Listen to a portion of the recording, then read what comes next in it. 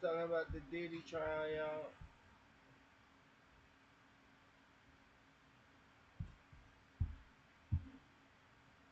Vegeta transformed into a Super Saiyan 3 in his adult body for the first time in Dragon Ball Daima, but he has not mastered this form yet.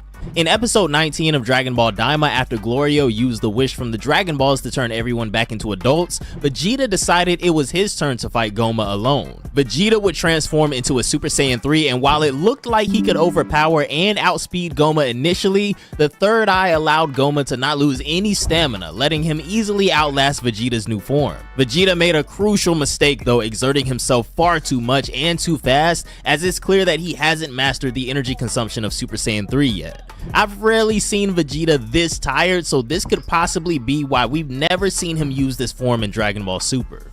Vegeta transformed into a Super Saiyan 3 in his adult body for the first time in Dragon Ball Daima, but he has not mastered this form yet. In episode 19 of Dragon I motion that we ask Miss Boma to cook something for us.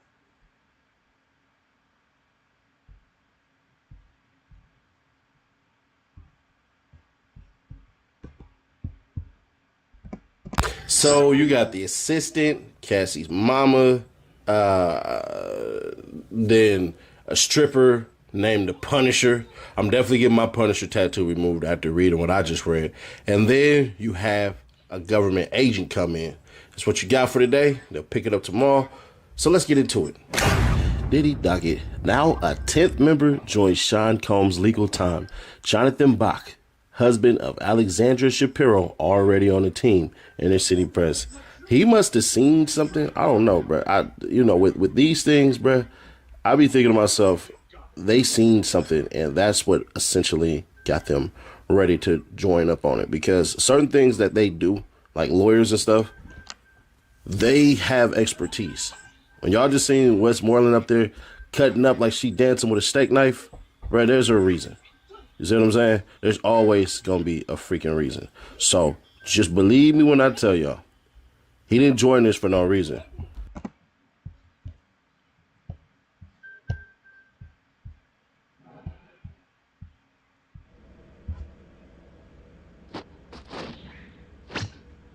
Wow, you're really something else, Goku. You just keep getting stronger and stronger.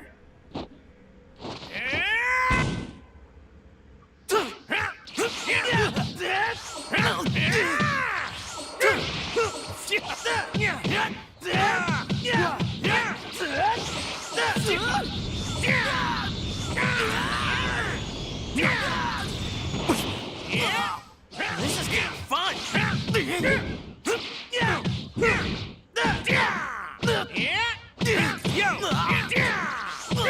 Take my back.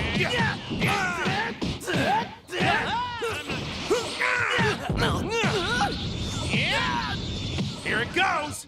I'm not done yet. This is getting exciting now. I'm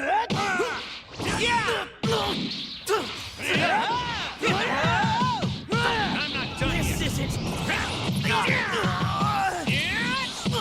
Take this! I won't give up. Here's something to remember me by. Eat this! Oh yeah, I am the Mr. Satan!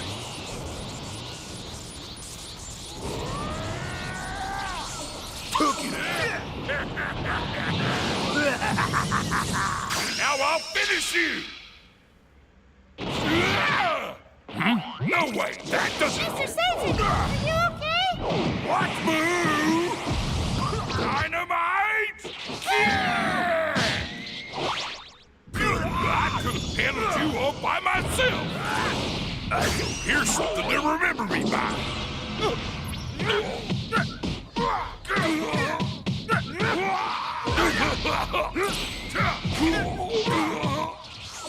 I'm just getting started to get warmed up. I see right through you.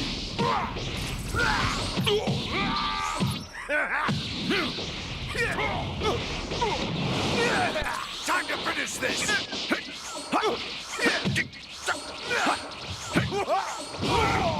Pay attention.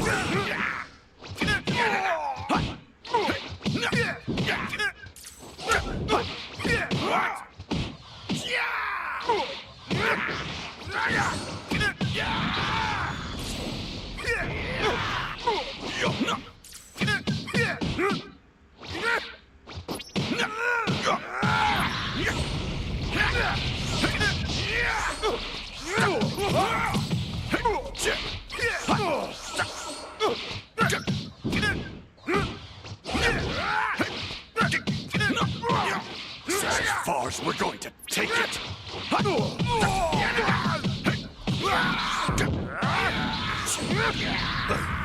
Gotten stronger.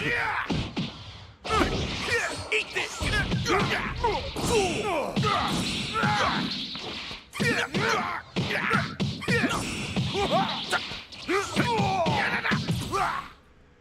You're fighting me! Over here! Die!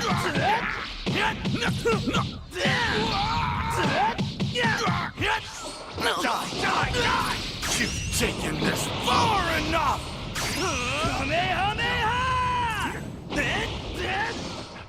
I'm here to help!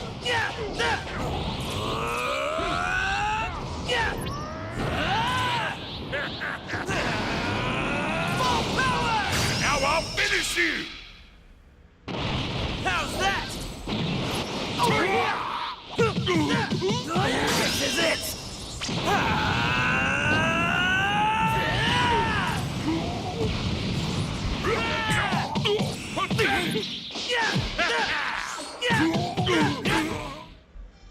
Ready for the next round? Bro, I pressed that switch.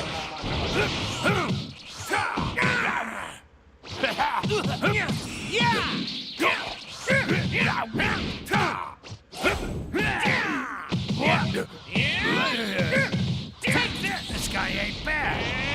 No hard feelings!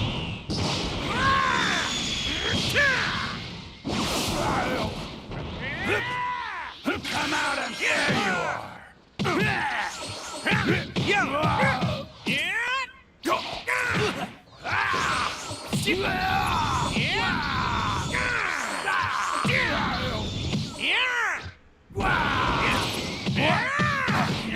Not bad.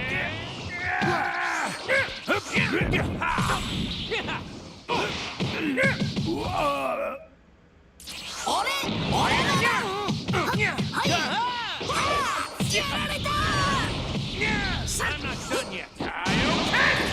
I've been keeping.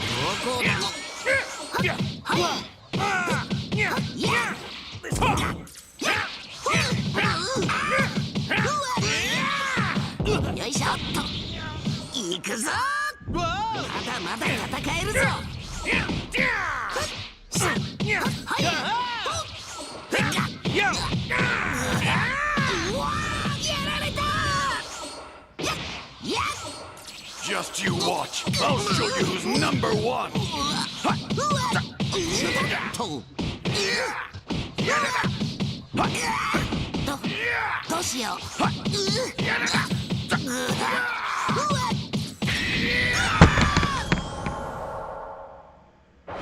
Give me a break.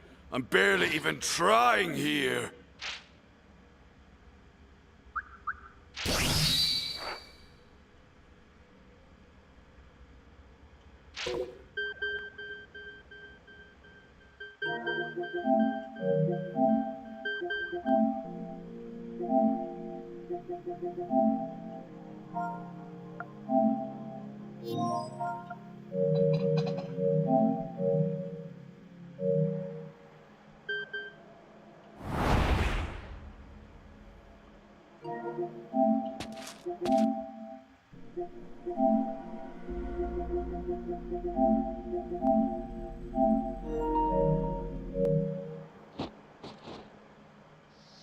Gotcha! Yo! Here we go! Here we go! Not bad! Here we go! Gotcha! I see you! I'm only getting warmed up! Here we go! Here we go!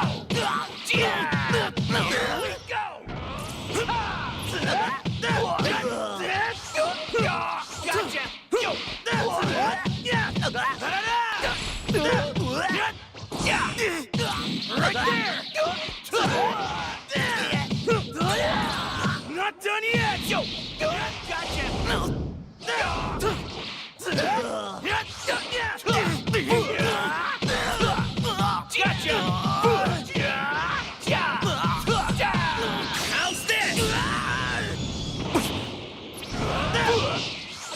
Gotcha! Give up! Here we go! Gotcha! Here we go! Take this! Over here! Over here! How's that? Gotcha! Over here! Over here! I done lost my touch, chat. Took you long enough.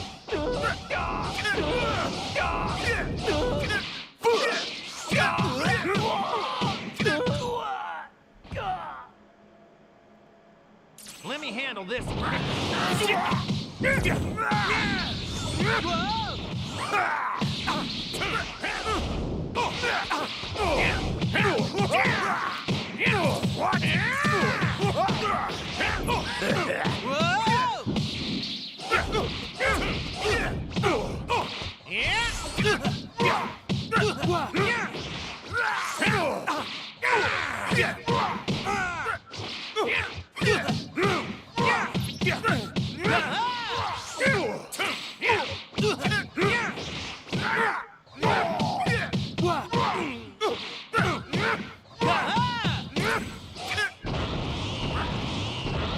Vegeta, let's do this! Fusion! I am the one who will destroy you!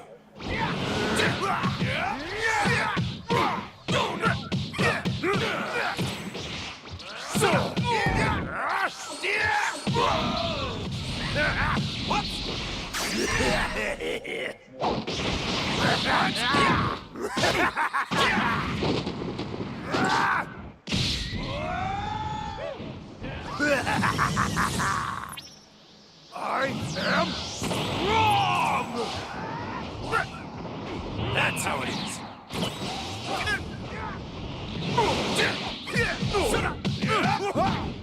All right.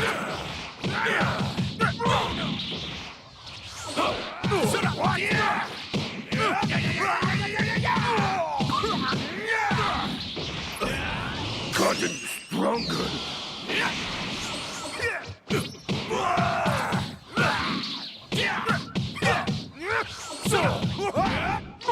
All right. What?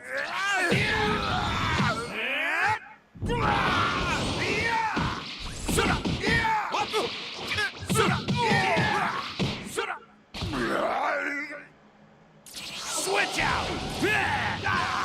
I am the one who will destroy you! You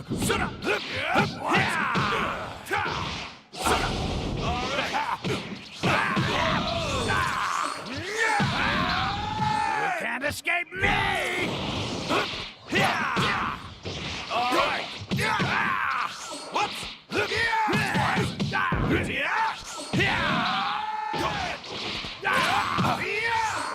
Unleash everything!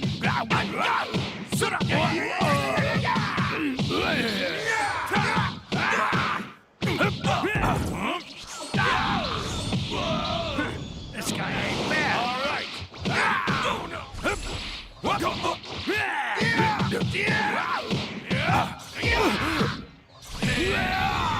Not bad. Observe a master at work.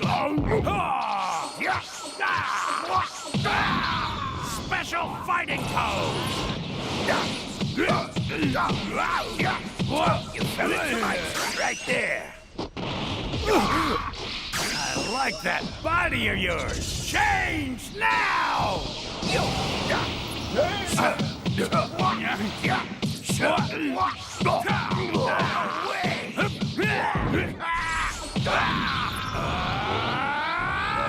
Over here.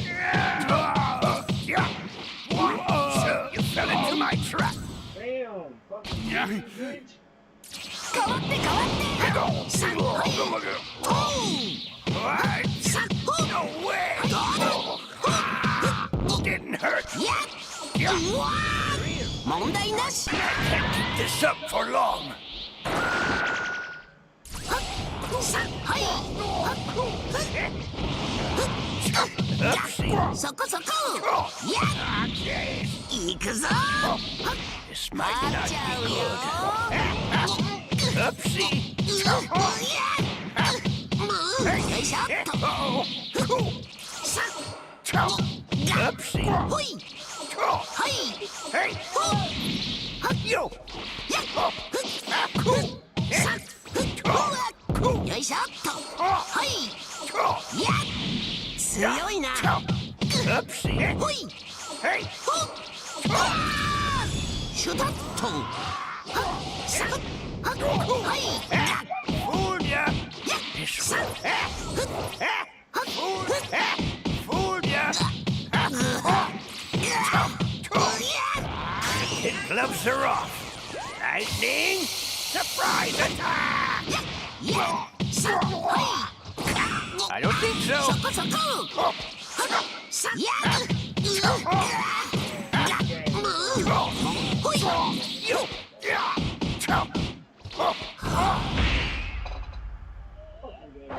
怪我しなかった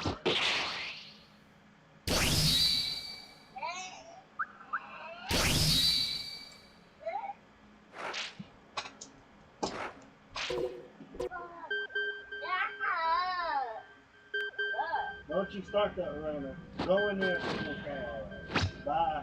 I won't lose. Now let's fight. Let's see if you still got it after all.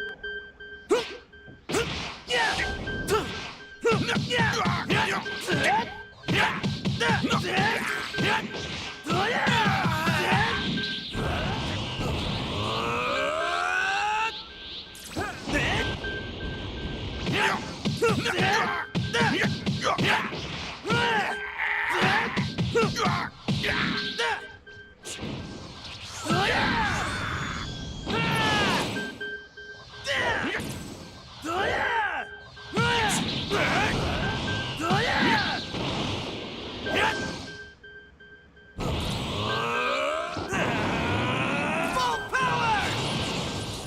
No holding back means no regrets.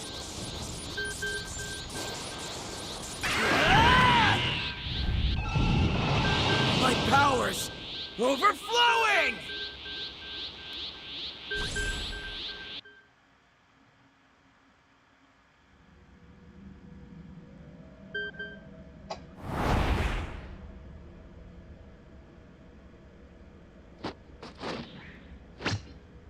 Looks like you want a real fight.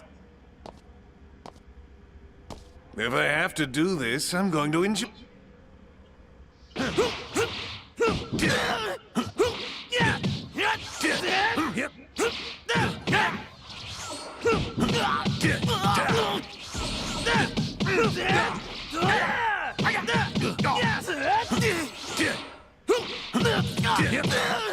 I'm only getting those.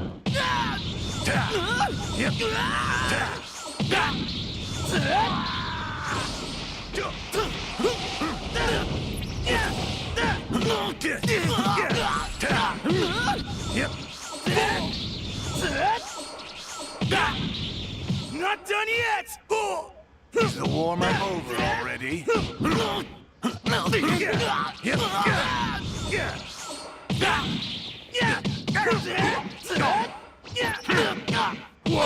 I'll destroy you.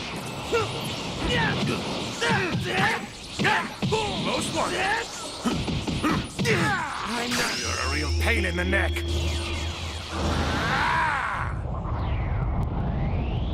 This is the end for you. You waste your time. This isn't the end. This is it.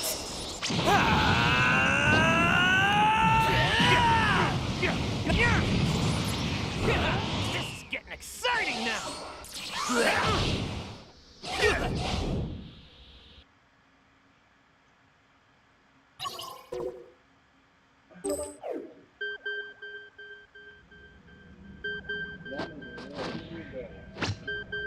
I won't lose. Now let's fight. Let's see if you still got it after all this time. seeing explosive with that nigga jaw.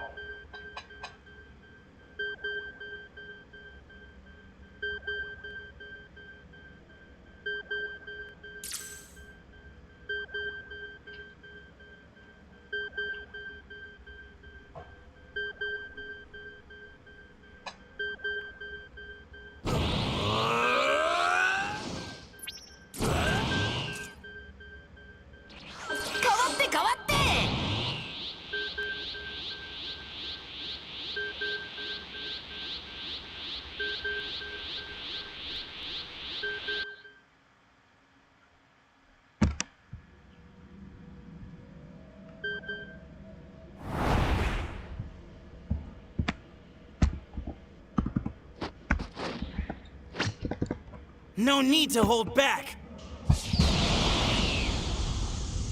I don't fully grasp this yet, but soon.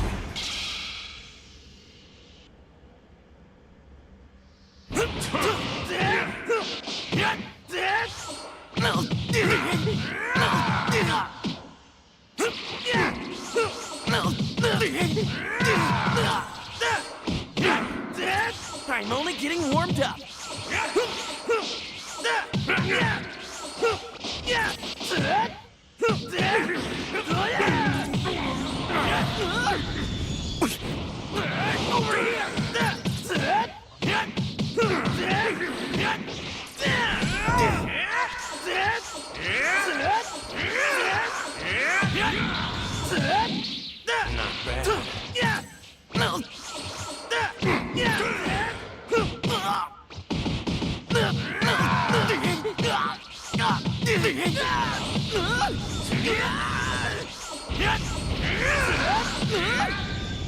Not bad. Not bad.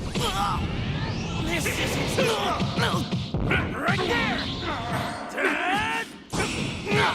I won't give up.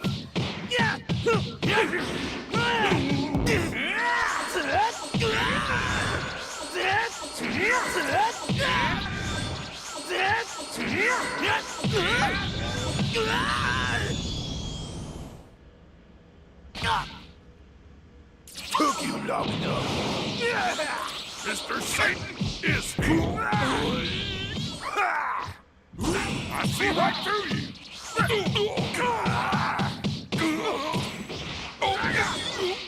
Here's something to remember me by.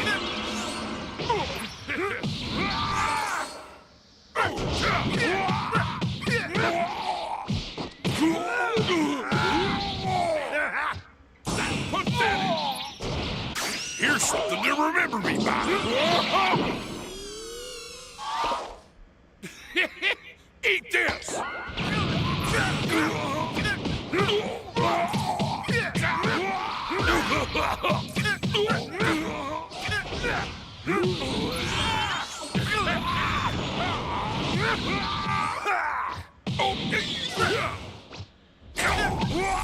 Look out. There is no way.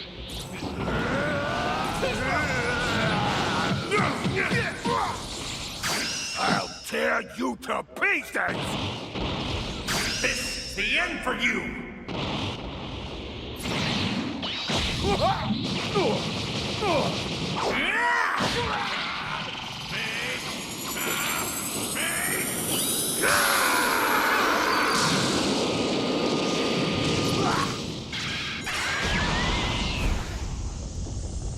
Something beyond my strength's limit.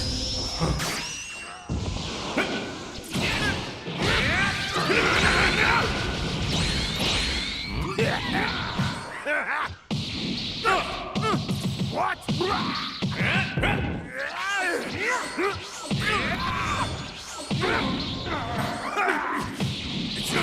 Something's wrong.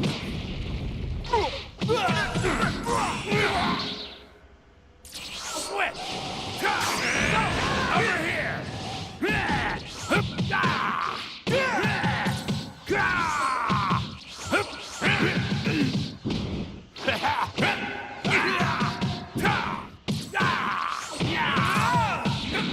You can't escape me!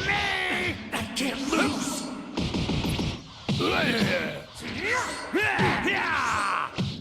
Go! Over here!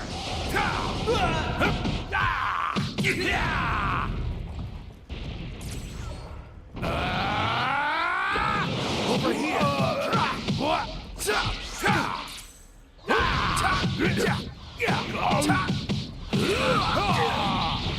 Your history!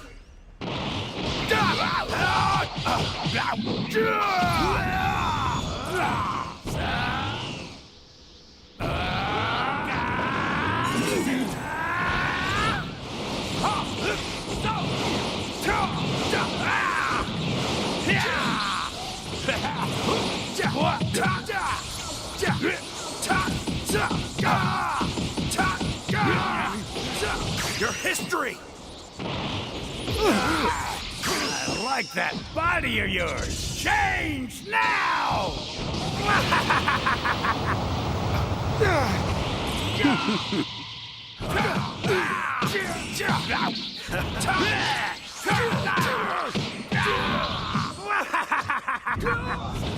Over here! I can't move. How's that?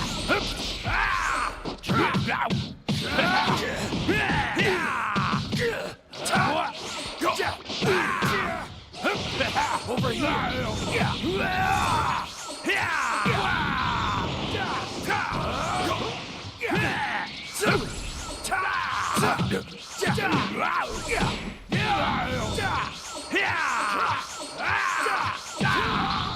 You can't escape me!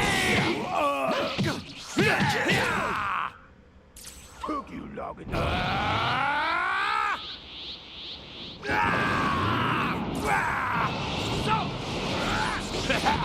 Over here! Watch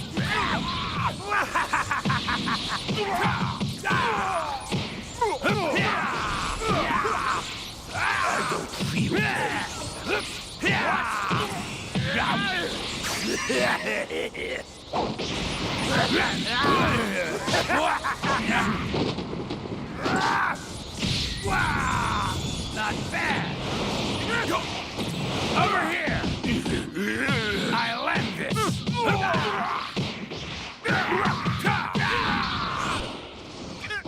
Over here!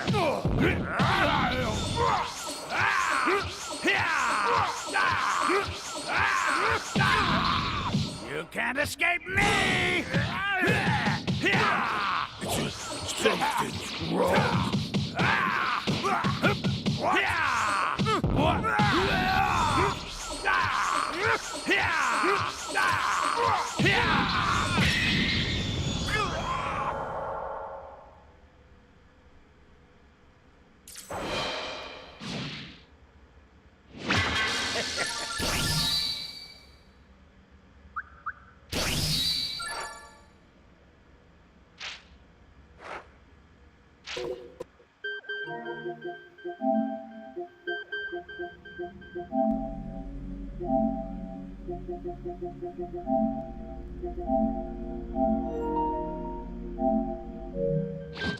Let's see if you still got it after all this time.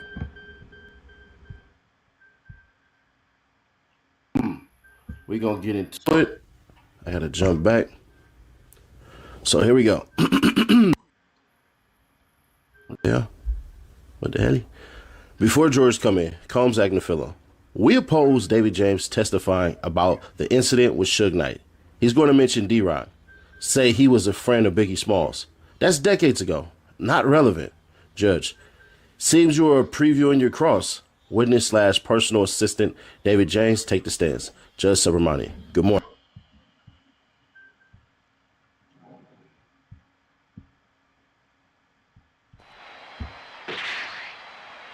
I'm gonna get to be as big and strong as Chen. Let's spar, you and I. No need to hold back. It's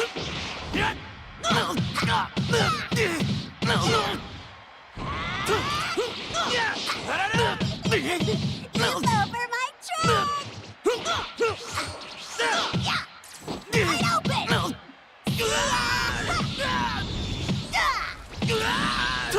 This is getting fun. Not bad!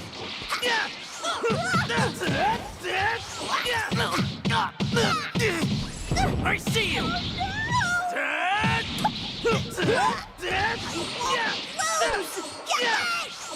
How's that? Watch your leg!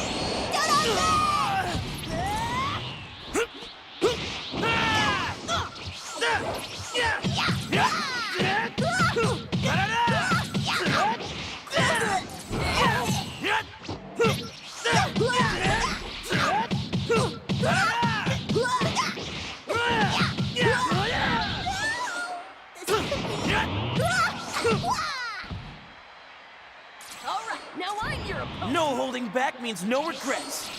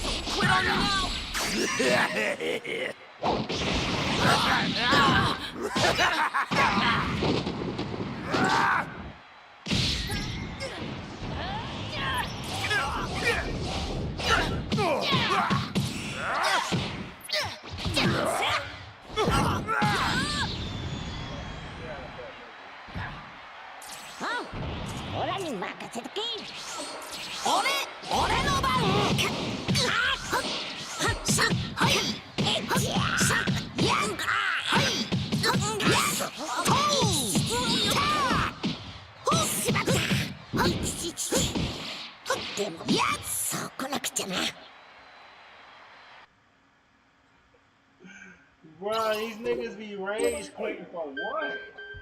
That's their fault. I won't lose.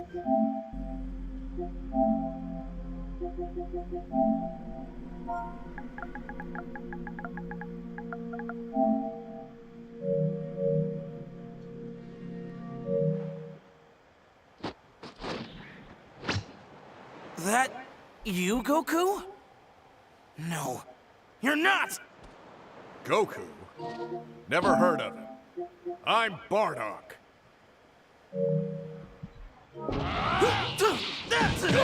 What?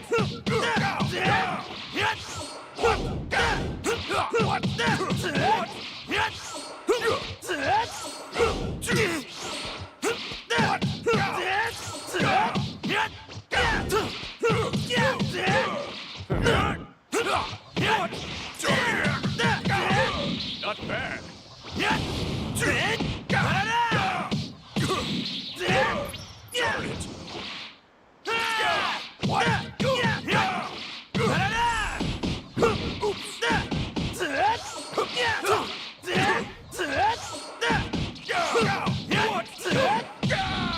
Not done yet! Get lost! Not bad! You bore me! Over here! Now! You're in my way! Gotcha! What? I'm only getting warmed up. What?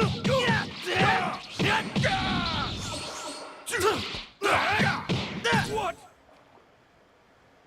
Whoa, it's getting exciting. Let me join in on the fun.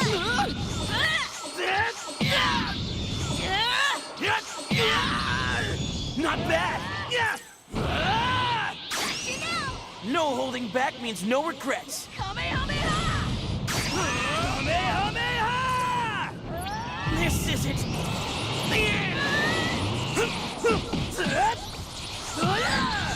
This is it.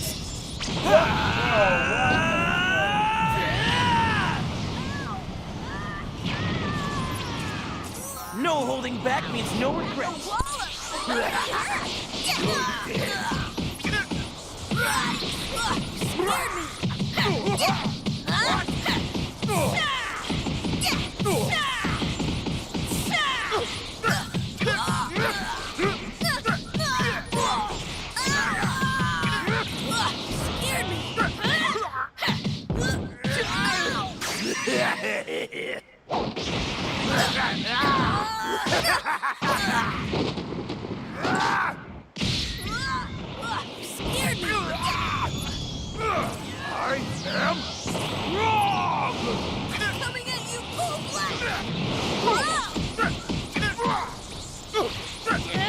Solar flare! Everyone, I need you to share all of your energy with me!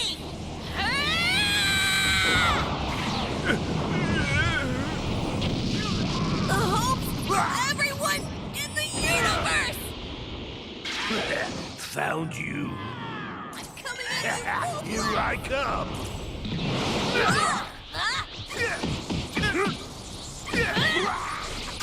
Totally pissed off! Alright! Dragon Fist! Explosion! Kamehameha! Here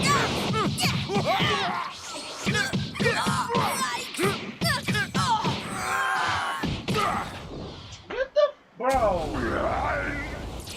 Fighting me. 終わりにしてやるぜ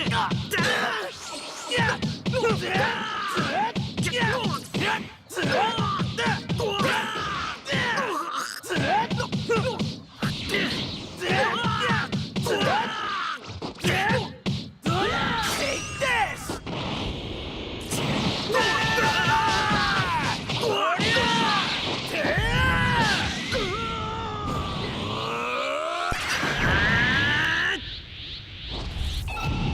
よしやるぞ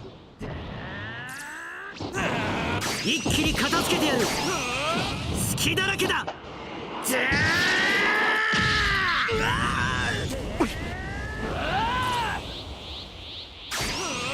これに耐えられるかキャリックホー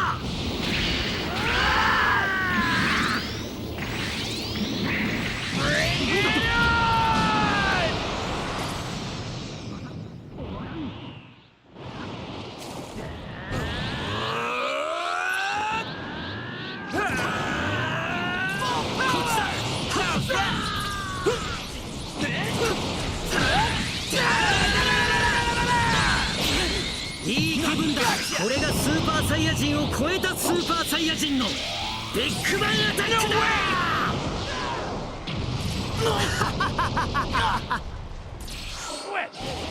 だ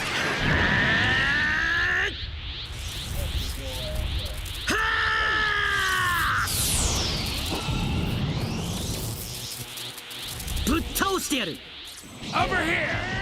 Go! Ah! なめるなよ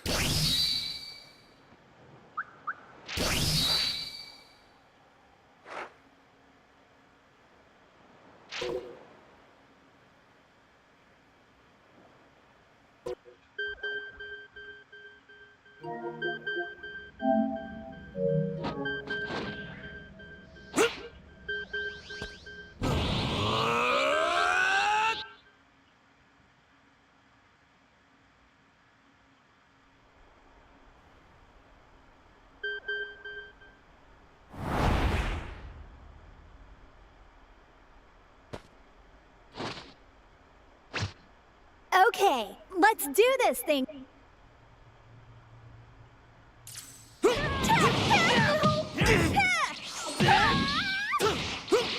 mess with me. Take this. Not bad!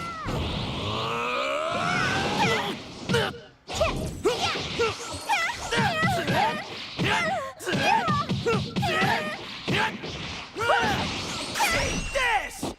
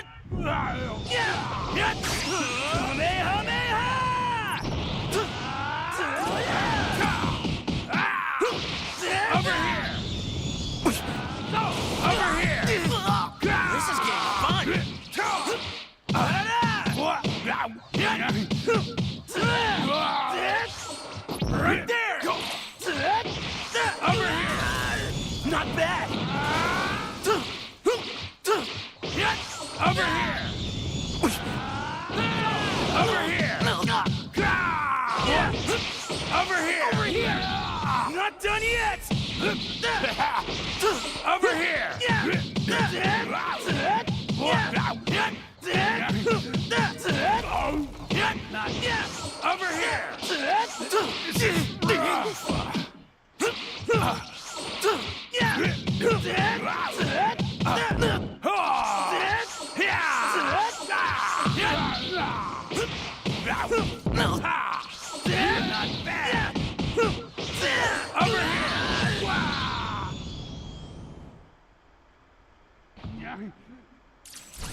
This isn't... Over here! This is it! Can't see me! It took a lot to get this far!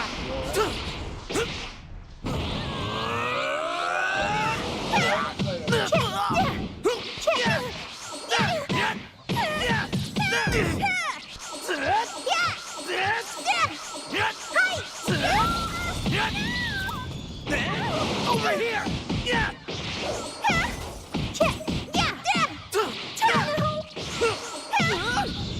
Not bad! No time like Pay attention!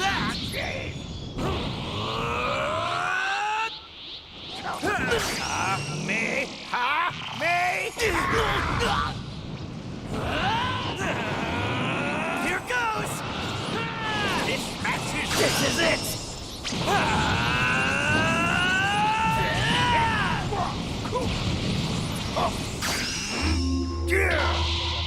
Evil containment!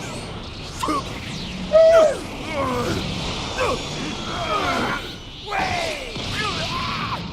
I don't feel pain. This whippersnapper's got some skill. You okay? I am Don't mess with me!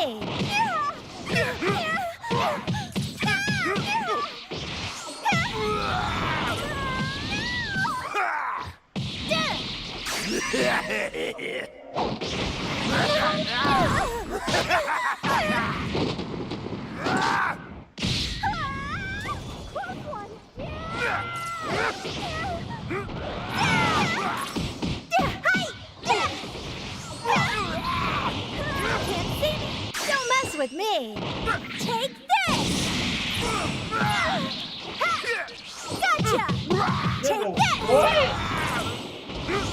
You can rest easy.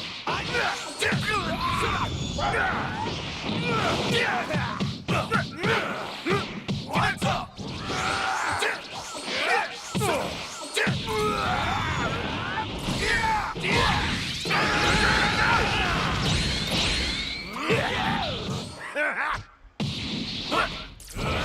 No way! No!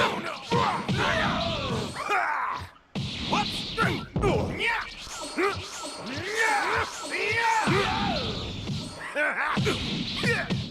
All right. What? The fight's only just begun.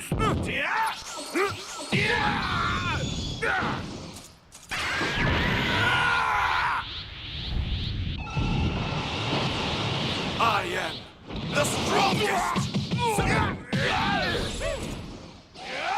I got it!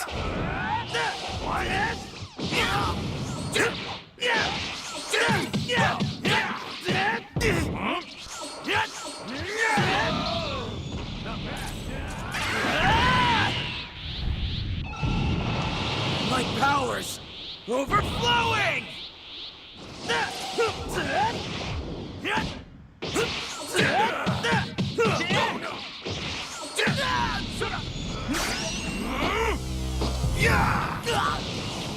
I'm not beaten yet! Not done yet!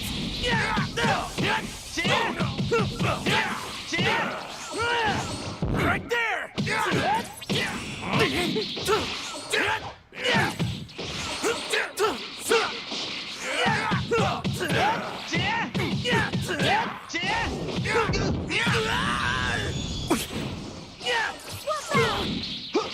Don't mess with me!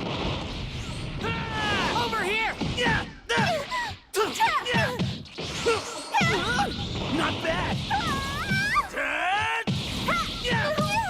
Just leave the rest of me over here, but you win.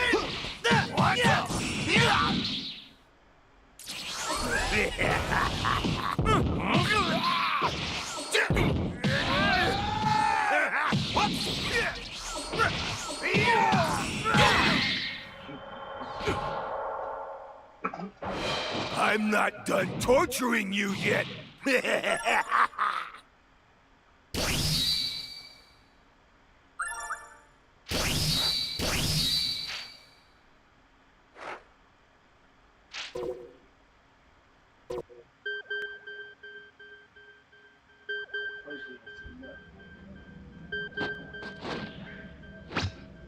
A chance to test my true strength. This is great. Our training resumes.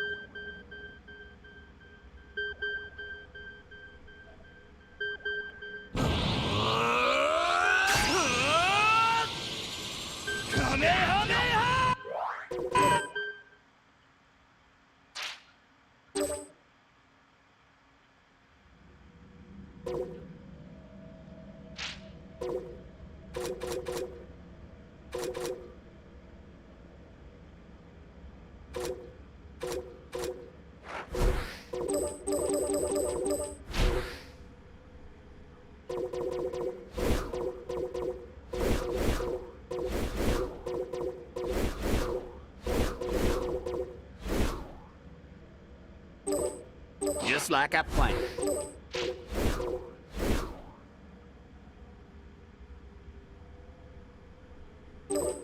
俺と戦うのはドイツだ。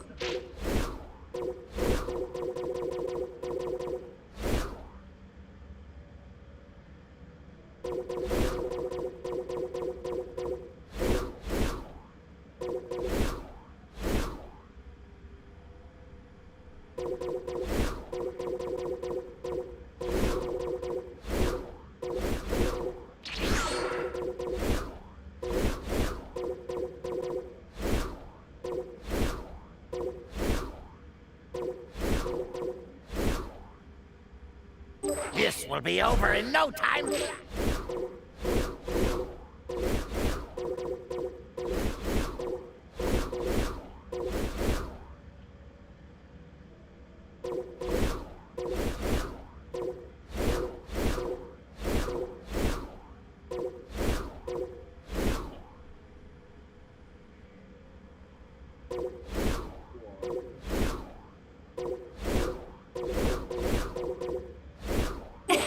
Let's kick it off!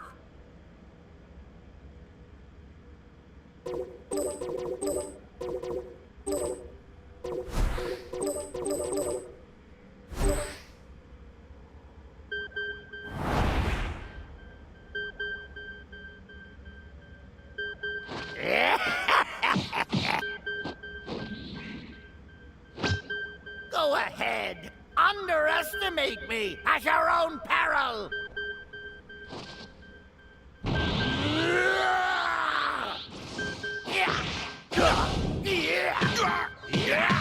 There you go.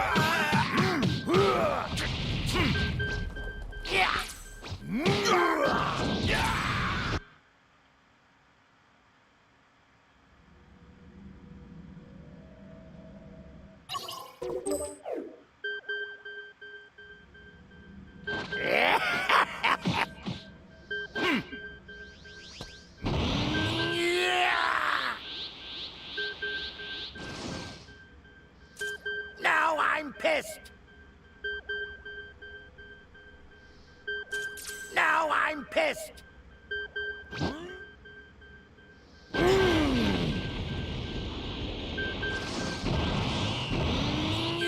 You're pissing me off.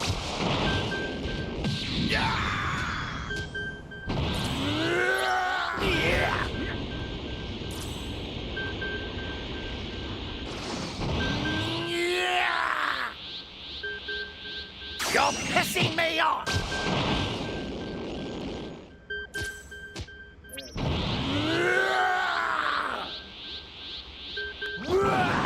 You're pissing me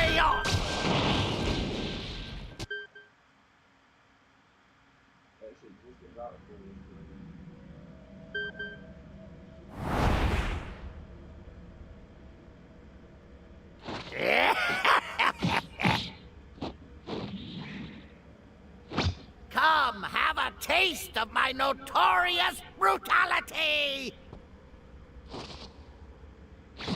You better know by now, I don't hold back.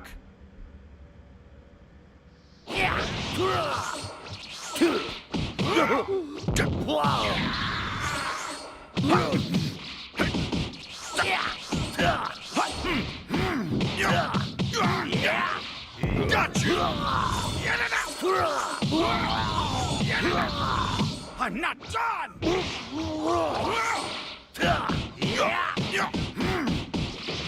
Eat this! Die!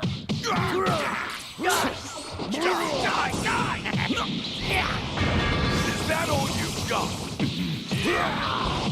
Darn, you're strong! Fool!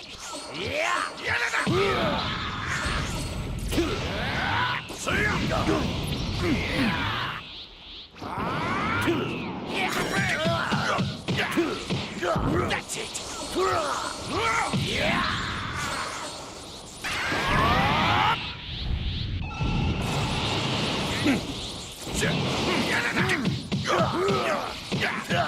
Where are you going?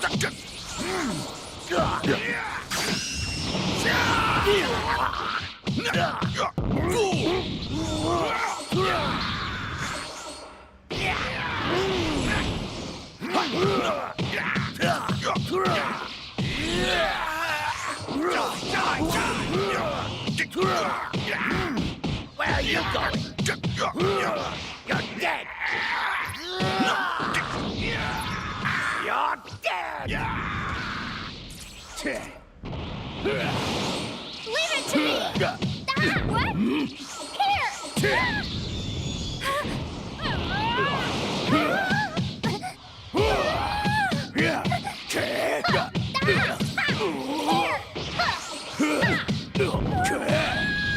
Here!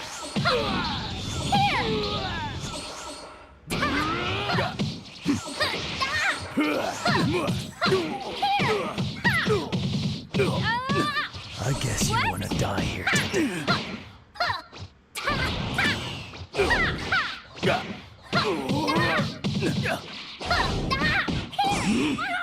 I see you! Not bad.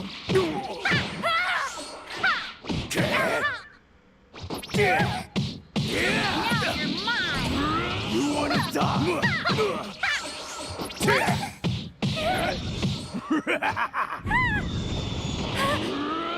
Be gone!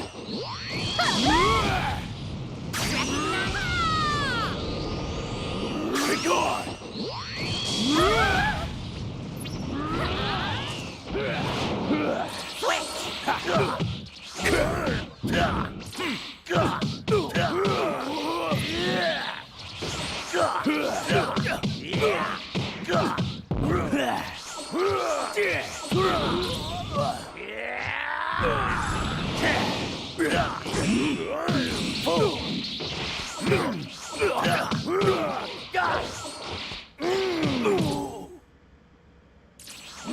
I'll kill you all!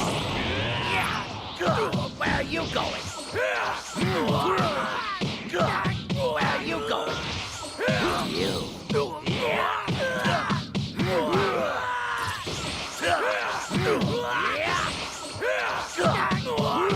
You're dead!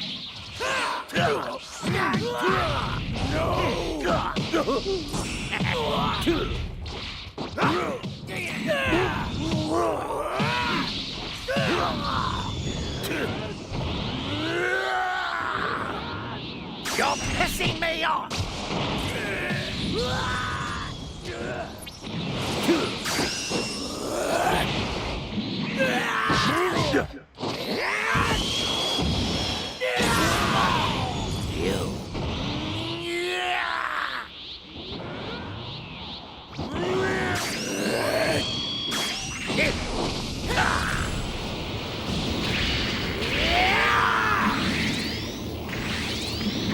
Not much to speak of, are you?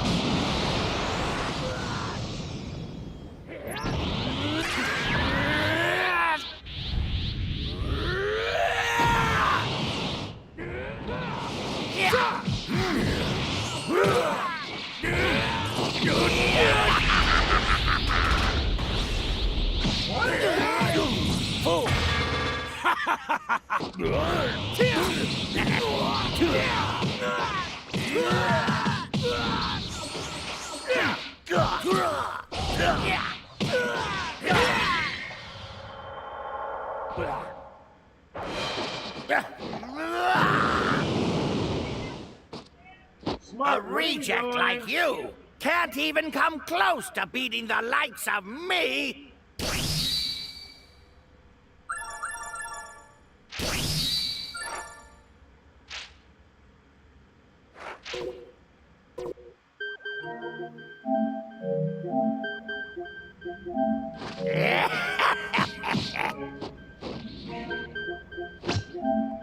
Come, have a taste of my notorious brute.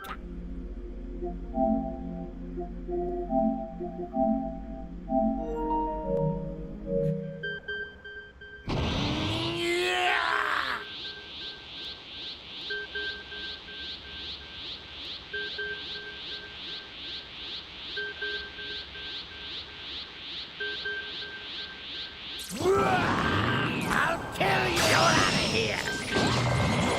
Just go down already.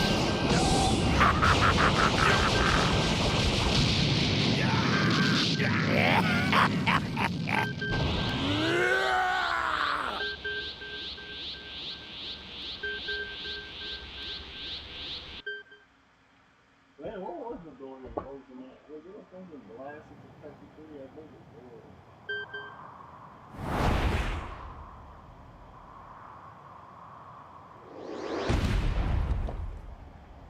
If I can't count on Dad or Vegeta, I guess it's all up to me.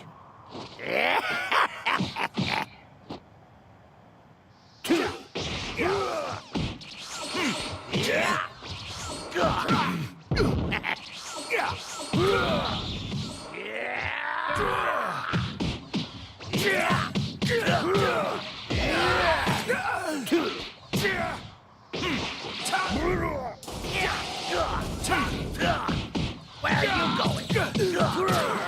Don't think I'll give up so easy. Where are you going?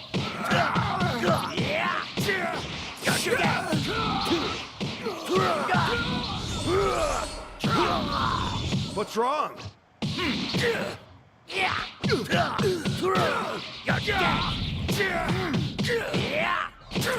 I can't move.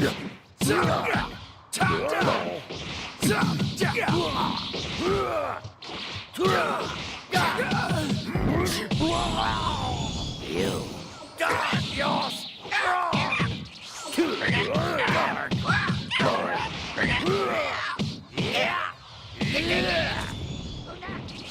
貴様は引っ込んでいろ。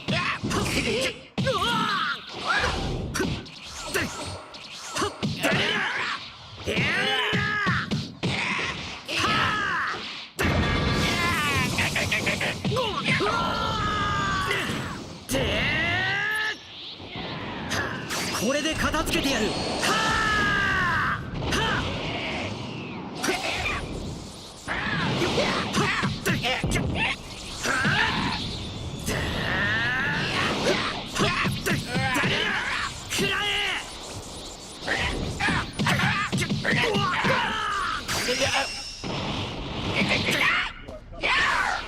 なんだと。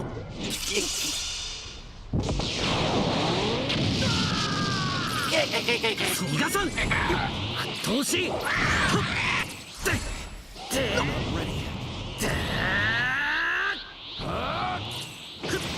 Forget it!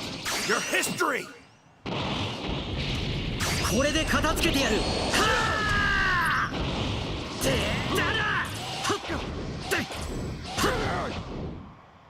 My turn now!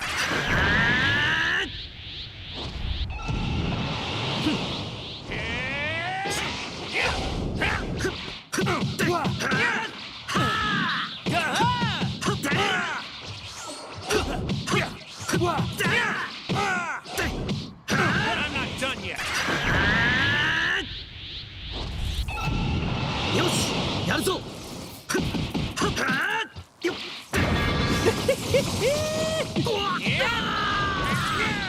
まだまだ。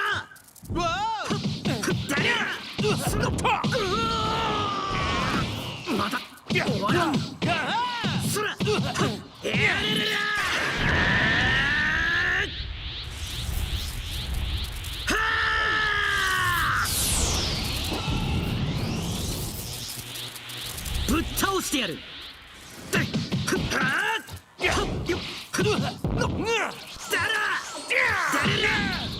まだまだ。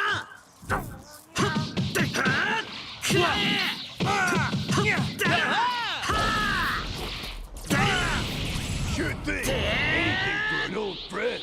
Here you go.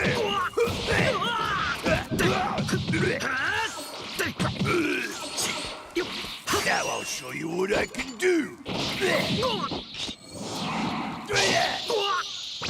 That's that.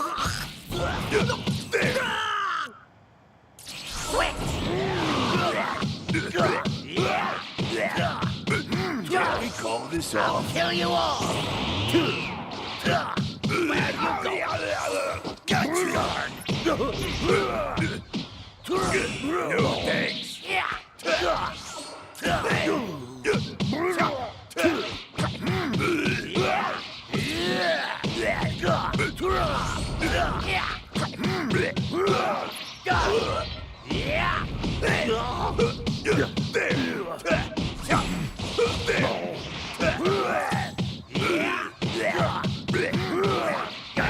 You know that won't work!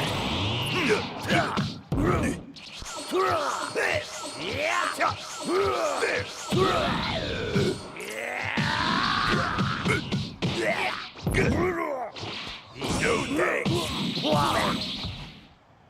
Swap out! Don't mess with me!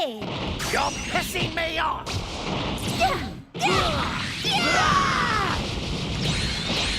Was that it?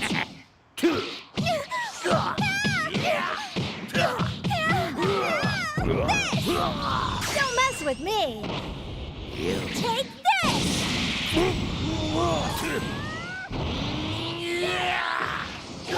Darn! Don't mess with me!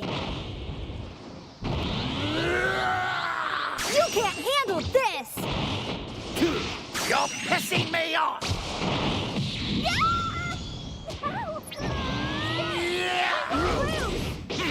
Don't mess with me! Take this!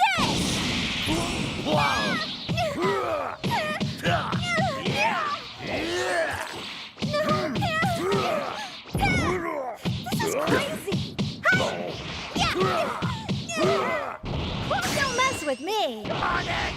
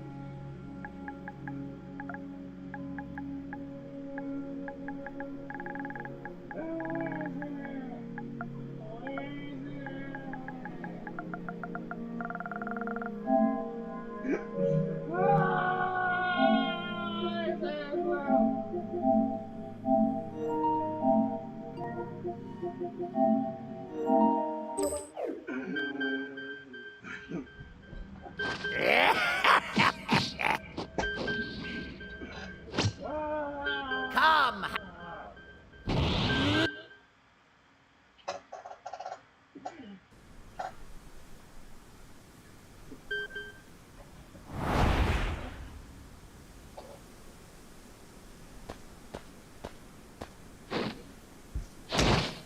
You're not gonna do bad stuff anymore, right?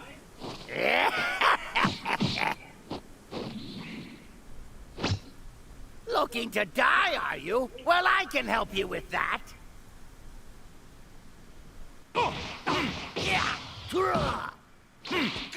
Where are you going?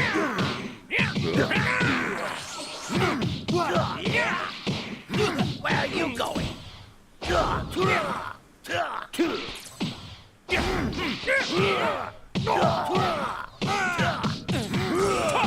Good hit back. Now, it's my turn. You're dead.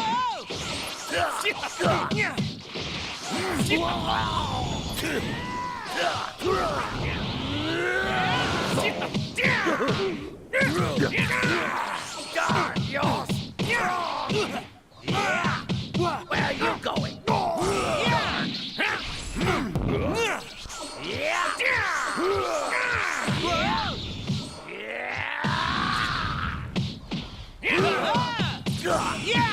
This is all that's left of my power! I'll kill you all! Where are you going? You're You! Let's do this! You're dead!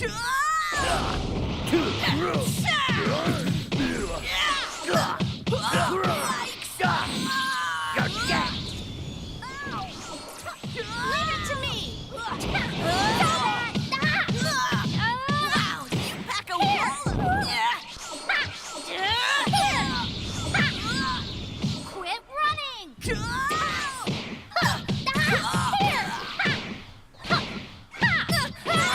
That won't work on me! This is it!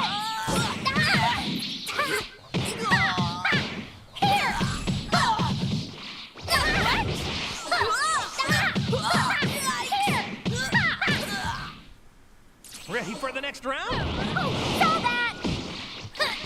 Yeah! Take this! Here!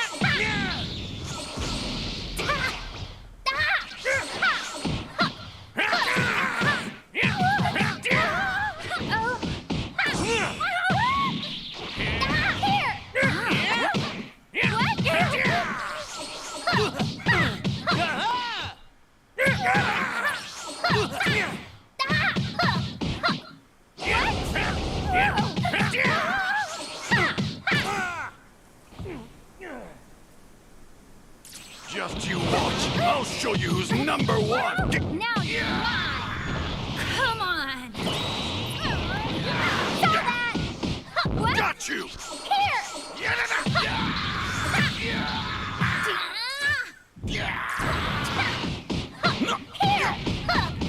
This is it! Quit running! You really are. That's it. Here!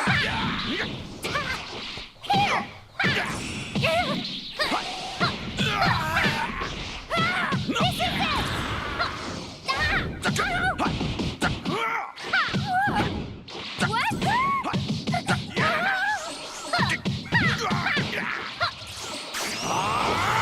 Garlic gun! Here! Switch! I'll kill you all! Where are you going? Where are you going? You know that won't work! Pay attention!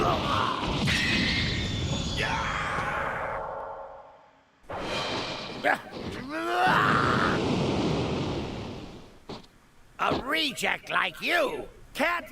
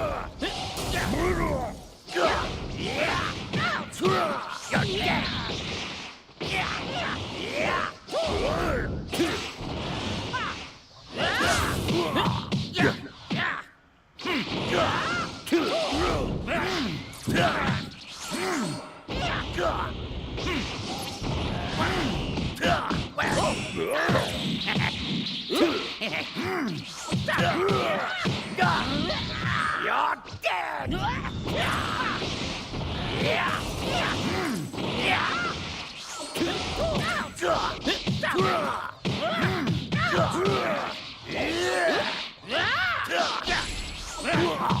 Fool!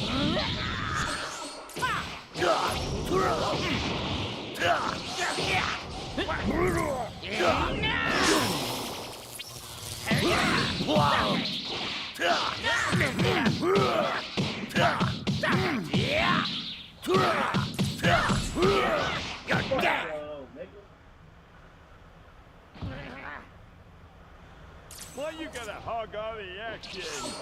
Tagging in.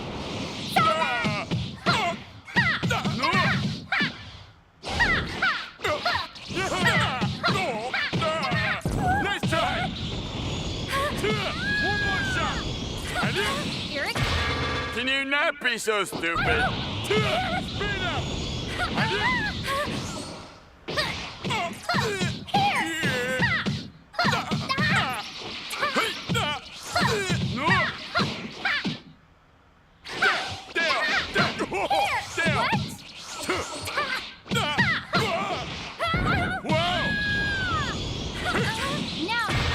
Can you not be so stupid?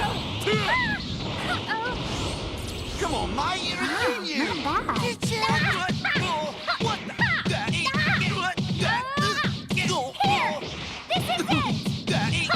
Not bad. Hi, you're pretty good. I'm going to slaughter you.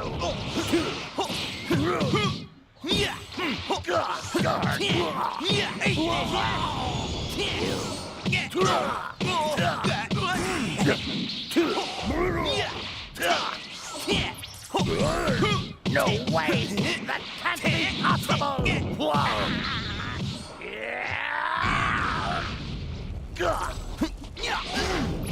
Where are you going?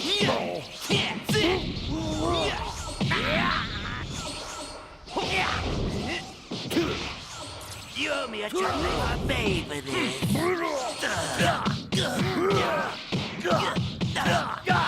You know that won't work. I'll kill you all.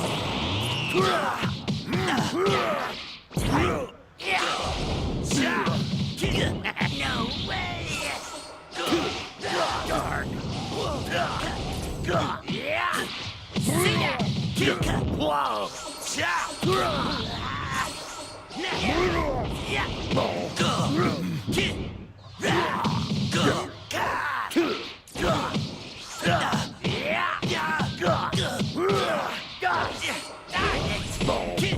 Fool! You're dead! No way!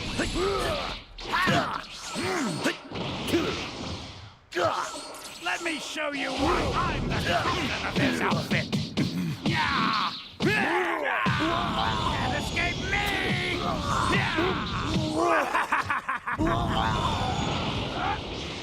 You fool!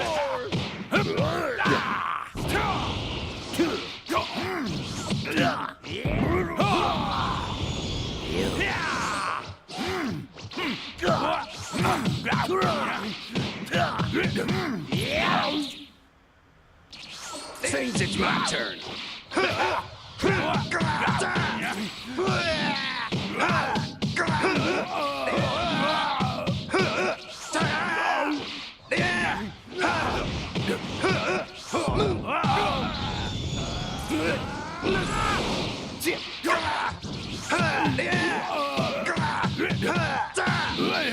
Gotcha!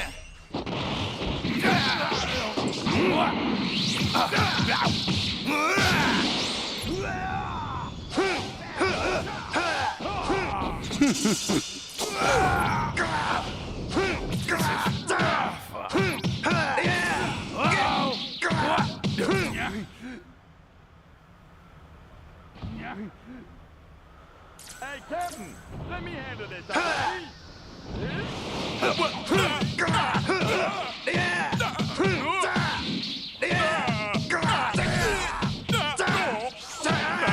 Nice try! Down! Too slow!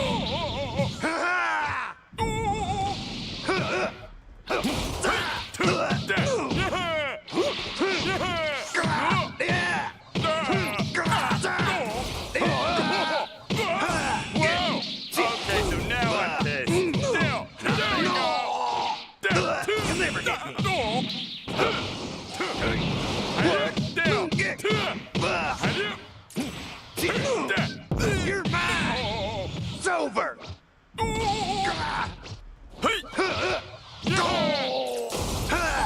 Come on, Mike!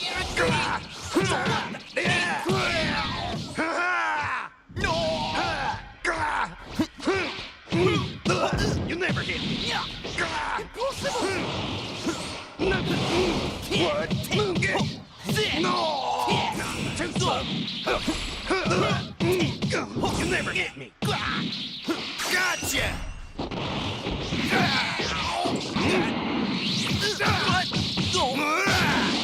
No! There you go! Darn it! Why you gonna hog all the action? Gotcha!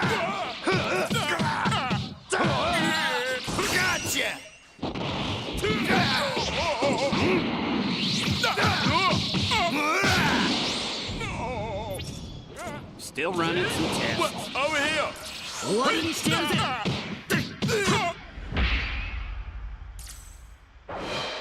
この程度でよく威張れたものだ。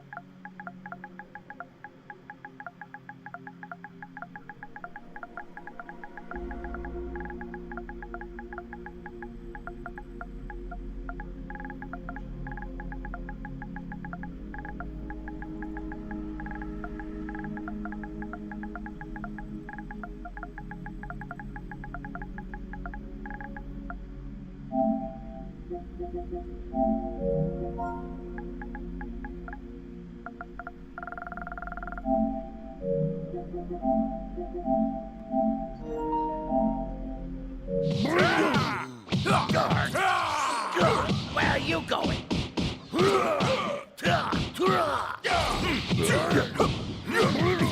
No way!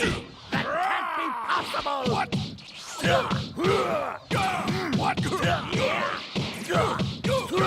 You're dead! I let my guard down. What?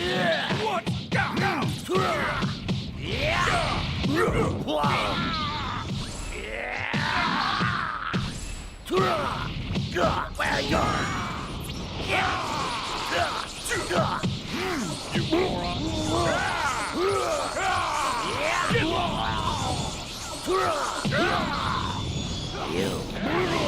moron!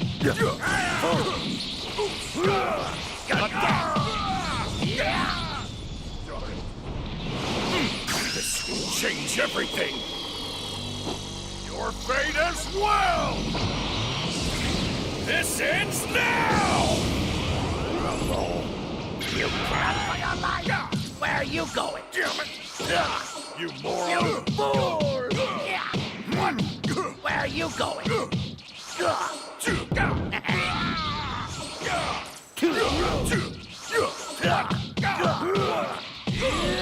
I shall fight. Darn.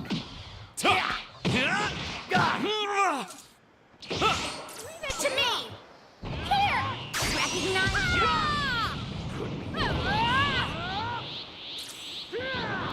Recognize...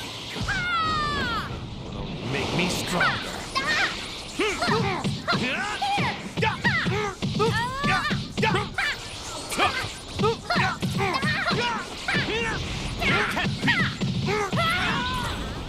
Come on! This is the finale.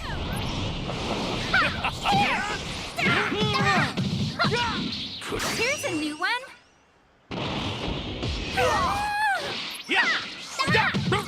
Don't you till I haven't...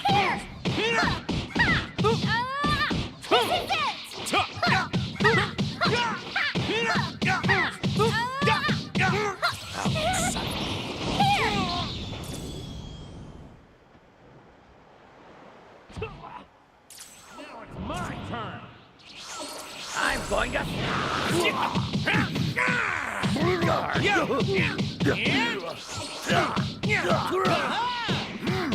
Where are you going? You're dead!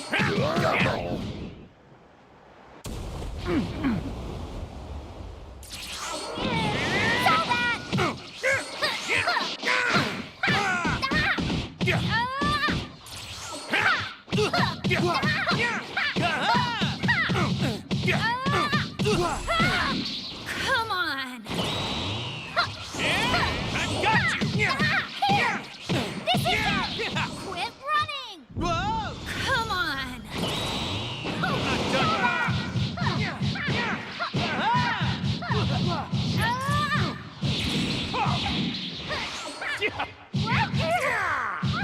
Yo!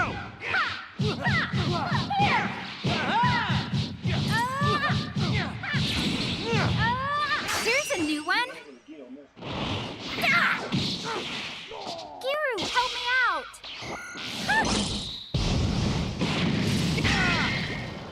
Nice one, Giru. Surprised you with how strong I am, didn't I?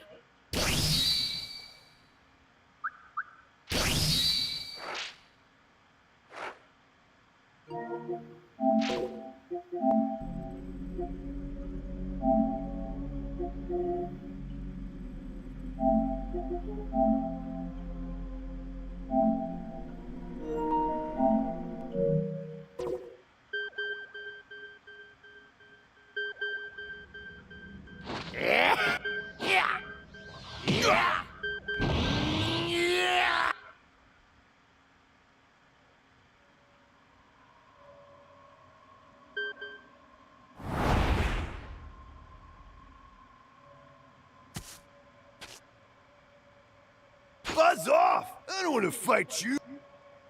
Here you go. Got you. You. What's wrong with you?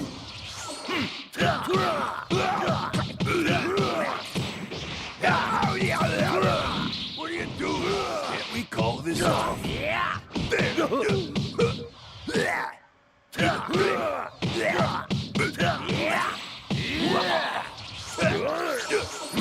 Where are you going? No thanks. You're dead! Where? No thanks. Here you go.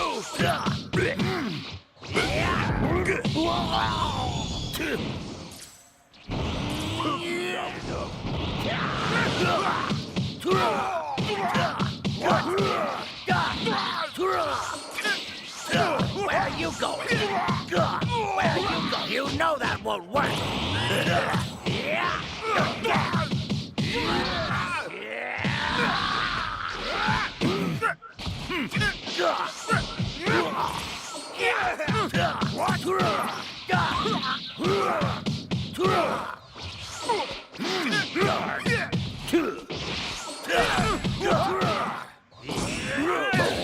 No way!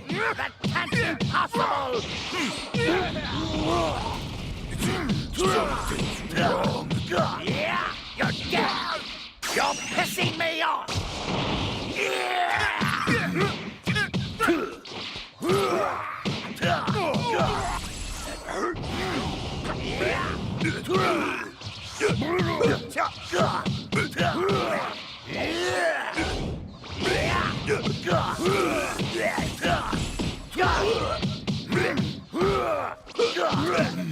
Moron! What's wrong with you? I'm done playing around. You know that won't work! I'll kill you all!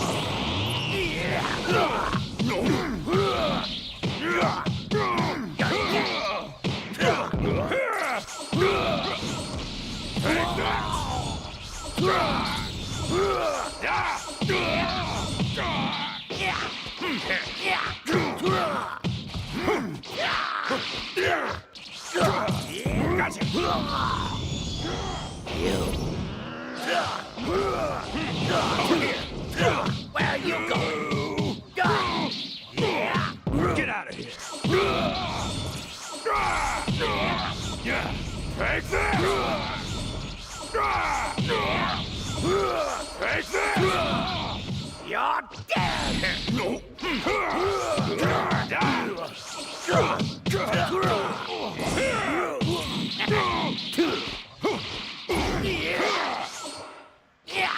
Let's see that strong!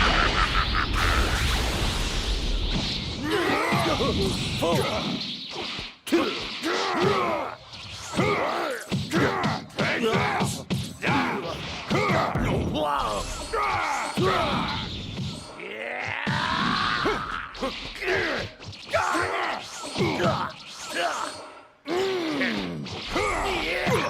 Where are you going?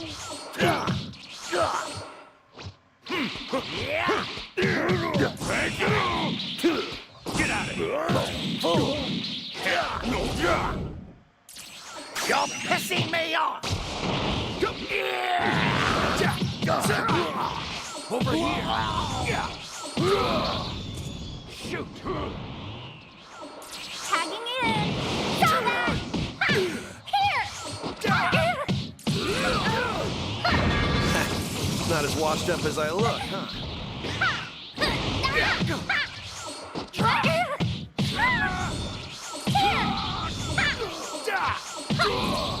Quit running! This is it!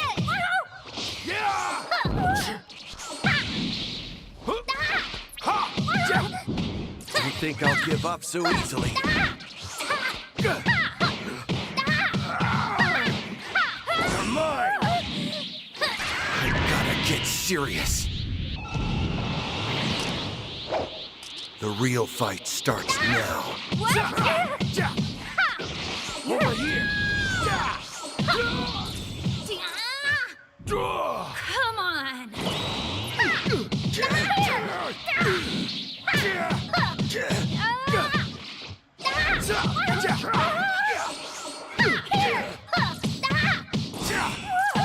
Now you're mine!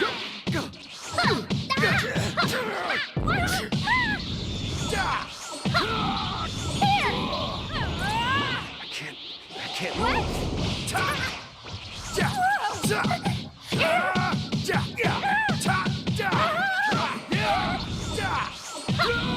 Here's a new one. Giru, help me out. Nice one, Giru. 貴様は引っ込んでいろ Let's switch! を見せやがって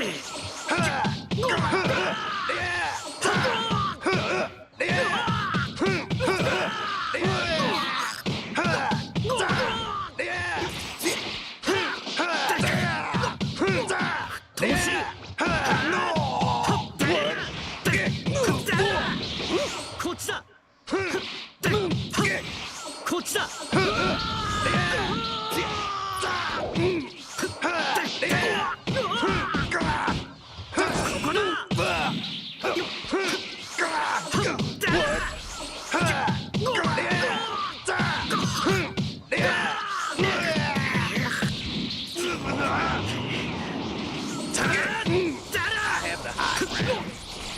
Can't handle this! SS Deadly Bomber! You're finished! Sorry, but I already had that on you.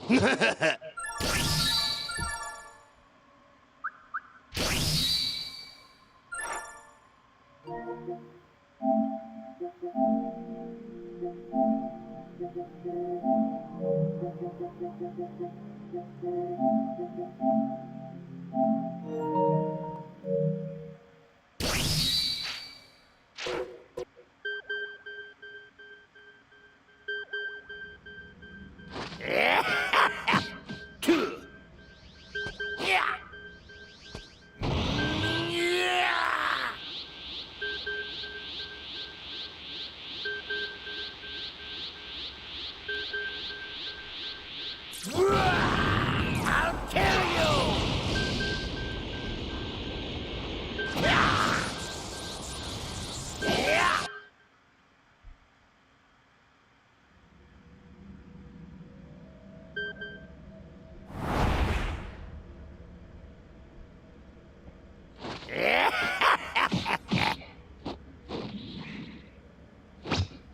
Looking to die, are you? Well, I can help you with that. You won't get away!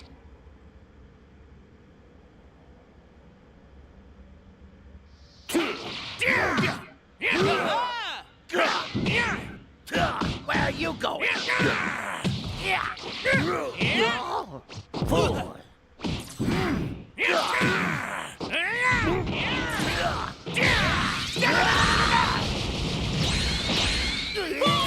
Whoa!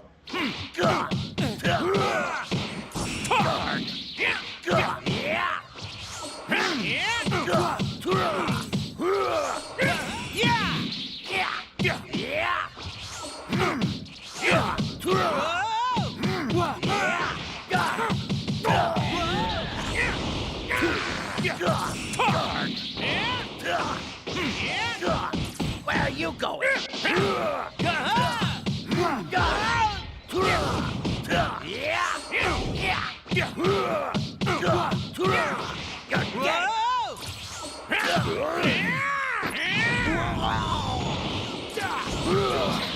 You're dead!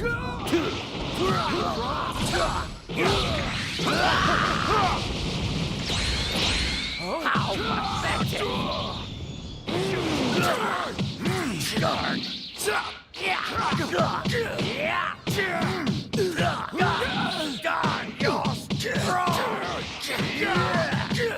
Shoot! Where are you going?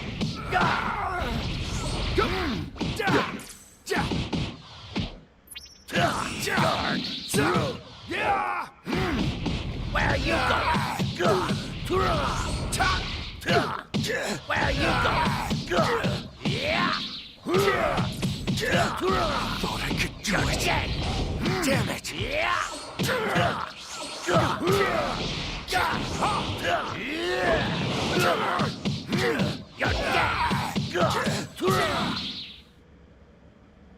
My turn now. You know that won't work. I'll kill you all.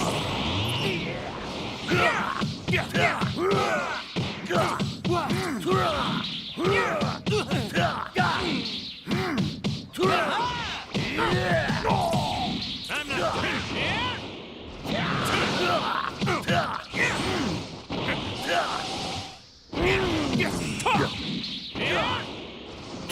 Vegeta, let's do this!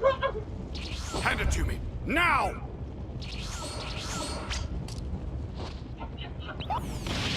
All right!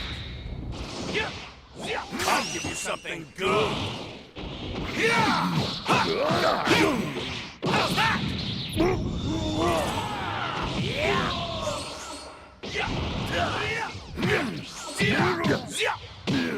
How do you like this? You fool! I'll give you something good! How's that?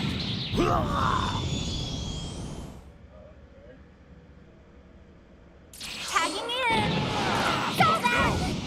Wow, what kind of stuff? I'll give you something good! How's that? Wow, not bad. Like this! I'll give you something good! How's that?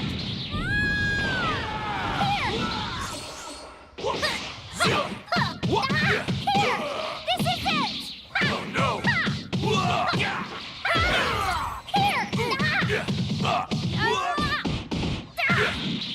Here's a new one. Cool. I'll give you something good!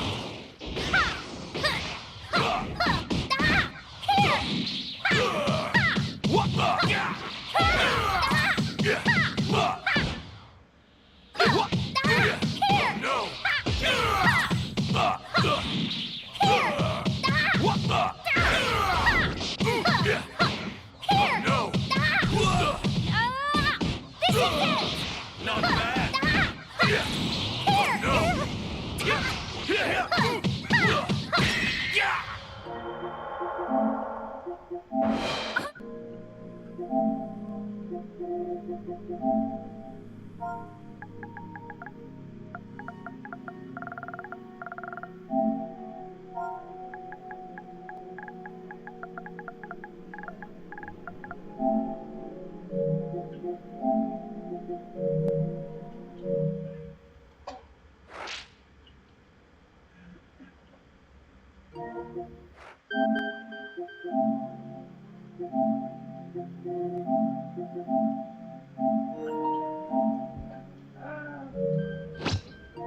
Go ahead. Underestimate me at your own peril.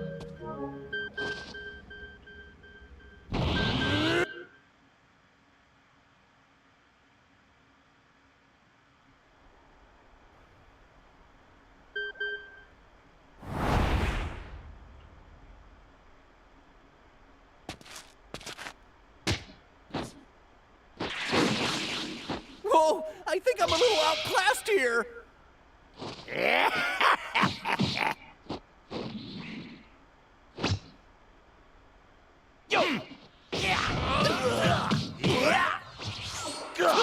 Where are you going? You're dead.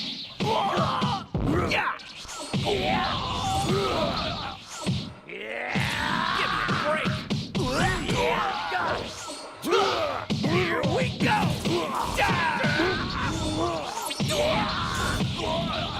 You're dead. After him and strike. How's this? After him and strike. Gotcha. After him and strike. Gotcha. Oh no.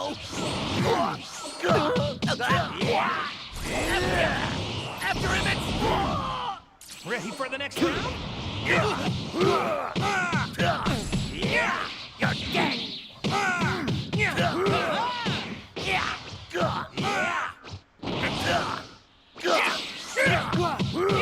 This is getting exciting now. You know that won't work. You're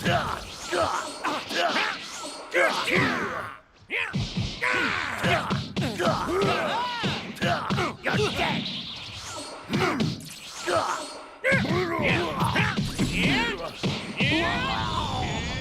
No way. That can't be possible. I need to get my act together.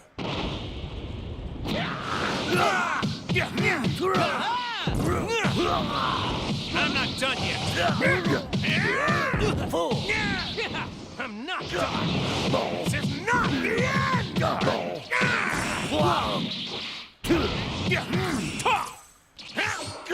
Where are you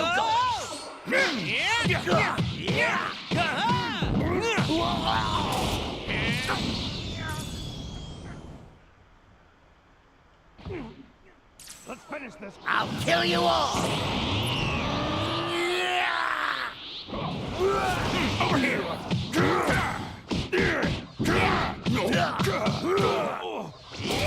Out of my way! Darn it! Over here! Over here! You're pissing me off!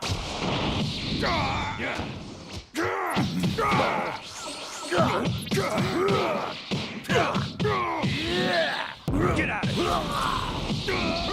You're dead! Whoa! You're dead! Over here!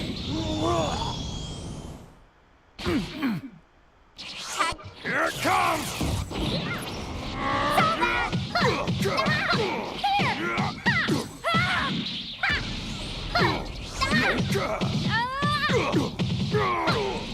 This is it! Quit running! What? Take this! I see you!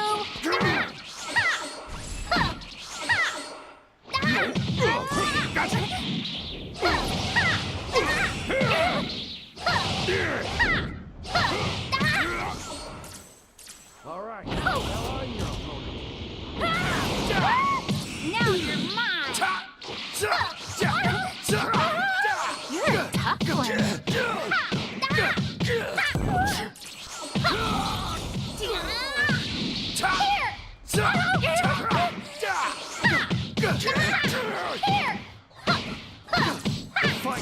You're mine!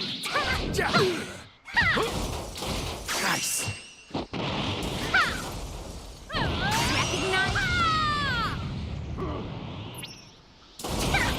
Nice. Yeah! I'll unleash my true power.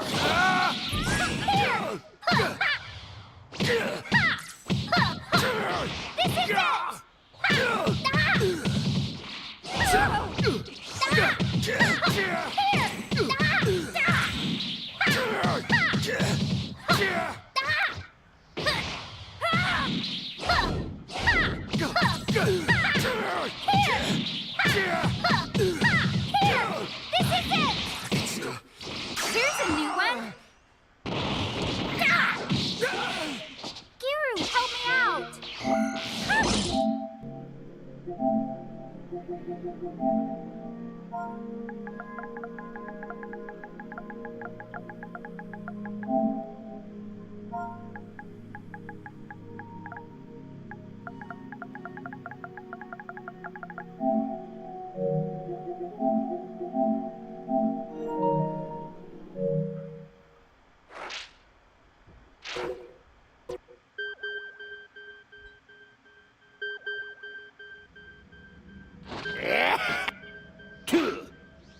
You're dead!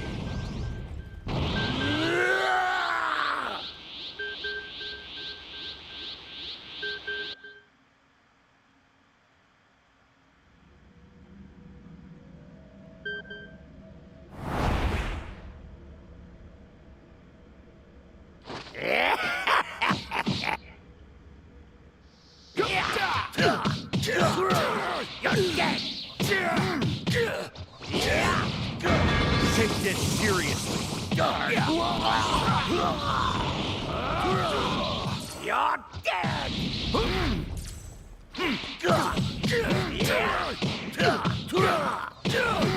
Where you going? Over here.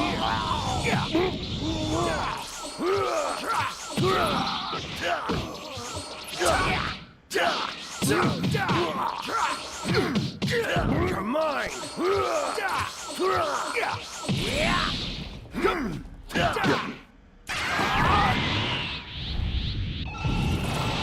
Let's go beyond.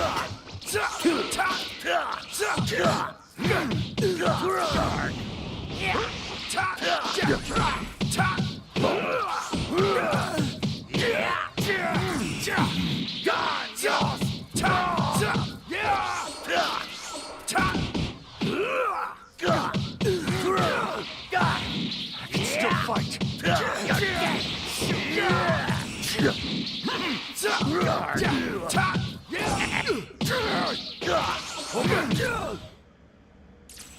You know that won't work!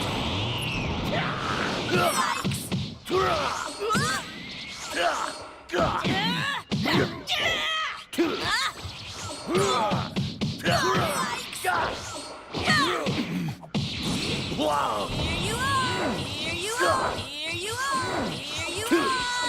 Here you are! Here goes!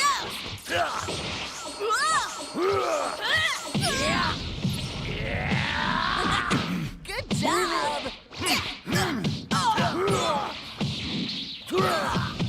Where are you going? It won't work on me!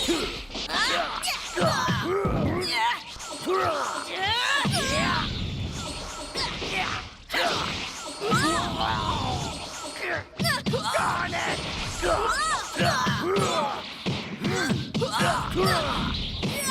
It won't work on me! You're dead!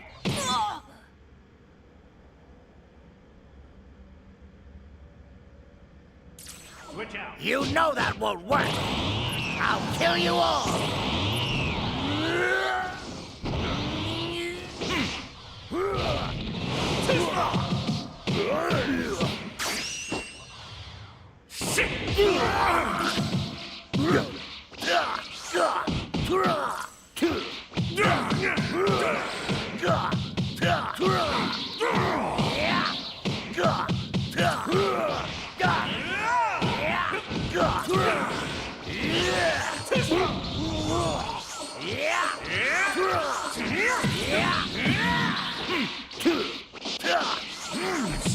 Different than me.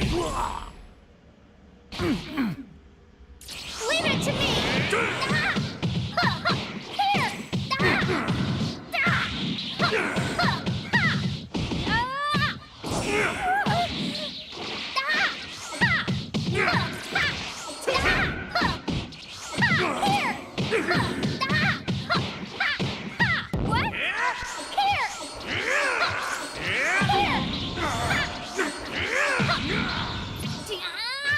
What? Here!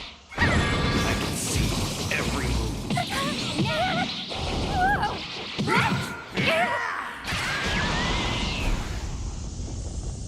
Something beyond my strength's limit.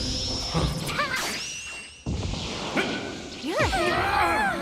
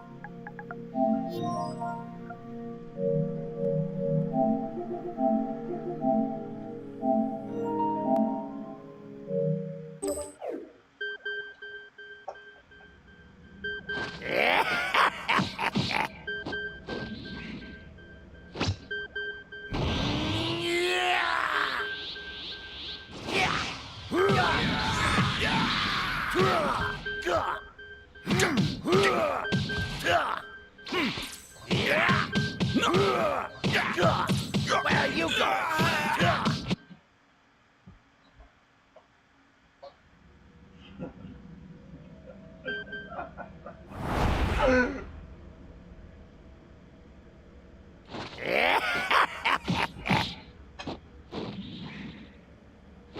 Looking to die, are you? Well, I can help you with that. Why can't you just leave us alone? Seriously, it seems like everywhere you go, all you do is cause trouble. You're dead.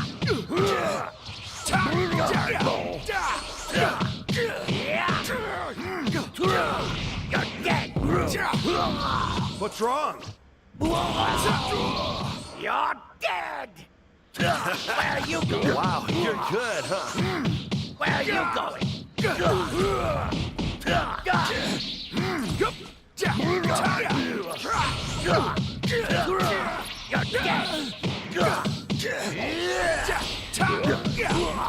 No way. That can't be possible.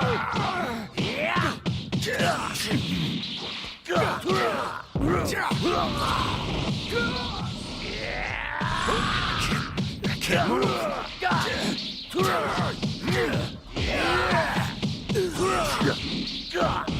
Come on, fool! You're pissing me off!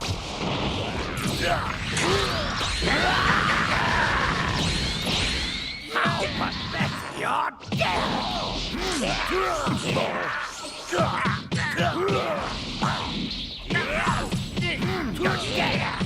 dead! Whoa!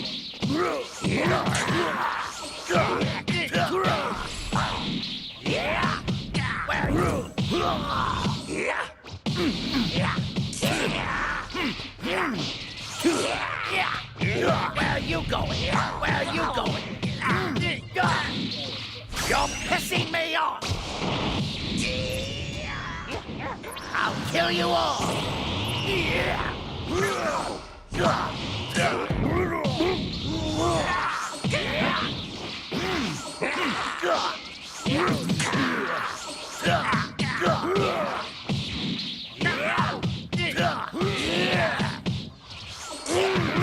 You fool! Where are you going?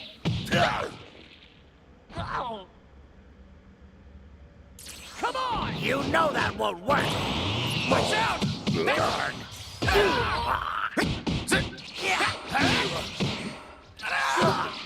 Where are you going? Crap! Where are you going?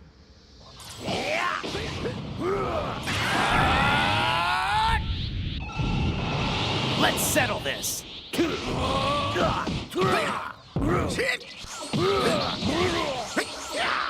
Where are you going? You're dead. You know that won't work.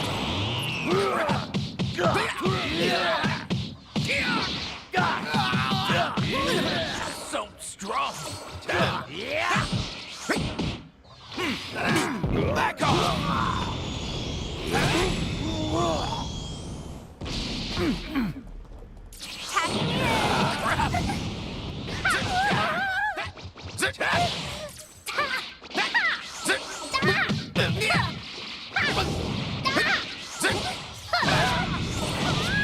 I'm on it.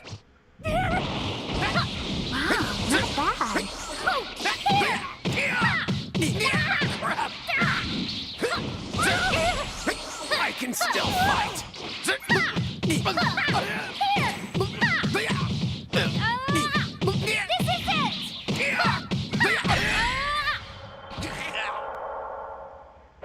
Hey, you better not have forgotten about little old me.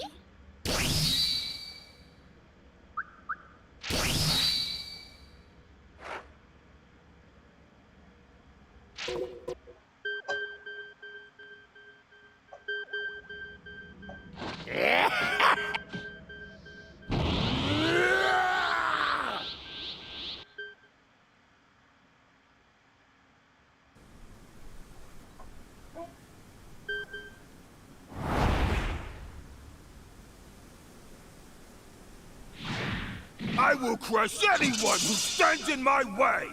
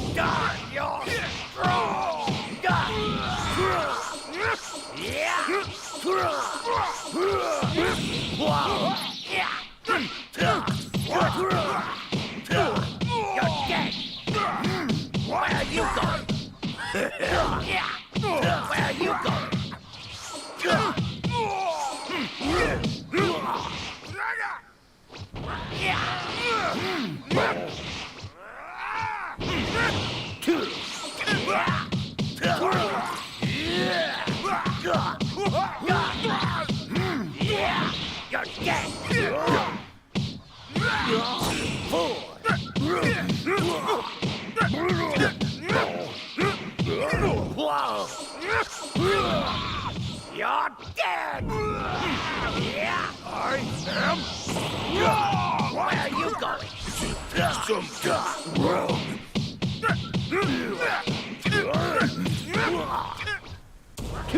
You fool! You know that won't work! I'll kill you all! I am wrong!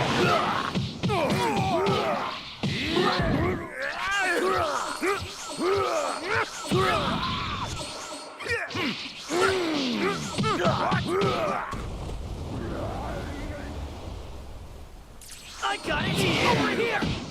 Over here!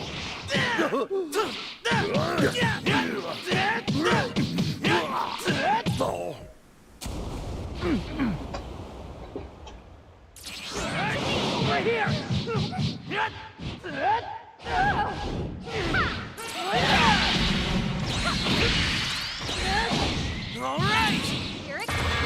That won't work on me! Not done yet! Wow, not bad.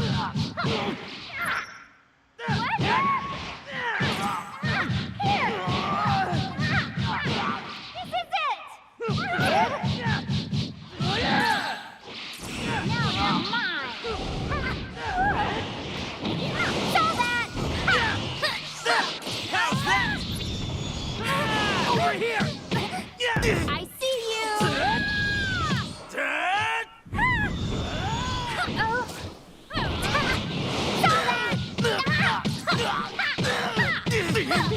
Right there! Quit running! How's that? I see you!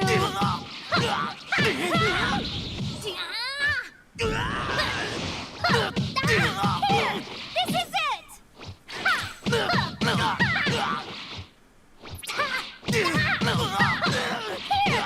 Gotcha!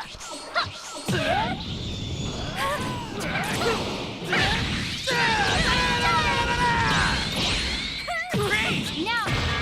That won't work on me! How's that? Take this!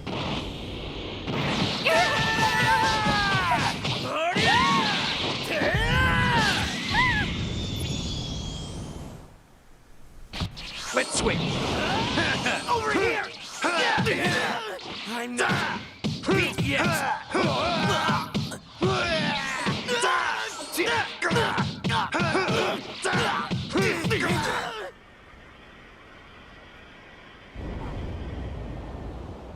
All right, now are you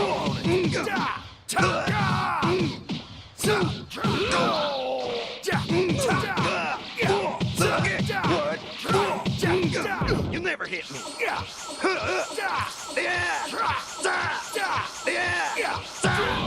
It's over. Not bad.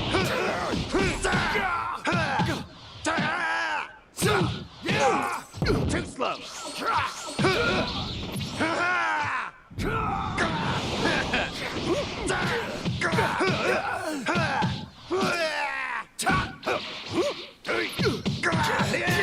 The fight has just begun.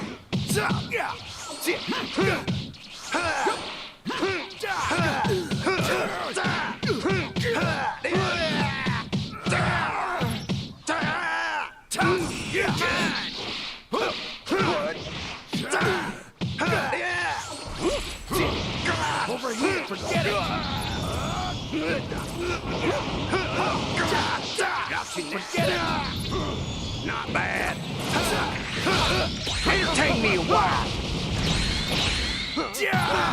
Not done yet. Over here now. Forget it.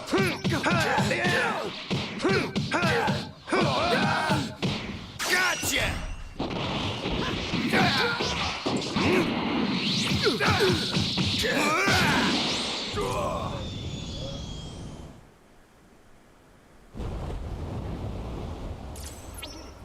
Gotta admit, you're good.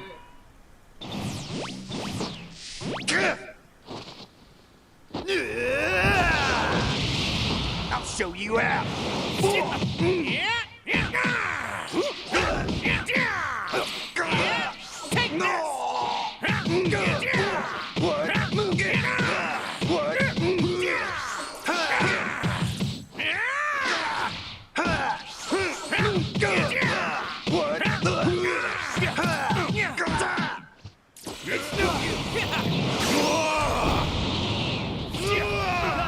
I'm not done yet.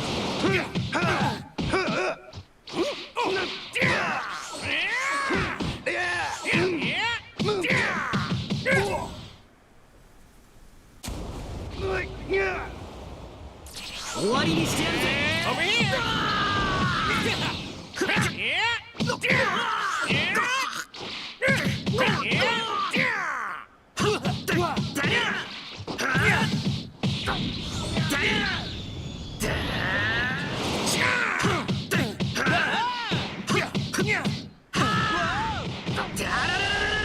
ガキの体にされてイラついてるんだ。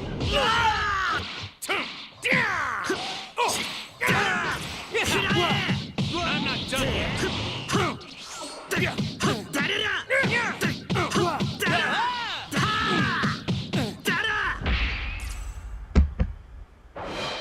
もっと修行しろ。俺のトレーニング相手。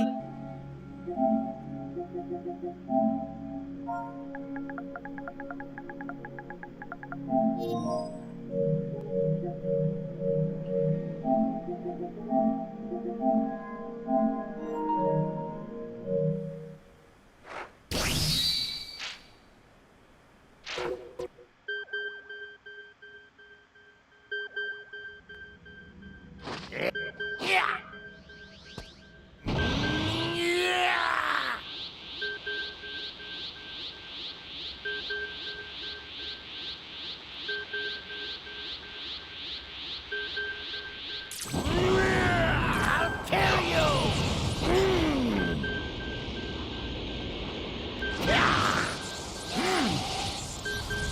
You're dead! You're out of here!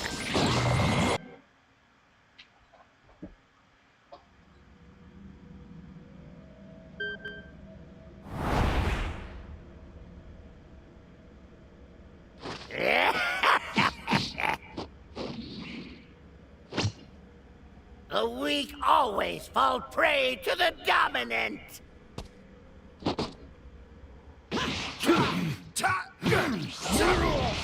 Over here!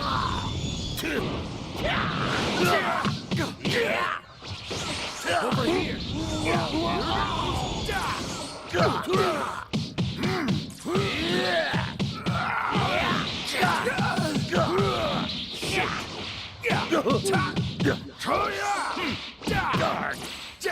You know against true power. Where are you going?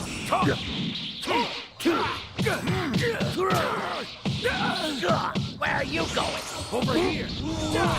Whoa! You're dead! You haven't a clue. Over here. Observe a master! You fell into my trap! I am its creator! Time for the Kamehameha! Keep on trying! Over here! I see you!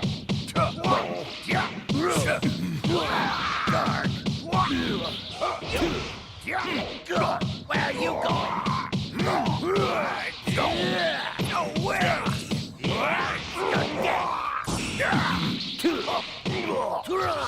You're dead! I can keep this up. Over here. You fool! You fell into my trap. No way!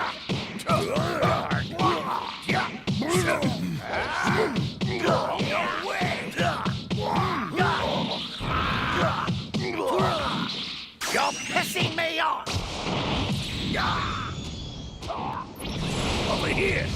Leave it to me! You fell into my trap! Here! What? Here! Quit running! Getting hurt!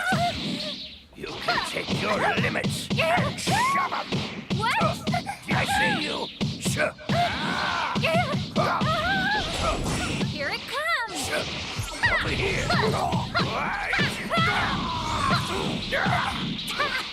Fell it going! No way! Over here! Come on! Head to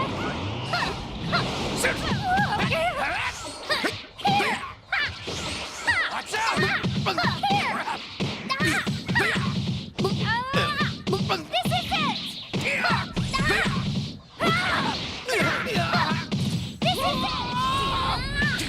Here's a new one.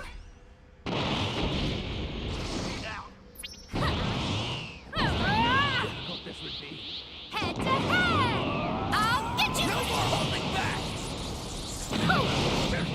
Watch out! I see you.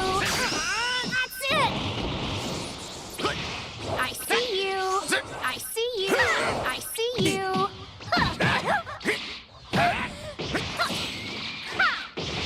Watch out! I'm on it! Into the line! Finish Buster! Switch! Whoa!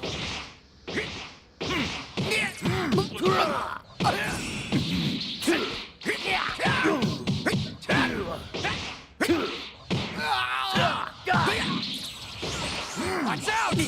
Yeah! Watch out!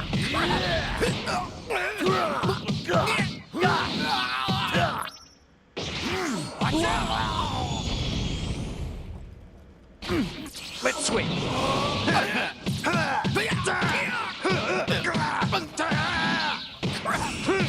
Could this mean a timeline can't be fixed?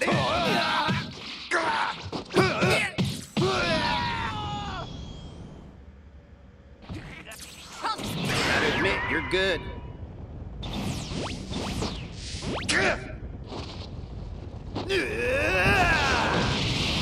I'll show you out. Not bad. You're mine.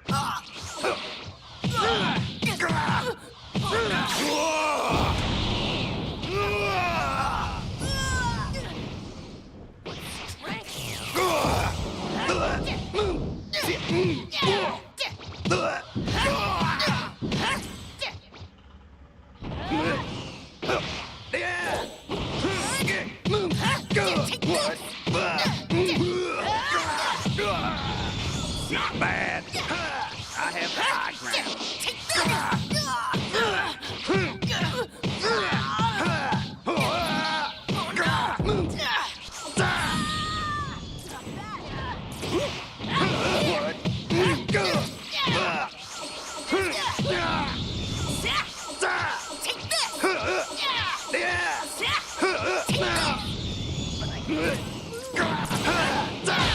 Entertain me a while. What, that's it?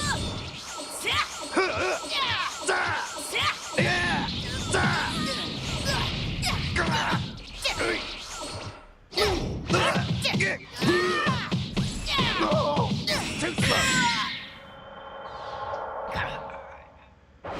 Prepare yourself, Goku. When I get my hands on you, you're done.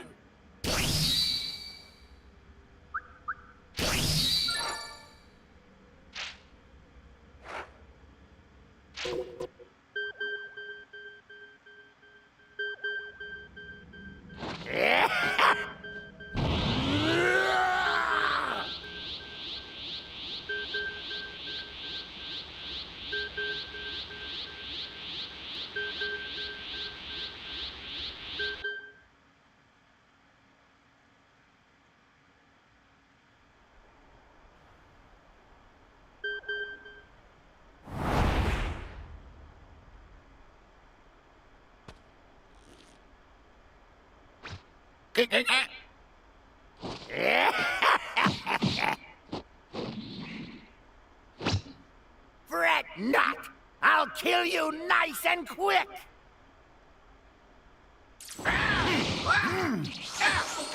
Where are you going?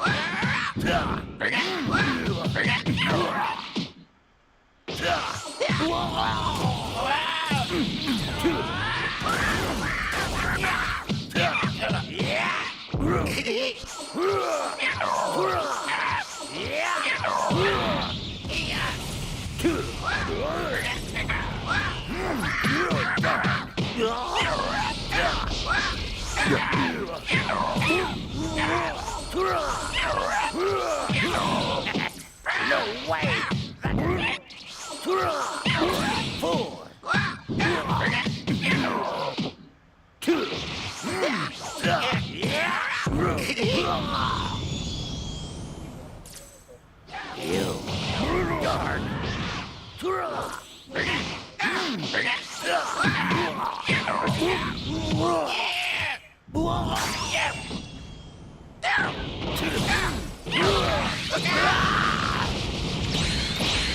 How pathetic!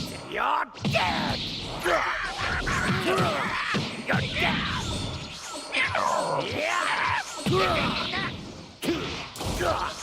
All right, now I'm your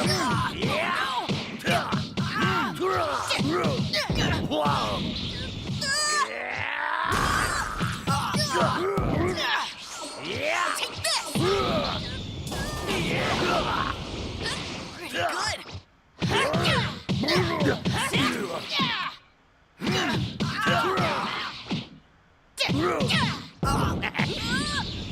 You're dead!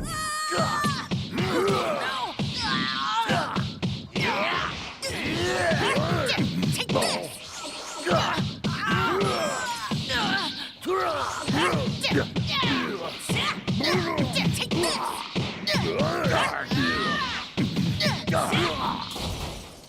Tagging in. Saw that! I see you!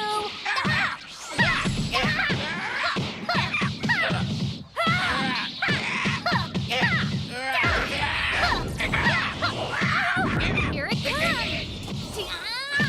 Here's a new one. Giru, help me out!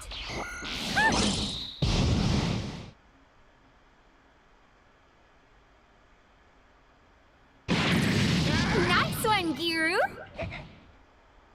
Alright, now I'm your opponent! What? Take this!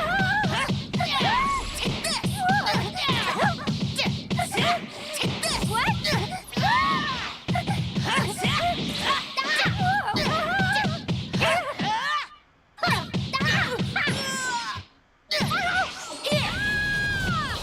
You're through!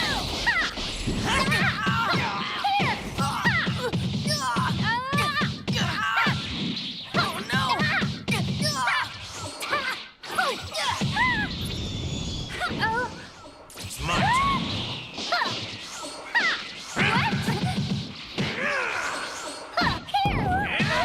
Now you're mine! This is it! What? Here it comes! This is it!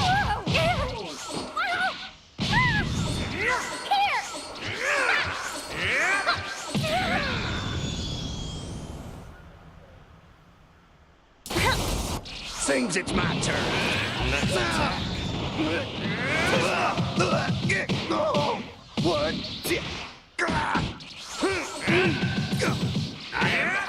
You're mine! It's over! Got you now! What?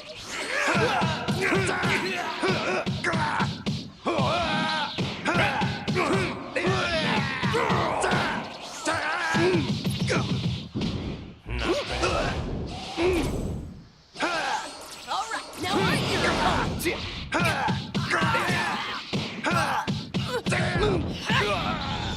Not bad.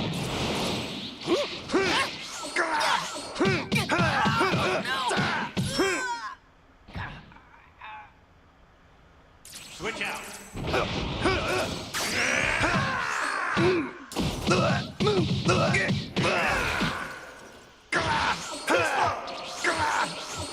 Next attack. I've been doing it.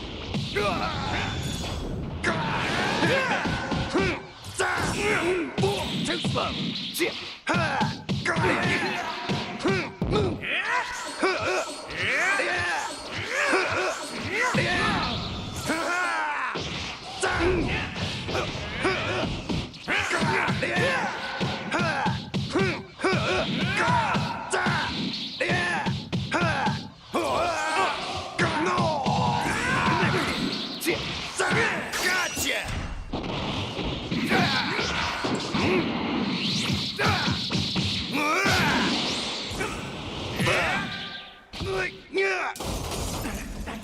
貴様は引っ込んでいろはっだだ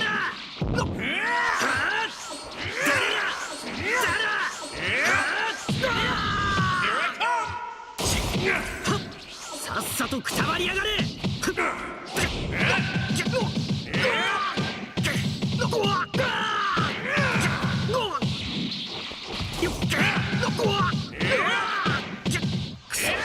思うようにいかんな引っかかったな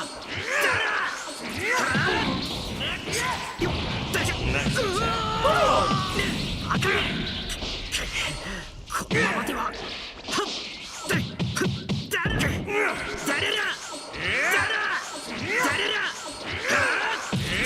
引っかかったな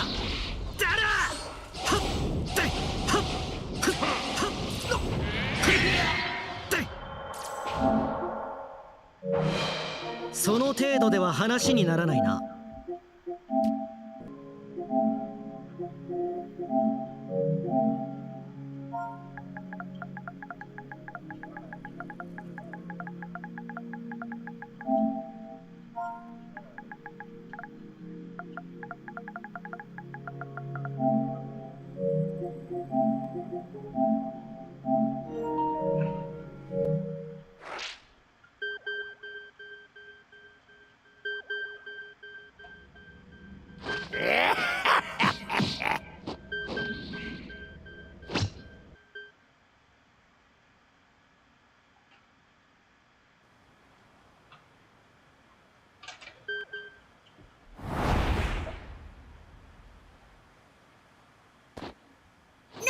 I'm gonna let my dad and brother have all the glory.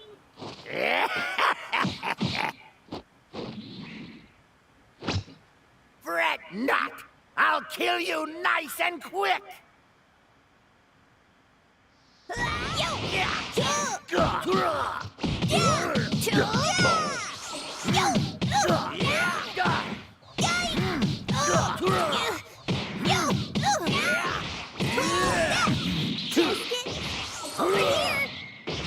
Over here!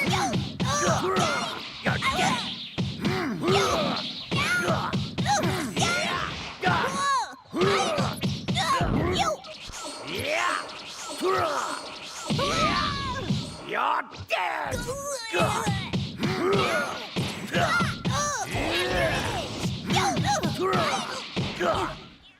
Tag me in, go tag! Where are you going? Come on!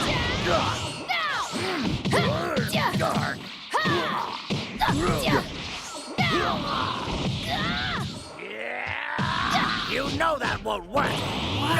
You're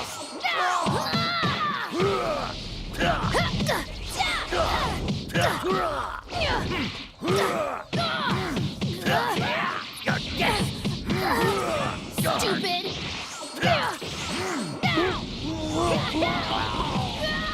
You're dead! I'll kill you all!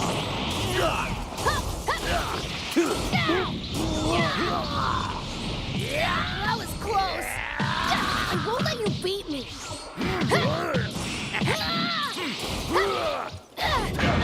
What a total weakling! What a total weakling! Yeah! Doing okay over there, Trunks?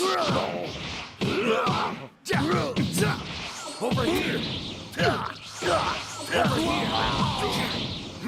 Where are you going? You're dead! Shoot! Gotta focus. Darn it! Fool!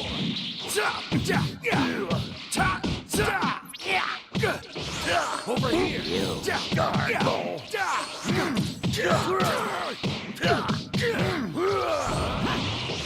Over here! You're dead! Come on! Whoa! Shoot!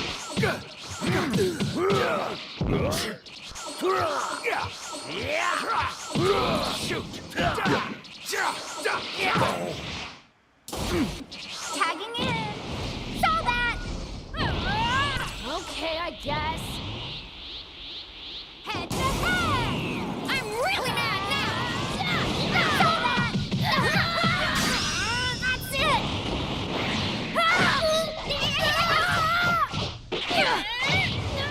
Don't make me even angrier.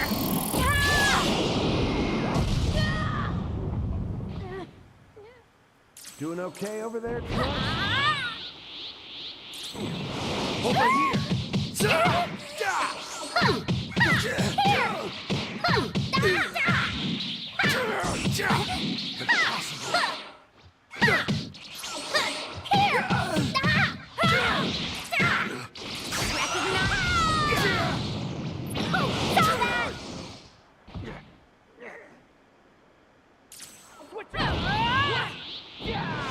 Over here! Over here!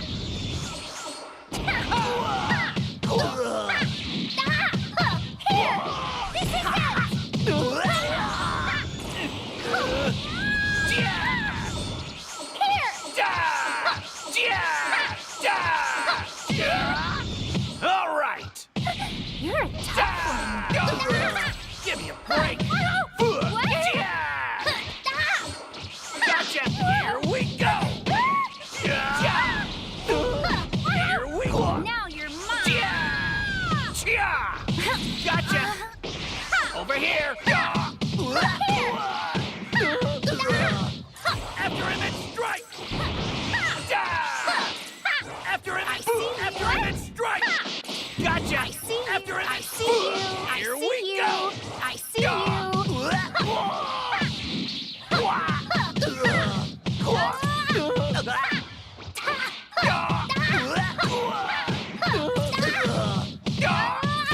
This is it. Here's a new one. Yo. How's this? Here. After him and strike. After him and strike. I see you.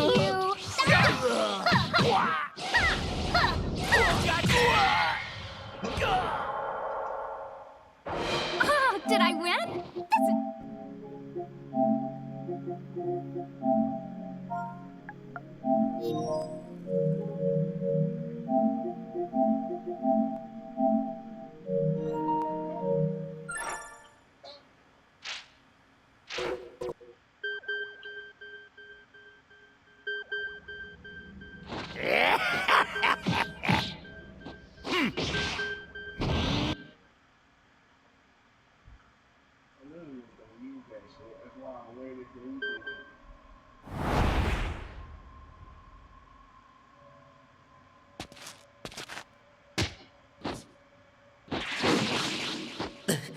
This might be it.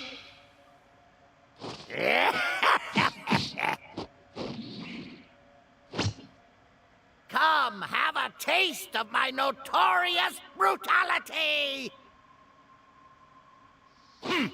Yo. Where are you going? Here we go. Fool!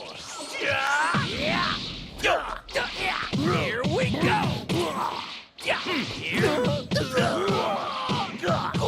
Where are you going? Over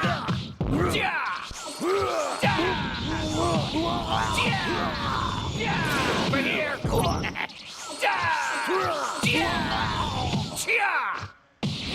No way! After him, gotcha. After him and strike.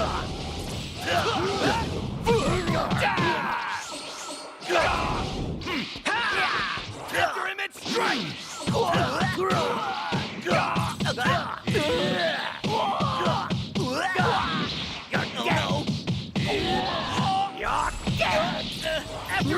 After him and strike! After him and strike! Here we go! After him and strike! Yo! Here we go! Hey, Krillin! I'm here to help! You're dead!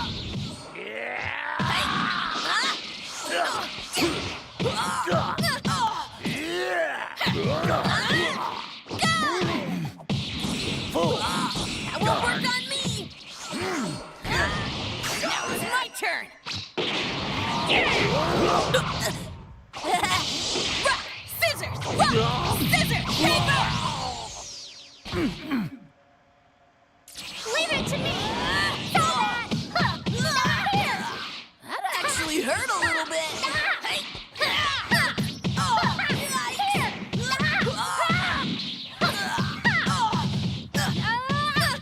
This is it. What?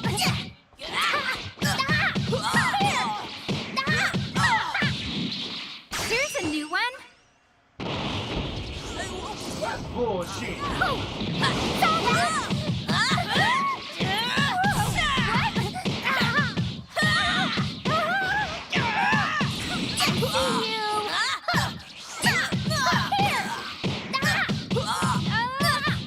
Wow, not bad. You want me to punch? How's this?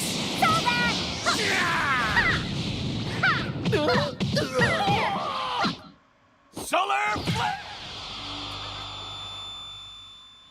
How's this?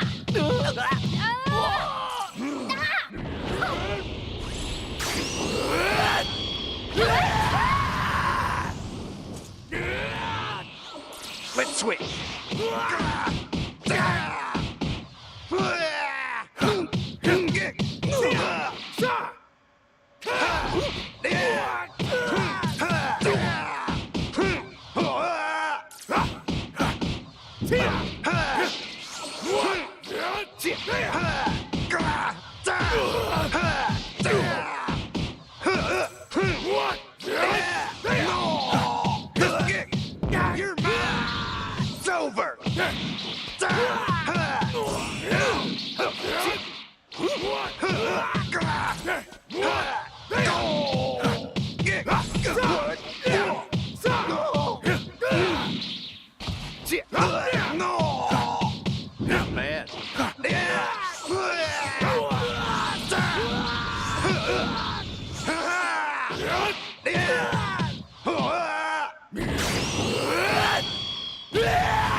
Gotcha!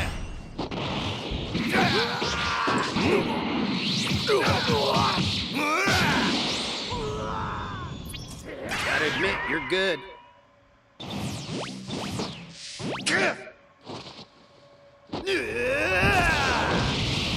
I'll show you out.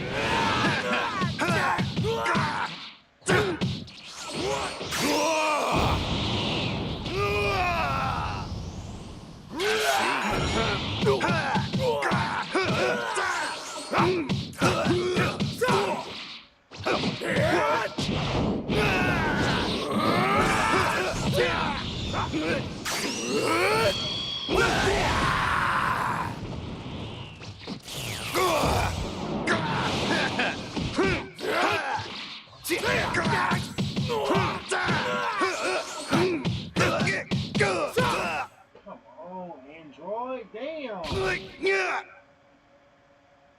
Leave it to me! What? Yes! Here! Stop! Get out here! Oh, did I win? This is fun!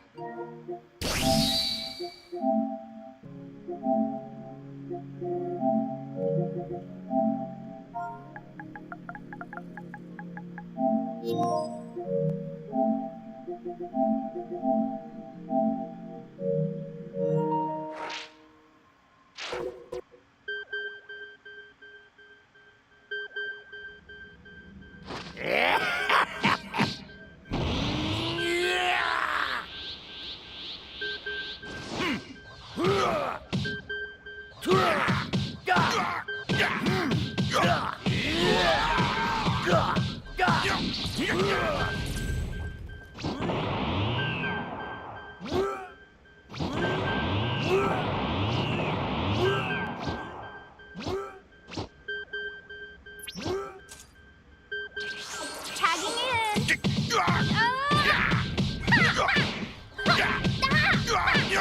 This is it!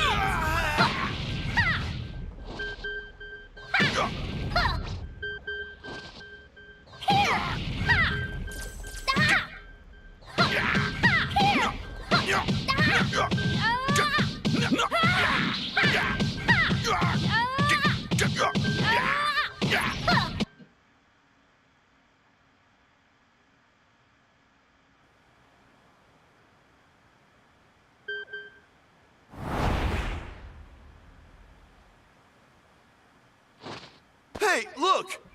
Don't be a jerk about this, all right?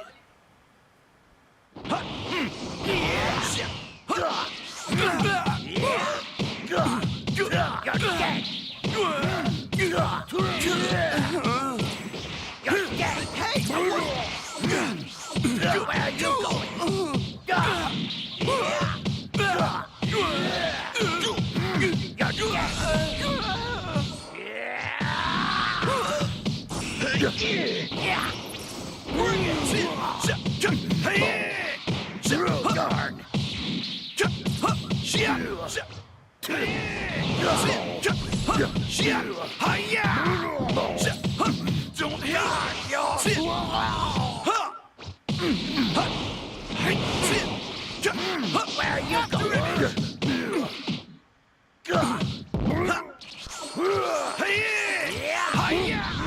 Now!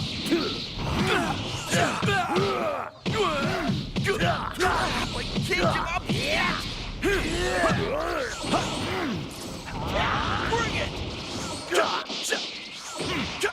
Bring it! Don't hit! You're dead! You're dead! Time for a switch. You know that won't work!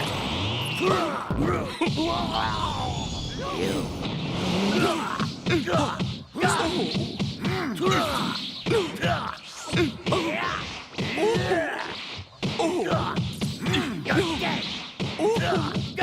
Useless.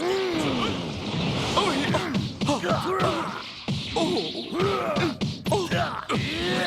Leave it. Sad.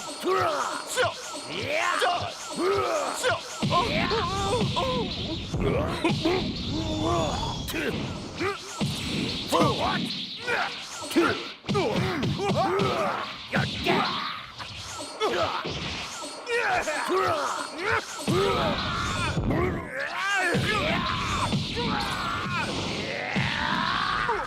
I don't feel pain.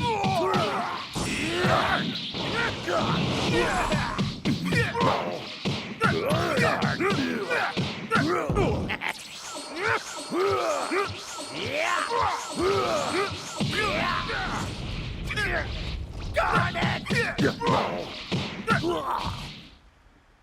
Leave it to me!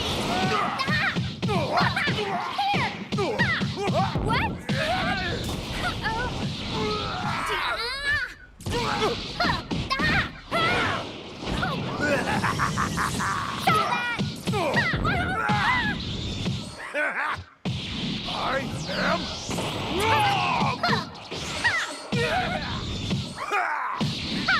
What? I am What? Wow,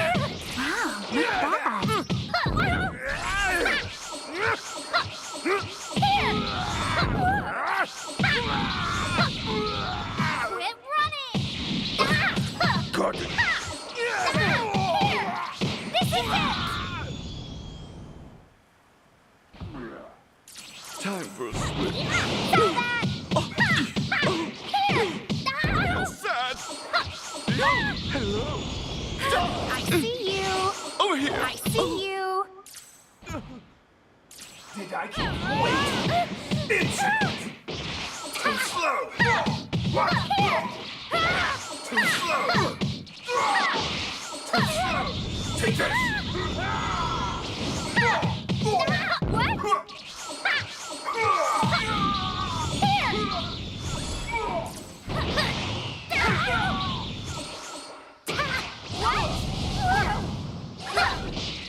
What?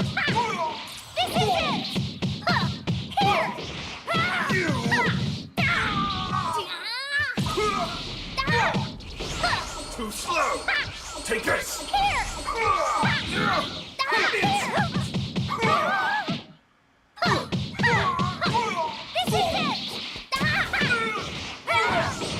Too slow. Take this.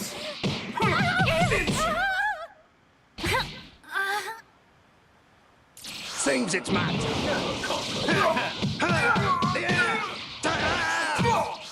What? Too slow. Get lost.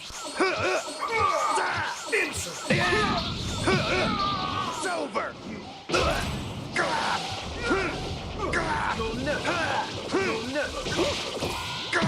What?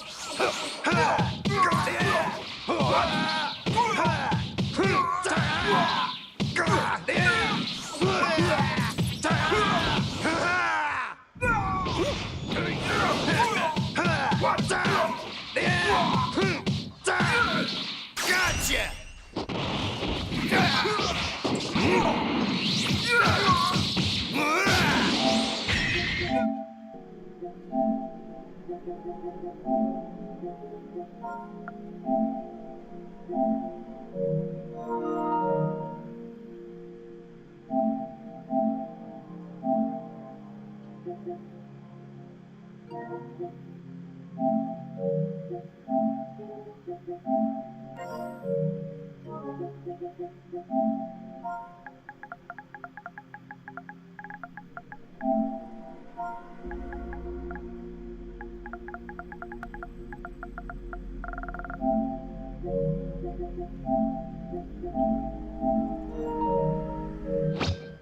Come!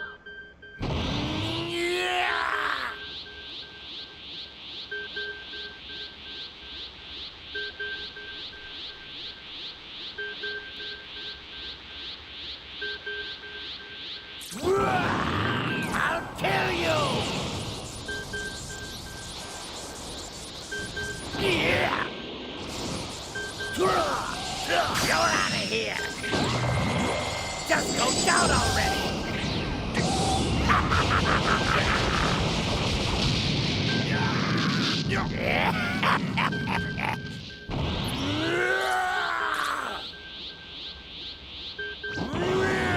I'll kill you.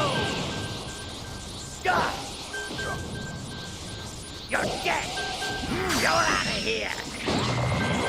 Just go down already.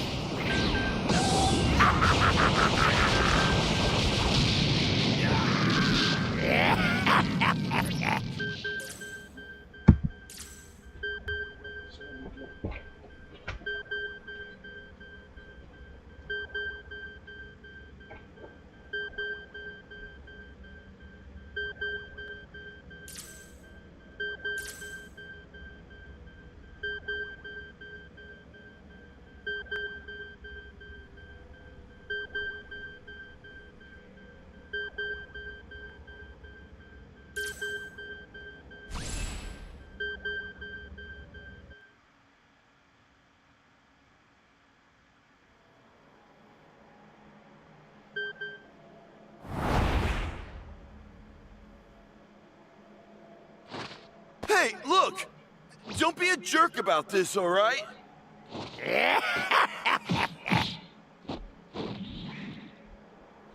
Fret not! I'll kill you nice and quick! You're dead!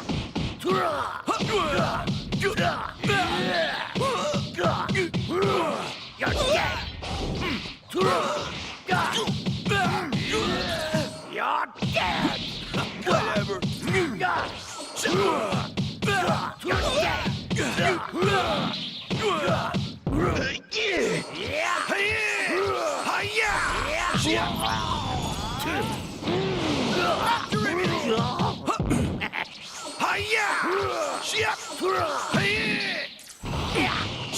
After him! Don't hate me!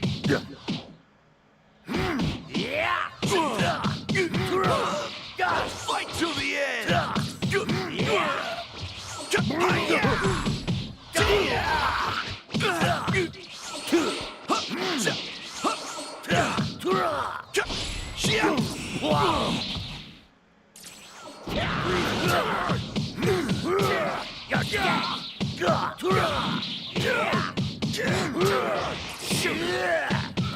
are you going? Don't think I'll give up so easily. Where are you going?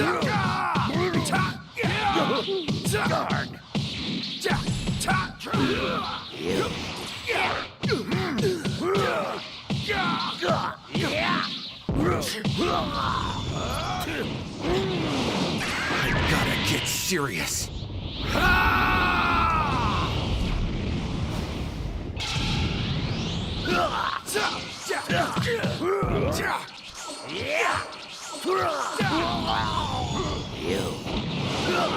Over here!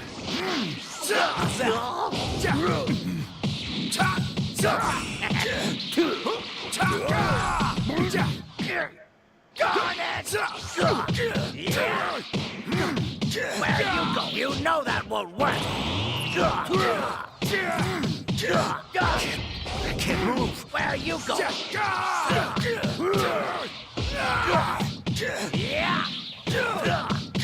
You're dead. Fool.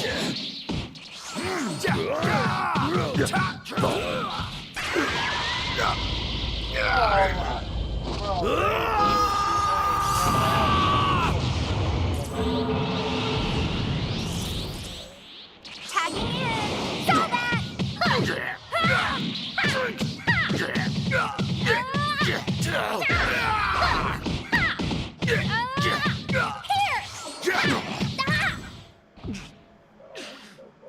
Switch out. This is it!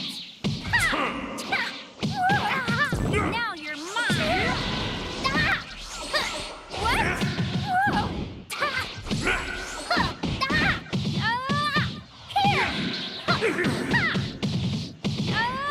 Here!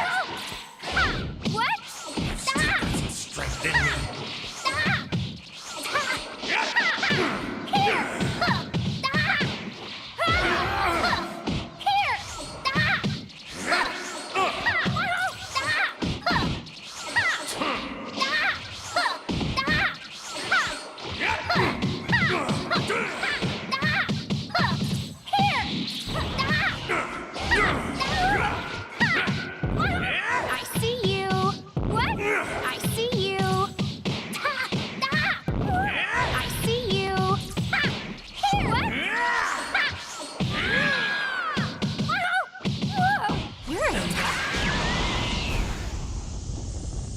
Something beyond my strength's limit.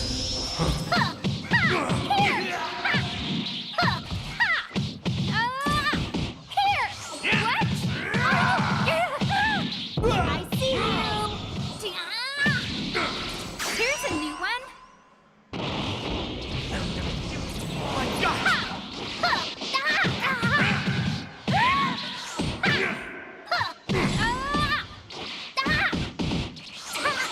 Nice attack. Here! Whoa! Come on!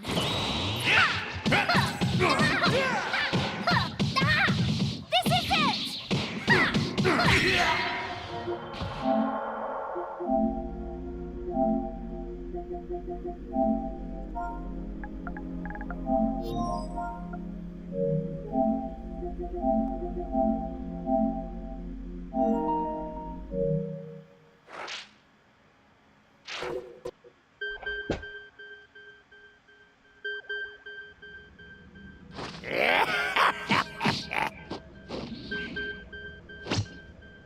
Go ahead. Underestimate me at your own peril.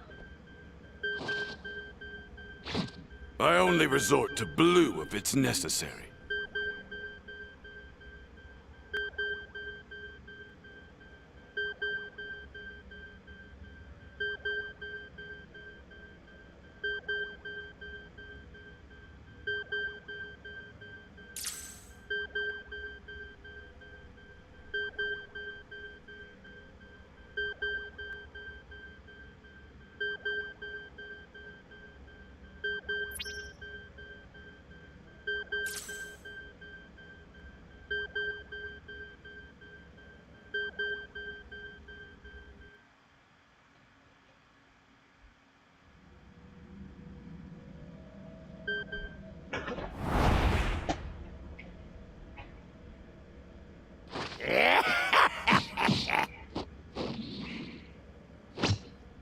Looking to die, are you? Yeah. You're dead.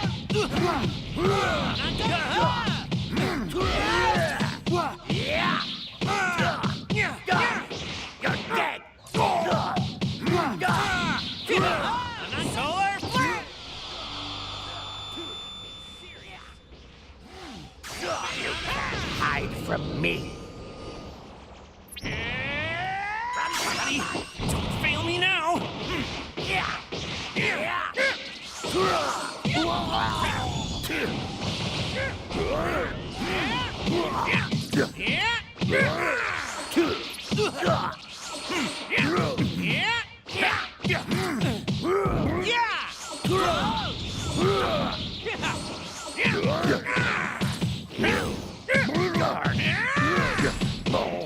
No way!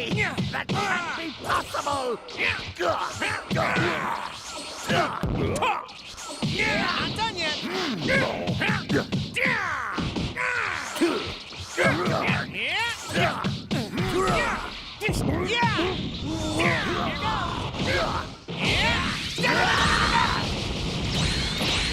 How pathetic!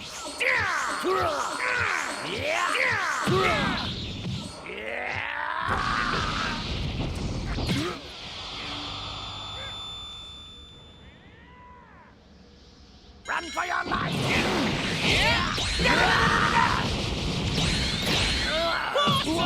Buddy, don't fail me now!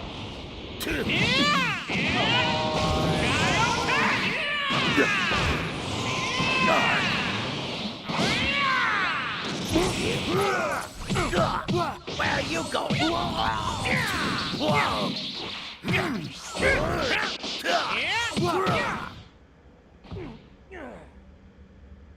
Swap out!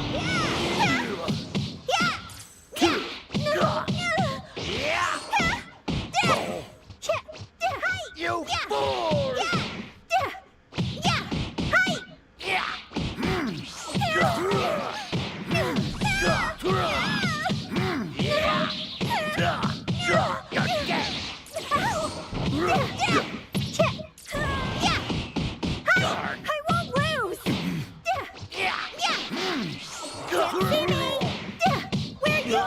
Pull. Can't see me. Yeah. Leave it to me. Don't mess with me.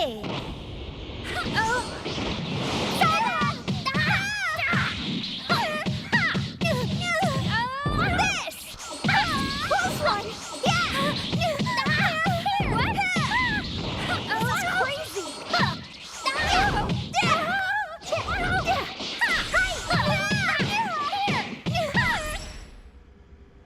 Hurry up.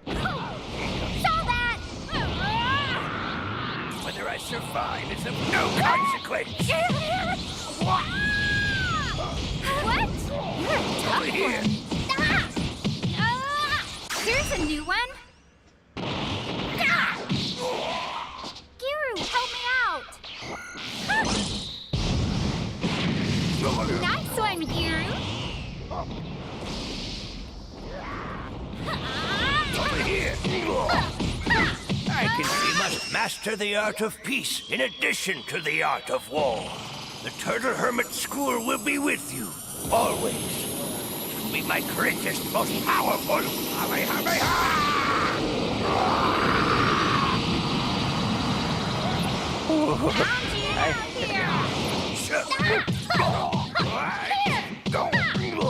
This is it. Over here. I see you. No way.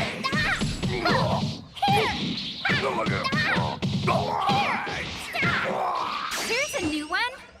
I can't keep this up for long.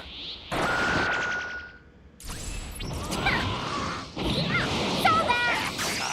Me. Cool. Now you're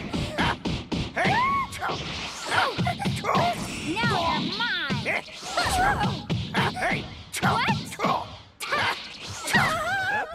Press Let's switch. Fool ya.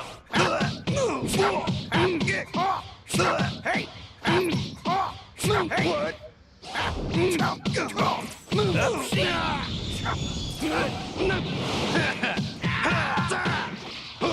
Pay attention.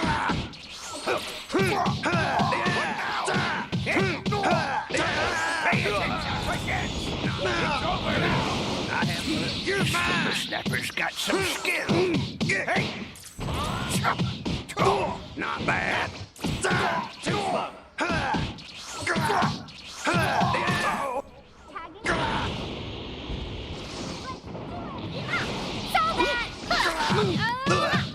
You're mine.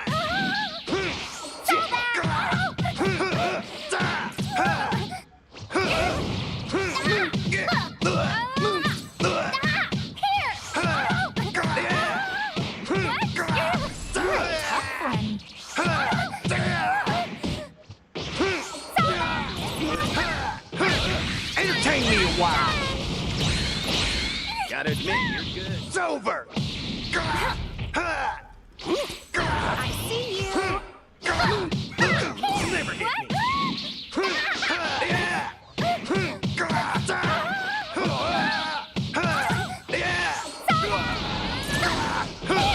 Entertain me a while. What? That's it?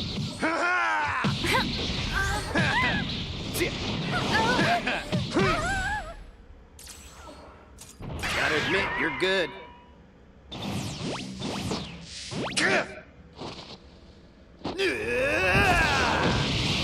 I'll show you out.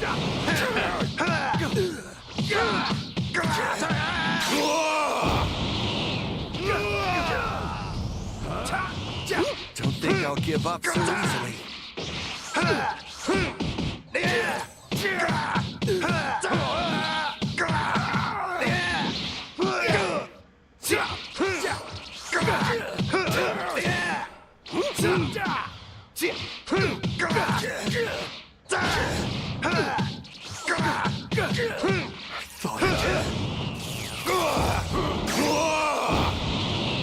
Forget it.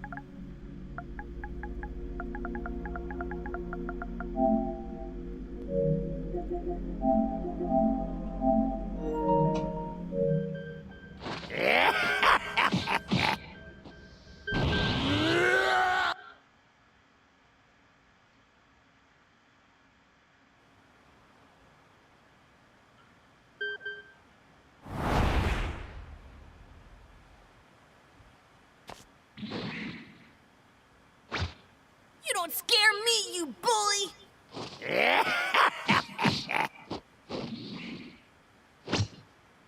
What?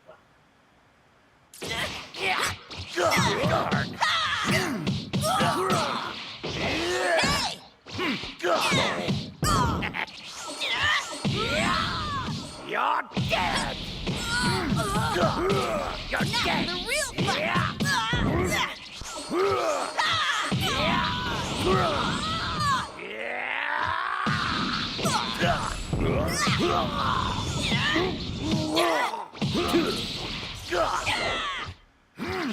I'll take care of this!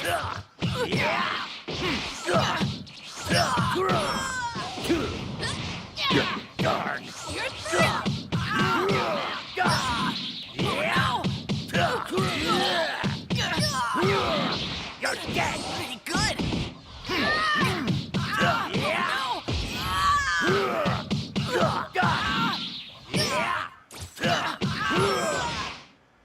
You're dead! You're dead! You're pissing me off!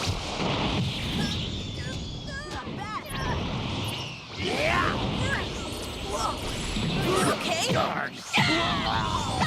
Fool! No way! That can't be possible!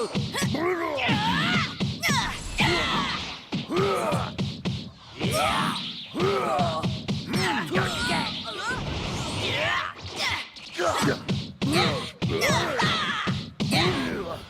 Too strong for me! I'll take care of You know that won't work! I'll kill you all!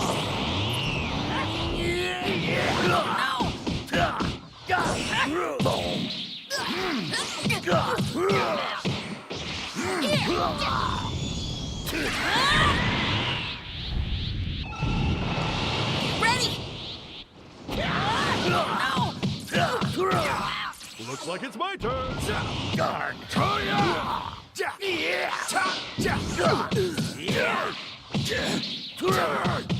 You haven't a clue.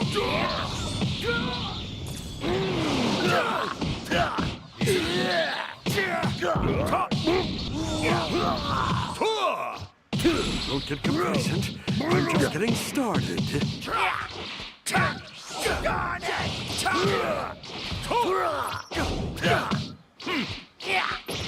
Over here. Here goes.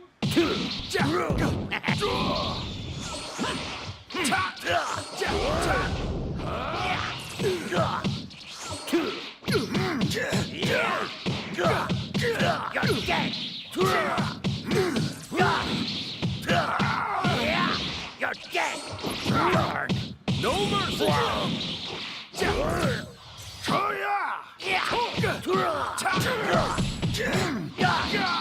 You're pissing me off!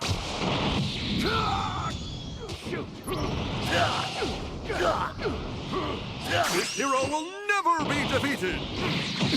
As long as there is evil, Great Saiyan will not give up the fight. Leave it to me! Stop that!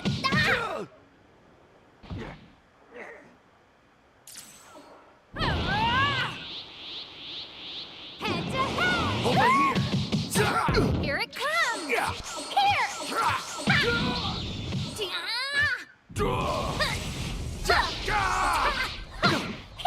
What? Quit running! I see you!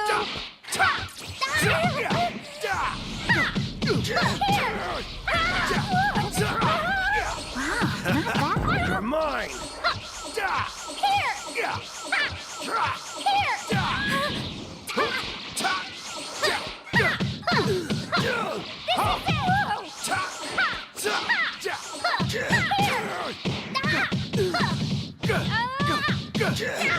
Over here!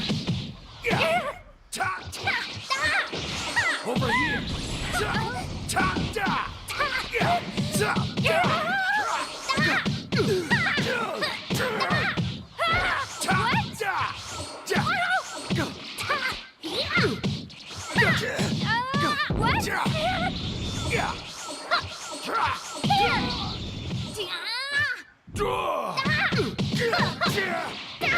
Over here.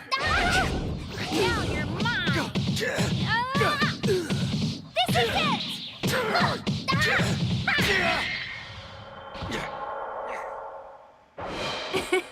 Surprised you with how strong I am, didn't I?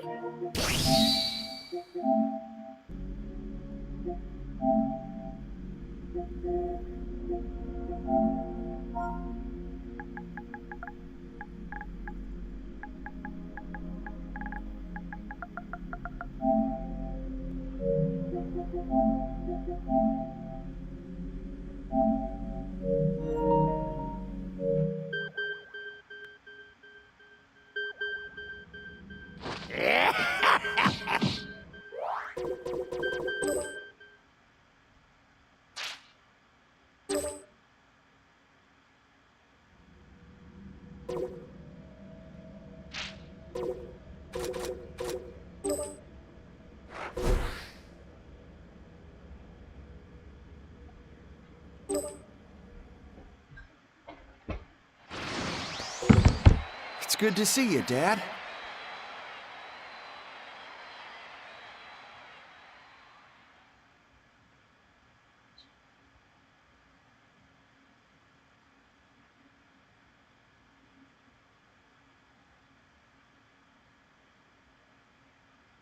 Piccolo might be disappointed if I lose. I can't let him down.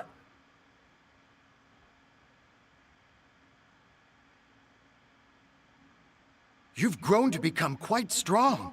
Now I want to see your improvements up close.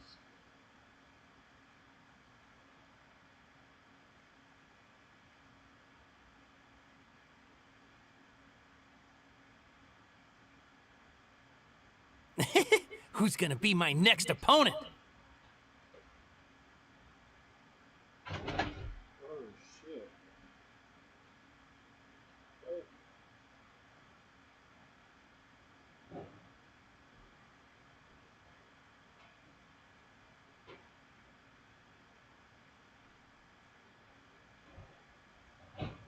If you take this fight seriously, you'll likely win.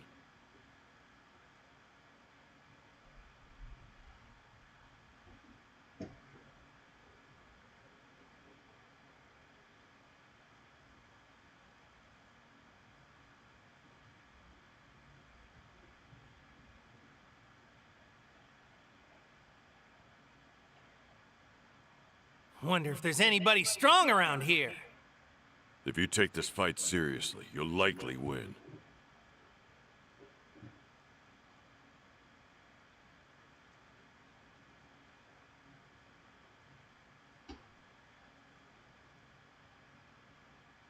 Wonder if there's anybody strong around here.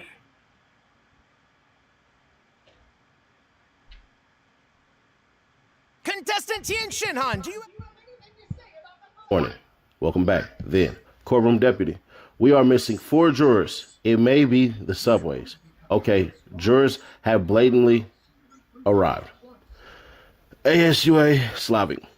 What about physical violence between Mr. Combs and Cassie? Did you personally observe it? David James. No, I did not. AUSA. Do you remember a blog post? David James. Yes. I was in LA when he came back from the club. AUSA Slavic. What did Mr. Combs say?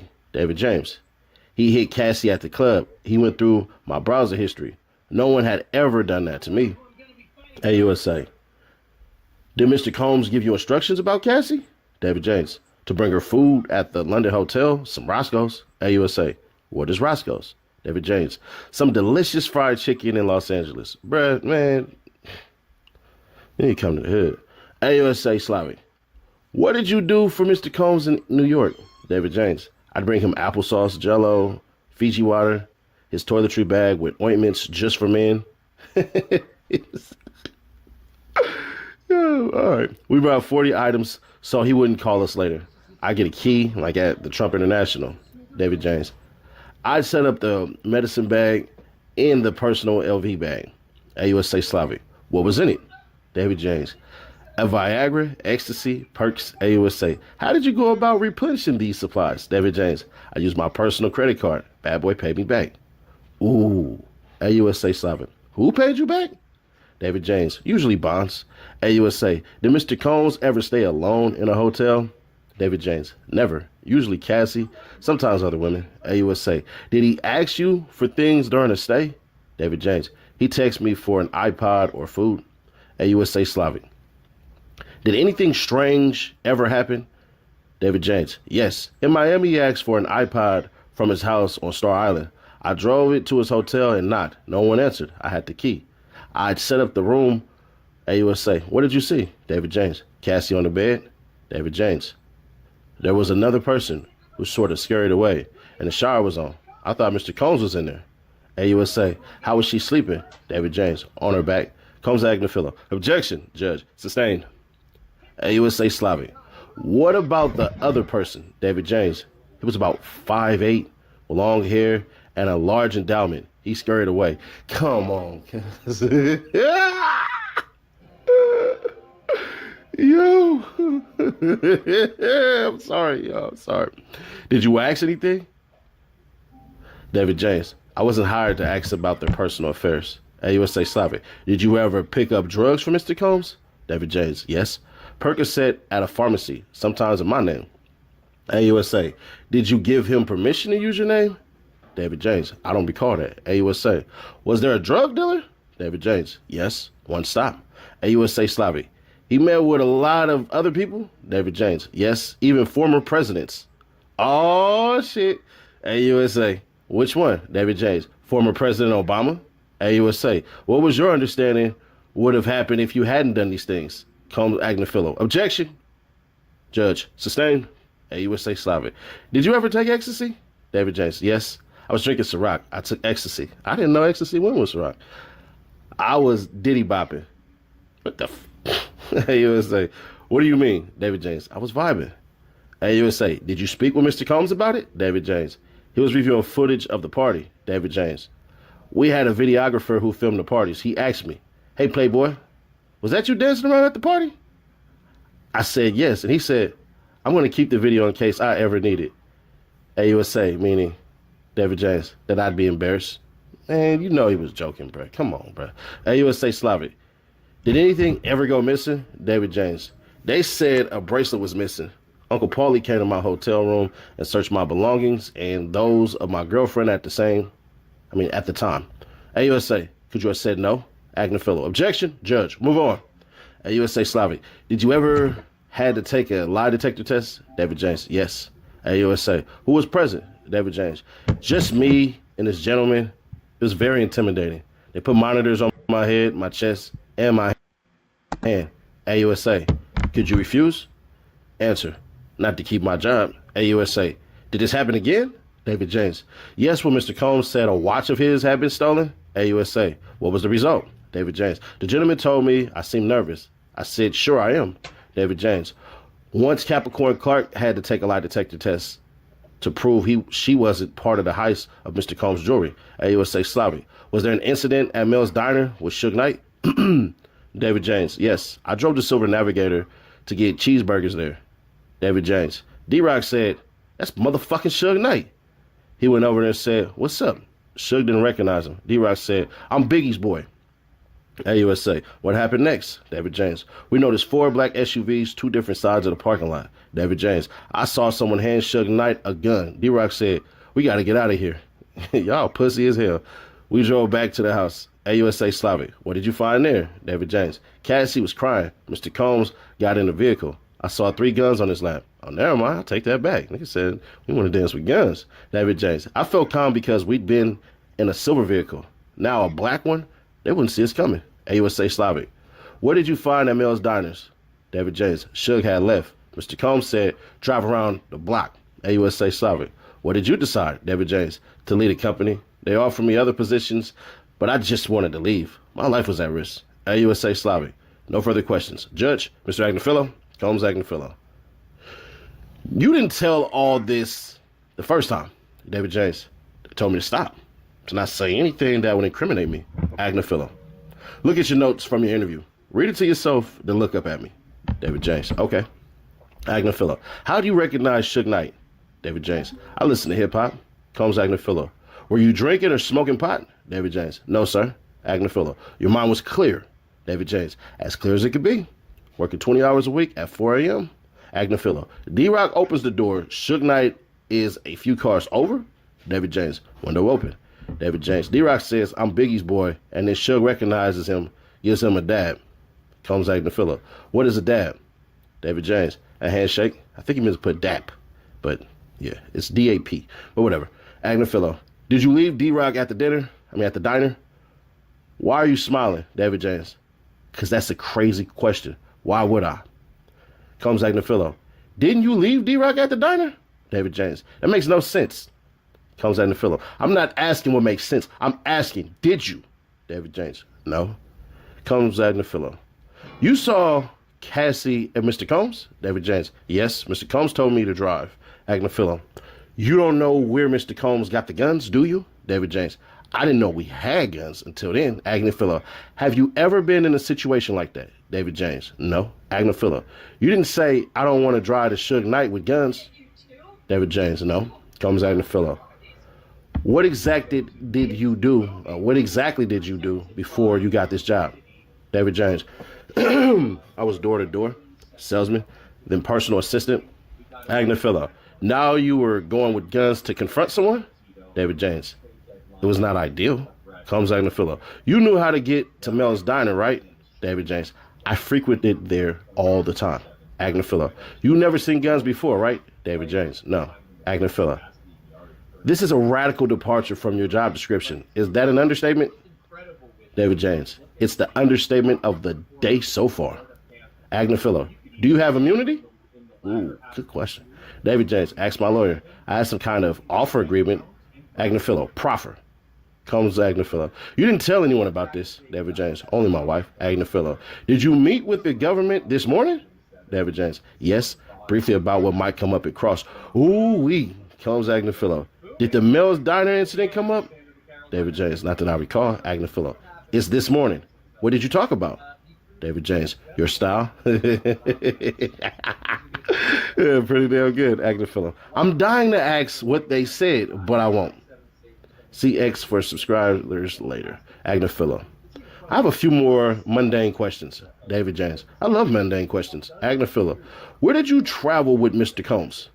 David James. Ibiza, London, St. Tropez, Agnifilo. Were these vacations? David James. Business oriented. Combs Agnifilo. What were you hired as? David James. Personal liaison, but I was a personal assistant. Agnifilo. You met a high level roster of people? David James. Second understatement of the day. Agnifilo. Why? He met with a who's who. Combs Agnifilo. It was important that he be prepared for these meetings, right? David James. Yes. Agnifilo. It was important that he'd be on time. David James. No, we changed meetings to fit his schedule all the time. When he didn't want to show up at a certain time, he had a security because people wanted to touch him, right? David James. Yes, in the airport and McDonald's. Yes, in the airport and McDonald's. Agnifilo. Was he gracious? David James. I don't think gracious is a word I'd use for Sean Combs. Agnifilo. Did he sign autographs? David James. No. Combs Agnifilo. You said he'd stay in the studio until 3 or 4 a.m. and you stay with him? David James. Yes, it was common. Agnifilo. What sort of things would he want to always have with him? David James. Ketchup, for example. Agnifilo. Did you know he put applesauce on cheeseburgers? What? Yeah, lock his ass up, bro. What the hell? David James. No, but I know he likes applesauce. Agnifilo. He liked Astro Guard, condoms, and baby oil? But you didn't expense it through the business? David James. Usually not. David James. I was told he didn't want to run them through the company. He didn't want a record of them. Combs Agnifilo. When you bought the 8-ball of Coke on St. Tropez, pronounced St. Tropez, you didn't tell Mr. Combs, did you? David James. He was asleep. Combs Agnifilo. Tell me about your relationship with Roger Bonds. David James. We talked about Bad Boy as a family. Agnifilo. What do you mean? David James. Mama Combs called me her son many times. Agnifilo. What was the mission? David James. Make sure he's happy. Combs Agnifilo. Was it fun? David James. I enjoyed it from time to time. Agnifilo. What was your relationship with Chef Jordan? David James. Professional. Agnifilo. Did you choke her? David James. No. AUSA. Objection. Judge. Sidebar. Comes Agnifilo. Tell me what happened, David James. We were on Star Island. She told me where to take him. I grabbed her 2 wrists and said, stay in your fucking lane. Agnifilo. Was there a fallout? David James. It was reported at corporate headquarters. Mr. Combs called me in. David James. Mr. Combs told me you can't be putting your hands on women. He told me to give her a gift. Combs Agnifilo. What did you give her? David James. I wrote up a blunt and gave it to her. Agnifilo. Did she like it? David James. It appears she did. Combs Agnifilo. Were you in a car with Mr. Combs and who? David James. Chris Lighty. Agnifilo. You have taken ecstasy? David James. I'd party. Sure. Agnifilo. What were things like in the studio? Drugs. David James. Yes, it's a creative environment. David James. I don't smoke when working with Mr. Combs. Agnifilo. But he caught you smoking once? David James. I thought he was in for the light. I lit up. He came out. He said, what are you doing? I said, nothing. David James. He said, if you're man enough to smoke, you're man enough to tell me. I said, okay, I'm smoking. He said, if I did it again, he'd fire me. Combs Agnifilo. How about when you picked up 2 prostitutes and had sex with one? Objection, 403. Judge, overruled. David James. She asked for $200. I called Bonds and asked, what the hell? She asked to take a shower. I said, that's $200. Combs Agnifilo. On that note, no further questions. Yeah, because you was a part of, Judge, redirect AUSA Slavic. What about the incident in Alpine, New Jersey? David James. To file a police report and say that Chef Jordan had been the aggressor, but I didn't file it. I drove around and told him I made the report. AUSA. What have we asked you to do? David James. Tell the truth. AUSA. Nothing further. Recross. Combs Agnifilo. You lied to Mr. Combs about filing the police report? David James. Yes. Agnifilo. Nothing further. Can we have a break? Judge, break. They're back. Or they've back. Judge Jurors. I'm going to try to get the temperature turned up in here. I'm told it's complicated, but I'm freezing right along with you. Some laughter. AUSA. The government calls Regina Ventura. That's Cassie's mama. AUSA. Where do you live? Regina Ventura. Y'all know I got to do the damn accent. New London, Connecticut. Nah, I'm playing with y'all. AUSA. How many children do you have? Regina Ventura. 2. Roderick and Cassandra. AUSA. Who is this? Regina Ventura. Sean Combs. He dated my daughter. AUSA. When did you meet Sean Combs? Regina Ventura. 2006. My daughter signed with his Bad Boy Records. He was her boss. Then they started dating. They moved to LA. AUSA. Read this message from December 2011. Regina Ventura. Cassandra wrote to me. Regina Ventura. She said Sean Combs threatened to release a sex tape and to go after her and Mr. Miscuddy. AUSA. How did you react? Regina Ventura. It made me sick. Sean Combs demanded $20,000. He said to recoup losses due to Mr. Miscuddy from my husband and myself. AUSA. Why did you take a loan to pay Sean Combs? Regina Ventura. For the safety of my daughter. AUSA. Look in the binder next to you. Regina Ventura. These are the photos I took of my daughter's bruises from Sean Combs. AUSA. Do you know Mia? Regina Ventura. She was an employee of Sean Combs. AUSA. What happened? Regina Ventura. We were in his kitchen, laughing. Sean asked her, why was she laughing? She stopped and looked pale. Well, they say plain. I'm assuming she meant to say pale, but whatever. AUSA. Not in August 2016. We're done with the binder. AUSA. While in LA, did you call the police? Regina Ventura. Yes. Sean Combs stole Cassandra's phone. They had a bitter argument outside her apartment building. She lived on the 17th floor. They argued at the roundabout. AUSA. Who else was there? Regina Ventura. D-Rock. AUSA. Is Damian Butler his government name? Regina Ventura.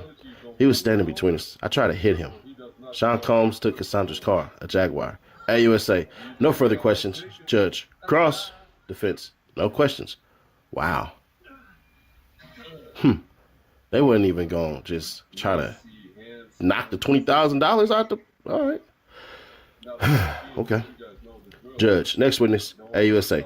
The government calls Mr. Sheree Haynes. Where you from? Sheree Haynes. Harlem, New York. AUSA. What was your work? Sheree Hayes. Male exotic dancer. I was known as the Punisher. Cuz I gotta get my tattoo removed. Ain't no way. Ain't no goddamn way in hell. Nigga, you a sex worker called the Punisher, cuz? AUSA. Do you recognize these two? Sheree Hayes. I do. Mr. Sean Combs and Cassie Ventura. I was hired in 2012 to create a sexy erotic scene for them. These photos are shown. AUSA. Why are you called the Punisher? Hey, Sheree Hayes. Playing basketball on the West 4th Street. AUSA. The woman who called you. What time did she book you? Sheree Hayes. Midnight at Trump Tower, Central Park West. Strip tease for a small group of friends. AUSA. When you got there, how did Miss Ventura appear? Sheree Hayes. In a bathroom with nothing underneath and a wig. I was expecting the crowd, but there was no one else. She told me she and her husband wanted to create a sexual scene with baby oil. AUSA. What did she hand to you? Sheree Hayes. $800. AUSA. How was the room? Sheree Hayes. Dimly lit, electric candles, bowls of water with baby oil of bottles of baby oil in them. She told me not to acknowledge her husband. Do not look at him when he came out. AUSA. Did he come out? Sheree Hayes. Yes, he was butt naked, but I could not see his face. It was like what a Muslim woman wears. You see only the eyes. He had a bottle of Astroglide. AUSA. How did you recognize it? Sheree Hayes. I use it. The purple top. AUSA. How did it end? Sheree Hayes. She went into the other room with him. When she came back, she asked if I wanted to finish. I said no. If they were happy, I was happy. She gave me more money. AUSA. Did you do it again? Sheree Hayes. Yes. 8 or 12 times. AUSA. How did you end up recognizing her? Sheree Hayes. I was a fan of Mr. Combs and followed him on Instagram. I saw her on it. AUSA. This would be a good place to break. Judge. Break. We're back. AUSA. How were these sessions scheduled? Sheree Hayes. I've been reached out to at 5 or 7 p.m. for later. They asked for a sexy scene, but I knew it'd be more. AUSA. How would it start? Sheree Hayes. Baby oil, a sexy atmosphere. Mr. Combs would direct. AUSA. How did the direction work? Sheree Hayes. Mr. Combs might say, sit forward, move the camera, or what would happen sexually, you know. One time during sex, he dropped a stack of money. He said, I like this shit. AUSA. AUSA. How much baby oil did you use? Sheree Hayes. A lot. We were supposed to be glistening as much as possible. AUSA. How long would they last? Sheree Hayes. 4 hours. A lot of waiting, maybe 40 minutes or so. I was supposed to finish in a specific spot. AUSA. Then what? Sheree Hayes. She would leave with Mr. Combs, 10 or 15 minutes. She'd return in a bathrobe and pay me $2,000 to $1,200 cash. AUSA. Did you think Miss Ventura was enjoying herself? Combs Xavier Donaldson. Objection. Judge. Sustained. AUSA. Did you use drugs? Sheree Hayes. I'm not a marijuana smoker, but I did pull a Bill Clinton. I was handed a joint. AUSA. Did you have performance issues? Sheree Hayes. Having a woman's partner there? Yes. AUSA. Did the issues affect your pay? Objection. Judge. Overruled. Sheree Hayes. I wasn't sure how they calculated it. One time, Mr. Combs threw condoms on the couch next to us. I struggled. It was a failure. AUSA. What happened? Sheree Hayes. It went out. I finished. She came back and thanked me for privacy. AUSA. What did you think would happen next? Sheree Hayes. I was worried I would not be used again. I hadn't done my job. He said, I want to see you fuck her. And I couldn't. AUSA. Are you writing a book? Sheree Hayes. Yes, self-help about my ED. It's advice. AUSA. In your book, do you write about your time with Mr. Combs and Miss Ventura? Sheree Hayes. Yes, I call them a married, wealthy couple. AUSA. How long is it? Sheree Hayes. 6 pages out of 186. I sensationalize it. I want it to be enjoyable. High and lows. AUSA. No further questions. Judge. Mr. Donaldson. Combs Xavier Donaldson. I'll try to make this as harmless as possible. Congratulations on your book. What is it called? Sheree Hayes. In Search of Freezer Meat. What's harder than that? Donaldson. Good title. Combs Donaldson. You have a website? Sheree Hayes. Yes. Now I'm a co-owner. All the male dancers are independent contractors. Donaldson. You've been doing this for 25 years? Sheree Hayes. 30 years. Coming up on a big anniversary. Combs Donaldson. You dance with them? Sheree Hayes. A professional dry hump. Donaldson. For 30 years, thousands of ladies. You try not to develop feelings for them, right? Sheree Hayes. You try not to. It's a job. Donaldson. But you talked with Cassie. Sheree Hayes. Cordial. Combs Donaldson. She asked you to be able to call you? She asked to be able to call you? Sheree Hayes. Just to set up the sessions. Just to set the sessions up. We were never asked to talk. Donaldson. She was comfortable with you? Sheree Hayes. She said so. Donaldson. You have feelings for her? Sheree Hayes. Incorrect. Combs Donaldson. But you thought she was only doing this with you? Sheree Hayes. That is correct. She said it was a special occasion. Donaldson. You did develop feelings for her. Sheree Hayes. That is not correct. Donaldson. You told the government. Combs Donaldson. The government notes say you developed feelings for her. Sheree Hayes. That may have been taken out of context. Combs Donaldson. You used your 25 years experience. Sheree Hayes. This was a different scene. Usually I aim for humor. Combs Donaldson. You wouldn't try to dry hump someone who didn't want to be dry humped, correct? Sheree Hayes. Yes, it is important to read the room. Donaldson. So you read the room with Cassie and she wanted AUSA. Objection. Judge sustained. Combs Donaldson.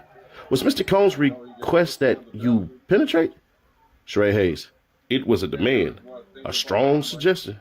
I'm assuming it wasn't a demand, it was a strong suggestion. That's where it makes sense. Donaldson. Cassie paid you even when she canceled, right? Sheree Hayes. Yes, $500. Combs Donaldson. Mr. Hayes, I wish you success with your book. Sheree Hayes. Thank you. Judge. Redirect. AUSA. What made you think Miss Ventura was enjoying herself? Sheree Hayes. It was the first time unprotected. AUSA. Without the details. Donaldson. Objection. With Sheree the Punisher Hayes still on stand, here is a sketch of him graciously gifted to Inner City Press by court artist Elizabeth Williams. AUSA. No further questions. Judge. Anything, Mr. Donaldson? Donaldson. What do you mean by steamy? Sheree Hayes. I felt it was enjoyable for Miss Ventura and Mr. Combs. For those like Elizabeth Williams sketches graciously gifted to Inner City Press, here's David James. Judge. Next government witness, AUSA. The government called Special Agent Gerald Gannon. AUSA. Where do you work? Agent Gannon. HSI Miami in the National Security Group. AUSA. In March 2024, Agent Gannon. The HSI Human Trafficking Group, Sex and Labor in Miami. AUSA. What time did the search begin? Agent Gannon. After 3 p.m. AUSA. Why so late? Agent Gannon. We learned Mr. Combs and his family were flying out of the country. AUSA. Was there a pier on the property on Star Island? Agent Gannon. Yes, we had to monitor it. Photos of 2 Star Islands shown. AUSA. Why did you have to break open the gate? Agent Gannon. To make sure bad actors wouldn't have time to put those who would search in danger? AUSA. What's this a photo of? Agent Gannon. The pool in the pier. After review of 2 Star Island floor plan. AUSA. What did you find here? Agent Gannon.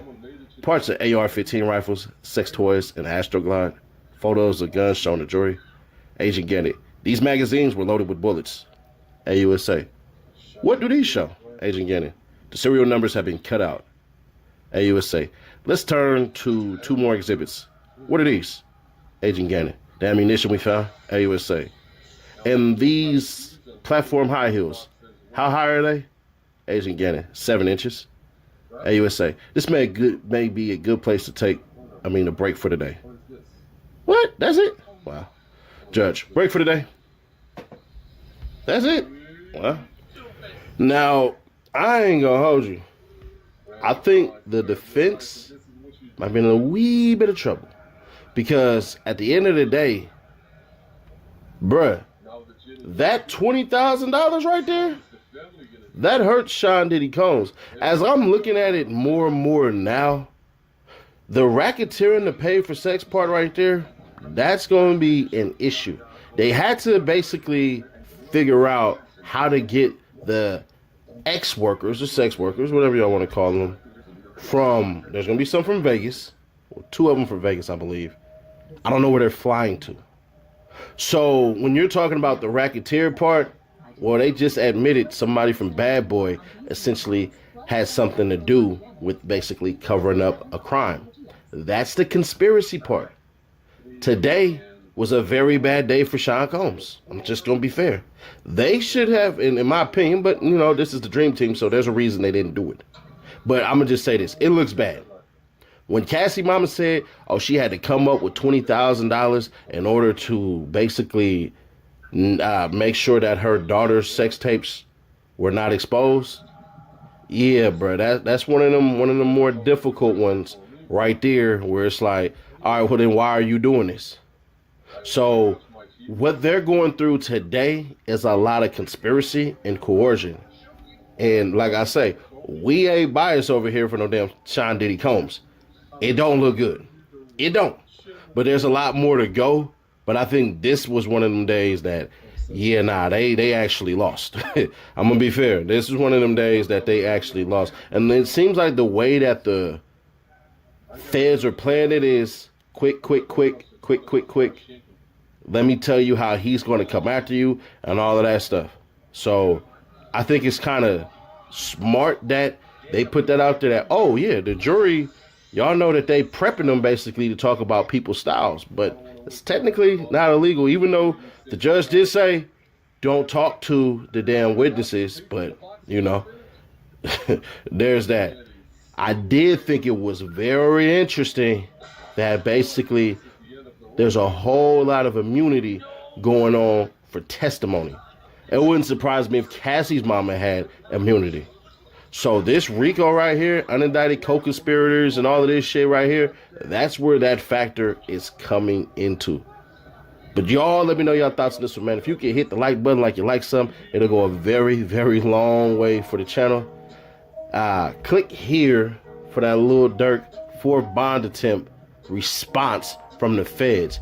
They said he tried to have witnesses' families killed.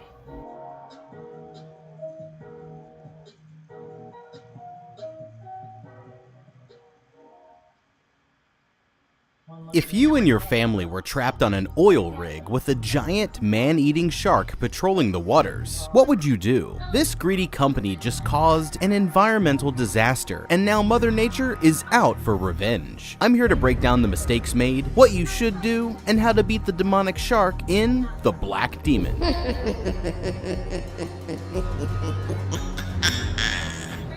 This 70-ton nightmare is about to go on a rampage that no one will ever forget. Just after dark, near an oil rig off the coast of Baja, California, these 2 divers are up to something fishy. While one guy keeps watch from the boat, the other dives down into the water and attaches a demolition charge to one of the supports, setting it to go off in 16 hours. He starts to swim back up to the boat when suddenly he's pulled away deeper into the open water. As he looks around, he sees that he's surrounded by dozens of glowing fish, but he has no idea that it's actually all in his head. And while he's lost in the sauce, something huge appears from the darkness and swallows him whole. His partner tries to call him from the surface, and he starts to freak out when he gets no response. Just then, something bumps the bottom of the boat, so he turns on the lights to try and get a better look below the water. Within an instant, the massive shark crushes him and the boat in its jaws.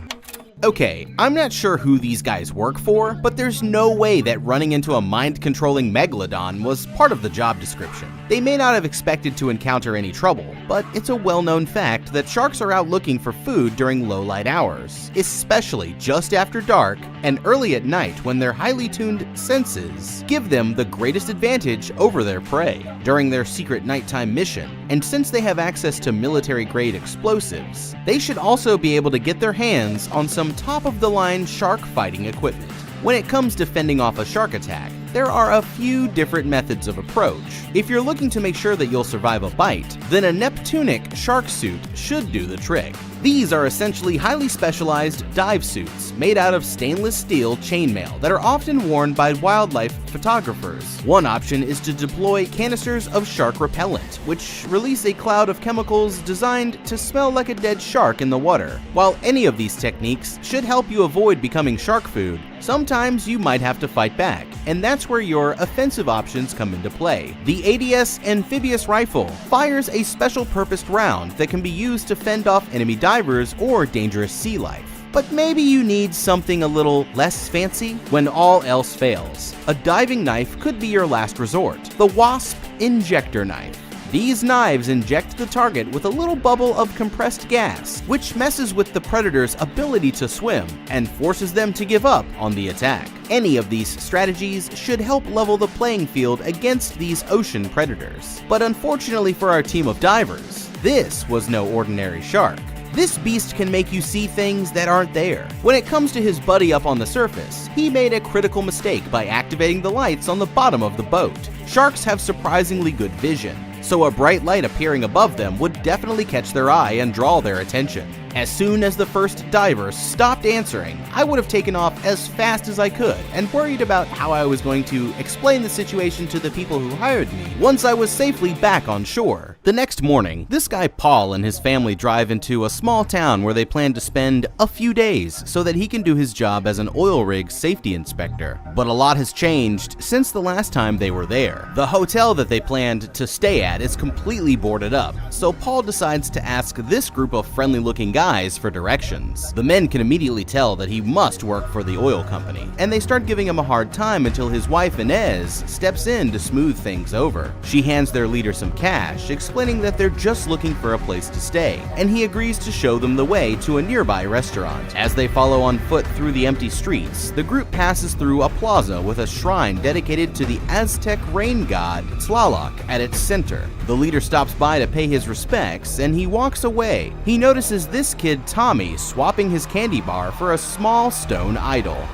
Okay, if you find yourself in a remote town where the locals have built statues honoring an ancient god, then it's probably in your best interest to know a little bit of the background on the subject just in case. Tlaloc, whose name means he who makes things sprout, was an Aztec god of rain, and one of the most important gods in their culture. His followers believed that he had the power to send beneficial rain, which would help the crops grow, or cause a drought if he was ever angered. He could also send lightning, hurricanes, and inflict sickness on those who upset him. Worship of Tlaloc often included child sacrifice in his honor, and if the children cried as they were being carried to the shrine, their tears were thought to represent a positive sign of coming rains. Little Tommy here should have probably thought twice before he went and swiped an artifact from the Aztec rain god. Something tells me that there's going to be some consequences for what he's just done, but all we can do now is wait and see. When they arrive at the restaurant, Paul gets the word that his bosses want him out on the rig as soon as possible. He tells his wife about the sudden change of plans, promising that he shouldn't be gone for more than a few hours, and after saying goodbye to the kids, he heads down to the dock to meet his boat. While they're sailing out to the platform, he asks the boat driver what happened to the town, and the man explains that everyone left after the oil drilling woke up an ancient demon. They don't make it far before the boat driver pulls over at an island dock and refuses to go any closer.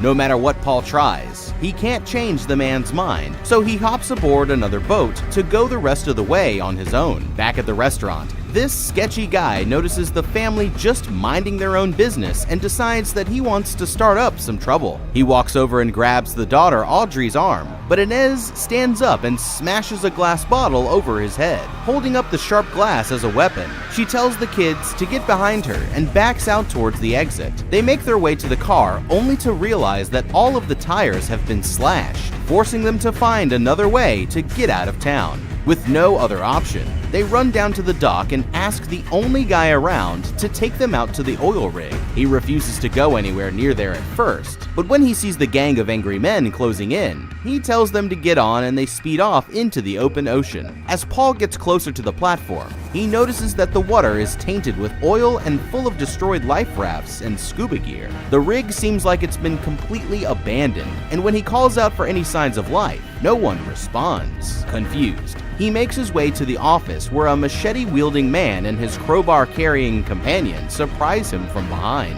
They want to know what he's doing out there, so he tells them that he works for the company, and someone was supposed to let them know that he was on his way. The men explain that their radio is broken, but that's when they hear the rest of the family pulling up in their boat outside. Out on the water, Tommy sees an enormous shadow swim past them just below the surface. The shark's huge dorsal fin appears alongside the boat, and the men on the station fire off a flare and start banging on the metal structure to lure it away. Suddenly, it swims over and sinks Paul's boat before disappearing out of sight. They make it on board the rig just in time, but Audrey stumbles and slips into the water, where she has a horrifying vision that she's surrounded by dismembered body parts. The shark rushes towards her just as the family pulls her to safety, so it sets its sights on the escaping boat instead, and they watch as it launches itself out of the water, chomping the boat in half and taking the driver down with it.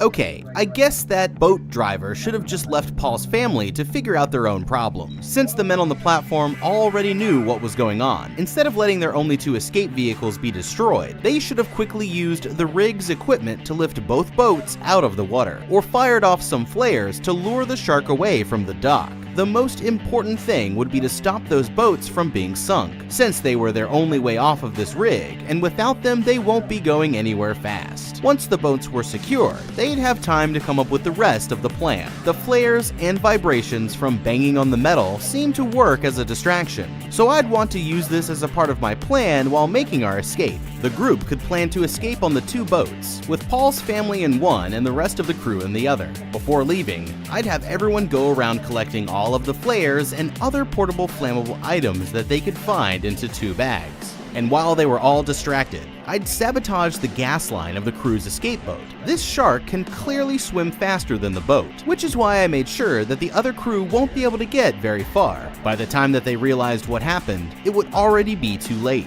It might not be the most honest plan, but when you're trapped on an oil rig by a prehistoric apex predator, there's no time to get caught up worrying about silly things like right and wrong. Unfortunately, it looks like Paul and his family are here to stay, at least for now.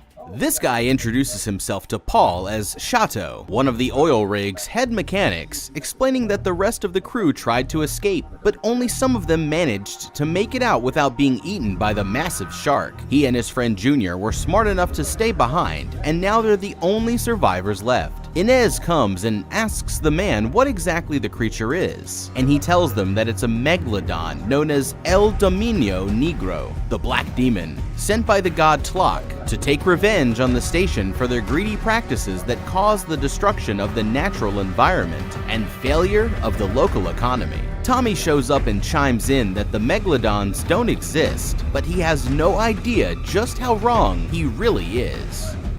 Okay, you might think that the shark from Jaws was the scariest thing in the ocean, but what if I told you there's a monster out there that makes great whites look like goldfish? Let me introduce you to this semi-truck-sized sea monster, a legendary shark known as the Black Demon. For hundreds of years, sailors and fishermen along the coast of Baja California have reported sightings of a 60-foot-long, 100,000-pound shark prowling the waters. That's over 3 times as long and 20 times as heavy as the largest great white ever recorded. Believed by experts to be a surviving member of the extinct species of giant shark, Megalodon, this thing eats fully grown whales for breakfast. So be careful next time you're out on the open water, because you never know what's lurking below the surface. As with any shark, the best way to avoid becoming its lunch is just to stay out of the water. But this thing looks big enough to take down the entire rig if they wait too long. Without any backup or heavy artillery, there's just no way they could possibly take this monster down. But they're about to find something on the station that could help to even the odds. Paul starts to figure out a way off of the rig, but their radio hasn't worked for weeks, and their only satellite phone was just lost with the crew during their first evacuations. While they're talking things over, the shark returns and starts crashing into the station. Paul can tell that the weakness seems to be coming from the south leg, so he tells Inez to take the kids inside while he and the 2 survivors go to see if they can figure things out. He asks for a rundown on the station's vital systems, but Chateau explains that at this point, nothing on the rig works at all. The demon shark attacks the rig as often as it wants, and it's only a matter of time before the whole thing goes down.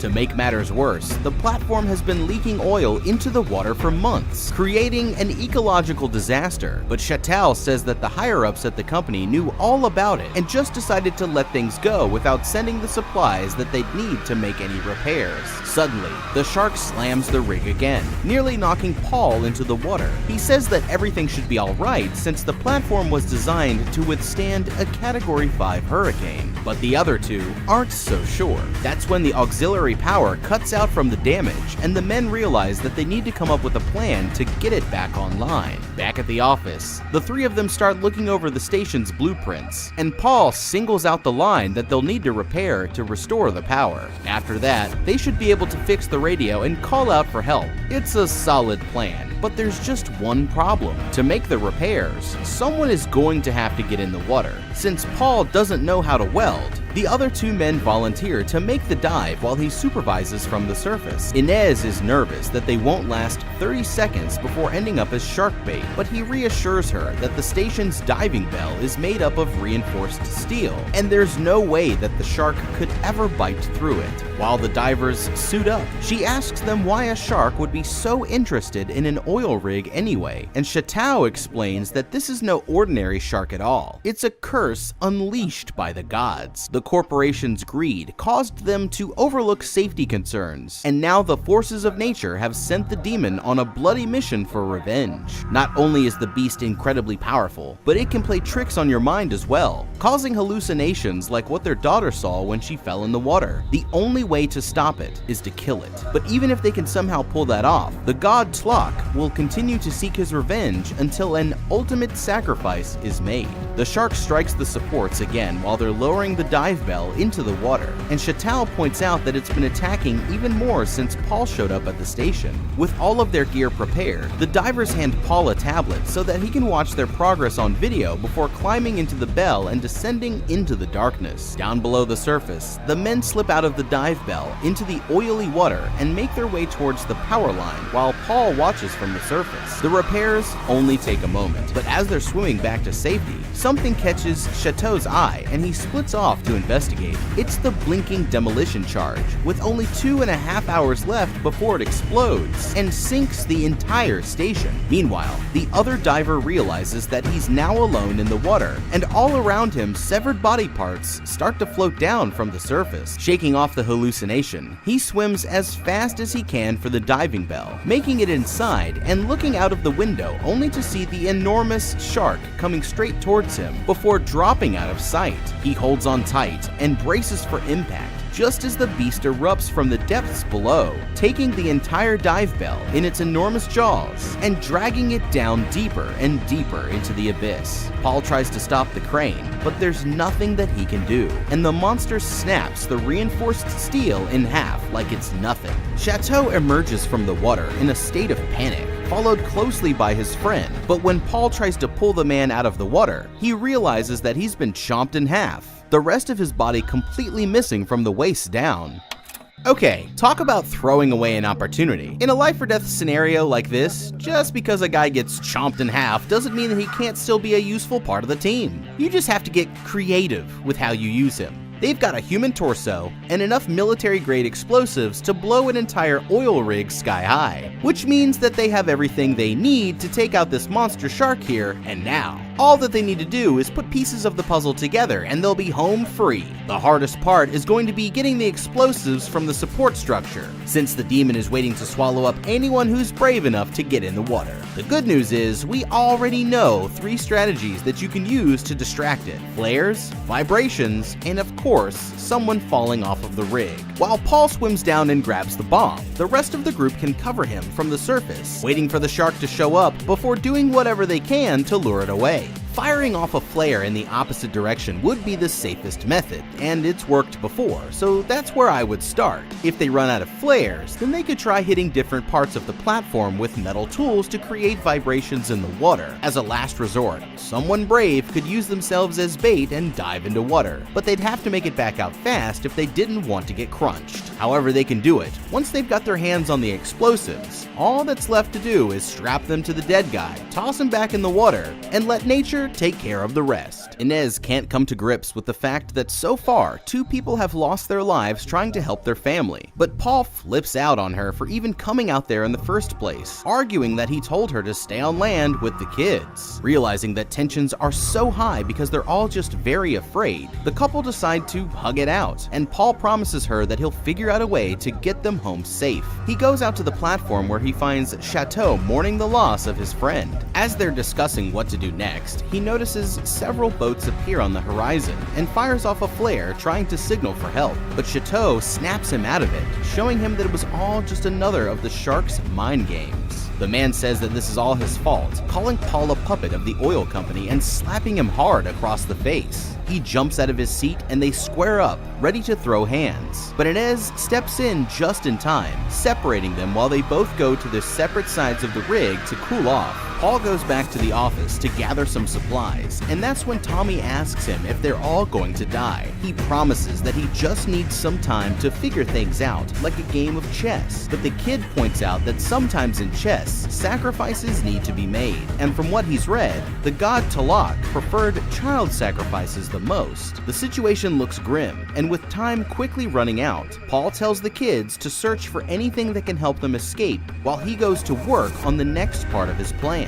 Paul goes down to the generator room, reluctantly accepting Chateau's help and explaining what he plans to do next. He thinks that if he can relocate the cooling system, then they can reactivate the generator and possibly fix the radio to signal for help. Meanwhile, the rest of the family searches through the offices for anything that they might be able to use to escape, which is when Inez comes across some redacted documents reporting the ecological disaster caused by the oil spill, and falsified safety reports signed off on none other than her husband himself.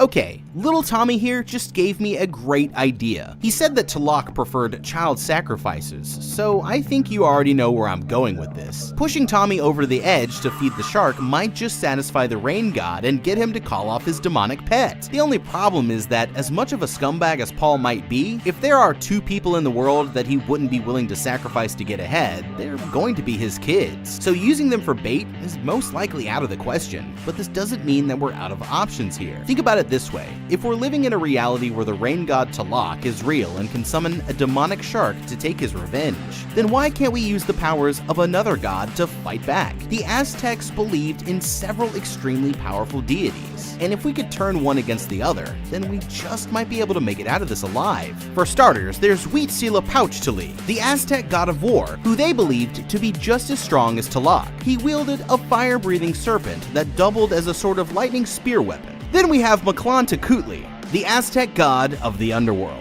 Both of these guys are great options for a good old-fashioned Clash of the Titans, but if you're summoning the wrath of an all-powerful ancient being, then you might as well go big. And I've got another god in mind that seems like he'd really be able to get the job done. Ladies and gentlemen, meet Tezcatlipoca, the god of the night, sorcery, and destiny. Considered by some to have been the most powerful god of all Aztec culture. We'll call him Tez for short. This guy had a strong love for chaos, earning him the title of the enemy of both sides. He had the power to forgive sins and, quote, release a man from his fate. So how do you get one of the most dangerous gods in the Aztec culture to notice you? A little human sacrifice, of course. Now all that's left is to decide who we're going to sacrifice. If his family is off limits, then that leaves us with one last option. Chateau! He's perfect! The plan is simple. Ritualistically sacrifice Chateau to the Aztec god of night, and use this blood offering to pray for Tez to reverse destiny, striking down the black demon, and safely transporting the family back to dry land. In order to appease the Big T, Aztecs would sacrifice their captives in ritual gladiatorial combat. So Paul needs to grab that machete that we saw early on and chop Chateau up like his life depends on it, because it does. At which point he'll save Paul and his family so they can continue to do what wealthy oil men do best: spread chaos throughout the world, and make life worse for everyone else. Paul needs to start thinking a bit more creatively if he wants to get one over on the Rain God here. And whatever plan he comes up with, I guarantee you it's not going to be as good as this one. While the rest of the family is distracted, Tommy goes down to the water and drops in a little canoe that he's made full of tiny figures representing the Aztec gods. He has no idea that the demon shark is watching him from the shadowy water below. Suddenly, the beast slams into the rig, sending Tommy flying into the water. Inez and Paul leap in after him, and just as the shark is about to annihilate his wife and child, he distracts it by banging a wrench against the metal platform, swimming to safety an instant before it nearly tears him in half. The relief of saving their child's life doesn't last long, because Inez is furious with Paul for what he's done. He tries to play dumb, but she throws the receipts in his face, proving that she knows the truth about his part in the corruption. Realizing that he's cornered, he begs her not to tell the kids, saying that he was just doing his job so that the family could have a better life. It's a good try, but the excuse won't work for Inez, and she storms out of the room, leaving him speechless and with nothing left he can do to win her back, besides finding a way to get them all home safe. Finally, Paul manages to restore power to the rig, but he knows that he has very little time left. Taking a swig of Chateau's booze, he comes clean about his role in the safety cover-up, saying that his bosses pressured him to fudge the reports if he wanted to keep his job. Worst of all, the demolition charges on the rig are the same ones that his company uses. They sent him out there to die, planning to pin the entire disaster on him once he was out of the picture for good. Chateau reminds him that all that matters now is figuring out a way to save his family, and that's when he gets an idea. Okay, Paul here wanted to impress his bosses back at corporate by helping them cover up the rig's problems, but it looks like now he ended up in the real Shark Tank. When just following orders leads your innocent family being trapped in the middle of the ocean by a vengeful spirit of an ancient rain god, it might be the sign that the decisions that you made weren't so smart after all. Hey Paul, you f***ed up. If you were the only one who had to face the consequences of your actions, then it wouldn't be so bad. The problem is, not only are your poor wife and kids about to kick the bucket, but you also managed to ruin an entire town's economy in the process. That's a difficult thing to achieve, even for the greediest of businessmen. Who knows how many people's lives that you ruined just to get ahead? Not to mention the unimaginable damage that you've caused the local wildlife and ecosystem. Captain Planet would not approve. The company may have said that if you don't do it, someone else will, but you always had a choice, and you chose to do the wrong thing. You can do whatever you want to try to make things right now, but the fact is that even if you manage to save your family, the effects of your corruption are going to haunt the people that you've never even met for generations to come. Anything that you do at this point is too little and too late, and something tells me that you'll get what's coming to you before the end. Standing up, Paul flips these two switches and grabs some bolt cutters from the workbench. While Chateau is back in the office trying to repair the radio, Tommy drags in a deflated life raft that he found, but the man says that it's too full of holes to be of any use. He manages to get the radio powered on and calls out for help, but after a moment it shorts out and he's right back to where he started. While behind him, the kids start working on their own plan. Grabbing some containers of acetone from one of the lockers, they start to cut up their stash of life jackets, dissolving the styrofoam in the liquid to create a sticky glue-like substance, and using the waterproof cloth from the jackets to patch up the holes in the raft. Paul enters the room and sees everyone hard at work, realizing that Chateau never tried to fix the radio during the weeks that he was stranded out there, because he wanted the oil rig to go down to save his community, even if he had to go down with it. That's when he starts to explain his plan.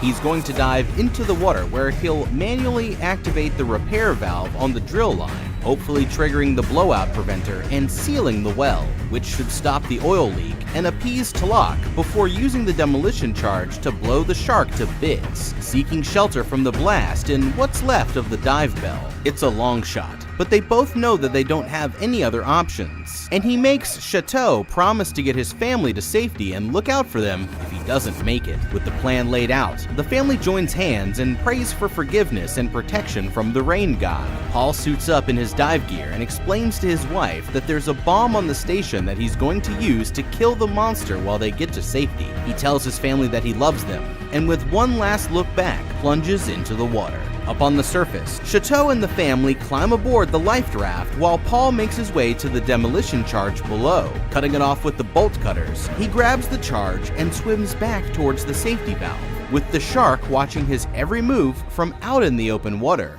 He tries the valve, but it's too jammed to move, so he cuts into one of the pipes with his welding torch, creating a pressure vacuum that triggers the blowout preventer and seals the well, successfully stopping the oil leak. It's a major victory, but he doesn't have time to celebrate for long, because in an instant, the demon shark starts coming straight at him. Swimming for his life, he makes it to the safety of the metal part of the structure as the beast passes just below him, but he's almost out of time, oxygen, and has nowhere left to run. Realizing what he has to do, he calls his family on the radio to say goodbye.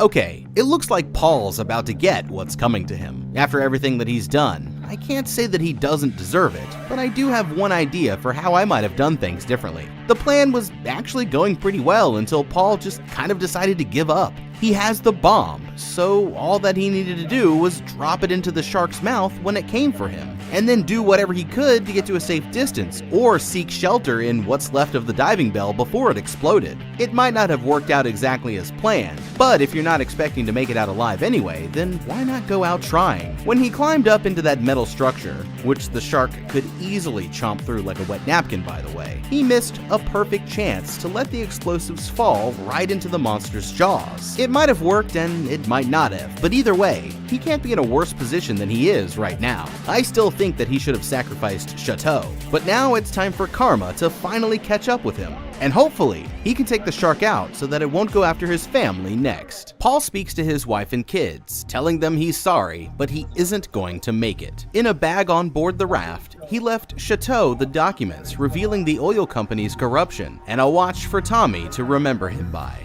With 25 seconds left before detonation, he lowers himself down into the open water, the shark swimming up from below and swallowing him whole just as the massive explosion goes off.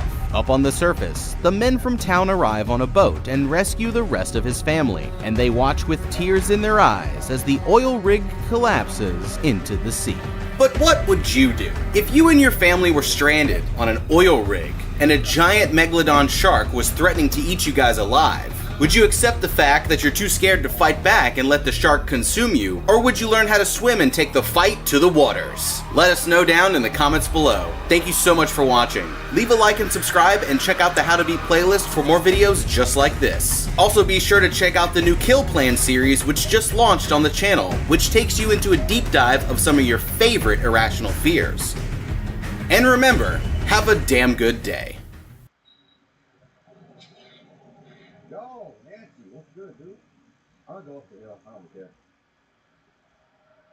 If you were trapped in a steel cage 150 feet underwater, with giant great white sharks circling you in, what would you do? When the crane that's holding them up suddenly collapses, these sisters find themselves lost deep at the bottom of the ocean, and no one is coming to save them. Stay out of the water, because we're here to break down the mistakes made, what you should do, and how to escape the shark cage of death in 47 meters down.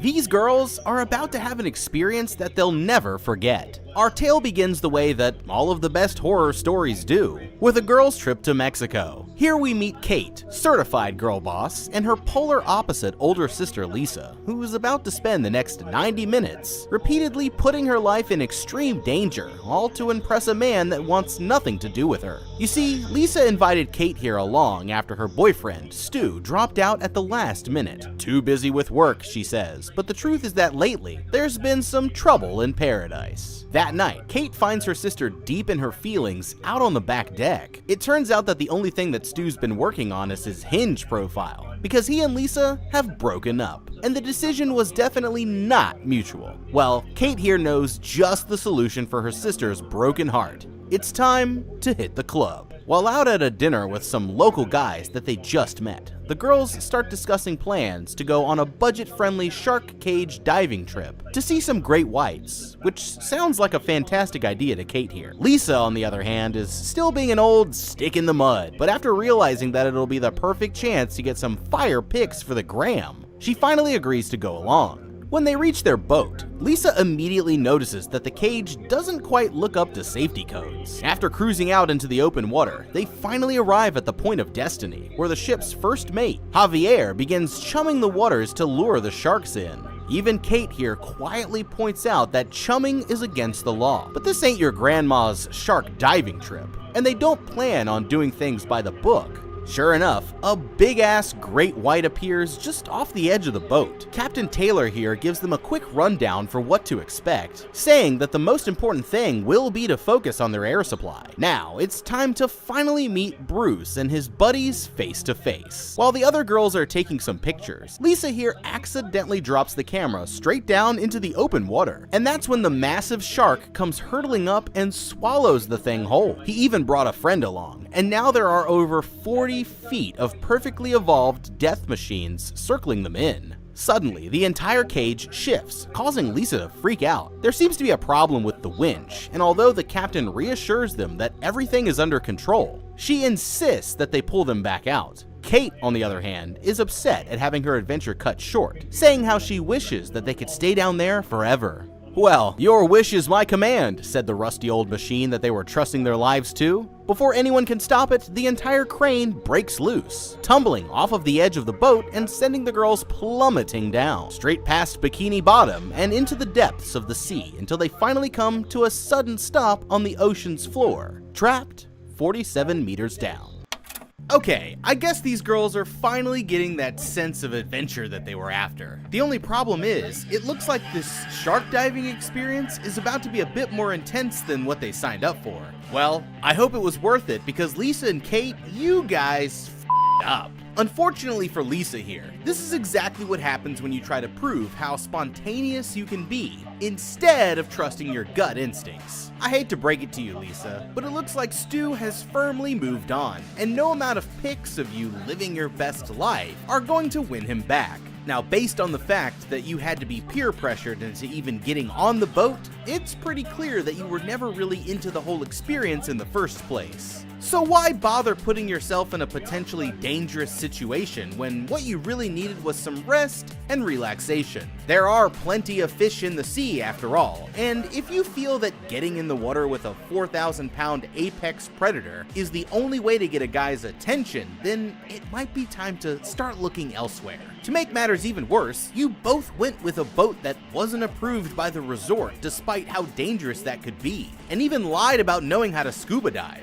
Plus, you did all this with people that you just met and don't fully trust, and kept it all off of the books so that there's no record of you ever having gone out there at all. This is what you might call asking for trouble, and it looks like you just found it. Suppose that everything went horribly wrong, like the cage breaking off and sinking down to the bottom of the ocean. Do you really trust these total strangers with your lives, even when they're not connected to you in any official way? What if they decide to just leave you now that things are out of control? Nobody knows that you're out there, so the only way that you're getting saved is if they decide to do the right thing, and personally, I wouldn't have taken that chance. I mean, one look at the equipment should have told you everything that you needed to know here. That cage looked more rusted out than a 90s Ford Explorer, and didn't really seem to have any safety gear in place to stop it from sinking, besides the equally rusty crane that was holding it up.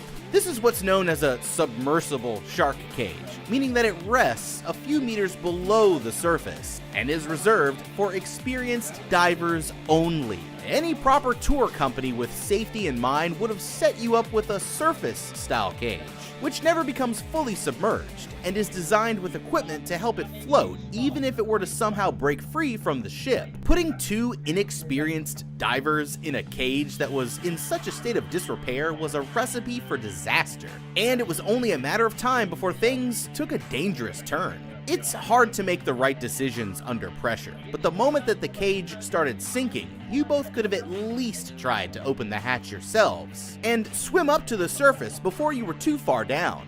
Sure, there still would have been the sharks for you to worry about, but let's not forget that you and your new friends deliberately called them there to begin with. So there's really no one to blame for your current predicament besides yourselves. Given the way that things have gone, whipping these death machines up into a borderline feeding frenzy just for a picture probably doesn't seem like such a great idea anymore now, does it? When you end up trapped at the bottom of the ocean, surrounded by great whites, with a limited air supply and no way to tell if help is coming, all because you wanted to impress an ex? Lisa and Kate, you up. Lisa is knocked unconscious from the fall, with blood from her nose leaking out through the mask and into the surrounding water. Luckily, Kate manages to wake her up, but she immediately flies into a full-blown panic attack when she realizes what's just happened, swimming up to the top of the cage and desperately trying to get herself out. Kate here manages to get her under control, reminding Lisa that they need to conserve as much air as possible while they wait for help to arrive. Through the comms systems built into their masks, they're able to hear what sounds like the surface crew attempting to reach them. But at this depth, the signal is too weak to get through. That's when Kate decides that she needs to swim up until she's close enough to make contact with the ship and let them know what's going on. Lisa's nervous, but right now it seems like they have no other choice. As if the massive sharks circling nearby weren't enough of a problem, the entire crane itself landed right on top of the cage during the fall. The girls were lucky enough not to be crushed by it, but now there's no way to get the hatch open no matter how hard they push, meaning that they'll need to come up with a new strategy. Instead, Kate realizes that she can fit through the gap in the bars, but she'll need to temporarily remove her oxygen tank to do it. Handing the tank over to Lisa, she quickly begins trying to wiggle her way through, only to realize that she won't be able to fit unless she also takes off her mask. Lisa here really doesn't like that idea, but after reassuring her that the plan will work, Kate removes her mask and finally manages to get through. After quickly reattaching her mask and tank, she decides to make a pit stop and get the crane clear from the hatch. That way, Lisa will still be able to get out if she winds up as shark food. She's completely exposed, ignoring the danger and using all of her strength to try to move the object. Unfortunately, the crane won't budge, and she realizes that it's caught against the rocks on the ocean floor. Digging it free, she finally manages to loosen things up enough to push the crane off of the cage, clearing a path for Lisa to get out if she needs to. It's a good start, but she still has to get through to the team back on the surface. And now, there's a chance that the loud disturbance could have attracted even more sharks. Promising to be back as soon as she can, Kate begins swimming up into the open water while calling out to the captain over the radio until she's finally able to get through. After checking how much air that the girls have remaining, he tells her to get back to the cage as fast as she can, saying that Javier is going to swim down with a second cable to pull them back up. No matter what happens, the most important thing is that the girls don't rush back up to the surface, because if they do, they'll most likely be killed by decompression sickness, which is also known as the bends. When she makes it back, they need to stay put, conserve their air, and patiently wait for help to arrive, and he'll have them out of there nice and easy. Kate returns to give Lisa the good news, but they're about to realize that this nightmare is far from over. With nothing else to do but save as much air as they can, they huddle up together in the cage and prepare to wait it out. Okay, they might think that they're making some progress here, but in reality, all that's Kate doing is making more stupid mistakes. For starters, there was absolutely no need for her to go leaving the cage and risking her life by swimming out into the open waters. You see, right now, their options are extremely limited. Either stay put and wait for help, or swim all the way up to the surface themselves. Thinking about it logically, the guys on the ship just saw them go down right in front of their very eyes, which means that they should already be working on finding a way to rescue them if they're trustworthy people. So there's no need for Miss Captain Obvious here to go swimming out into the danger zone just to remind them that they need some help, because I'm pretty sure that they can already tell that much. Now, like the captain said, the reason why they can't just swim up on their own is because they'll run the risk of getting the bends. Also known as decompression sickness, the bends occur when divers attempt to rise back up too quickly from any dive greater than 30 feet or 10 meters below the surface. During a scuba dive, the compressed air in the tank is actually a mixture of oxygen and nitrogen. While your body uses the oxygen as normal, the nitrogen dissolves into your bloodstream, remaining there for the duration of your dive. As you ascend back towards the surface, the water pressure surrounding you decreases. And if this is done too quickly, the nitrogen that's still in your bloodstream forms into bubbles within your blood and tissues. This can cause anything from severe joint pain in the most mild cases to a sudden and painful death if you aren't as lucky. To avoid this, experienced divers must stick to a carefully timed rate of ascent, which is typically about 33 feet or 10 meters per minute, as well as make decompression stops at certain depths to allow for the nitrogen to safely work its way out of their bodies. If they were to swim for the surface now, the girls would need to make a decompression stop in the open water at around 20 meters for about 5 minutes, and would be unable to rise up rapidly in the event of a shark attack without running the risk of getting the bends, which is why they haven't just gone for it already. This means that, for now at least, their best bet is to stay put and save as much oxygen as they can while they wait for help to arrive. It may seem painfully obvious, but according to experienced divers, the best way to stretch out your air supply is to remain calm. Take slow, deep breaths, and stop swimming around so damn much. Their tanks are equipped with gauges that give them an exact read on how much air they have remaining, and Kate, at least, has enough experience to convert that into minutes. It should be simple enough for them to stay in the cage while keeping an eye on their air supply, and if it gets to the point where they're running low and rescue still hasn't shown up yet, just swim for it, because at that point, they've got no other choice. If they stay still long enough to let things cool off, then hopefully the sharks will be long gone already if and when the time comes that they need to make their ascent without any help. Plus, if you're going to go swimming out into the open water once, then why not just keep going all the way to the surface and get it over with? As terrifying as they are, unprovoked shark attacks on divers are extremely rare, and chances are that the girls would make it to the boat without any trouble if they decided to take the risk. However, since they were churning in the water before that incident, it is possible that there'd be an increased chance of attack now that the sharks are actively hunting for food.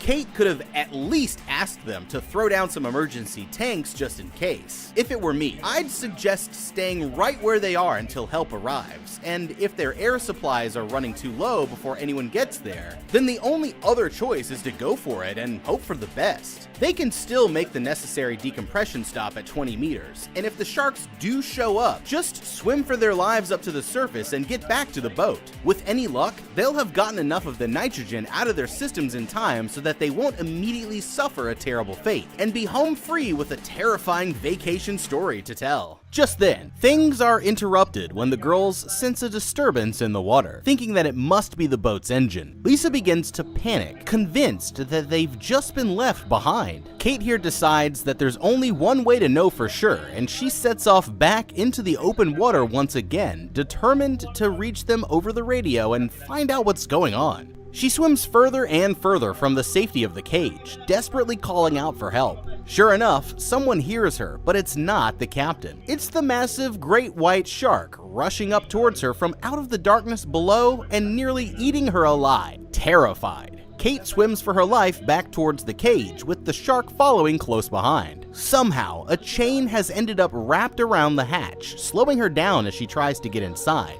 But she manages to get it loose at the last second, pulling herself in just as the shark nearly demolishes her. The girls are completely terrified, but the attack isn't over yet. Circling back around, the shark crashes into the side of the cage, straining the rusted bars until it looks like they're about to snap from the pressure. With nowhere to run, all they can do is stay quiet and hope that it goes away. Luckily, the shark gets bored and disappears back into the open ocean for now, but the girls still have a long way left to go before they're finally safe. Lisa begins to panic again when she realizes that they couldn't get in touch with the captain, pointing out that she never even saw another winch on the boat in the first place. She's convinced that they left and wants to make a break for the surface, but Kate explains that doing so would only put them in more danger, since they'd have to stop in the open water to decompress for 5 minutes, or else they're guaranteed to die from the bends. Checking their tanks, the girls see that Lisa has about 20 minutes of oxygen left before she runs out. Kate, on the other hand, is doing much worse. With less than half as much air left for herself, things are looking bad, when suddenly they hear static over the comms, and see a flashlight descending into the depths some few hundred yards away. It's Javier with the rescue cable, but they can't reach him over the radio, and he hasn't managed to locate exactly where they are yet. Thinking quickly, Kate picks up a rock and starts banging on the bars of the cage, trying her best to signal him. But unfortunately, he isn't getting any closer. Time's running out, and with Kate significantly lower on oxygen, Lisa here decides that it's her turn to brave the open waters. Kate gives her some quick instructions, telling her sister to stay as close as she can to the ocean floor, since sharks prefer to attack from below. She explains how Lisa can float higher or lower by using the clicker on her buoyancy control device, but reminds her that whatever she does, she can't go straight up or else she'll die. With that, Lisa collects herself, swims up out of the cage, and begins crawling along the ocean floor towards the flashlight in the distance. Okay, where the hell is Jason Statham when you need him? It's good to see that Lisa here finally found her courage, but that isn't going to help if they keep making the same mistakes and putting their lives in danger for absolutely no good reason. Kate here swimming back out into the open ocean for the second time was just dumb. Instead of getting through to the captain, all that she managed to do was get the shark's attention, and to make matters even worse, lead it straight back to the cage. If there was ever any chance of the sharks leaving and giving them a safe path to escape, then that chance is now completely gone thanks to Kate here. Now it knows exactly where to find them, and only has to wait patiently in the surrounding waters until they slip up again to get its next meal. Here's a thought: if Kate and Lisa really believed that their tour guides might have left them for dead, then how in the hell would one person swimming alone halfway up to the surface to call for help and then still having to double back to the cage actually solve anything? If they're still around, then all that they're going to tell you is to get back to safety, and if they're gone, well, then you're pretty much just out of luck. Maybe pick some more trustworthy friends next time. Even if they thought they'd left, that still doesn't change what they needed to do here. Either stay put and wait for help, or both of them make a move for the surface together. Swimming out and getting the shark's attention is only going to make the situation even more dangerous, and pretty soon, they're going to end up paying the price. Now, with all that being said, they're also missing out on some very important math here. According to their gauges, Lisa here has 80 bar of air left in her tank, which Kate says should last for about 20 more minutes. Kate herself, on the other hand, has only 30 bar, which would make for less than 10 minutes worth of air remaining for her. Whether they can get the cage fixed or not, they'll still need to stop for about 5 minutes at the 20-meter mark to properly decompress. If they're swimming fast, then they can cover about 30 meters per minute, which would work out to a little under a minute and a half's worth of travel time to reach the surface, and that's without including the decompression stop. Essentially what this means is that unless Javier brought down some extra tanks, they need to go for it now, because Kate is officially out of time. Since they're worried about another shark attack, I'd suggest quickly using the surrounding rocks or some other method to try to break one of the weakened bars off of the cage, which they could then use as a makeshift spear. Hell, even just taking a good-sized rock itself with them might help as a weapon, although it would also slow down how quickly they could swim. It's gonna be terrifying, but it's a well-known fact that sharks are less likely to attack groups, preferring instead to go after solitary swimmers, so by sticking together for once, they'll actually greatly increase their chances of survival and making it to the rescue boat safely. Personally, based on their dwindling oxygen supply, I'd say that they need to suck it up and make a break for the surface while they still have a chance. But if they're determined to stick with their current plan and go for the flashlight that they see off in the distance, it would still be much safer for the two of them to go together instead of splitting up. Not only would this reduce the risk of a shark attack, but it would also prevent them from accidentally getting separated, lost, or losing communications, and by making it over to Javier, they'd have a great meat shield to offer up if the big fish came back around looking for an easy snack. They're going to get themselves killed if they keep making these stupid decisions, but hopefully, Lisa here can make some real progress before it's too late. Within seconds, Kate immediately lets out a panicked shriek. The shark is back, and it's coming straight for her sister. Ducking into a cave between the rocks, Lisa manages to make it to safety just in time, but the shark is still circling in the water right above her. Just when she starts to think that the coast is clear, the shark bursts into the cave right next to her, getting hung up by the rocks just inches from her face.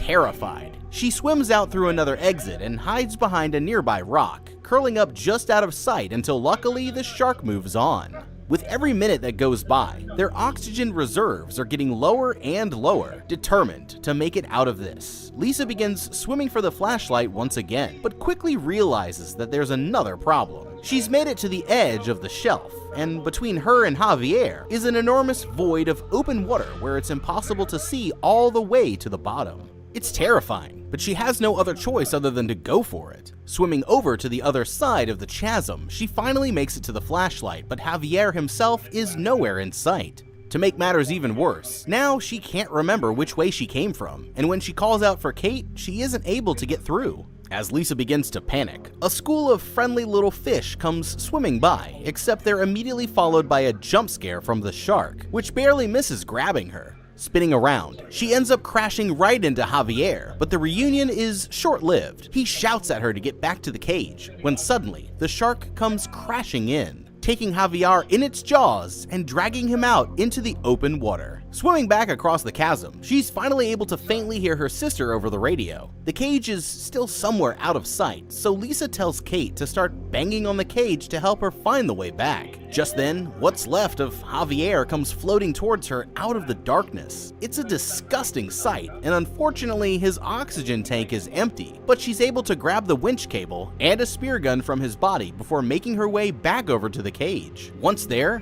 Lisa quickly attaches the secondary winch and begins swimming up towards the surface until she's able to let the captain know that they're ready to come up. He's shocked to learn what happened to Javier, but there's no time to waste. Diving back down, Lisa swims into the cage and tells her sister that they're getting out of there. It's been close call after close call, but finally, things are starting to look like they just might survive. They can feel the machine kick on as it begins pulling them upwards towards the boat. It's working, and as they continue to get closer, they can finally hear the captain. There's less than 30 meters left to go, but unfortunately, it's just too good to be true. Suddenly, the second cable begins to break from the added weight, forcing Taylor to slow the machine down. Despite his best efforts, the damn thing snaps again, and the girls go plummeting down for the second time, tumbling end over end until they come to a crashing stop right back where they just came from. This time, they quickly realize that the situation is even worse. Lisa's leg is now pinned between the cage and the ocean floor, and Kate has less than 5 minutes worth of oxygen left in her tank.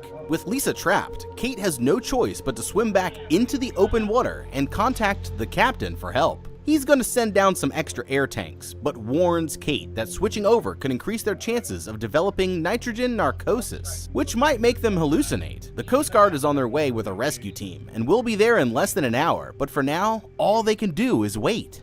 Okay, this is not good. There's already one person dead in the water, and just when it started to look like they were actually making some progress, their tour guide's faulty equipment struck again, leaving them stuck even worse than they were before. On the plus side, at least they know that a fresh supply of air is on the way, and they have a spear gun now, which is exciting. I'm sure that they'll put it to good use. It's not all good news though, because like the captain said, switching over to a new air tank runs the risk of another problem showing up: the onset of nitrogen narcosis, also known as the Martini effect. Nitrogen narcosis leads to the diver feeling similar to how they would when drunk, and is caused by the anesthetic effect of the gases in the tank when combined with the high water pressure. At their current depth, the girls are most likely to experience delayed physical and mental responses, poor decision making, overconfidence, and possibly even full-blown hallucinations. So you can see how this could easily become a life-threatening issue considering the circumstances. With this in mind, I'd suggest having Kate hook up her new oxygen tank first. That way, Lisa can watch out for any signs of the intoxicating effects, since she still has enough air of her own to get by, and also clearly won't be going anywhere anytime soon. Once Kate is safely on her new tank and in a right state of mind, Lisa can hook hers up, and hopefully by then, rescue will be on the way. With Lisa trapped, it's a little too late now, but honestly, at this point, they should have just gone for the damn surface the moment that they ended up down there. And after all of their little field trips away from the cage, they've each been out in the open water for way longer than 5 minutes, and keep having run-ins with the shark every time. If they'd just stuck together and gone for it right away, then they'd either be shark food or home free by now. down, instead of progressively making the situation worse for themselves with every single decision. Or how about this? As soon as they noticed that the second cable was starting to break, why not get the hell out of the cage and swim the rest of the way up before it went plummeting back to the ocean floor and trapped them even worse? They were so close to freedom, but hesitated at the worst possible moment, and now they're right back where they started. Getting Lisa free without help isn't going to be easy, but it's possible that if Kate here can find any nearby debris, like a long piece of metal from the crane, then she could wedge it under the cage and use leverage to create just enough room for Lisa to pull her leg out. If they were using a lighter aluminum cage, then this might not have been a problem at all, but this rusty old hunk of junk looks heavy, so there's a good chance that Lisa isn't going anywhere until help arrives. Now at least they know that the Coast Guard is on the way, so the only thing left to do is sit tight, wait for them to arrive, and hope that their rescuers don't end up as shark food next. Back at the cage, the girls hide out until they can see the spare tanks floating down from the surface. Kate quickly swims over and attaches her new air supply, managing to hook it up just seconds before she would have drowned.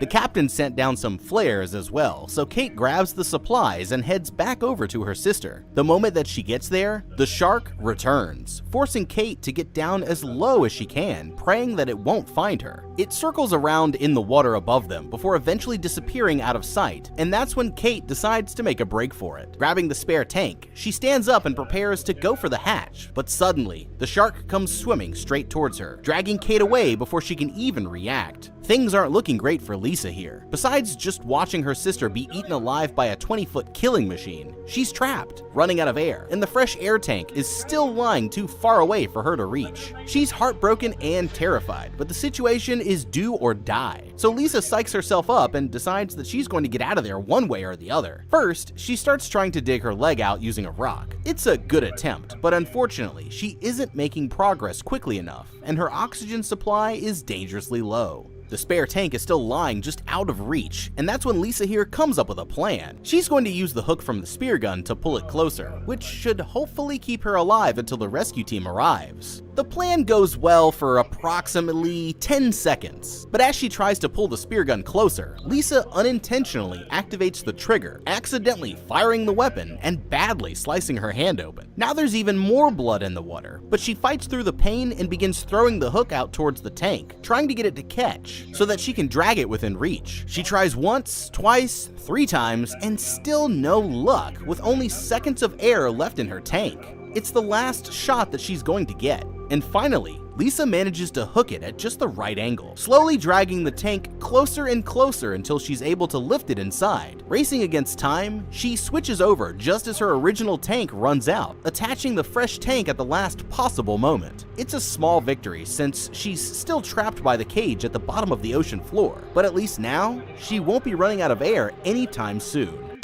Okay, things keep going from bad to worse for Lisa here. Everything that she does seems to take her 1 step forward and 2 steps back. And now we've got one sister down with only one left alive. It definitely didn't help that Lisa kept shining that flashlight around in the water and right onto her sister as if she was trying to get her killed. Although in general a shark's vision is extremely poor when compared to our own, they do still use sight as a part of their natural hunting strategy, and great whites actually have some of the best vision of any of the shark species. They're also attracted to sources of light, which means that shining that flashlight right onto Kate while she was trying to hide was essentially like waving a giant sign that said, "Shark food over here!" for Kate. Now that she had a fresh air supply, there was really no rush to get back into the cage. She easily could have kept waiting in her hiding spot until she was sure that the shark was good and gone. Alternatively, she could have waited until she could clearly see that it was far enough away and facing the opposite direction before making her move. Choosing to go while it was out of sight was the worst possible idea because she had no way of knowing where it was or if it was looking right at her. Since she was so close to the cage, Lisa could have even opened the hatch ahead of time to give her a clean shot, and then all that she would have needed to do was stay low and wait for the right moment to go for it. Also,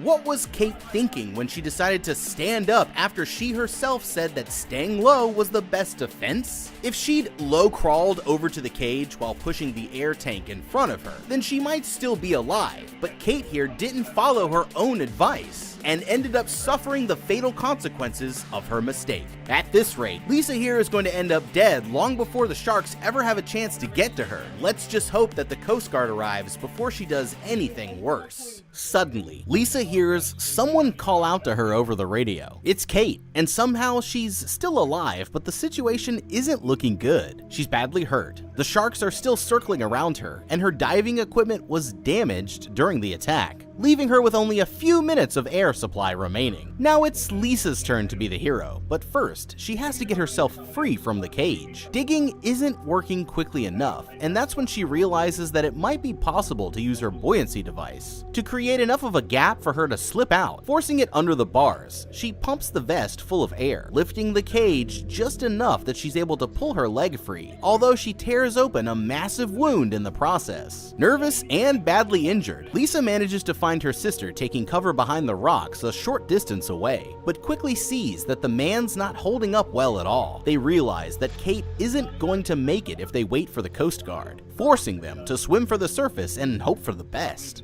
Fortunately, Kate still has the flares, which they use to scare off the sharks for now. A few meters up, they're able to get in contact with the captain once again. He encourages them to get back to the cage, but Lisa explains that isn't going to be an option. Still, he warns them that they need to take it slow so that their bodies will have time to properly decompress.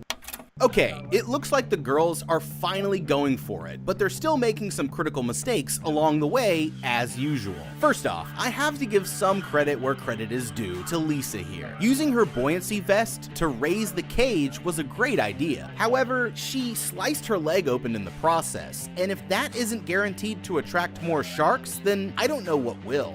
Instead, it might have been possible to use the sharp edge of the spear gun to cut off a part of her wetsuit and wedge it in between her body and the cage as a way of using it to prevent her leg from being cut up. Or also wrap the material around her hand to control the bleeding, which would help to avoid getting more blood in the water. Now that they're going for the surface, they're also going to end up exposing themselves to the sharks. So it's important to know what to do if one goes in for an attack. The key here is going to be to make sure that they stay back to back. That way, they'll always have all of their angles covered, and we'll be able to see an attack coming. They'll want to swim as calmly and methodically as possible towards the surface, since any splashing or sudden movements could activate the shark's prey dive and make them look like an easy target. If the worst case scenario happens, and one does attack, then their only chance is to strike the shark hard around its gills, eyes, and nose, which should hopefully scare it off. The average person probably isn't going to do too well in a one-on-one fight with a 20-foot apex predator, but with any luck, they'll be able to hold the sharks off long enough to make it safely to the boat. I'd suggest using the spear gun, but she left it behind. Nice one, Lisa. That was the only weapon that might have saved your life, but you decided to take the flashlight instead, which we've already pointed out is pretty much just a shark dinner bell. She better smarten up and stop shining that damn thing around right now, otherwise they're never going to make it. The flares, on the other hand, seem to be working, at least for now, so I'd keep using those and hoping for the best. They've still got a long way to go, but it looks like this nightmare is finally almost over. When they hit 20 meters, the girls are forced to stop for 5 minutes while they wait for the nitrogen to leave their bloodstream. That's when the first flare runs out, and Kate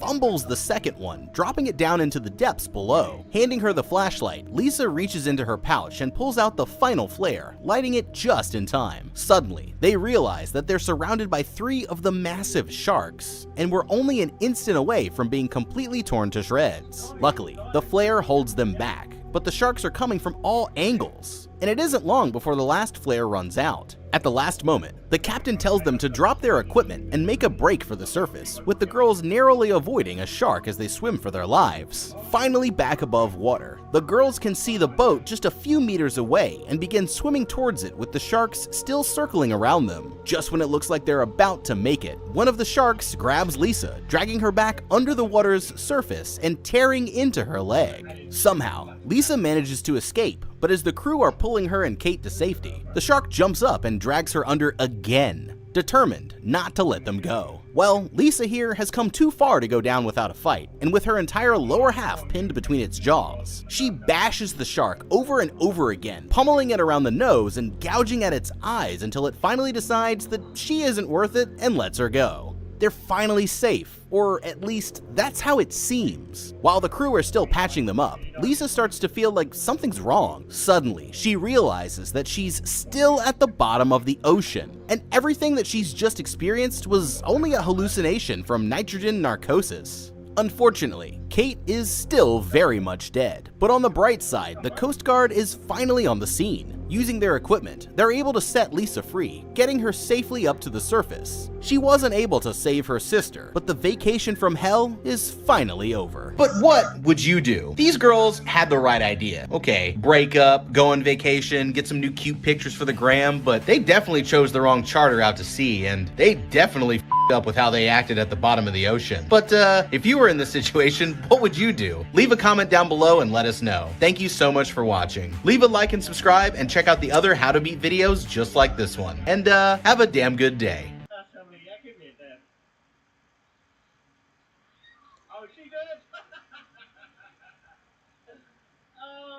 So, if you were trapped on a destroyed airplane hundreds of feet below the ocean with a swarm of bloodthirsty sharks trying to eat you alive, I just got one question for you people. What would you do? When these three friends planned a vacation trip to Cabo, they had no idea that they were actually buying tickets to their own funerals. And the ocean's deadliest predators are about to treat their flight like an all-you-can-eat buffet. We're gonna break down the mistakes made, what you should do, and how to beat the sharks on a plane in No Way Up. These people are about to have the worst vacation of their lives. Brandon here suddenly wakes up from a nightmare in his trailer on the outskirts of Los Angeles. After taking a moment to collect his thoughts, he unenthusiastically climbs out of bed and starts getting ready for another day. He's been working as a bodyguard for the governor's family, but he has no idea that today is going to be his last day on the job. Arriving at the airport with the governor's daughter Ava, they meet up with her boyfriend Jed and his buddy Kyle, who aren't the most excited to see that Brandon is tagging along. They're taking a trip to a resort in Cabo, but her overprotective father still insisted that she bring her bodyguard just in case. While boarding the plane, Ava decides that she wants to take an empty seat in the back next to her friends, leaving Brandon up in first class by himself. With everyone in their seats, the flight takes off.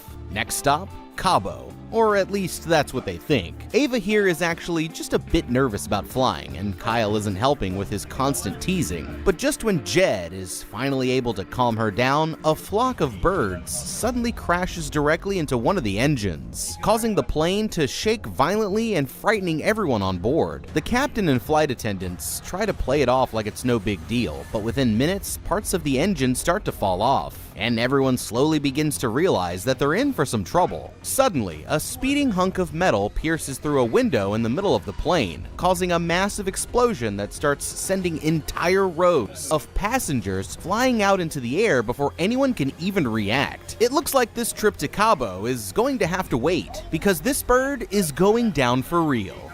Okay, Cabo, we have a problem. It looks like this dream vacation just turned into their absolute worst nightmare, but on the bright side, at least their plane ticket came with some free skydiving lessons. From where they're sitting, the situation probably looks bad, like really bad, but don't cancel the trip yet. Things are about to get scary, but there's still a chance that they might just survive this disaster with the right strategy, and a helpful amount of dumb luck. What they're experiencing here is an extreme case of a phenomenon known as rapid decompression. Since commercial airlines travel at such high altitudes where the outside air pressure is much lower than here on solid ground, the inside of the cabin is kept at a pressure level similar to what our bodies are naturally accustomed to. This works as long as the cabin remains sealed, but if the main body of the plane, called the fuselage, is somehow breached, then the pressurized air from inside will suddenly rush out in order to equalize with the lower pressure outside of the aircraft. This rapid drop in pressure can actually cause the air in your lungs to expand,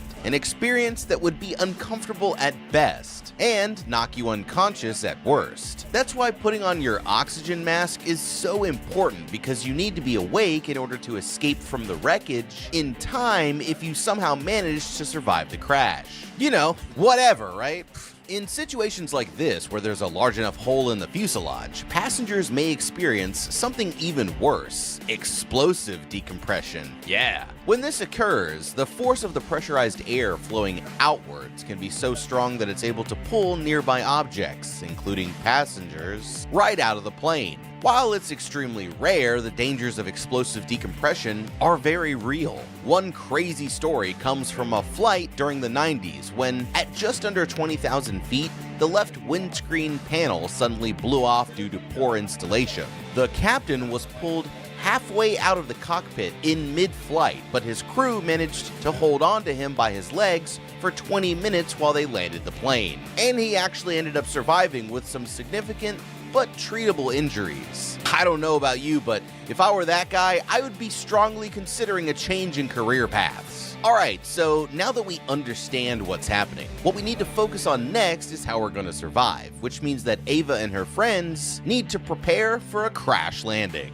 This is the definition of nightmare fuel, but if they're able to keep their wits about them, then there's still a decent chance that they could make it out of this alive. The first and most important thing to do if you're suddenly caught in a plane crash is to remain calm. Easy enough, right? Sure, because what could be more relaxing than free-falling 30,000 feet towards the open ocean? Hopefully you read that safety card and paid close attention to the flight attendant's instructions, because you're about to get a pop quiz with deadly consequences if you fail. The next step is to quickly put on that oxygen mask to prevent yourself from passing out due to the rapid decompression like we mentioned before. Then you need to assume what's known as the brace position. This involves bending forward with your head and arms pressed firmly against the back of the seat in front of you. You've probably heard the rumor that this position is actually intended to kill you, but the truth is that following these instructions will increase your chances of survival by hopefully preventing you from being severely injured during the crash. Once your oxygen mask is on and you're braced for impact, gravity is going to have to take its course before you're able to make the next step: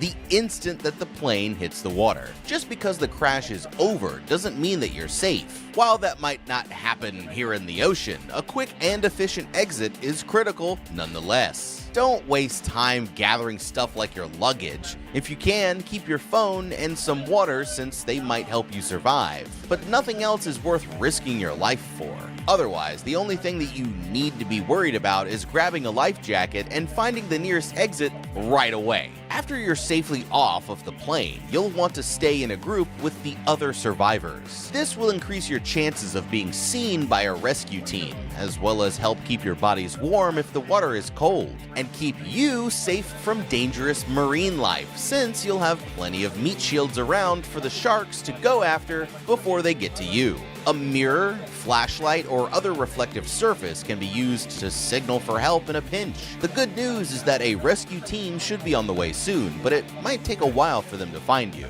In the meantime, the most immediate dangers are going to be exposure to the elements and access to clean drinking water. The key is to carefully ration any water that you do have for as long as possible, and try to stay out of the sun however you can, such as using extra articles of clothing for cover or finding a shade created by debris. If you can find any floating chunks of the plane that are large enough for you to climb onto, then do it, because sharks have been known to investigate accidents in the water, and any blood or signs of distress can increase their chances of attacking survivors, as Ava and her friends are about to find out for themselves. All that's left to do after that is ride the tides and hope that the Coast Guard gets to you before the creatures of the deep. It won't be easy, but just remember to channel your inner Tom Hanks and you should be alright. That's a Castaway joke for all you 12-year-olds out there. Within seconds, the entire plane is thrown into utter mayhem as the hole in the side continues to grow larger and larger, pulling innocent passengers to their deaths no matter how desperately they try to hold on.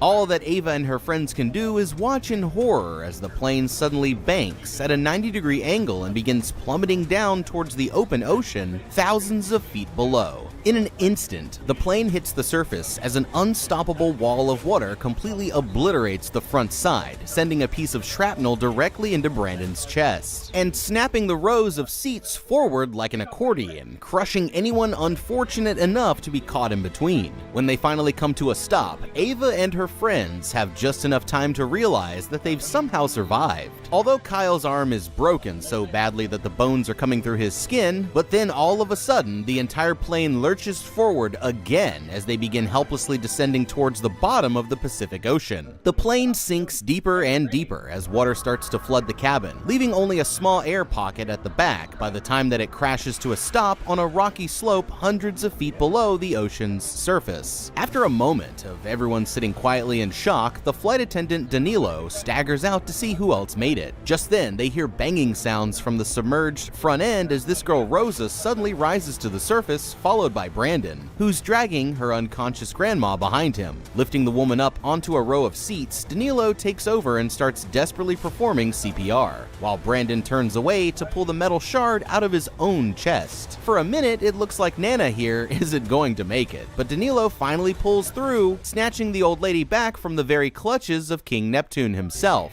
These 7 are the only survivors of the crash, but they're about to realize that just because they're still alive doesn't guarantee that they'll ever set foot on dry land again. Okay, somebody better get Jason Statham on the line quick. Now that their flight just unexpectedly turned into a submarine, the game plan for survival is going to be very different, but as hopeless as it seems, there's still a chance that Ava and her friends just might make it out alive. You see, this right here is why it was so important for them to evacuate the plane as soon as it made contact with the water, instead of sitting there completely frozen in shock. If you're ever unlucky enough to be caught in this situation like this, you need to prioritize your own safety over everything else, like grab a life jacket and get out of there before the plane sinks and you would end up in a world of trouble. The worst part is that they only had a minute to react after they hit the water, but it's obvious that getting out while they were still on the surface would have made it significantly easier for them to be rescued. Now, they only have 2 options, either wait for help to arrive or try to swim to the surface, and both choices have their own benefits and downsides. Let's start with waiting. I like this choice because it doesn't require them to do anything at all besides just sit there until the rescue team arrives, and due to the nature of the accident, it shouldn't be long before that happens. We know that they were flying from LA to Cabo, and depending on their flight path, it's reasonable to guess that they would have only been over the water just off the coast of California for a short period of time at the very beginning of the flight, which would match up with all this happening only fairly recently after they had first taken off. As Danilo is going to point out in a minute, the pilot would have made an emergency distress call before the plane went down, which should help rescuers pinpoint their location much more easily. Coast Guard response times vary depending on a lot of factors, but in general, they aim to be on the scene within the first 30 minutes to 1 hour. It also helps that it's a clear day, and that they already have an idea of where to start their search thanks to the distress call. These rescue teams are serious professionals, and know how to get Ava and her friends out safely once they find them. The only problem is they don't know how much of an oxygen supply that they have, and how long they'll be able to last before things get even more dangerous. This brings us to option number 2, trying to get out of the plane on their own. This one's a bit more tricky, but still not completely impossible if they're feeling desperate enough to try. From where they were sitting, it looks like the hole in the side of the plane opened up just a few rows ahead of them, which means that they should be able to get out of the plane quickly enough. And then it's just a matter of swimming up to the surface. The question then becomes how far up they'll still have to swim. Although we can't be sure exactly how deep they've crashed, there are some factors that can help us make an educated guess. Since they can still see sunlight, this means that they can't be any deeper than the upper layer of the open ocean, called the epipelagic zone. This area still goes as deep as about 650 feet, but luckily it doesn't look like they sank that far. They're probably somewhere in the range between 100 or 200 feet down at the most. Considering that the world record for diving swimming without scuba gear is currently set at around 400 feet, it is theoretically possible that they could swim up as long as they're within that range. Although it definitely won't be safe or easy, as the increased water pressure at these depths can make it extremely difficult for anyone without the proper training or gear to survive. If they decide to go for it, then they'll definitely want to use their emergency flotation devices to help them out. I'd suggest not only putting on just one life jacket, but hooking as many of them as you can to yourself, since the dead passengers on board won't be needing them. And the added buoyancy will make your trip to the surface that much easier. They'll also want to bandage up Kyle's arm to try and stop blood from getting into the water and attracting sharks. There should be a first aid kit somewhere on board that they could use. Both choices have their potential benefits and risk, but with no rush to choose right now. So I'd suggest that Ava and her friends hang tight, but be prepared to make a move as soon as there are any signs of trouble, such as the structure of the plane becoming more compromised, the seabed starting to give way, or their oxygen supply running dangerously low. As a way to add some structure to the plan, I'd consider timing it out after half an hour has passed, see how things are going, and decide what to do from there. If you're starting to feel short of breath, then it's time to go, because you're going to need all of the oxygen in your lungs that you can to make it to the surface. As an added bonus, using this strategy would give the rescue team more time to get there, which means less time that Ava and her friends would have to spend exposed to the elements and dangerous wildlife while waiting for help to arrive. With Nana back in the land of the living, Brandon's forced to break the news to the family that Grandpa wasn't so lucky. Instead of letting them process this in peace, Jed decides to make things worse by immediately going into a full-blown panic attack. But Brandon tells him to put a lid on it and starts getting things back under control. The most important thing is that they're in the middle of a natural air bubble, for now at least, although their oxygen supply won't last forever. He sends Danilo to watch the rear section of the plane for any signs that it could be in danger of collapsing under the pressure from the water outside. Next, he tells Ava to keep an eye out for anyone who looks like they're getting sleepy, as that'll be an early warning sign that they're running low on air. They're too deep underwater and too far from land to use their phones as a way to call for help. But from what he can see through the window, Brandon's guess is that they should be safe from sinking any deeper for now. Ava suggests that they try escaping through the hole in the side of the plane, but Brandon insists that it would be too dangerous to risk it. The good news is that the pilot would have made a distress call before going down, so at least someone is going to be looking for them. But right now, all that they can really do is sit and wait for help to arrive. Since they don't know how long that's going to be, Brandon asks Danilo to check on the 2 spare oxygen tanks that should be stored in the back compartment. But it looks like the other flight attendant forgot to make sure that the tanks were full before they took off. That's when Nana remembers seeing a man with a medical oxygen tank in their section before the crash. And Brandon decides that he's going back in. But what he doesn't realize is that this is going to be the last swim of his life. After stopping to grab Grandma's hat as a last wish for Rosa and her Nana, Brandon quickly takes the oxygen tank and begins heading back for safety. Swimming past the massive hole in the side of the plane, he's suddenly blindsided by the beast as it rushes in and pins him against the row of seats, while Brandon struggles to fight it off. The others begin to suspect that he might have run into trouble, but just when it looks like all hope is lost, Brandon emerges victorious from the water with the oxygen tank and Grandpa's hat. Although he managed to survive the fight, he took a deadly wound in the process and can already tell that he's probably not going to make it. Ava begs him to not give up, but suddenly the shark comes back for revenge and drags Brandon off into the depths, never to be seen again.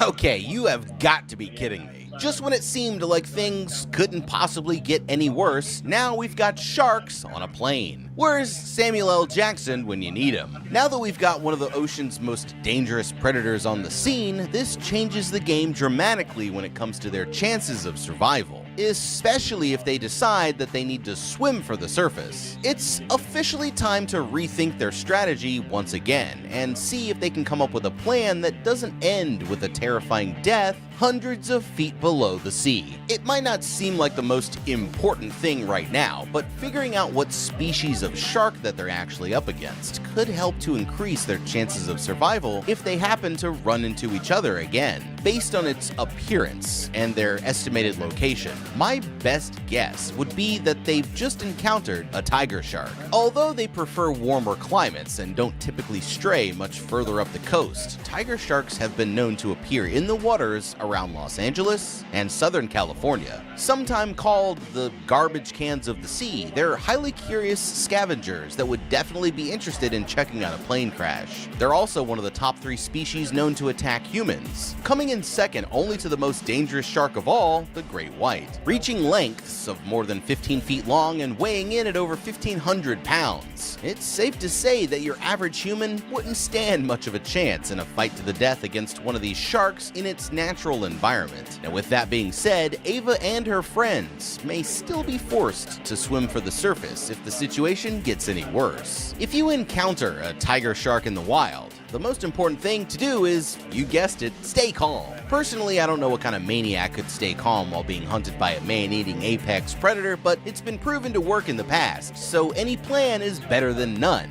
You always need to keep the shark in your field of vision and maintain direct eye contact whenever possible, so as to not give it the chance to come in for a sneak attack. Never panic and turn your back or try to swim away, because trust me, it'll catch you, and any sudden movements could trigger a predatory response. Instead, stay with the rest of the group, as sharks are more likely to approach solitary swimmers who look like an easy meal. If you're attacked, defend yourself by any means necessary, and try to aim your strikes for sensitive areas such as the shark's eyes, gills, and snout. Just try to imagine yourself punching a shark in the middle of some cold-ass water. Can you see yourself punching a shark in the eye, in the nose, in the middle of the water like this after a plane crash? Alright, so we've covered the approved methods of surviving a shark encounter. Now it's time to get creative. Besides life jackets, the actual seat cushions themselves often double as removable flotation devices. So with this in mind, I try to make 2 of these cushions and put them together and secure them around my chest over the life jacket using extra seat belts. I'd also search for any debris that I might be able to use as a makeshift weapon. Finally, and this one's going to be a bit of a long shot, if they could find a suitable weapon, then maybe they could lure the shark in by splashing around in the water where Brandon was taken, before hitting it with a lethal blow to the noggin when it showed up. With a bit of luck, this might frighten the other sharks into fleeing the area, leaving the path clear for us to reach the surface. For now though, I'd say that their best option is still going to be wait for the real professionals to arrive. And with the extra oxygen tank that Brandon was able to bring back, they'll be able to stick it out for a bit longer. Still, they should be prepared to make a break for it at a moment's notice if the situation suddenly changes. Panicking, everyone quickly backs away from the water and gathers around in the gallery. They're clearly not going anywhere for now, and all that they can do is hope that the Coast Guard gets to them before the sharks do. In the meantime, Nana says that it's time to patch up Kyle's arm. It turns out that Nana here was an army nurse who met her husband while serving in the war, and she's seen a lot worse than some goofy kid with a broken arm. It's a difficult process, but when it's finally over, the old lady gives Kyle a blankie and tells him to take a seat. Meanwhile, the first rescue helicopters are starting their search for the plane's last known location. They're taking it even more seriously, knowing that the governor's daughter is one of the passengers, but so far, they haven't been able to find any trace of them just yet. Back in the tin can, Jed here literally starts getting cabin fever, urging the others that they need to do something. But Ava insists that they need to listen to Brandon and stay put until help arrives. As if to cast more doubt on the situation, the plane chooses that exact moment to shift forward with a heavy groan, as small leaks start to appear in the frame, reminding them of just how bad things can get at any second. Just then, they notice more ripples and deep red blood appearing in the water as the sharks begin to eat the dead bodies in the front cabin. Terrified, Rosa tries to distract herself by looking at the pretty fishies outside of the window, when suddenly, one of the sharks comes rampaging in and tries to take a bite out of the side of the plane, and now they won't be satisfied until they can get in at the live ones. Now, Jed's not the only one who's freaking out, but they have no idea how much worse things are about to get.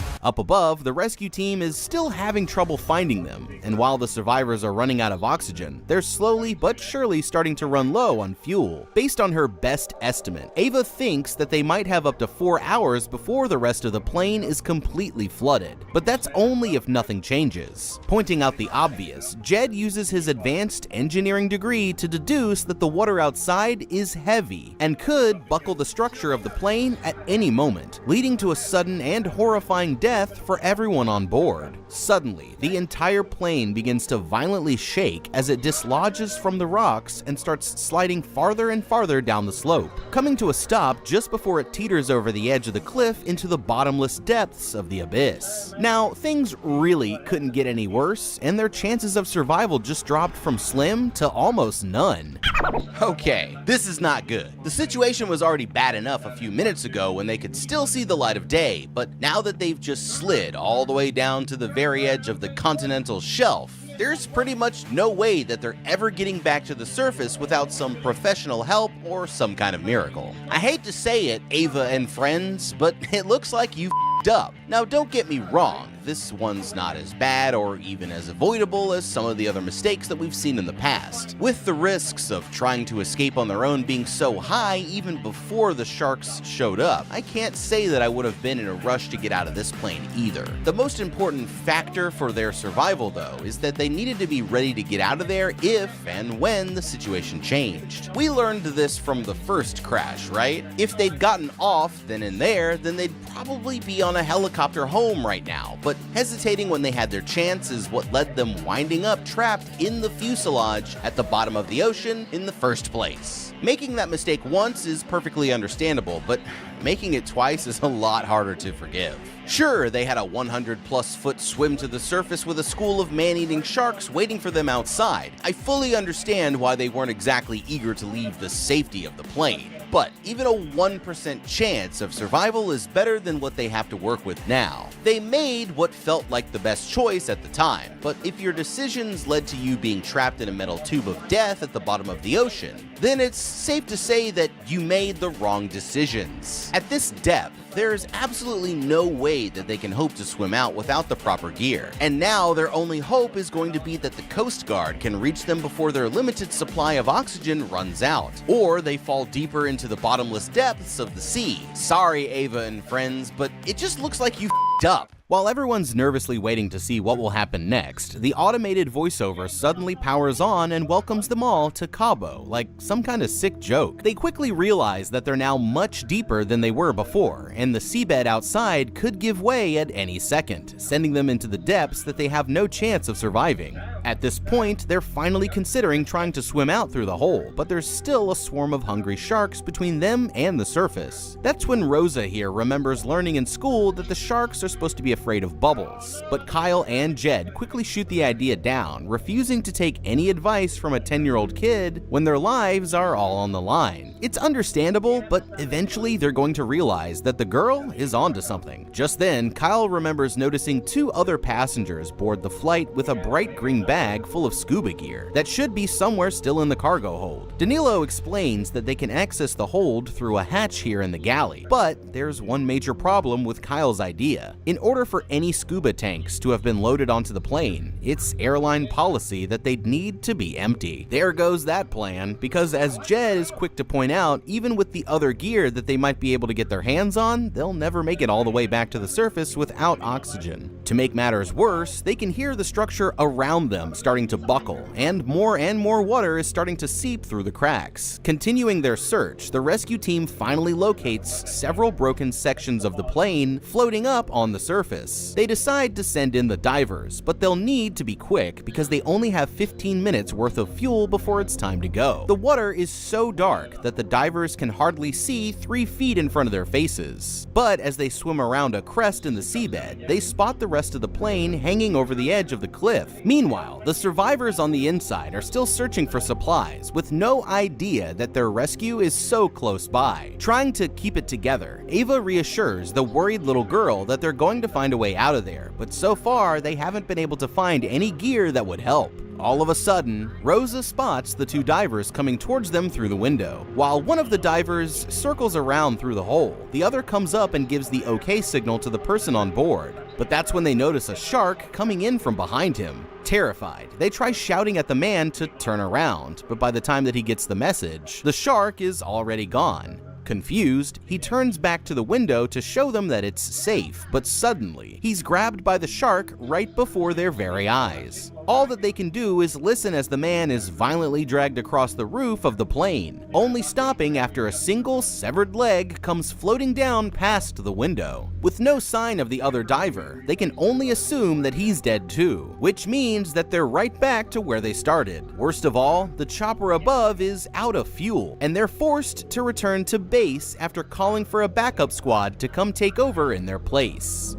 Okay, well, so much for that rescue attempt. The situation is looking bleaker by the second, but if they're able to think on their feet, there's still a chance that Ava and her friends just might be able to turn this around. These two divers might not have made it, but now that someone else at least knows where they are, it shouldn't be much longer before a more prepared team is able to get down there. They just need to hold out until someone can come to the rescue. As usual, their biggest concern is that they'll run out of oxygen before help arrives, but there's still at least one diver who might have made it onto the plane. If Ava and her friends can figure out a way to reach him without becoming shark food themselves, then they could use his oxygen tank to either supplement their own supply while they hold tight in the wreckage and wait for the rescue team, or share the oxygen between them as they move as a group up towards the surface. The sharks only seem to be getting hungrier, so for now, I'd say that their best bet is to get the oxygen tank and continue staying put, but they still need to be ready to get out of there at a moment's notice if the situation suddenly changes. The survivors are getting desperate, but that's when Ava suggests that they might be able to use the diver's oxygen tank to make their escape. They'll just have to find the man's body first. Carefully lowering herself down into the water, she thinks that she can see the diver's body not too far ahead. But while Jed is keeping a lookout, he suddenly slips and crashes into the deepest part of the water. Sensing the commotion, a shark suddenly rushes in and grabs Jed by the leg, trying to drag him away. The others grab on and actually manage to pull their friend back to safety, but not without the shark taking the lower half of his leg as an appetizer. With Jed on the verge of blacking out, Nana rushes him to the back and uses a pair of spare seatbelts as makeshift tourniquets, stopping the blood flow for now. After making Jed comfortable, they decide that they can still have a chance if they're able to find that bag full of scuba gear in the hold, and Ava volunteers to go first. Taking a flare and some directions on where to look from Danilo, she lowers herself into the flooded area and begins searching around, but she's not alone. Just when she finds the bag, an octopus nearly scares her to death, causing her to panic and accidentally put out the flare. The others think that the sharks must have got her, but after a moment, Ava suddenly appears with the bag full of supplies, and it looks like they just might get out of there after all. The bag is full of gear, but there's 6 of them and only 4 wetsuits, leaving them without enough to go around. Despite this roadblock, Ava begs Jed to hold on just a little bit longer, but in the end, he isn't able to pull through, finally succumbing to his injuries while the others are distracted by a noise from outside. Heartbroken, Ava tries desperately to revive him with CPR, but it's no use. The pressure is finally starting to get to her, and she can't help but partially blame herself for what happened to Jed and Brandon. But right now, they have a bigger problem, because the pressure is also getting to the plane. Shifting forward, the cockpit begins to break off as the whole plane slides closer and closer to the edge of the cliff, and the water inside the cabin is only getting higher. Looking around, Ava realizes that the time to make their move is now or never, but they still have the sharks to deal with on the outside. And that's when she gets an idea.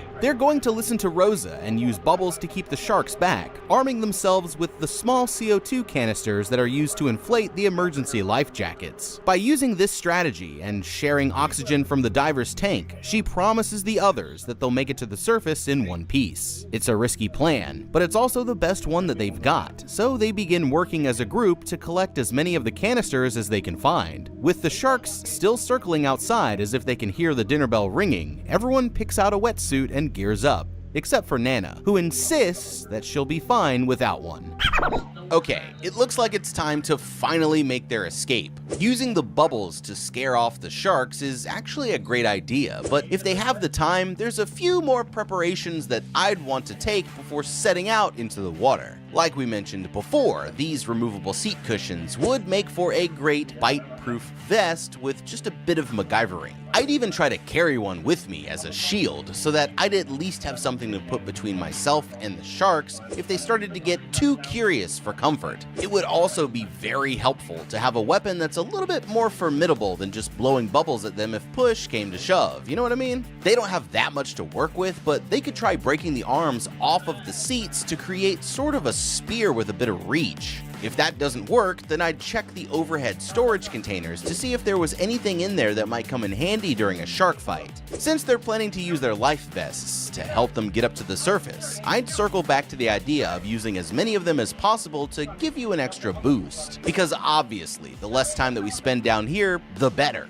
Of course, at this depth, risks of getting the bends from rising too rapidly does come into play, but when the alternative is being eaten alive or drowning to death in a tin can, I think it's safe to take your chances. Finally, and this is going to sound bad, but I'd have Granny here go first, since she should be willing to use herself as a meat shield to protect the kid. It won't be easy, but if they stay in a group and use whatever they have available to their advantage, then Ava and her friends just might survive. They're finally ready to go, but as the group moves towards the exit, the plane suddenly pitches forward from the extra weight, threatening to fall right over the edge with them still in it. Just then, they feel the cockpit break free and plunge away into the depths, knowing that they only have a few seconds left. Taking the kid, Ava holds her breath and plunges into the water, making her way towards the front of the plane. Sure enough, they notice a shark making a beeline straight for them, but Ava opens up the CO2 canister just in time, and it looks like Rosa was right all along, because when the bubbles clear, the shark is already long gone. Danilo and Kyle dive in next, but instead of following them, Nana decides that she's going down with the plane, pulling off her mask and taking a seat back in the galley, just as a wall of water breaks through. Meanwhile, Kyle only makes it a few rows in before he starts to panic and quickly turns back to the shrinking air pocket, refusing to go any farther. Suddenly, he's violently attacked and dragged under by one of the sharks, and Danilo can only swim for his life as it tears Kyle to shreds. Pressing forward, Ava, Rosa, and Danilo finally locate the diver's body, taking some much-needed breaths from his oxygen tank. Ava quickly realizes what happened to Kyle, but there's no turning back now, and with Danilo wearing the tank, she sends him and the girl up first, activating their vests so that they'll float straight up to the surface. Just as Ava is about to follow them, the biggest shark yet swims through the hole and corners her in. Without a way to defend herself, she's forced to stand her ground and hope for the best, but as luck would have it, the shark turns and swims away without attacking, only accidentally knocking off her mask as it passes by. There's more where that shark came from though, and with her path through the hole cut off, Ava begins swimming towards the front of the cabin instead, but just then, the whole plane starts to slide forward, trapping her inside.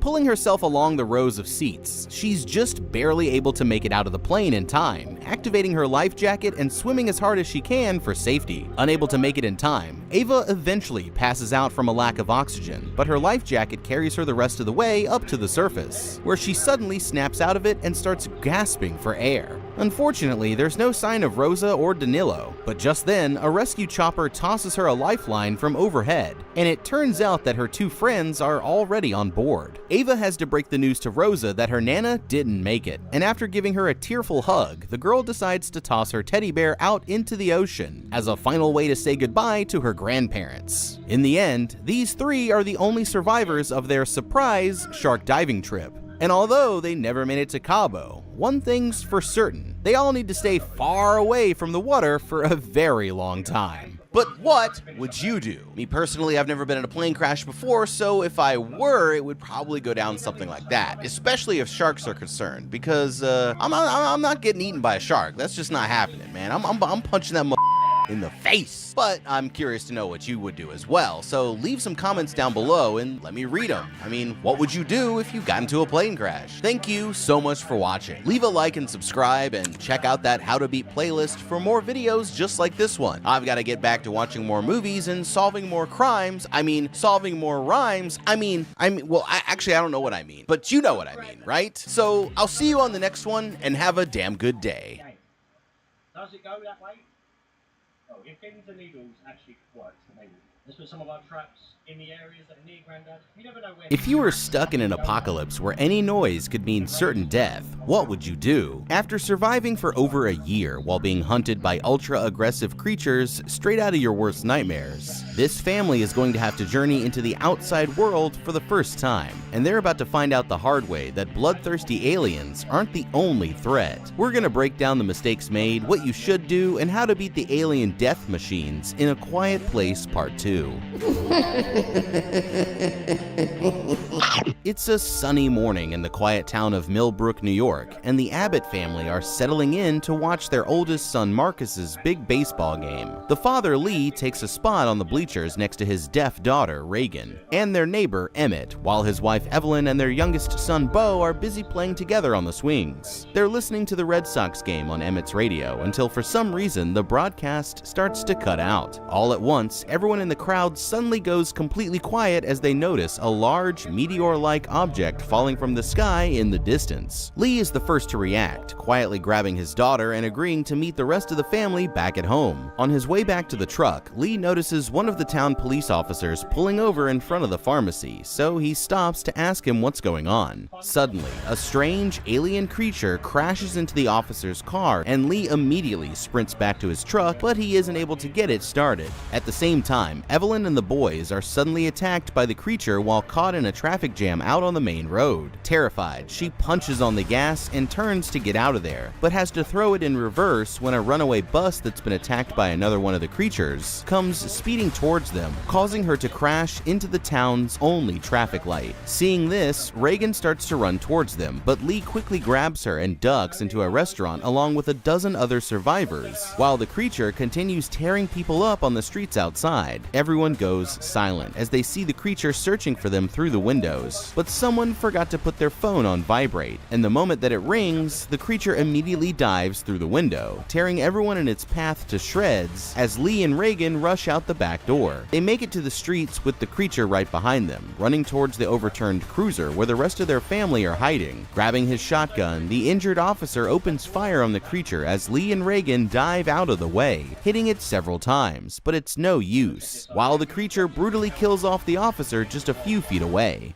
Okay, these aliens must really hate baseball. Talk about a rough day. One minute you're with your family enjoying a nice afternoon at the park, and the next you're running for your lives from an army of extraterrestrial super predators that can slice through the side of a bus like tearing a wet napkin. Lee and his family are going to have their work cut out for them if they're going to try and survive. And first, I think we should try to get a better understanding of what exactly we're up against. These terrifying creatures, officially known as the Death Angels, originate from a planet with no natural light, which explains why they've developed such ultra-sensitive hearing without ever having evolved the ability to see. When their planet was destroyed for unknown reasons, they rode the chunks that were left of it through space until they eventually crash-landed here on Earth, and boy was that a bad day for these people. Although these are just estimates, we could gauge that they stand about 9 feet tall when fully upright. And this is just based off the ending of the last movie, and weigh more than 400 pounds, making them extremely formidable, even before you take into account their natural armor that makes them almost impossible to damage with any form of conventional weapons. So, shotguns, missiles, fire, biological warfare, humanity has tried it all, and none of it worked. Earth's lower gravity compared to their home planet also gives them unbelievable strength and speed. Like some species that can already be found here on Earth, the creatures have evolved to use echolocation,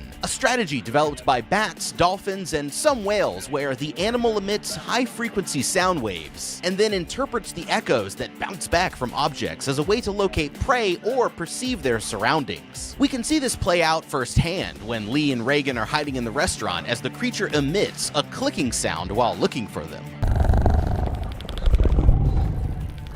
This ultra-sensitive hearing is also their greatest weakness. So far, we've seen that the creatures literally do a blind rush for any source of sound, which should mean that noise could be used to lure them into a deadly trap. Of course, we already know that the key to taking one of them down is to get the creature to expose the soft parts on the inside of its armored skull by broadcasting an extremely high-pitched noise. But Lee has no idea about this yet, and even if he did, it's not like he could just whip something up on the spot while having to avoid having his wife and his whole family like torn to pieces in front of him. There's no way for him to fight back right now, but if Lee knows one thing, it's that if you're going to run, then it's almost best to be the first person in the crowd to do it. Jim from The Office face ass. Their only choice is to use the other pedestrians as meat shields until they can either find a good place to hide or manage to get away to a safe distance. The problem with hiding is that they don't know how the creatures sense, or if and when they would ever leave.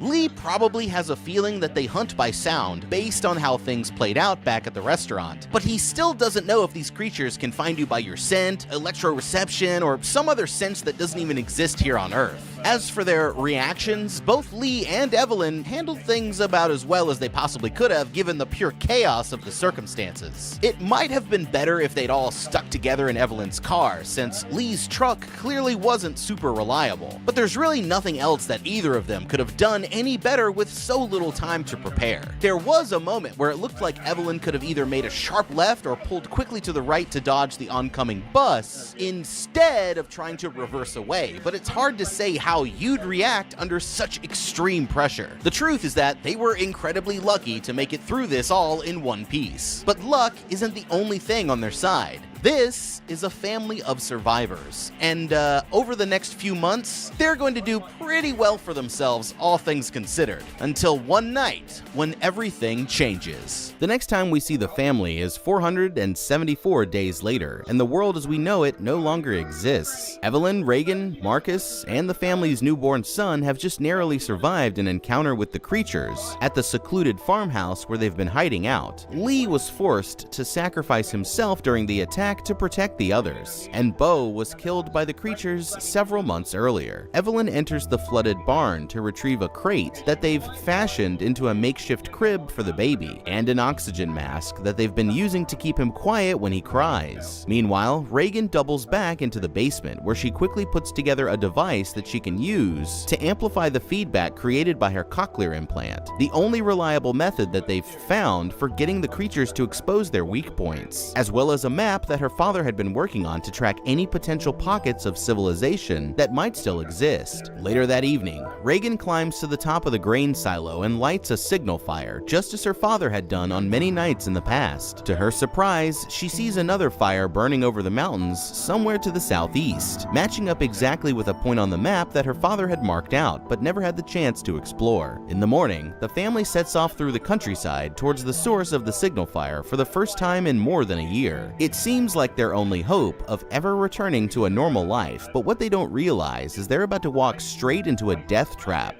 Okay, this family has had a long journey ahead of them, and the first thing that they should do is make sure that they're adequately prepared. Not just for the creatures, but for anything else that they might encounter along the way. Personally, I'd want to get some walking shoes. I get that they're going for the whole bare feet or being quieter thing, but if we're about to walk a long distance, this could quickly become a problem. After all, the last thing that you want is to end up with some kind of gnarly foot infection while an army of four-legged death machines is trying to hunt you down. To make their shoes quieter, they could try attaching some layers of cushioned material to the bottom of their outer soles. This could involve using some adhesive to attach foam, cloth, or carpet to the surfaces of the shoe that make contact with the ground, or even just pulling several pairs of oversized socks over the outside of the shoe instead. I'd also make sure to do a test run at the house before they go, just to make sure that everything's, aight. When they arrive at the place, instead of going straight in, I'd suggest trying to carefully observe the location from a distance for like a while without being discovered, so that they can learn more about whoever lives there and decide if it's someone that they can trust. They could be looking to lure you in and score some easy supplies or worse, so it's better to be extra careful. They'll also want to consider whether they'd rather move during the day or at night. On the one hand, traveling at night could make you harder to detect by raiders, but traveling during the daylight makes you harder to detect for the monsters due to their natural sensitivity to light. Before Before even choosing to set out at all though, they need to think about the fact that they might be better off just staying there on the farm. They have a good system worked out for how to deal with threats, nobody knows where they are, and they have plenty of land to grow their own food, so it would definitely be possible for the family to sustain themselves here safely for a little while longer. That's a lot to consider, and we haven't really even gotten to talking about the creatures yet. We've seen that these things can close the distance fast and come at you from any angle. We also know that something about the creature's biology seems to have an effect on electrical components whenever they're present.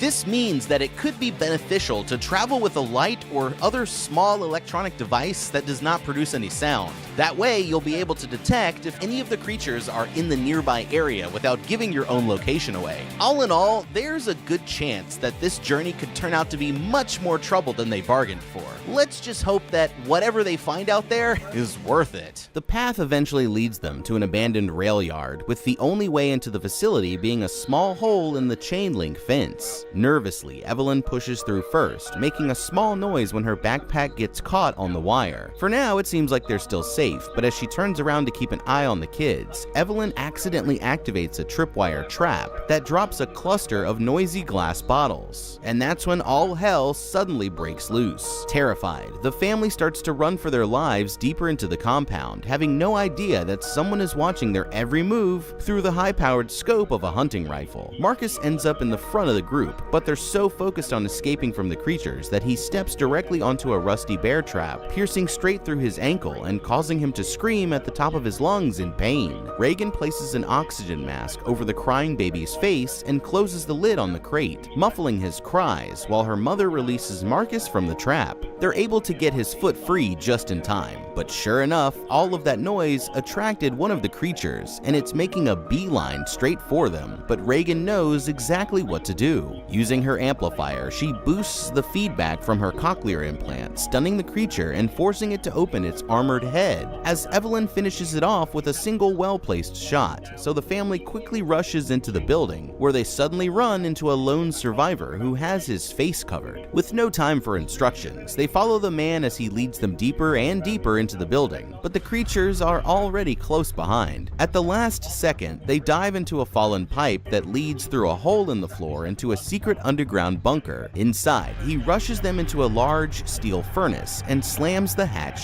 shut behind them, leaving a towel over the latch to make sure that they won't be trapped. Clearly, he's thought this out beforehand, and that's good news for the family, but there's still no way to tell if they can trust him. The man immediately tells them that he doesn't have enough food or water to go around and says that they'll need to leave first thing in the morning. Evelyn finally realizes the man's true identity. It's Emmett, their old neighbor from before everything went to hell. Opening the crate, she shows them their newborn infant as a way to get his sympathy, and it seems to work for now. But it's clear that Emmett still hasn't made up his mind about how much he's willing to help. Okay, well, that didn't go as planned. At least they found a pretty good spot for shelter, but the problem is that Emmett here isn't willing to let them stay, so we need to figure out how the two sides can reach a compromise that works for everyone. If it were me, I'd try convincing him to let us stay by pointing out that we have several sets of hands that would make it easier for everyone to do basic survival tasks, like gathering supplies or starting a garden so that they could grow their own food and become more self-sufficient. After all, alone, Emmett is just surviving for the sake of survival, but he could definitely benefit from a sense of community. Plus, he has more weapons and they have the device that allows them to land critical hits on the creatures. Now, you might be able to make the argument that Marcus here should have been more careful about where he was stepping, especially after they tripped that first trap. But to be fair, that's not really possible when you're already busy running for your life. They may have gotten him to shelter, but the poor kid isn't safe just yet. In fact, he's far from it. He could easily still go into shock from the intense pain, which could cause a sudden drop in blood pressure and reduced blood flow to his vital organs, ultimately resulting in his death. There's also a significant chance of the wound becoming infected, leading to complications like tetanus, cellulitis, all which could be fatal in the middle of an apocalypse. They'll need to get their hands on bandages, antiseptics like iodine or hydrogen peroxide, antibiotics, and pain relief like meds and acumethopin and ibuprofen and all the Also, while we're here at the rail yard, I'd also want to see if I could find anything that we could use to boost the strength of the feedback attack, since the louder that it gets, the more effective that it'll be. And at the very least, they could convince Emmett to let them stay until Marcus's leg heals up, since it was his bear trap that caused all of this. But he doesn't technically owe them any help just because they used to be neighbors. It would stink to come all this way just to turn around, but once Marcus is back on his feet, it seems like the safest thing to do would probably be to take Emmett's advice and go back to the house that they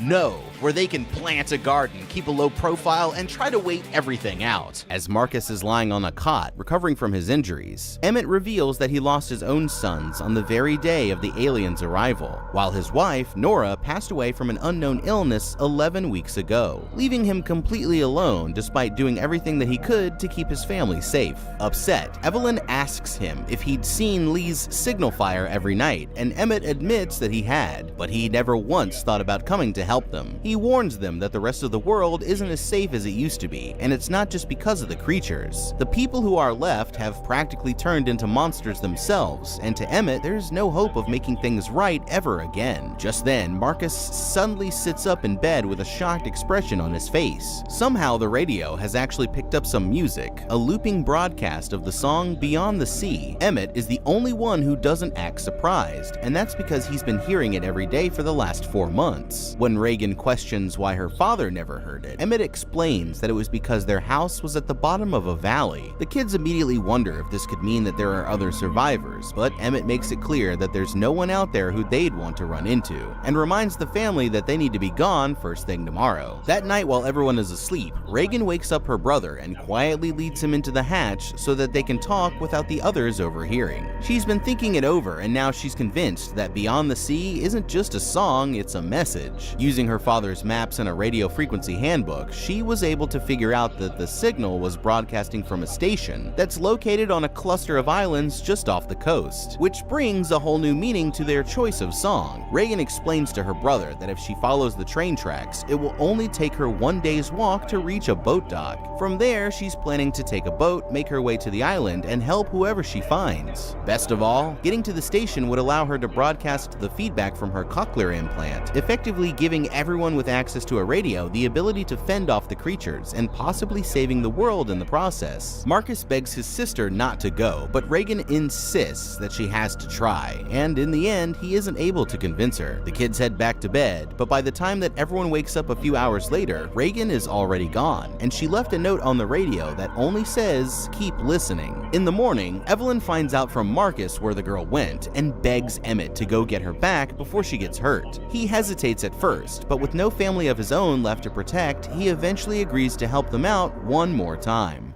Okay, this is actually a great idea, but there was no need for Reagan to sneak out like this. Everyone knows that they can't stay here at the rail yard forever, so why not just explain her plan to her mother and then go for it together as a group when it was time to do that, huh? Maybe they could even convince Emmett to join them for the trip, since at least making an attempt to find other survivors would be better than just rotting alone here until his supplies eventually run out. They'd only need to wait until Marcus was able to walk on his own again, and then once he was ready, they could all try this out as a family instead of Reagan herself going it alone. After all, Evelyn is a proven survivor whose knowledge and skills could go a long way out in the wild, and Reagan should remember all too well what happened the last time that everyone decided to split up. Unfortunately, it looks like Emmett here is going to have to go after her, and he needs to make sure that he's prepared for what he might encounter along the way. If he's lucky enough to even find Reagan still alive, then he's going to have to somehow convince her to come back with him.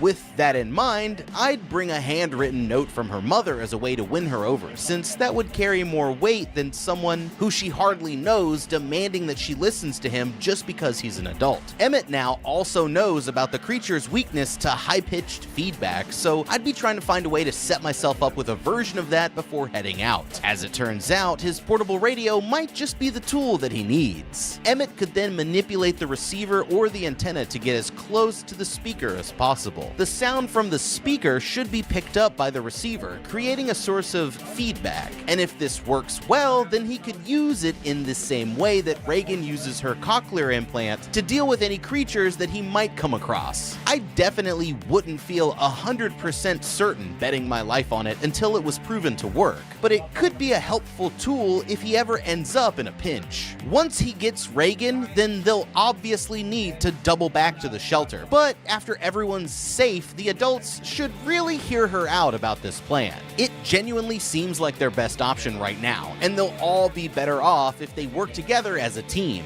Although, traveling in a post-apocalypse with a lady, her 2 kids, and a noisy baby isn't exactly an ideal squad. So I would understand if Emmett here decided to turn them down. Meanwhile, Reagan goes walking by herself all the way to the nearest railroad station, following the tracks until she discovers an abandoned train. Searching the inside, she actually finds an untouched first aid kit hanging on the wall over the driver's seat, but as she leans in to grab it, she accidentally knocks loose a dead body, causing her to let out an involuntary scream and jump back. The noise immediately draws in one of the creatures, and Reagan quickly uses the feedback from her implant to stun it. Steadying the shotgun on her knee, she fires a blast aimed directly at the creature's exposed head, but it's only a glancing blow, and the monster starts closing in, now more angry than ever. Without the strength to load another shell, all that Reagan can do is cower back against the wall. But just when it looks like she's done for, a second shot rings out, finishing the job and saving her life just in time. It's Emmett, and the two of them quickly duck into the nearby station, hiding behind the desk as more of the creatures start searching the area. He quickly explains to the girl that he's taking her back to the hideout as soon as the coast is clear, but Reagan insists that he should help her with the plan instead, finally convincing him by pointing out that this is his chance to help others in the way that he couldn't help his own family. Back at the rail yard, Evelyn and her 2 kids are nice and cozy using Emmett's shelter and supplies while he's out there risking his life and limb to save her daughter. But she knows that this can't last forever. Their only oxygen tank is about to run out, and Marcus badly needs medical supplies to fight through his injuries. The next day, Evelyn cautiously emerges from the shelter to make a quick supply run into town. Before she can sneak out, Marcus climbs out of the hatch to confront her, begging her not to leave him and the baby behind. But his mother promises him that she'll be back as soon as she gets what they need. Out at the train station, Reagan suddenly wakes up only to realize that Emmett and her weapons are nowhere to be found. Heartbroken, she wanders outside and collapses into the dirt, but just then, Emmett returns with all of her stuff, whispering to her that he's found a boat. Setting off down the tracks, the two of them cut down a dirt road that eventually leads them to a nearby bridge. From there, they can see a dock full of boats a few miles up the coastline, and the island with the radio tower a bit further off in the distance. It looks like they just might be able to make it after all, but like Emmett said, there are more threats out here than just creatures, and they're about to find out just how right that he is.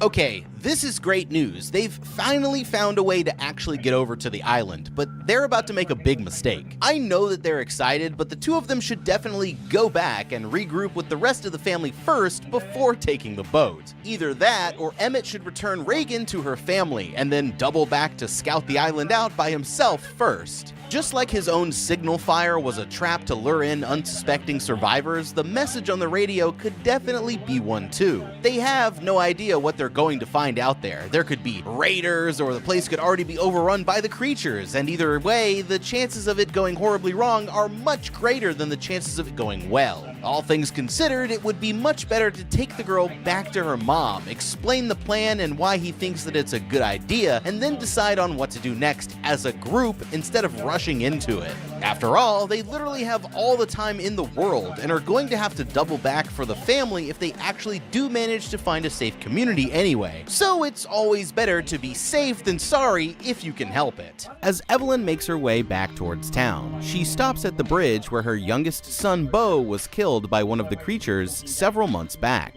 tearfully adding her wedding ring to his memorial before continuing along the path. She makes it to the pharmacy without any trouble, and although it looks like the place has already been turned over, she's able to find the medical supplies that she'll need for Marcus, along with 2 full oxygen tanks in the back closet. So far, so good, but the sun is already low in the sky, and she has no idea that the situation back at the rail yard is about to take a serious turn for the worse. Bored, hungry, and worried about his family, family, Marcus decides that he's going to have a look around the station for himself. Placing the baby into the crate, he climbs out of the hatch and begins exploring the building, never noticing that the newborn's air supply is already running critically low. His search leads him up the stairs through more of Emmett's booby-trapped rooms, until he eventually comes to an area that's been sectioned off with shower curtains. Peeking inside, he finds the decomposing body of Emmett's wife, knocking over several items as he loudly crashes to the floor. Knowing that he's just blown his cover, Marcus races back to the hideout as fast as he can, but one of the creatures sees him and starts trying to get inside. Grabbing the baby and their radio, he climbs into the furnace and slams the hatch just as the creature breaks through. But there's a problem. He forgot to block the handle, leaving him and the baby trapped inside with only a limited supply of oxygen to keep them alive.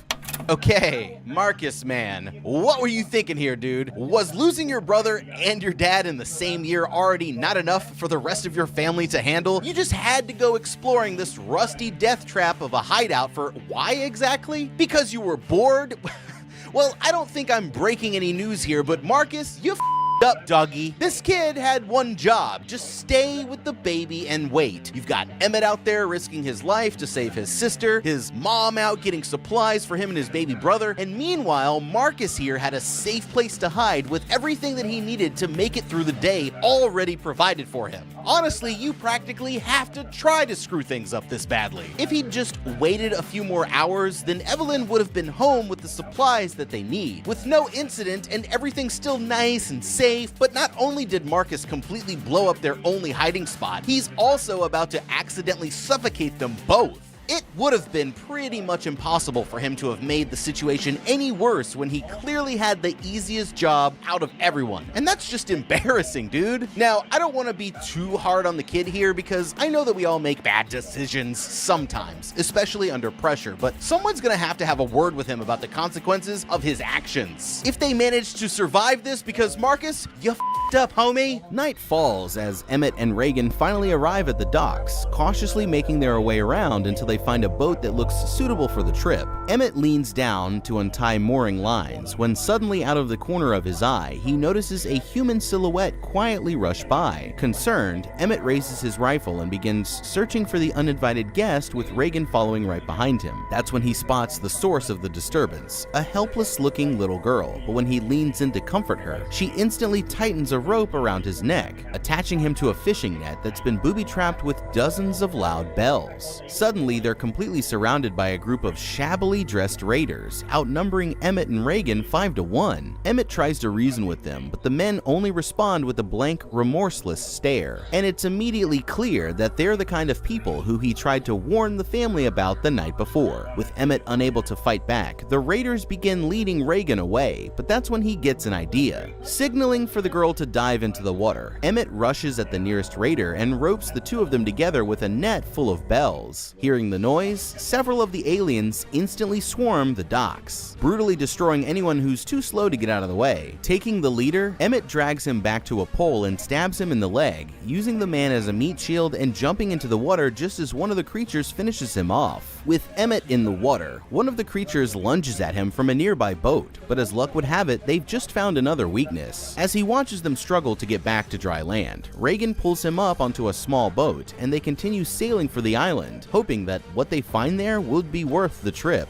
Back at the hideout, Marcus starts to panic as he and the baby begin to run out of oxygen, and he realizes that he's trapped them both inside. Returning from her trip, Evelyn hears the commotion and rushes inside, desperately trying to save them before it's too late. Thinking quickly, she places one of the oxygen tanks into a pool of gasoline and fires a single shot into the air, drawing the creature's attention away from her kids. Waiting for just the right moment, she fires another shot into the tank itself, causing an explosion that engulfs the creature in a huge ball of fire, but it's not enough. Thankfully, the smoke triggers the building's sprinklers, allowing her to sneak around the creature and down into the hideout while the falling water masks the sound of her steps. Evelyn makes it to the hatch and climbs inside with the freshwater tank, reviving Marcus just in time, but the creature follows them in, forcing her to shut the door. This time, she remembered not to lock them inside, but there's nowhere left to go until the creature leaves. Hours later, Emmett and Reagan finally arrive on the island, and to their surprise, they find an entire community community of people peacefully living there as if the apocalypse never even happened. The survivors welcome them with open arms, explaining that they've been here since the first day of the invasion,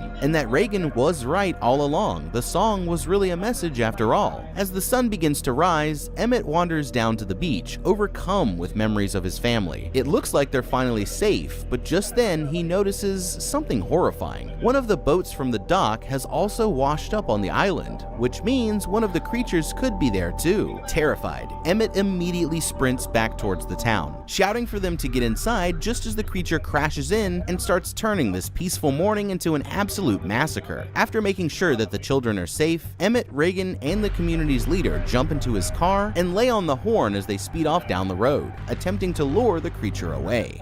Okay, it's probably a questionable move to bring Reagan here into the distraction car, but the good news is that they know there's only one of these creatures on the island. If they can find a way to take it out, then they shouldn't have to deal with any more threats, at least for a little while. The speakers from the turntable that the kids were playing with before the attack might have worked as a way to boost the feedback from Reagan's cochlear implant, but they would have needed a weapon to finish the job, and it looks like Emmett lost his rifle during the fight at the docks. I'm sure they could have found something from around the house to do the trick, but this also would have put the young kids who were hiding out nearby into a bad position if the plan didn't work out. They're going to have to handle things on the fly for now, but once they get rid of the creature, they also need to make sure that they have a plan in place for this if it ever happens again. It's gonna take some serious work, but maybe the survivors could set up some speakers around the perimeter of the community to instantly broadcast the feedback, stunning the creatures and opening them up for a counterattack. This place looks like their best chance at ever getting back to a normal life, so once the fight is over, their next priority should be to make sure that they have a way to keep the island safe from the creatures and bands of troublesome humans alike. The plan works, with the creature chasing after them and tearing the car to shreds until they finally reach the island's radio station and take cover inside the garage. For a moment, the man hesitates, worried that they might have accidentally lost the creature along the way, but his worries are put to rest when the alien reaches under the garage door and drags him out to his death, while Emmett and Reagan retreat into the building. As the creature stalks through the building searching for them, Reagan sees the station's broadcasting equipment and remembers her plan. The two of them sneak around until they come to a sliding window where they can almost get into the broadcast booth. With Emmett helping her through, Reagan quietly climbs over the desk and gets inside, but when she opens the next door, the hinges loudly squeak, alerting the creature to her exact location. Seeing the danger, Emmett dives in and shuts the door behind her, putting himself between Reagan and the monster to buy her time. Thinking that enough time has passed, Evelyn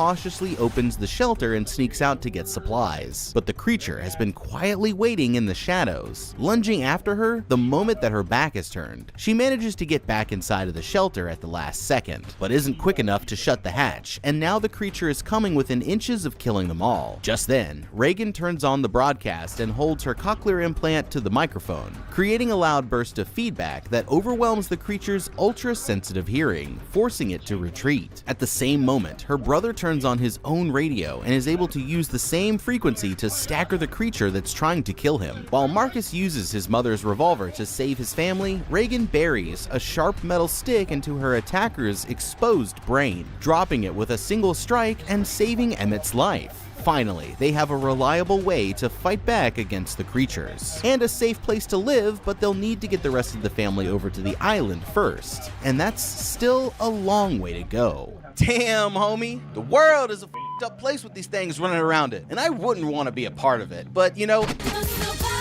so I would have just knocked that shit out the park. Me and my little children running around the apocalypse, never dying once. And they handicap. What? But let me know what you guys thought about this down in the comments below. Thank you so much for watching. Leave a like and subscribe and check out the How to Beat playlist for more videos just like this one. I'll see you guys in the next video. Have a damn good day.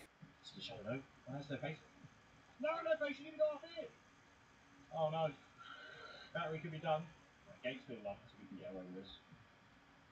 When you think of hot, you might think about the tragic time you ate too much wasabi. Or about getting into your car on a summer day when it feels more like stepping into a sauna. But heat can work in your favor. Like during Verizon Red Hot Deal Days. Get hundreds of hot deals on all your favorites like iPhone 16 Pro with Apple Intelligence, Apple Watch Series 10, and iPad on any plan. Only until May 28th for new and existing customers. Offer available on My Plan. Only at Verizon. Don't make a sound. If you do, these ultra noise sensitive creatures will tear your body apart in milliseconds. How do you get you and your family to safety? Let's break down the mistakes, triumphs, and how to beat the noise predators in A Quiet Place. This innocent family is prey. Their world has become a battlefield where silence is the only means of survival. At any turn, they can be hunted by ferocious creatures with ultra-sensitive hearing. Scouring this pharmacy for medicine, this mother, Evelyn Abbott, grabs a bottle of pills for her sick son, Marcus. That's when her deaf daughter, Reagan, appears from behind and asks if Marcus will be alright. Evelyn informs her that the boy is going to be okay. Reagan wanders over to her youngest brother, Bo, and they draw with chalk on the aisles. Bo draws a rocket, signing that he wants to go to space. He then goes to a toy rocket, wanting to take it back home. He walks over and pushes this toy spaceship off the shelf as Reagan rushes to catch it. Their father, Lee, shows up in the distance, ordering Bo to go fight his mother. Reagan looks through what her dad has gathered and finds electronic hardware. Lee tells the girl that it's meant for her to help work on her hearing aid. His wife taps his shoulder, informing him that the sun will be going down. They need to make it home before night falls to be safe. Bo walks over with the rocket ship, with Lee taking the batteries out and signing to his son, telling him that it's too loud. He's disappointed, but the others walk outside, and Reagan sneakily gives it back to him, not realizing that she has made a fatal mistake. Bo grabs his misplaced batteries before joining the family. They travel out of town and into this quiet forest, walking back to their home. The sound of a siren breaks the silence. Lee turns around to see Bo playing around with the rocket ship. Running back, he spots dangerous beasts headed towards their direction, but he's too late.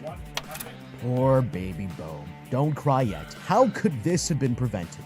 The most straightforward solution is to take away Bo's toy spaceship. He's a child who does not understand the full implications of the world in which he now lives. It's not really his own fault that leads to his death, but his family could have been more cautious. Reagan seems to be the main person keeping an eye on Bo during this trip to the store. She speedily prevents the spaceship toy from hitting the floor, averting disaster. Meanwhile, the parents are preoccupied with gathering all their needed supplies. These are necessary tasks, but what about Marcus? Yes, he's sick, but that does not mean he's useless. He could be a second pair of eyes on Bo. Let Bo play in the same area as Marcus and use the older brother as a babysitter for the younger one. This does not require Marcus to move around much, if at all, simply to prevent Bo from making any loud noises.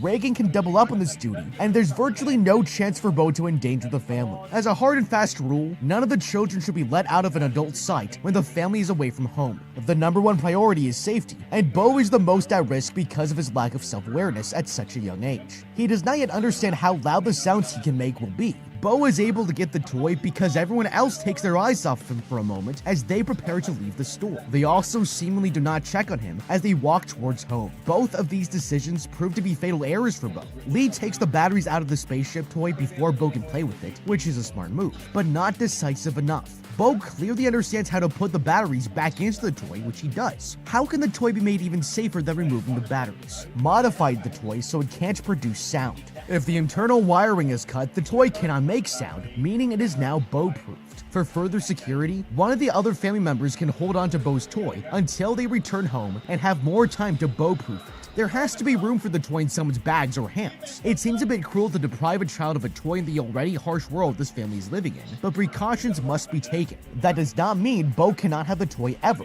but that he must abide by certain conditions for everyone's safety. As the family leaves the shore, why does no one check on Bo? He trails behind everyone else, giving him free range to activate the siren on the toy. Marcus is sick and needs caring, and evidently also needs to be caring. But where is the same attention for the youngest Abbott? Aside from not checking to make sure he has no life-endangering contraband, why is Bo walking at the back of the line anyway? So he should be squarely in the middle of the family, or as in some wolf packs, he could be placed right behind his father at the front of the line. This puts both the injured or most vulnerable Abbotts at the front of the line, along with their father who can protect them.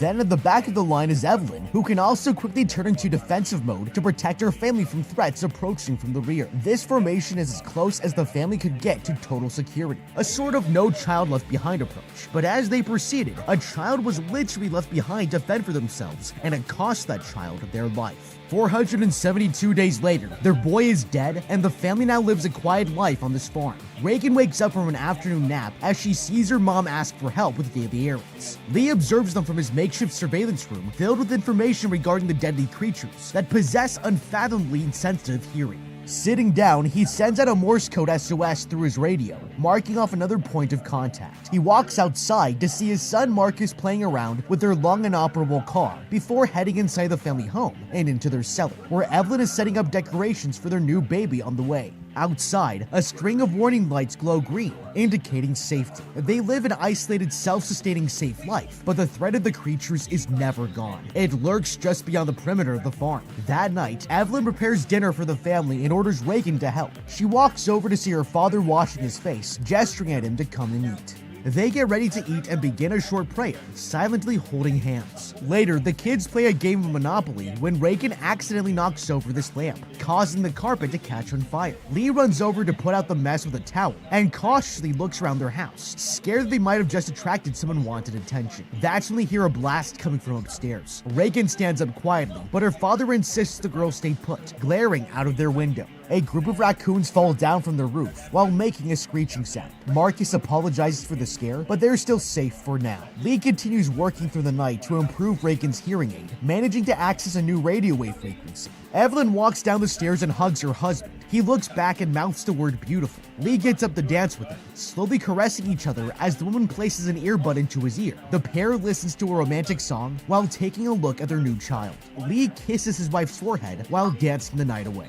The next day, Lee continues work around their house, while Evelyn checks on the progress of their newborn, estimating that she's only around 3 weeks from giving birth. Reagan quietly walks into their house on their tippy toes, suddenly being caught by her dad, who informs her that she isn't allowed to venture into the basement. Lee tells her that his daughter already knows there's dangerous information down there. Reagan insists that it's alright, but her dad changes the subject and reveals that he took small amplifiers from the stereo to enhance her hearing aid. She informs her that it won't increase the radio's frequency. Lee tries comforting the girl by caressing her face, but Reagan freaks out and demands that he stop. Placing the hearing aid inside of her hand, he decides to get up and leave her alone. Inside the house, Evelyn teaches her son math. She slowly guides him through addition and subtraction when Lee interrupts, telling Marcus that it's time to go. He looks towards his mother, frightened, and begs her to let him stay home. Evelyn insists that he'll be okay, with his dad making sure that he'll be safe on their journey outside, using it as a way to make sure that Marcus will be able to look after the family when they get old. As Lee readies to leave, Marcus refuses to go. That's when Reagan offers to accompany her father instead, but Lee insists that she stay here to help Evelyn. She turns away disappointed, while Lee promises to let her come next time. Reagan walks back into the house and mopes in her room. She tries the new hearing aid, which has little improvement. She begins to cry, but then she walks to her backpack. After throwing some clothes into it, she goes to the cabinet to grab an item wrapped in cloth, adding it to her bag, then picks up a multi-tool and heads out. Lee and his son arrive at a nearby river as the dad shows him how to set up traps, collecting fish for their family. Marcus freaks out seeing the animal flop around, scared that it'll attract the deadly monsters. Lee insists that he calm down, explaining to his son that the river will block out any small noises. It's safe to make low-volume sounds as long as there aren't any signs of a monster nearby. Lee stands up and tells his son that he needs to show him something. Meanwhile, Evelyn slowly packs a bag of wet clothes from the laundry, hauling the heavy bag quietly up the stairs. That's when it gets stuck on a nail and she accidentally pulls too hard, ripping the bag and making a loud thumping sound. The nail gets pulled out of the wood further, now a dangerous spike. It's a simple mistake, but in a noiseless world like this, even the smallest of mistakes could mean death. Lee guides his son to a waterfall. He suddenly screams while standing next to the waterfall. Marcus looks at him shocked, while the father speaks aloud, declaring that it's completely fine to let out some steam. Later, as they're relaxing by the waterfall, Marcus questions why his sister couldn't come, asking Lee if he blames Reagan for Bo's death. He reveals that she blames herself for the brother's death. Lee says that Bo's death was no one's fault, and he still loves his daughter, but Marcus reveals that Reagan proudly does not know this. Meanwhile, Reagan leaves the family home and walks to the forest, arriving at the same bridge where her brother was killed. She produces his spaceship toy from her small bag and places it on a small memorial the family has made, cutting the wires so it still lights up, but without making any noise. At home, Evelyn cries in her bedroom about the escalating tensions. Meanwhile, Marcus and Lee find an abandoned house on their way home, but then the kid bumps into his father, who has stopped in his tracks. Then, Marcus sees a creepy old man is staring right at them. He spots a woman lying dead on the ground. Lee gestures for him to keep quiet, but the man lets out a massive roar, forcing Lee to take his son and run for their lives. This old man has lost everything, and now he's given up all hope. Lee rushes behind this tree and covers his son's mouth as the thudding sounds of a nearby monster rapidly approach. He watches the old man be mutilated, making sure to keep Marcus quiet in the chaos. Okay, that's one spectacularly dangerous way to go. Assuming that this is the trail that Lee and Marcus have taken before in order to access the waterfall and go fishing, they must have passed within the general vicinity of this old couple's house. Claiming safety in numbers in a world where silence is truly golden is a stretch, but it would be important to know the general whereabouts of your neighbors. As Lee and Marcus pass by this house regularly, they could check in on the couple. Had the old man known the Abbotts, he likely would not have wanted to die in such a reckless and violent manner after his wife's passing. The Abbotts could have potentially helped the couple with medicine, care, or food through the time since the monsters arrived on Earth. This act of empathy and kindness would again likely influence the old man to survive at whatever point the wife did die. Given the wife's state on the forest floor and the blood surrounding her, it seems as if something more unexpected occurred. This could have been a creature attack, which would be partly why the old man knows his scream will lead to his death. As evidenced by Lee's research whiteboard in the basement, there are at least 3 creatures in this area to be wary of. It is very probable that one of these 3 monsters killed this old woman. With all these things considered, it's wise that Lee stops Marcus from getting any closer. Lee might not know exactly what's about to happen, but is aware that something is going down. Could he have prevented the appearance of the monsters though? First, Lee could try to reason with the man. The man may not know sign language, but a few simple signals to ask him to stay silent as Lee approaches him would be understandable. Then the two could try to whisper or have some other extremely quiet means of communication to reason with the man. Perhaps he could appeal to the man's empathy towards his own son to convince him not to call the monsters to their location. If that doesn't work, more aggressive tactics should be taken. Lee could charge the man and try to cover his mouth so as to not let him scream. This seems easy enough, as they're not but a few feet away from each other, and Lee is younger and more in shape. Lee could also use any of his belongings as a weapon against the man. If he had a firearm on him, he could risk the single loud crack of shooting the gun at the man to prevent him from screaming, though cold-blooded murder does not seem to be in his vocabulary. He could use any of his other items to similarly distract the man from screaming. For example, take a fresh-caught fish from his pack and offer it to the man. If Lee is lucky, the man might even take the fish and decide to keep on living after all. These actions may seem like the most trivial things a person can do, but in such an emotional time, a small act of kindness can change someone else's entire perspective. This is what needs to happen in order to stop this man from dying and endangering Lee and Marcus. That night, Evelyn's water begins to break and leaves her in a terrifying situation. She heads down the staircase to take a seat and realizes that she's about to make a new addition to the family at the most inconvenient time. Walking into the basement, Evelyn forcefully steps on the nail piercing her foot. She covers her mouth to avoid screaming. To end her excruciating pain, she rips it out on her own. Evelyn limps down the remaining stairs and turns on their red warning lights before heading back up. Suddenly, a monster walks right in front of her. Evelyn is all alone, about to give birth, and now she has a bigger, more terrifying, life-threatening. Here's the monster pacing around upstairs, hiding in the corner of the room, and watching the terrifying creature walk around her basement. She's almost helpless to do anything but hide. That's when her contractions kick in, and Evelyn bites her own hand in order to stay quiet. Suddenly, the timer rings, and the monster rushes off, leaving Evelyn with a chance to escape. She quickly heads upstairs and is about to leave the house, but changes plans as another creature stalks around. Lee and Marcus arrive back home and see the red lights scattered all around. They hide behind a wall while Lee signs the word rocket to his son, asking him to make a loud sound to distract the monsters away from Evelyn, assuring him that he's capable of pulling it off. Marcus runs out to deal with the oncoming threat and makes it over to the secret compartment hidden in their crops, finding a lighter. He ignites this piece of string next to him as Lee grabs a loaded shotgun from their bedroom. Okay, has escalated rapidly. So fast. Let's rewind and slow down. There is clearly unresolved trauma from the death of Bo. How to beat the monsters attacking the family? Work through your trauma, go to therapy, communicate. Seriously, this family needs to talk about their problems. That is never easy, but is always the key to happiness. If Lee had explicitly vocalized, or rather signed, his feelings towards Reagan, and made her understand that no one blames her for Bo's death, then Reagan would likely not have run away from home. Marcus seems the most in tune with his sister's feelings, so it's odd that he has not expressed these observations before. If he had done so, some of the events that are in motion could be playing out quite differently. While Lee and Megan go off to fish, Reagan needs to stay with her mother. This rule would be needed at any time, but is paramount while Evelyn is pregnant. This far along, she could go into labor almost at any moment. And what do you know? She just did. Now she's alone at one of the most dangerous points of her life. She needs help. If as Lee and Marcus were leaving to go fishing, Lee had taken the extra time to sincerely explain why it's important for Reagan to stay with her mother, perhaps she would have. Or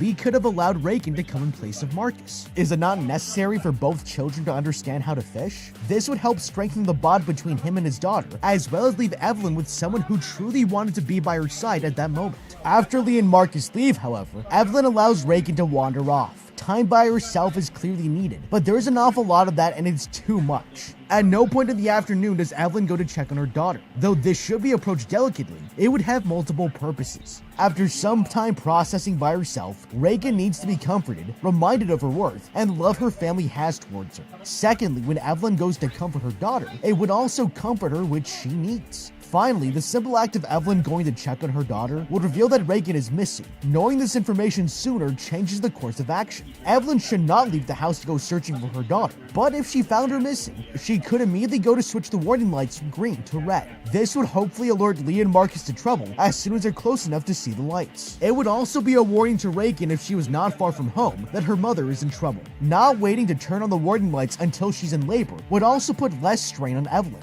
Going down into the basement without the stress of going into labor would probably allow Evelyn to pay more attention to her surroundings and avoid the nail that is protruding and waiting to strike. Now Evelyn has another horrible pain to deal with. After pulling the nail out of her foot, Evelyn now has to deal with the impending birth of her child. Rather than a happy occasion, it is one of sheer terror. Babies are loud. They cannot understand the rules of the world they're born into. They are not easy to quiet down, let alone when their mother is exhausted and bleeding out of her foot. The baby needs to be born somewhere that has been soundproofed so that Evelyn can worry less about if the monsters will hear its cries. She should head to the baby's room, which the family has spent much time preparing for just such scenarios. It has been wallpapered many times over to decrease any sound escaping, and it has all the necessary supplies. It is also located downstairs, so it would be far easier to get to than almost any other room in the house. It is not only automatically the safest room in the house because of the setup, but it is probably also the place that Lee is going to think of first when checking for his wife once he's home. Why would she not go to that room? When Lee and Marcus get back to the farm, they do the right thing by immediately launching into offensive mode. Without knowing all the details, they understand by the red warning lights that things are in dire situations. There's no time to fully investigate before taking action. Setting off rockets is a risky move because it's loud, and while it will distract and confuse any creatures on the farm, it will also draw other creatures further out of the region towards this noisy area. That increases the stakes of this family's fight. Evelyn makes her way upstairs to the bathroom, wincing in pain. The baby is slowly coming out of her womb. She climbs into the bathtub as blood begins to pour out, and she tries to give birth without making a sound. Hearing the monster slowly walking up the stairs, she muffles the sound of the baby with a blanket. At the same time, Lee runs out of the barn while fireworks fire off in the distance. Meanwhile, Reagan wakes up miles away from the house. She sees the fireworks exploding across the sky and begins running home. Lee cautiously arrives at their house with his gun ready to fire, heading upstairs and making sure to stay quiet. That's when he enters the bathroom, finding a bathtub full of dried blood. Thinking that Evelyn has already been killed, he breaks down, fighting back tears, when suddenly his wife sticks her bloody hand on the shower door. Lee quickly opens it up to find his wife holding their newborn baby. Outside, Marcus walks towards the house before hearing a strange sound nearby. His flashlight begins to flicker on and off. Suddenly fearing that he's about to be attacked, Marcus sprints into the cornfields. Hearing the sound of a monster, he looks behind as spotted and accidentally runs into a car wheel, knocking himself out. Lee takes Evelyn and their newborn baby into the other house. Afraid of the attention from the baby's cries, he rushes them downstairs and away from harm. As he places this mattress over the floor, he doesn't realize that a monster has already entered their home. Lee takes his family downstairs to the secret room while attaching a ventilator to the baby's face and placing it in a soundproof box, as he hears a monster pouncing around upstairs. Evelyn wakes up from a nightmare while her husband insists that she's alright. The monsters can't hear them, and their newborn has been safely delivered. That's when Evelyn questions where her other children have gone. Lee assures her that they'll be fine, but she mentions that Reagan is out there by herself. Mentioning the fireworks Marcus set off, his wife calms down and believes that they're safe. She lies back down as their newborn cries, and Evelyn reveals that she had a boy. She begins to explain how heavy the child was and how out of strength she felt, but wishes she could have carried him home. Lee realized she she's not talking about their newborn, but rather Bo, their dead son. Evelyn questions how they can call themselves parents by leaving their children out in danger, asking Lee to promise that he'll bring them home safely. Outside, Reagan slowly walks through the crops to find this light abandoned near their family truck. Reaching for the device, she's grabbed by Marcus and they embrace each other quietly, relieved they both survived. Then, they head to the silo's roof and light a fire to signal to their dad, but quickly run out of oil to fuel the flames. Marcus gestures to reassure his sister that their dad is on the way. He gives her a big hug as they wait it out, but both are unsure what will happen. That's when Lee heads out of their secondary home to go look for his kids, without knowing the new danger threatening his wife. Downstairs, Evelyn watches as a water leak begins to trickle into their secret hideout. The entire basement begins filling up with water, while she blankly stares at the makeshift baby silencer, spotting a deadly monster right behind it. Evelyn slowly dips her feet into the water, while the creature dives in. It's a terrifying situation, and any kind of loud noise will mean the death of both Evelyn and her child.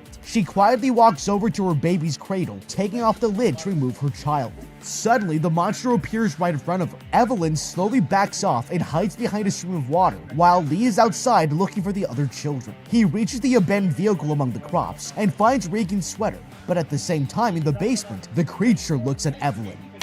Okay, time to play a game of Marco Polo with the monsters. Evelyn and her baby have got to get out of this room before they drown. But first, let's discuss Lee and the other children quickly. After Lee finds his wife to have successfully given birth without making enough noise to get her and the child killed by these ultra-sensitive hearing monsters, he should do things differently. This is, of course, a great moment. He now has a new child, if it can survive this night of terror, and he does not currently have a dead wife. Both of these things are worth celebrating once the massive threats to them are eliminated. Lee does the proper thing by getting Evelyn to the soundproofed baby room as quickly as possible and securing the baby within its specially made crib/hideout.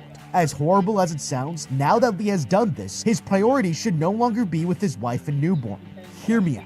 He can and will come back to them as soon as the coast is clear, but at this very moment, his two other children are in more danger than the two people he's with. Evelyn is at most times a skilled survivalist and simply needs to rest. She has just given birth and is in a weakened state, so the best thing for her is to not be bothered. The baby is in a similar position since, it was born less than an hour ago.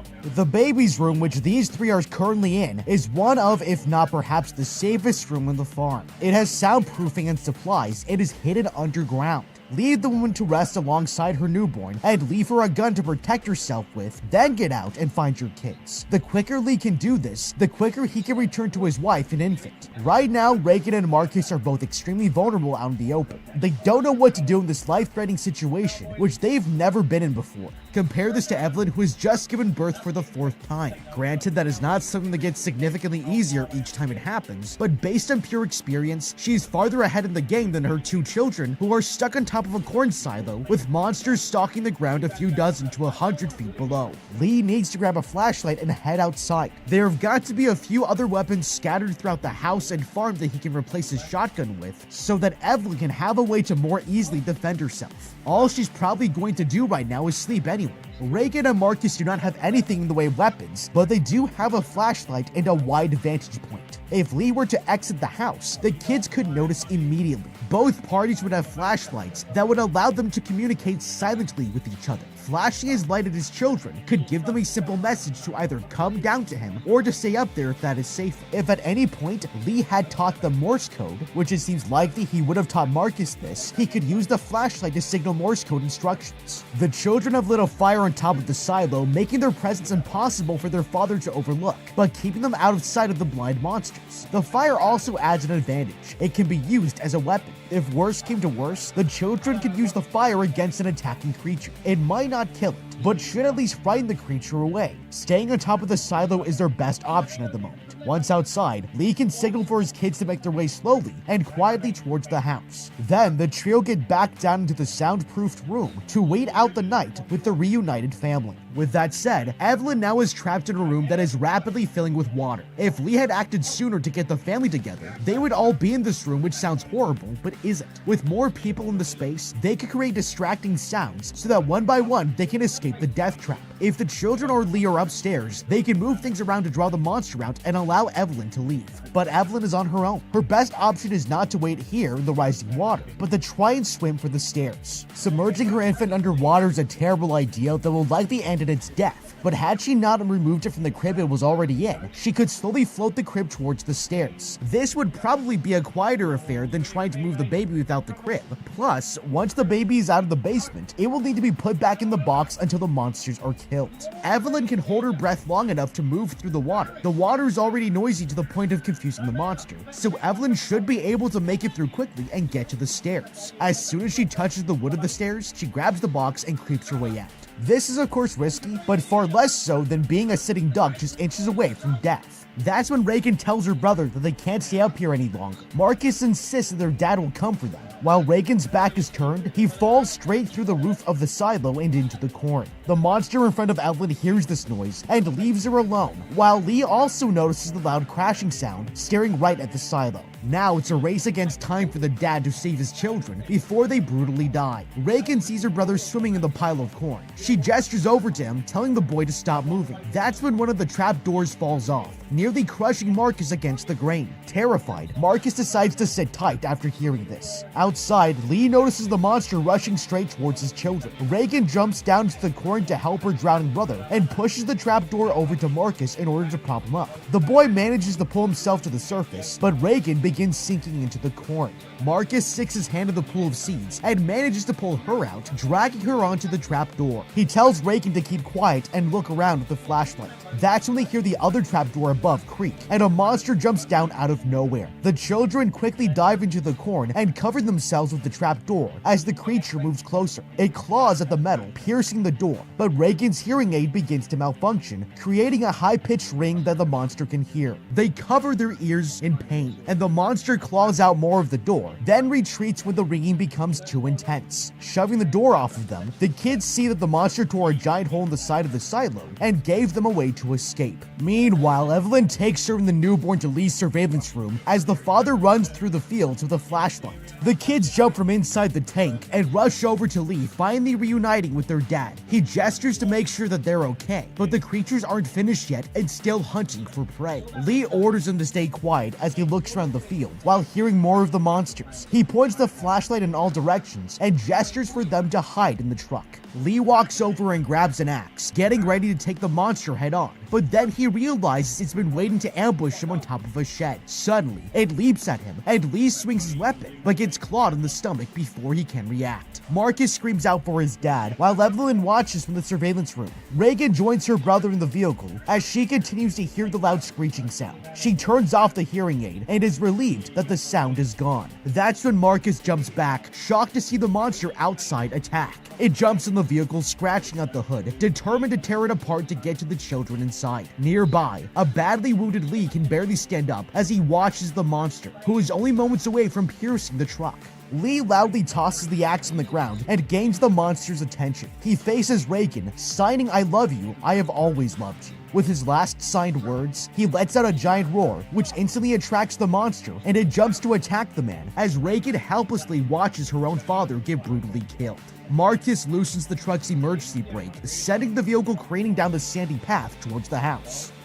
Okay, this is a touching redemptive display of Lee's love for Reagan, and I refuse to let it make me cry right now because it was probably avoidable. Lee thought fast on his feet, which is fantastic, but what about Evelyn? Not to put too much pressure on the person who just gave birth to a human life and is still reeling from that trauma, but could she have done something? Yes. Evelyn is in the surveillance room watching the mess in the cornfield play out. She might not yet be back up to 100% operating in survival power, but she's not helpless. Instead of only watching in horror as her husband dies, she could put the baby down, run outside with the gun that is somewhere in the house, but likely in the room with her, since that's where Lee last had it, and give that monster a piece of her mind.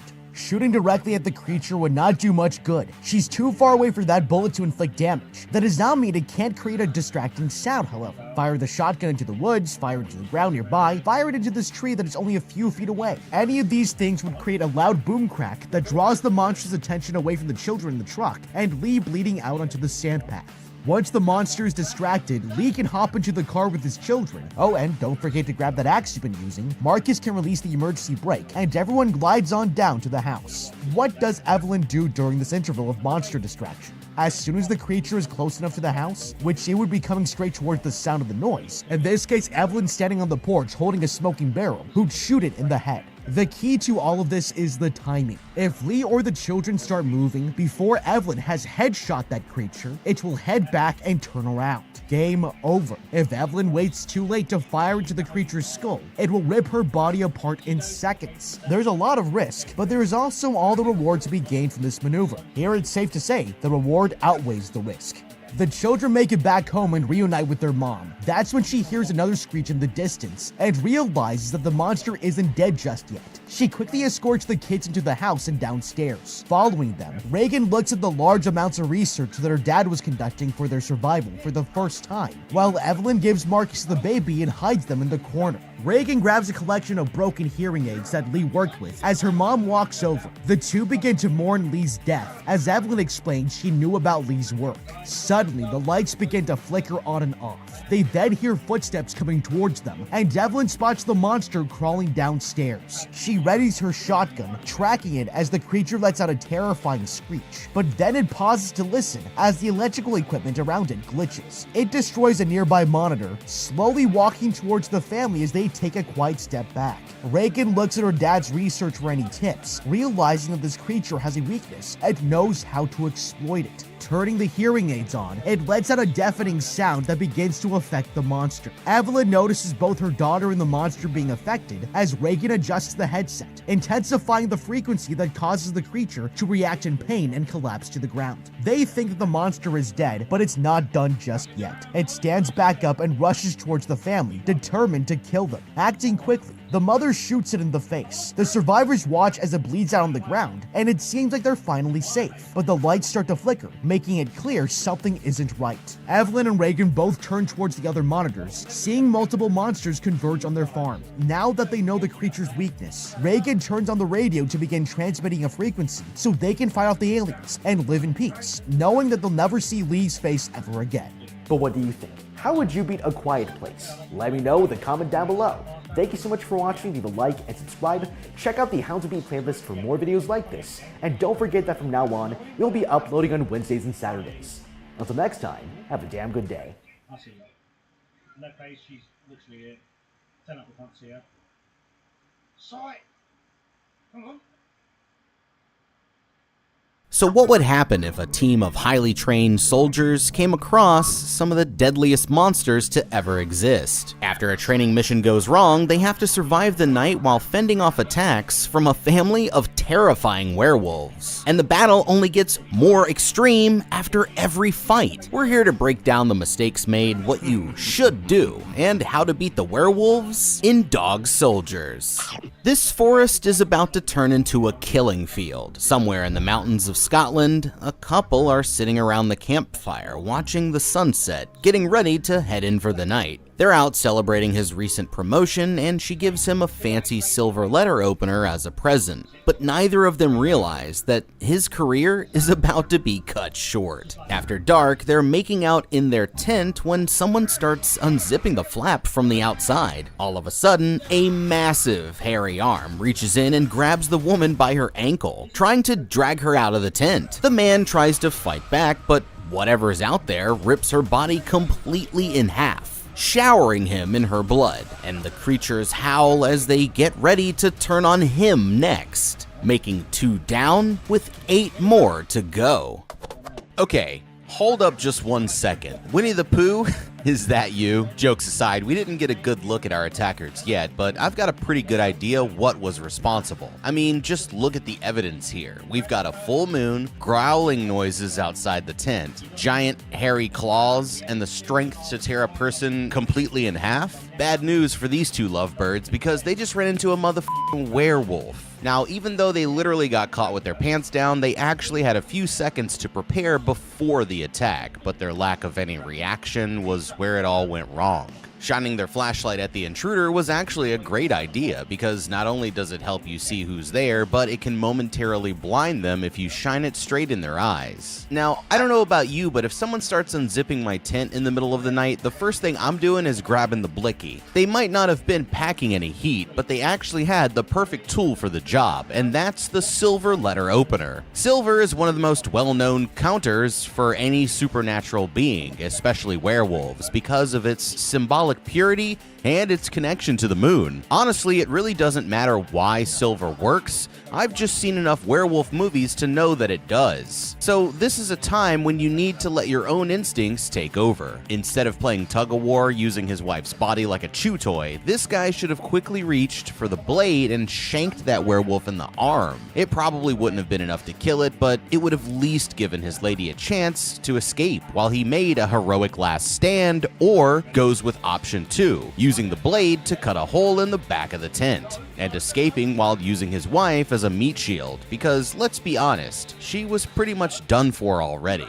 On the same night, a man named Cooper is sprinting through the woods being chased by a bunch of military guys and their dogs. He takes a few of them out with some badass flashlight moves before he's finally caught, and the officer congratulates him on making it to the top of the class. It turns out that he's a soldier who's training to be a part of an elite special forces team, but there's one last test that he has to pass. To show his loyalty, Captain Ryan here orders the man to kill one of their dogs, but Cooper refuses to do it. Furious, Ryan does it himself just to prove a point, and sends Cooper back to his original squad. But that was his biggest mistake. A month later, Cooper and his squad get dropped off somewhere in the forest as a part of a training mission. Their leader, Sergeant Wells, is on high alert because they're up against Captain Ryan and his squad from the SAS. But there's an even deadlier threat watching from the shadows. Joe here would rather be at home watching some football on the telly, but the Sarge reminds him that they need to take this seriously and takes a seat next to Cooper to check out the map. They need to get through enemy lines without getting caught, and he finds a spot where it looks like they can sneak by, but he has no idea that they're walking straight into a death trap. After walking for a while, the group stops for a break near the river. While they're resting, Cooper tells them about the couple who went missing not too long ago, saying how people disappear out there every year with no sign of what actually happened. After dark, they set up camp for the night and pass the time by talking about their biggest fears. The Sarge tells them a story about a time during the war, when a guy from his squad got a tattoo of the devil laughing on his butt cheek.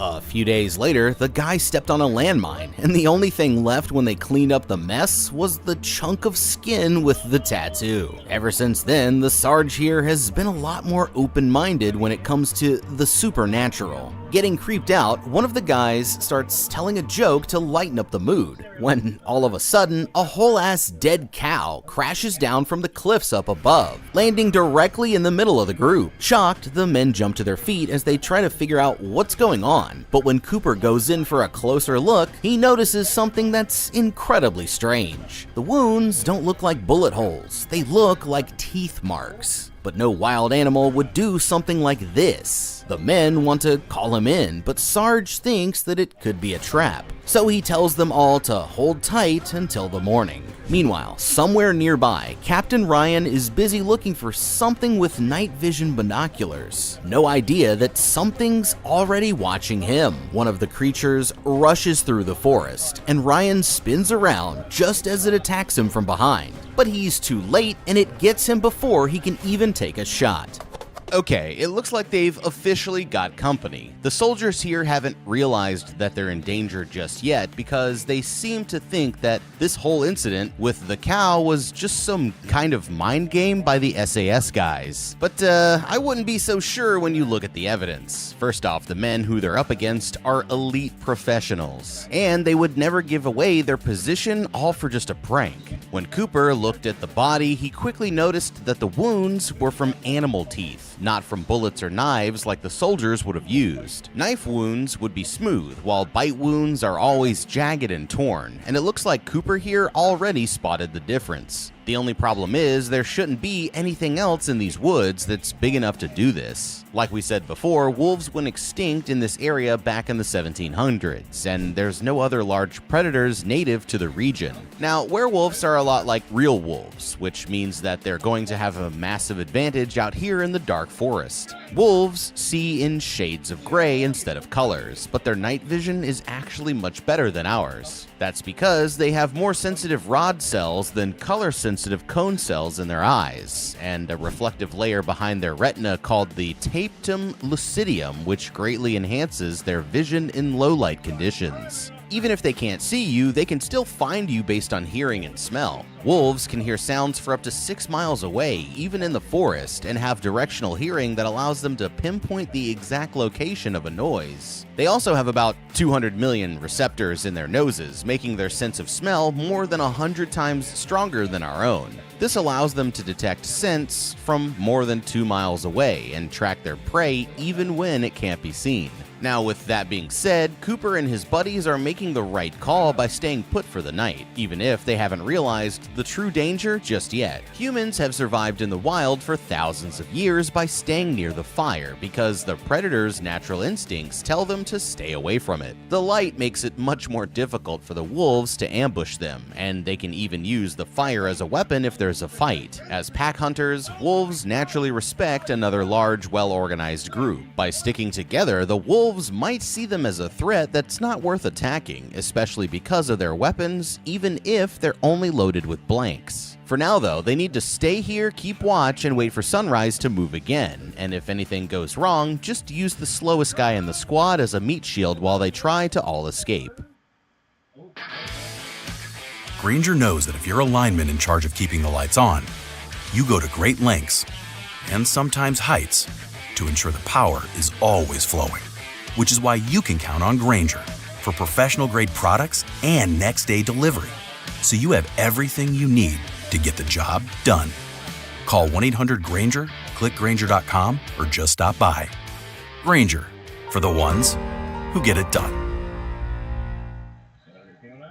In the morning, the group picks up the cow's trail and decides to follow it, hoping to trace it back to whatever was responsible for the attack. After a while, they're shocked to find more bloody chunks lying in the dirt, and that's when they see a distress flare go off in the distance. Up ahead, what they end up finding is even worse than they could have imagined. It's the SAS camp, but the place is a total massacre, with nothing left of the soldiers besides bloody piles of guts. Realizing that things just got dangerous, Sarge tells the guys to leave their blanks and pick up a real weapon from the pile, trying to figure out what could have happened. All of a sudden, Captain Ryan pops out from behind some crates, asking the men for help as he collapses to the ground, badly injured, with 3 huge claw marks ripped into his chest. The others try calling for backup, but for some reason, their radio cannot get a signal. While they're patching him up, Ryan keeps saying strange things about their attackers, but they can't get him to explain what he means. They only have 30 minutes left before it gets dark, and just then, they start hearing crazy noises coming from the trees. Realizing that they need to get going, Sarge tells the others to grab whatever they can as they retreat back into the woods. Bringing up the rear, Bruce notices all of the wildlife suddenly go quiet, which is when he spots something in the trees, but when he tries to open fire, his weapon will not go off. Terrified, he ditches the gun and starts blindly running for his life, but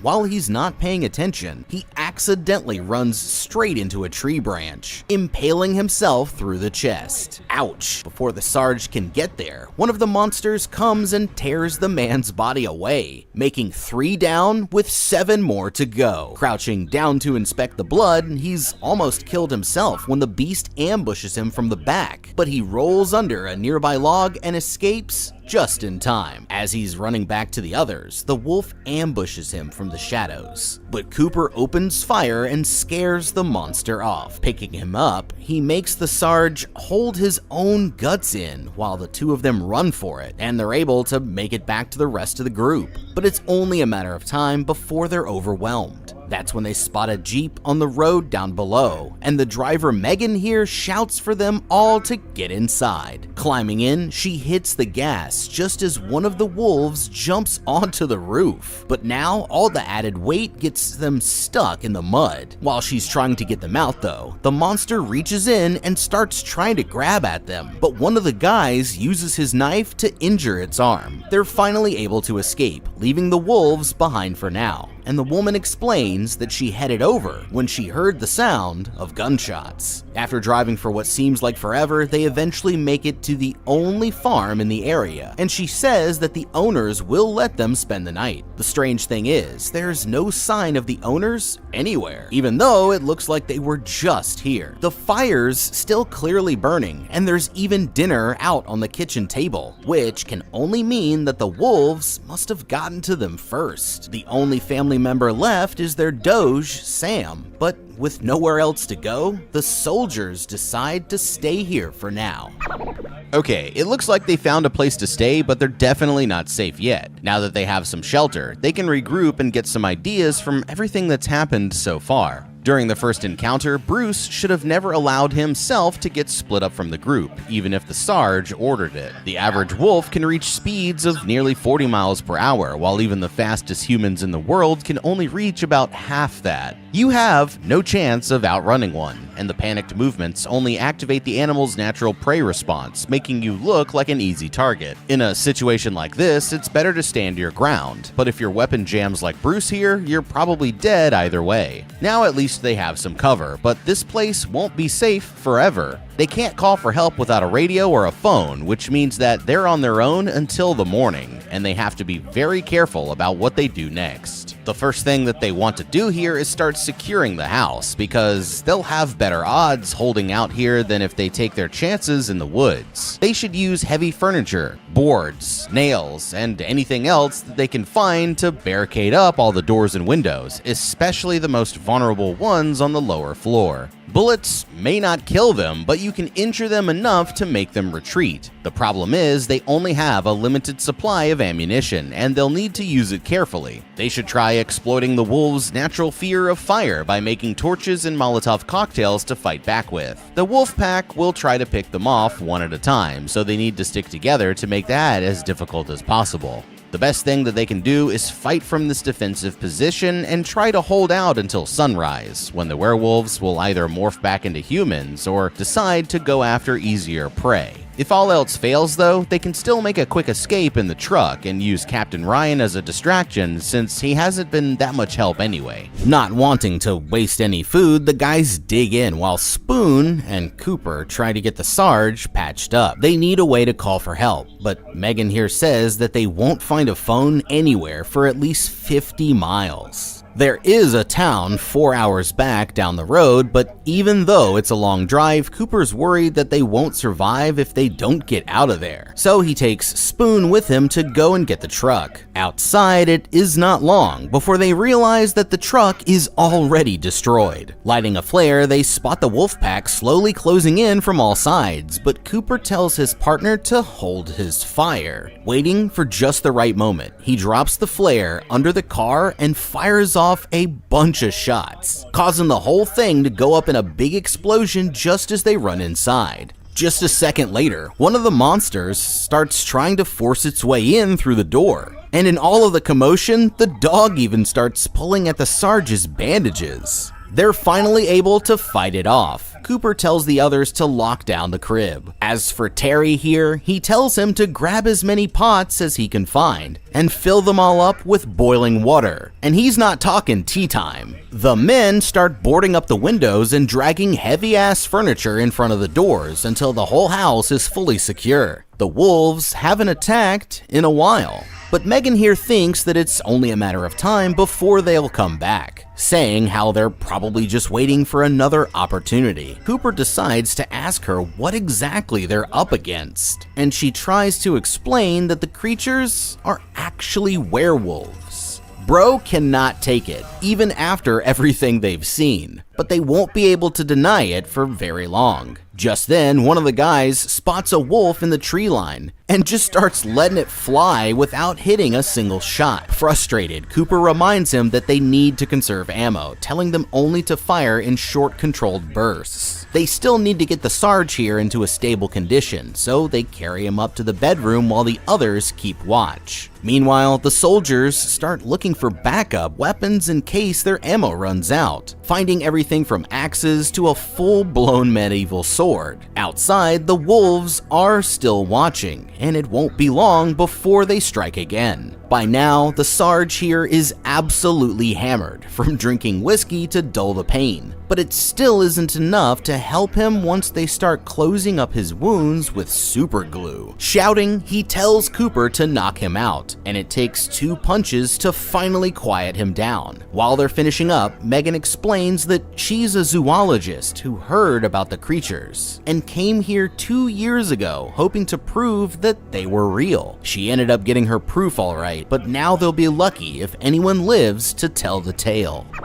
Okay, this situation keeps going from bad to worse. Now that they don't have a car, it makes it even more important for them to stay put until sunrise, because trying to escape on foot is like pretty much impossible. The only advantages that they have are their high-powered weapons and their ability to strategize. So they need to pay close attention to exactly what the wolves are doing and carefully decide how they're going to respond. Now that they have them trapped in one place, they're deliberately doing things like running by just at the edge of sight, trying to make them waste as much ammo as possible. They need to remember that wolves hunt in packs, and usually the one you can see is just a decoy. But you really need to worry about the ones you can't see. If a werewolf makes themselves too obvious, I'd save the ammo and check the other side of the house instead, because there's a good chance you'll catch another one working on some kind of sneaky plan. Like, we just found out that Megan here is a zoologist, and not only that, but she's been studying these werewolves for 2 freaking years. This makes her a major asset for the team because she has tons of valuable information that we could use in the fight. The first thing that we want to know is how many of them that we're up against. That way, we'll have a better chance of avoiding ambushes, and we'll know how many are left if we manage to take one down. In the wild, wolf packs are led by an alpha male and female who are responsible for the decision-making and leading the hunts. Megan here has seen them enough times that she can probably identify the alphas, and if they can take them down, then it might scare off the group members and make them easier to defeat. Their superior hearing is for more than just tracking prey. They also use their howls to communicate and coordinate their attacks, but if we can disrupt this, then it'll be much harder for them to work together. The house may not have a lot of electronics, but they do have a radio, and the group could use this to create some kind of high-pitched feedback device similar to what the Abbott family used in A Quiet Place Part 2, overwhelming the wolves' sense of hearing and possibly stunning them long enough for an easy kill. The boys here might not think the whole werewolf story makes sense just yet, but like we've said before, it doesn't have to make sense as long as you can use that information to kill them. From the lore, we know that silver is always the way to go, so I'd start by searching the house for anything silver that they can use as an improvised weapon. Otherwise, we've got 2 alternatives that usually seem to work: fire and decapitation. Fire is actually the easier choice because, like we said before, they can use torches or even Molotov cocktails to hit them from a distance, and they can't heal their wounds if they're burned into ashes. Decapitation is a little more tricky because it means you have to get in close and be precise. The best tools for that job are going to be the axe or the sword. If they can get one in an injured state, then they can quickly use one of the weapons to take its head clean off, and then there's one less werewolf for them to worry about. Back downstairs, Cooper gathers the others around the table, reassuring them that they'll make it out alive as long as they stick together. They still want to know what they're up against, and Cooper lets Megan explain exactly what she told him. A few of them aren't ready to believe it yet, but she tells them to think about all of the evidence that they've already seen. She's been tracking the werewolves for more than a year, and every time there's a full moon, people from the area come up missing, with nothing left of them by the time that the sun comes up. It's a crazy story, but Cooper reminds them that whether they want to believe it or not, the monsters are still waiting right outside. This whole time, Captain Ryan here has been staying oddly quiet, so Cooper decides that it's time to find out what he knows. While they're questioning him, they notice a picture of the family over the fireplace, and Megan says that they've lived in the area for centuries. Cooper points out how the captain here is doing pretty well for someone who was just on the verge of death just a few hours ago, but he refuses to let anyone look at his wounds. Even drawing a pistol, he fires a shot just as Megan knocks the weapon out of his hands. And when they pull open his shirt, they can see that his injuries are already starting to heal. Cooper quickly tears up a piece of fabric, telling the others to tie Ryan to his chair. But just then, the power suddenly goes out all around the house. It looks like the werewolves turned off the generator, and they only have a matter of seconds before the next attack. While the others get to their positions, he leaves Megan to stand guard over the captain, telling her to take him down if he tries any shenanigans. Everything's quiet until the wolves start slamming on the door, attacking from different angles all at the same time. One of them even tries getting in through the window, but the soldier holds it back with several blasts from the shotty. Cooper and the men race around the house, holding the creatures off whenever they try to get inside, and he throws a pot of boiling water directly into one of their faces. In the dust-up, a werewolf rips Joe's shotgun right out of his hands and fires a blast through the window before tossing it back inside, but he's able to get away by distracting it with a grenade. It's going the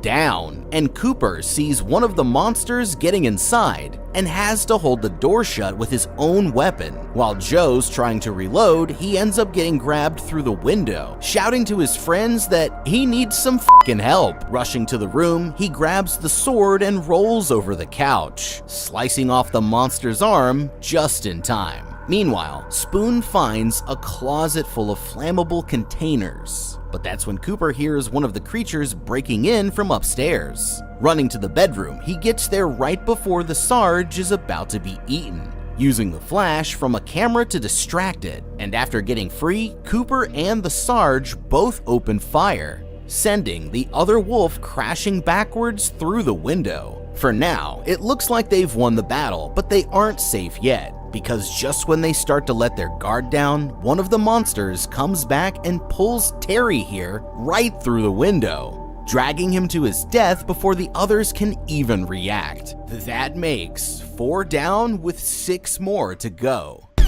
Okay, let's all thank Terry here for demonstrating why you never let your guard down when your back's to a window. They managed to survive the battle, but they took some losses and wasted a lot of supplies in the process. So they need to change up their strategy before going into the next fight. This finally brought up something important that nobody's mentioned yet, and that's the fact that Ryan here is definitely going to turn into a werewolf at some point. Everyone knows that when somebody is attacked by a werewolf and survives, they end up inheriting the monster's curse and becoming one themselves, which means that it's only a matter of time before Ryan here tries to kill them all. I would suggest taking him out now before that can happen, but another option is to use him as bait. If they make it look like Ryan's vulnerable, then they can use the camera flash to stun whichever wolf comes for him, and then use the sword to take off its head, which should help even the odds just a little bit. Megan also mentioned how the family has lived in these woods for centuries, and that's crucial information because it means that either they've learned how to fight the werewolves or they are the werewolves themselves. Either way, I'd check the house for any ancient artifacts that might explain the root of the curse, or specialized weapons that we could use to defeat them. If they run out of other options, then there's another plan that is just so crazy that it might work. Ryan here is turning into a werewolf, so if he bites them, then that should turn Cooper and his boys into werewolves too. It's not exactly the most ideal outcome, but everyone knows that the best way to fight a werewolf is with another werewolf. So if they're down for it, voluntarily transforming themselves could be their best chance at survival. Now that the battle's over, Cooper rushes upstairs to check on the sergeant, who puts him in charge of the squad just in case he doesn't pull through.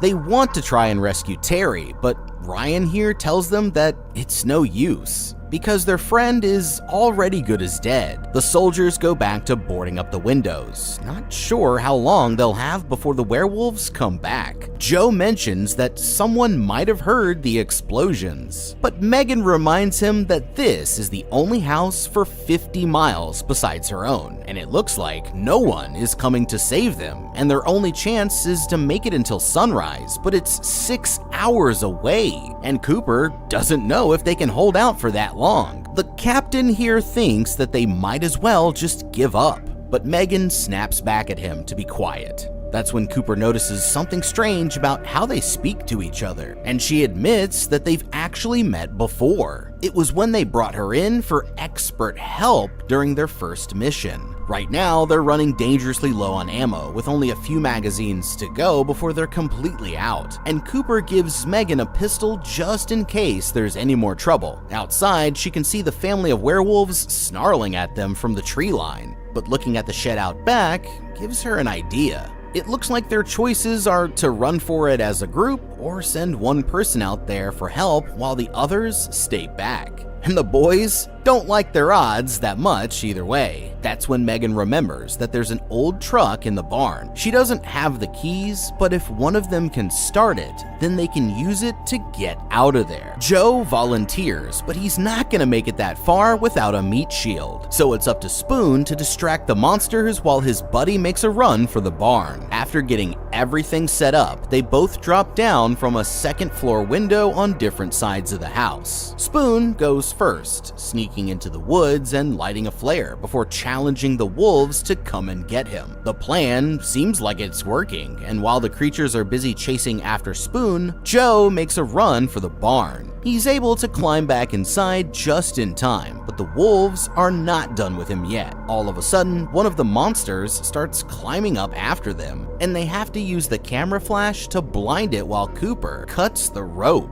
In the barn, Joe gets to the truck and starts it without a problem, but when the headlights come on, he's horrified to see his friend Terry slowly being devoured by one of the wolves. Taunting him, the monster chomps off his head and throws it straight at the truck, and Joe puts it in reverse as he hits the gas, crashing straight through the barn door. Seeing that he's outside, the others start getting ready to leave, but somebody else is already looking for a ride. That's when Joe here realizes that there's a werewolf in the back seat, and he decides that it's time to go out fighting. But the battle only lasts for a few seconds before he's turned into a bloody stain on the windshield, making 5 down with 5 more to go.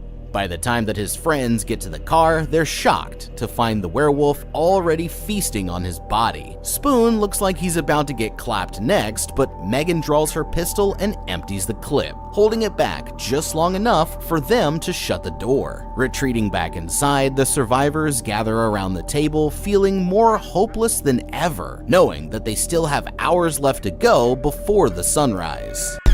Okay, well, so much for that plan, I guess. By now the soldiers are dropping like flies while the wolves are still at full strength. Every battle only drains their supplies more and more, and it looks like they're just trying to wear them down until they don't have anything left to fight with. Now they have to make the difficult choice of continuing to hold out here or to risk making a break for it on the open road. But after everything that's happened, one of those choices is definitely better than the other. Staying put has been the safer option thus far, but like we already said, it's only a matter of time before they're completely out of supplies. And when that happens, they'll probably be as good as dead. To decide what they should do, we need to pay attention to the wolves' strategy. Of all the places to be, 2 of them were hanging out by the truck, and that's no accident. You see, the first one was just a decoy so that Joe wouldn't notice the one in the back seat, but it's why they did this that's the most important part. They were guarding the truck so closely because they knew that it was the soldiers' one and the only chance at escaping, but they made a crucial mistake. The first time around, they just destroyed the truck as soon as they could, but this time, they left it running in the hopes of using it as a trap.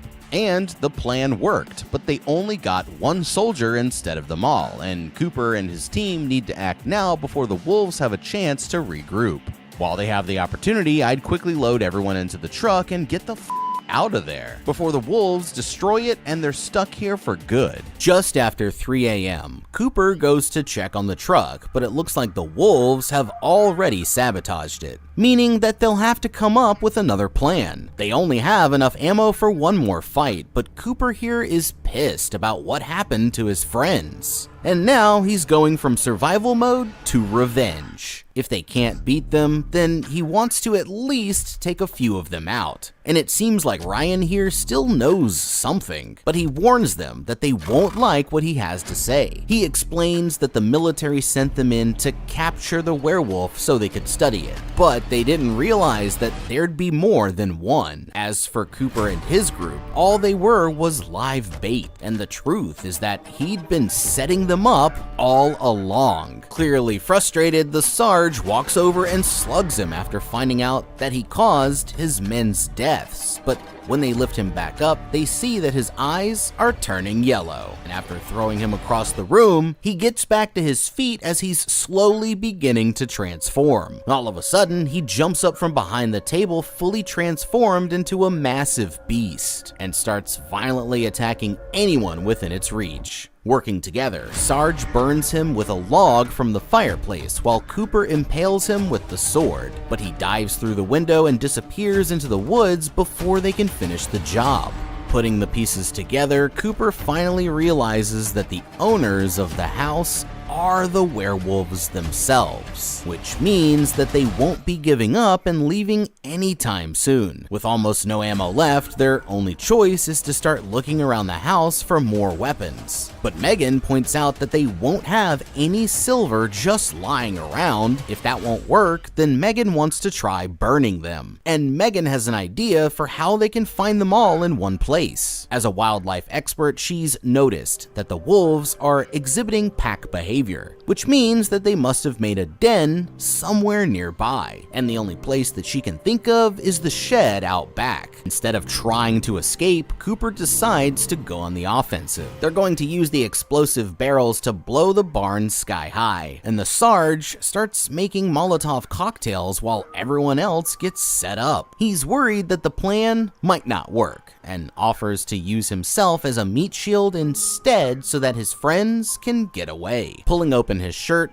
he shows that his wounds are already healing, meaning that it won't be long before he becomes a werewolf too. But Cooper isn't ready to give up on him just yet. Without much time, they go outside and quickly load one of the barrels into the truck. Spoon cuts the gas line while Cooper starts it up, speeding towards the barn before jumping out just in time. He runs for his life back towards the house as the sergeant comes out with a Molotov, tossing it to the ground and lighting the trail of fuel. In an instant, the whole barn goes up in a massive explosion just as Cooper makes it to the house. But this isn't the victory that they thought that it was. Instead of celebrating, Megan here only apologizes for not telling them the whole truth. She rescued them because she thought they could get her out, but now she's realizing that it's not going to work. That's when Cooper finally realizes that Megan here isn't really a zoologist at all. She's actually one of the werewolves, and her whole plan with the barn was only a trick. While they were distracted, she unlocked the back door, and sure enough, the other werewolves slowly emerge from the shadows right behind her. Okay, well Coop, it looks like your girlfriend here turned out to be a dog lady in disguise. If I only had $1 for every time that happened, right? The only problem is her secret identity was painfully obvious from the start, and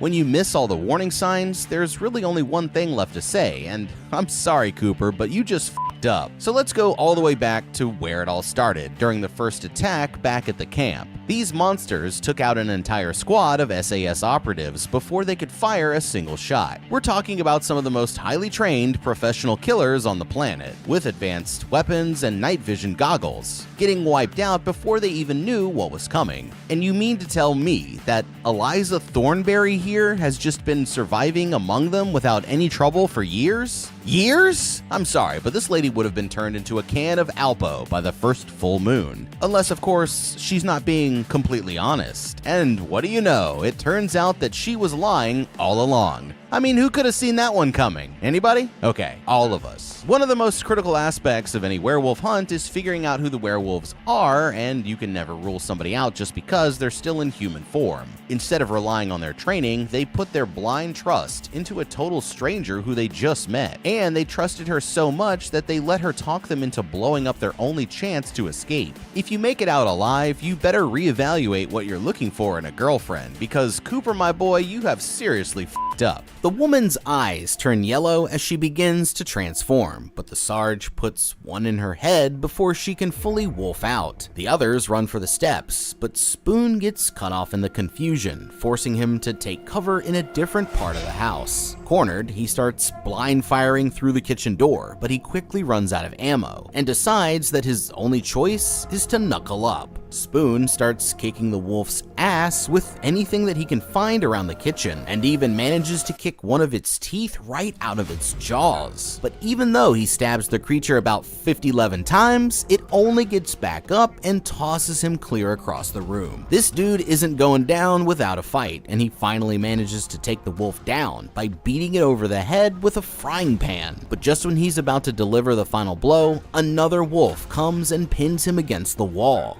and they brutally devour him right there in front of the family dog, making 6 down with 2 more to go. Upstairs, Cooper and the Sarge lock themselves in different rooms, with only a matter of seconds before the wolves break down the doors. Thinking quickly, Cooper kicks over the sink and uses a pipe to start breaking through the wall, while Sarge grabs some hairspray and turns it into a makeshift flamethrower. When he finally breaks through, Sarge gives him a knife to start making another door, and they both escape into the next bedroom. The men start quickly barricading the doors, but it won't hold out for long, and the Sarge tells Cooper to climb inside the wardrobe. As soon as the wolves break in, he shoots out the floor under their feet, and they both drop down into the kitchen. After seeing what happened to Spoon, these two decide that it's time to crash out, and Sarge here knows exactly what to do. Opening a trap door, he orders Cooper to take the dog and get inside, because he can already feel himself starting to transform. Taking the roll of film as proof, Cooper climbs into the basement, while Sarge cuts the gas line under the stove. Taking out a picture of his wife, he waits until he knows the wolves are around him before hitting the ignition switch and blowing the entire house to kingdom come, all while Cooper and the dog take shelter in the basement. That makes 7 victims and 1 family of werewolves down, but the story ain't over yet. Cooper stumbles around the basement looking for a way out of this hellhole, only to come face to face with his worst enemy, werewolf Captain Ryan. Knocking him to the ground, the monster takes his time kicking Cooper's all around this small basement until he finally decides that it's time to finish the job, pinning him against the wall. He's about to stab him through the mouth with the sword coming out of his own chest when Sam the dog runs in and saves the day. Lucky for Cooper, he happened to land right next to the box with the silver letter opener, and while Ryan is distracted, he pierces it straight through the creature's chest. The monster falls over, but he's not done yet, and Cooper grabs the blicky and turns his head into Swiss cheese, finally ending things once and for all. The sun's just coming up as Cooper and his new dog step out from the destroyed house. And if he's learned anything from this experience, it's that he should have just become a veterinarian instead. Dog Soldiers, classic DVD rental joint from back in the day. And you know, we just had to cover it here on How to Beat because, well, that was absurd, am I right? That was really absurd. If you guys think they should have done anything different, let me know down in the comments below. And thank you so much for watching. Leave a like and subscribe, and check out that How to Beat playlist for more videos just like this one. I'm the guy. I'll see you in the next video, and have a damn good day.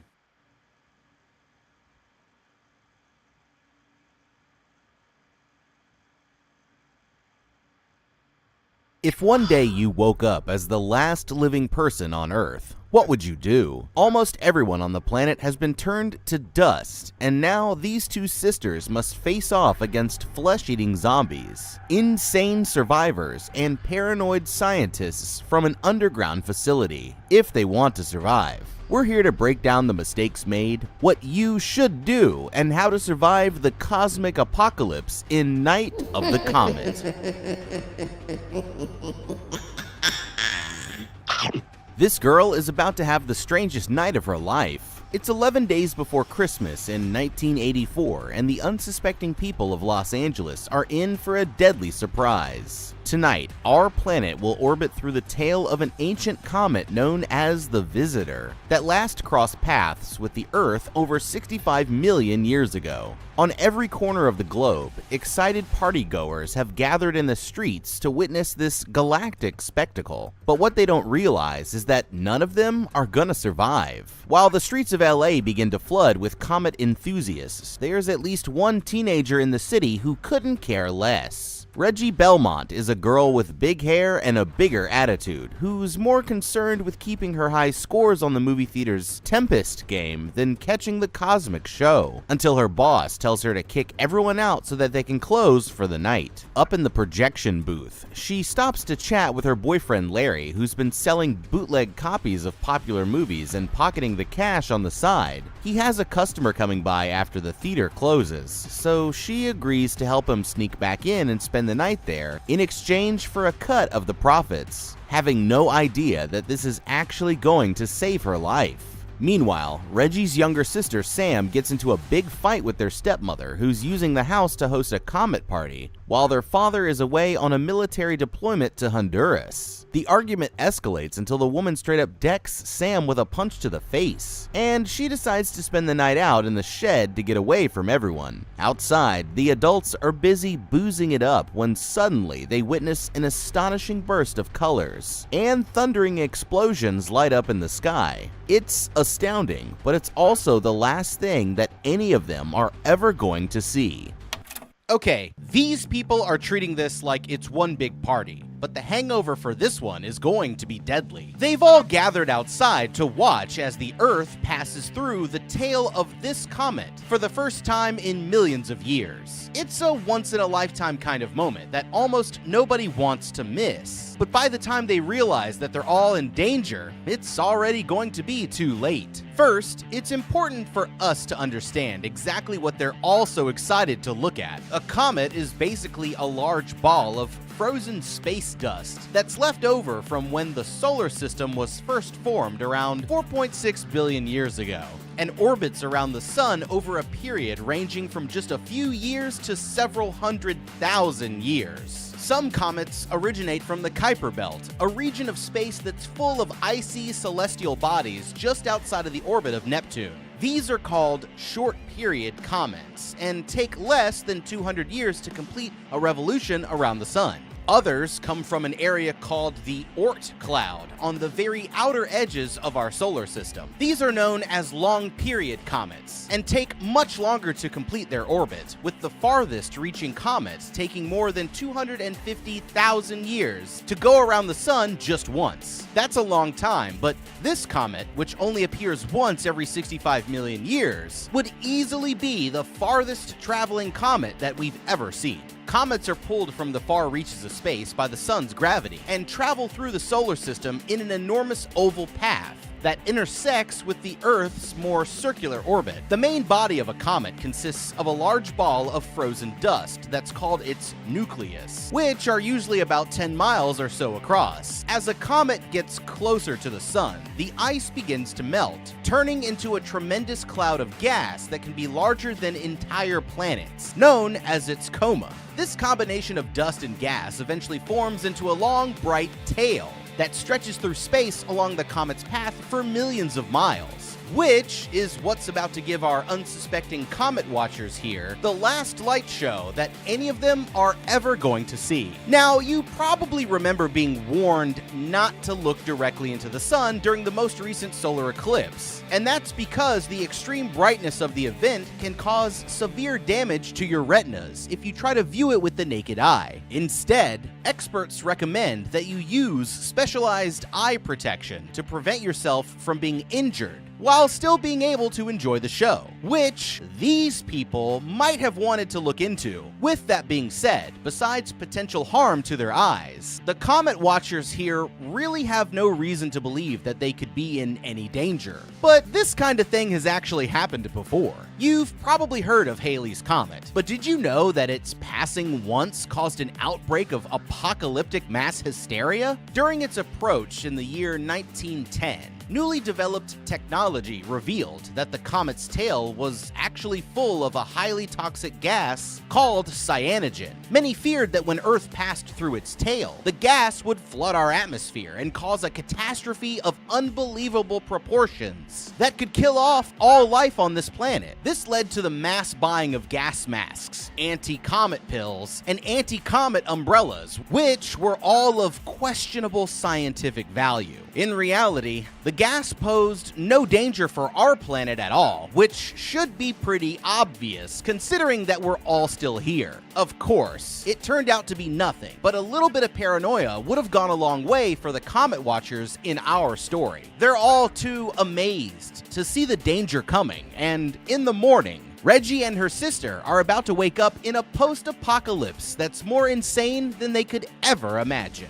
The next morning, Reggie wakes up to find her boyfriend absolutely furious that the buyer still hasn't returned with his copy of the film. Frustrated, he says that he's going to take his motorcycle to find out what's wrong, but this is the last time that you'll ever see Larry alive. As he opens the back door, Larry is suddenly clubbed over the head by a zombified-looking man who's been lurking out in the alley. The mutant drags his lifeless body away after finishing him off, but Reggie here is too busy playing video games to notice. After a while, she decides to take a peek outside for the first time and is immediately thrown off by what she sees. To her surprise, there are no signs of anyone around besides hundreds of discarded outfits lying in strange piles of red dust, and the sky is still tinted with an ominous red haze. Confused, she figures that last night's party must have gotten a little crazier than expected, and has to circle around to the alley when she accidentally locks herself out. Worry begins to set in as she discovers Larry's keys and a blood-covered pipe wrench lying on the ground near the back door. It looks like her boyfriend never made it to his motorcycle, and when she goes to investigate, she hears strange chewing noises coming from behind a pile of trash. Suddenly, the zombified man springs out from his hiding place, holding a chunk of Larry's flesh in his hands. He growls at her to come closer, but it's pretty obvious that listening to him would be a bad idea. Instead, Reggie begins slowly backing away, warning the man that she knows how to defend herself if she has to. The zombie continues moving closer, forcing Reggie to drop him with an open hand strike to the nose, followed by a swift knee between the legs. As she runs for the motorcycle, the zombie grabs her from behind and throws her down into a pile of trash, but Reggie picks up a chunk of wood and breaks it over the side of his head, stunning him long enough for her to quickly speed away. As she's driving through the city, she begins to notice something strange. Although the electronic devices seem to be working fine, the streets are as lifeless as the surface of Mars. Not only is there no traffic or anyone out for a walk, but people's cars are still running,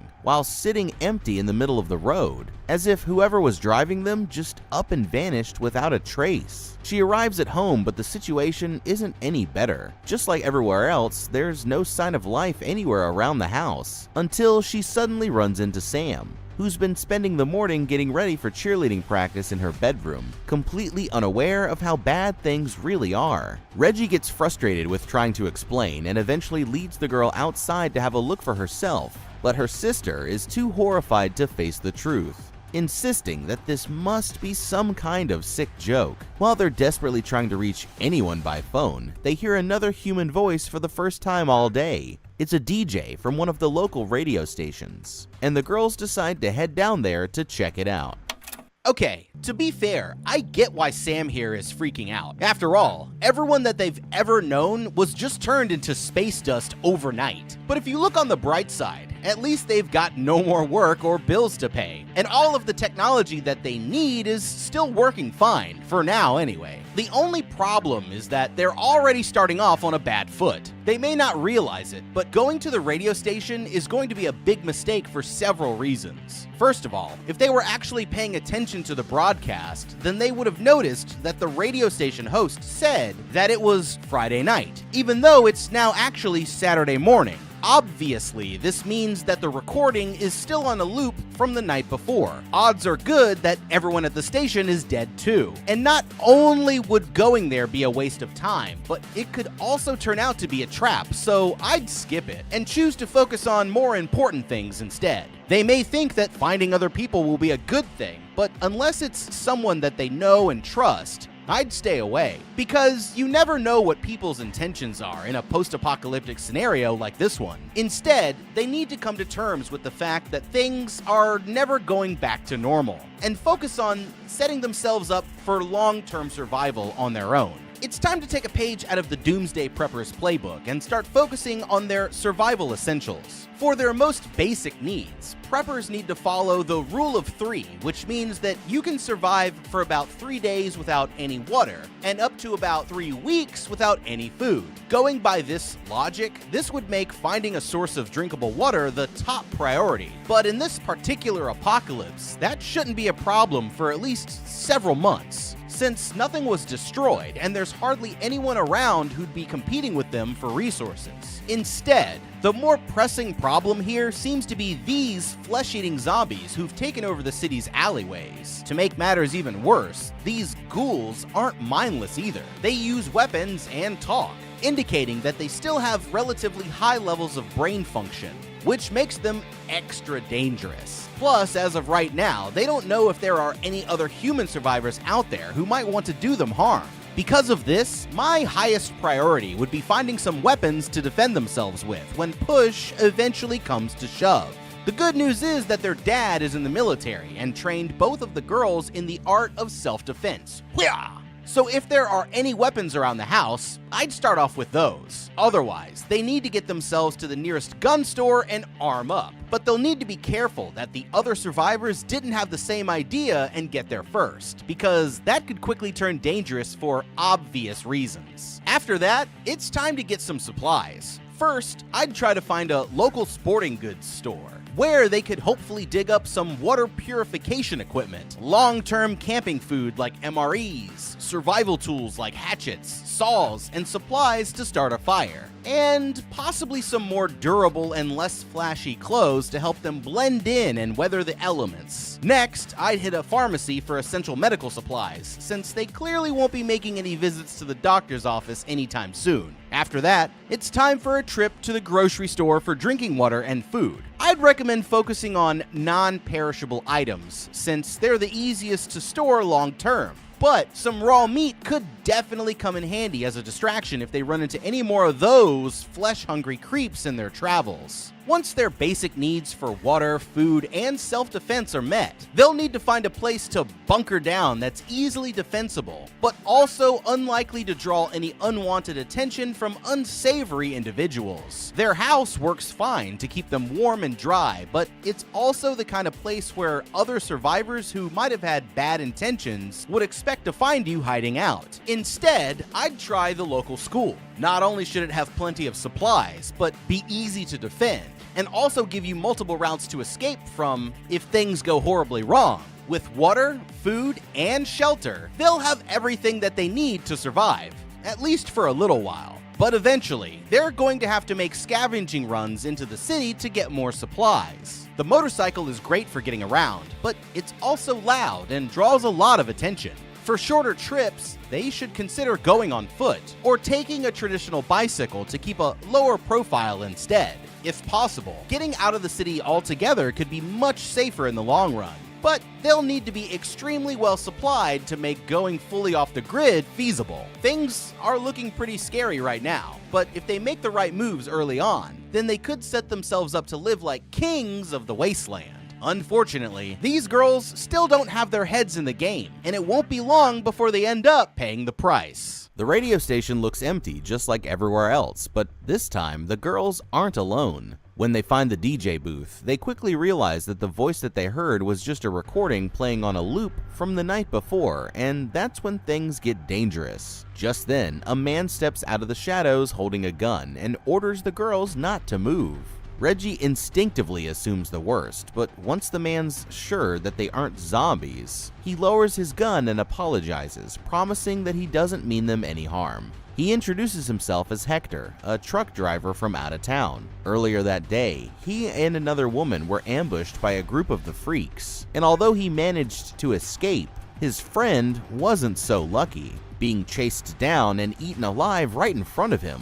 After hearing this, Reggie realizes that the same thing must have happened to her boyfriend and runs off into another room. When he finds out that Sam and Reggie is newly single, Hector here immediately decides that this would be a great time to shoot his shot. But Reggie's more interested in figuring out what's going on and asks Hector where he was when the comet passed. He says that he was sleeping in the back of his truck, causing her to realize that the three of them each spent the night in a room that was lined with steel, which must explain how they're all still alive. Back in the studio, Sam here starts messing around with the DJ booth and manages to put herself live on the air, but that was her biggest mistake. You see, as a joke, she reads off the station's phone number when suddenly someone calls. After speaking to them for a bit, Sam runs to get the others, but by the time that they get back, the person has already hung up. She's too shocked to remember much about the conversation, but says that the person was from a think tank that's somewhere far out in the desert.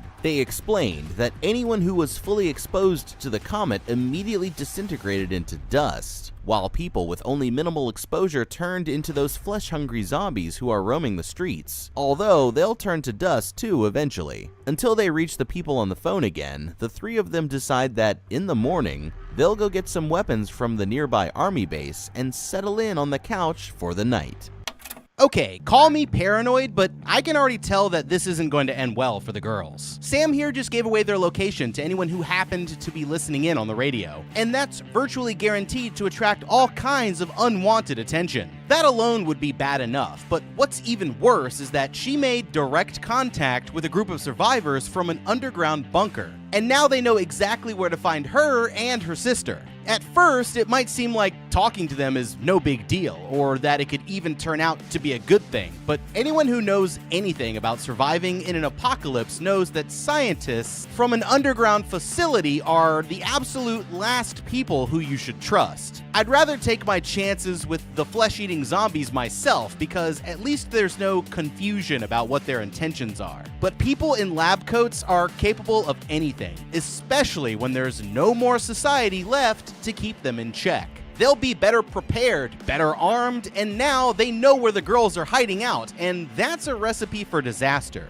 The truth is that getting involved with other survivors at all is a terrible idea, and that's including Hector here. To be fair, I get the urge to make contact with someone as a way to start feeling some sense of normalcy again, but if they're gonna survive, then they need to assume that everyone in the world is out to get them, until proven otherwise, and only make contact with other people after they're absolutely sure that it's safe enough for them to do so. Speaking of stranger danger, I don't trust Hector here as far as I could throw him. He may seem innocent enough right now, but there's just no way to know what his real intentions are. And it's hard for me to trust him after he decided to put the moves on Reggie here no less than 10 seconds after finding out that her boyfriend was eaten alive by a comet zombie. He might just turn out to be a hopeless romantic who's looking for love in all the wrong places, but come on, man. At least have the courtesy to wait until the poor guy's body is cold before you start trying to hook up with his girlfriend. And right in front of her younger sister, too. That takes some nerve,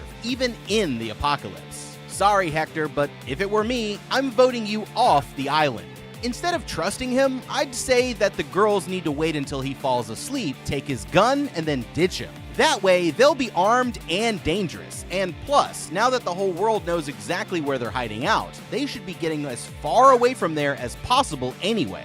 They need to go back to focusing on survival and stay completely off the grid until they're 100% sure that it's safe for them to come out of hiding, which could be for quite a while, if ever at all. So it's best to get used to the isolation now and buckle down for the long haul. Someone like Reggie especially, who's been keeping an eye out for danger this whole time, should know when to play it safe, and they're about to find out why telling the scientists where to find them was such a big mistake. It turns out that Sam here has just made contact with a group of scientists who'd taken shelter in an underground facility before the comet arrived. They're looking for any survivors that they can find, with plans to bring them back to their bunker. And although this researcher Audrey here says that she's against the idea, they decide that they're going to get the girls the next day. In the morning, the girls get their hands on a couple of submachine guns and start getting in some target practice on the nearby cars. Meanwhile, Hector says that he needs to go to San Diego to check on his family, promising that he'll come back as soon as he can. When he arrives at his mother's house, he's surprised to hear signs of life coming from inside. But he quickly finds out that it's just her record player and his family are already gone. While he's grabbing some sentimental pictures, he realizes that he has an unexpected guest. There's a zombie at the front door, and after giving them several warnings to get out of there, Hector pulls it open, ready to start blasting, but there's a problem. This zombie is a little kid. Hector turns around and slams the door in the zombie kid's face, but it quickly breaks its way in and starts chasing him through every room in the house. With nowhere left to go, he manages to escape through the bathroom window just as the kid punches straight through the door and takes off running down the street, lucky to have left the place without getting killed. Okay, that was a close call. They might still be alive, but the truth is that all three of these idiots are going about things in the worst way possible. And it's really a miracle that they've managed to survive for this long. Starting with the girls, it seems like they've learned absolutely nothing, even after their run-ins with comet zombies, almost getting capped by Hector, and giving away their exact coordinates to the underground think tank. Sure, they've got their hands on some excellent weapons, and target practice looks like a lot of fun, but that's until you remember just how much noise it is that they're making. This could easily attract unwanted attention, not just from zombies, but even worse, from people who might want those guns for themselves, and will most likely either kill the girls or take them prisoner when they find them. They need to stop everything that they're doing, keep as low of a profile as possible, and focus on finding supplies for long-term survival since time is already running out. Come to think of it, it's already been over 24 hours since this apocalypse started, and I don't think I've seen them eat or drink anything besides a couple of diet sodas and some Twizzlers. Submachine guns are great and all, but they're going to be useless if the girls die of dehydration. So it's time to focus on the more important things and stop goofing around before it's too late. As for Hector, I understand wanting to check on your family, but 1, they're definitely dead, and 2, driving a whole-ass semi-truck around in broad daylight is just asking for trouble. I mean, it's Apocalypse Survival 101 not to park your big-ass truck directly in front of a building that you're about to scavenge from. Use your head, man! That 25,000-pound hunk of steel that you're driving around is about as loud and as easy to see as it gets, and could easily attract the attention of zombies or raiders, which is exactly what ended up happening. Who would have guessed? My advice? Trade that thing in for a Prius that's lower profile and easier on gas. At the very least, he should travel by night and park a safe distance away from wherever he wants to go. He needs to hide the truck as best as he can, and then go in on foot. That way, at least he won't be announcing to the entire neighborhood that he's in the area.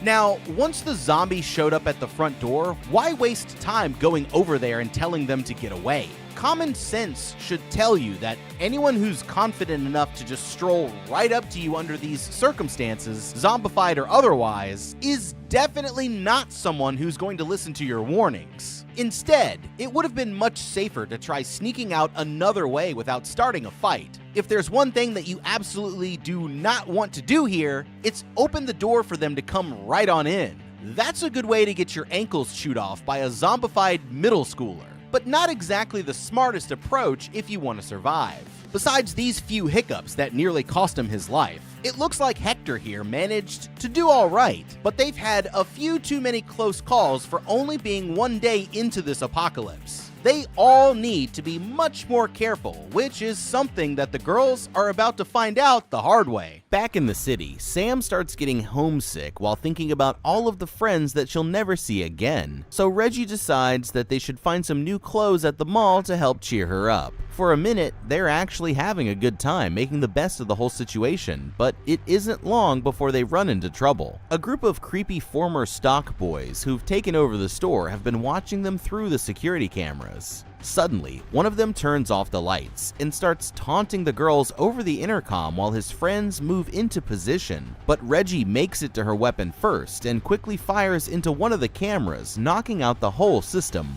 It's too late to escape though, because two of the creeps have already made their way down to the perfume counter, and they open fire on Reggie with their weapons, forcing her to take cover around the corner. Seeing that her sister is in danger, Sam jumps up and distracts them by pelting the attackers with some shoes, allowing Reggie to quickly hide out among the mannequins. It's a good trick, but she ends up missing every shot, and the creeps pin her down again while she has to reload. The girls are holding their own so far, but they are outnumbered, outgunned, and quickly running out of ammo. So Reggie here decides that it's time to switch tactics. Hoping to trick them, she warns the attackers that they're expecting more of her friends to come soon, but they call her bluff and the girls have nowhere left to run. What none of them realize is that the team of scientists is actually about to show up, but whether they're friends of the girls or not remains to be seen. In the chaos, Sam here manages to sneak upstairs and drops a TV onto the two minions, distracting them long enough for Reggie to slip away. It looks like they might get out of this after all, but when she turns around, Sam bumps right into the guy who looks like a combination of Slim Shady and Bobby from a Goofy movie.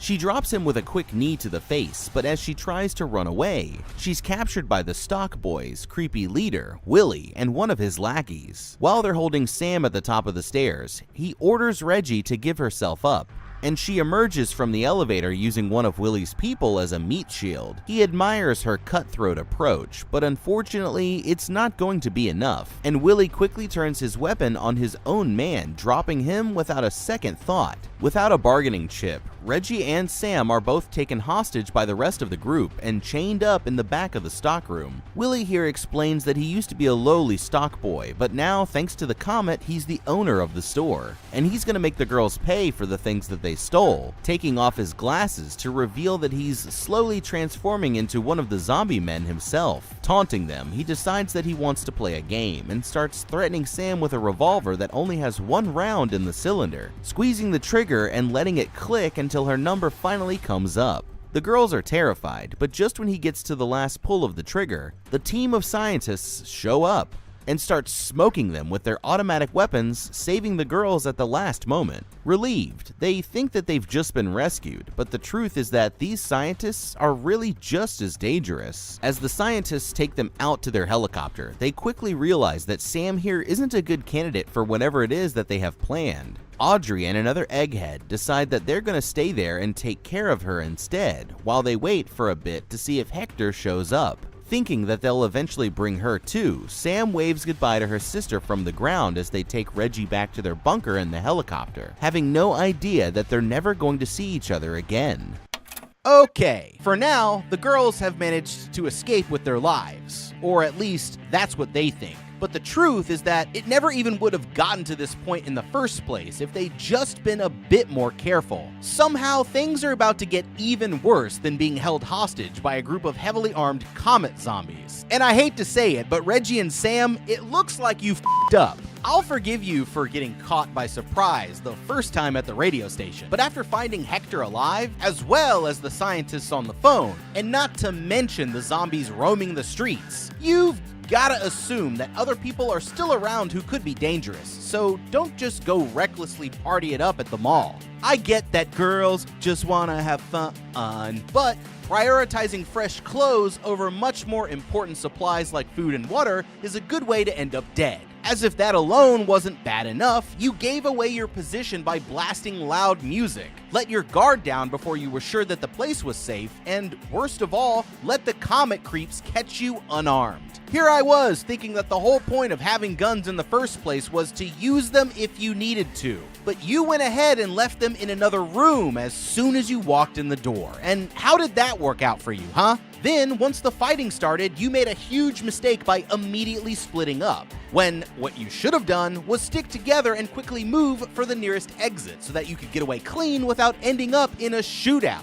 In the end, you managed to hold your own for the most part, at least, and that was a great use of the meat shield strategy, even if it didn't work out. But what you don't realize yet is that you've just been captured by someone even worse. Reggie, why would you ever agree to go with them while your sister had to stay behind? You've been nothing but cautious of everyone so far, but decided to trust these guys because they were wearing lab coats? Big mistake.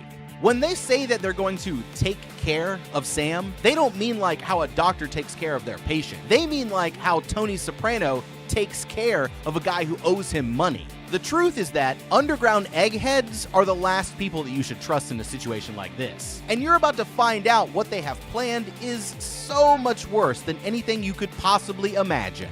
Good luck, Reggie and Sam, because you f***ed up. Back inside the mall, the woman scientist begins preparing an injection for Sam, saying that it would treat her symptoms from exposure to the comet. Concerned, Sam insists that the itchy rash on her shoulder is just a reaction from her nerves getting up. But the woman promises that the shot that she's about to give her will get rid of it. After convincing her to cooperate, the woman injects Sam with the solution, and in a matter of seconds, she suddenly drops dead, never having suspected the horrifying truth. With Sam out of the picture, the other scientists chime in that he wants to go to the radio station and wait for Hector to show up so that they can take him too. But Audrey here says that she isn't going to be part of taking anyone else back, before turning around and abruptly shooting her partner dead. Later that day, Hector comes back to the city having found himself a fancy new car and a Santa costume to get in the Christmas spirit. He arrives at the radio station and goes inside, but the only person there is the scientist, and she's holding him at gunpoint. Confused, Hector calmly asks her if she's seen either one of the girls, but the woman confesses that her mental condition has deteriorated to the point where she really has no idea what's going on at all anymore. Before she completely lost it, she wrote down everything that Hector here needs to know in a notebook that she left on the desk.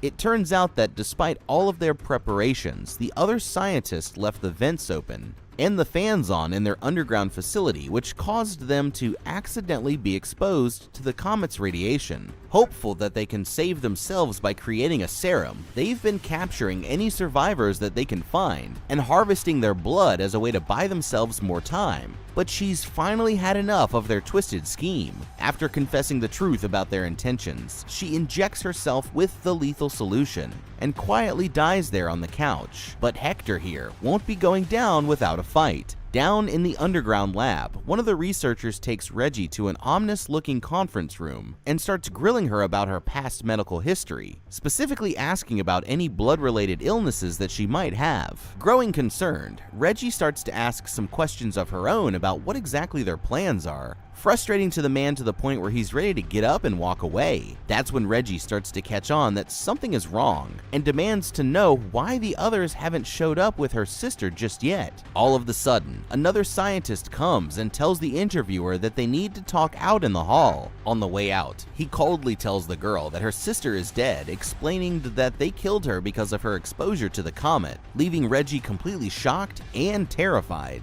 A few moments later, another researcher comes in to check on her and notices that she's knocked over one of their computers. Annoyed, he bends down to pick it up, but the moment that he's vulnerable to attack, Reggie clubs him over the back of the head, knocking him unconscious and buying herself a chance to escape.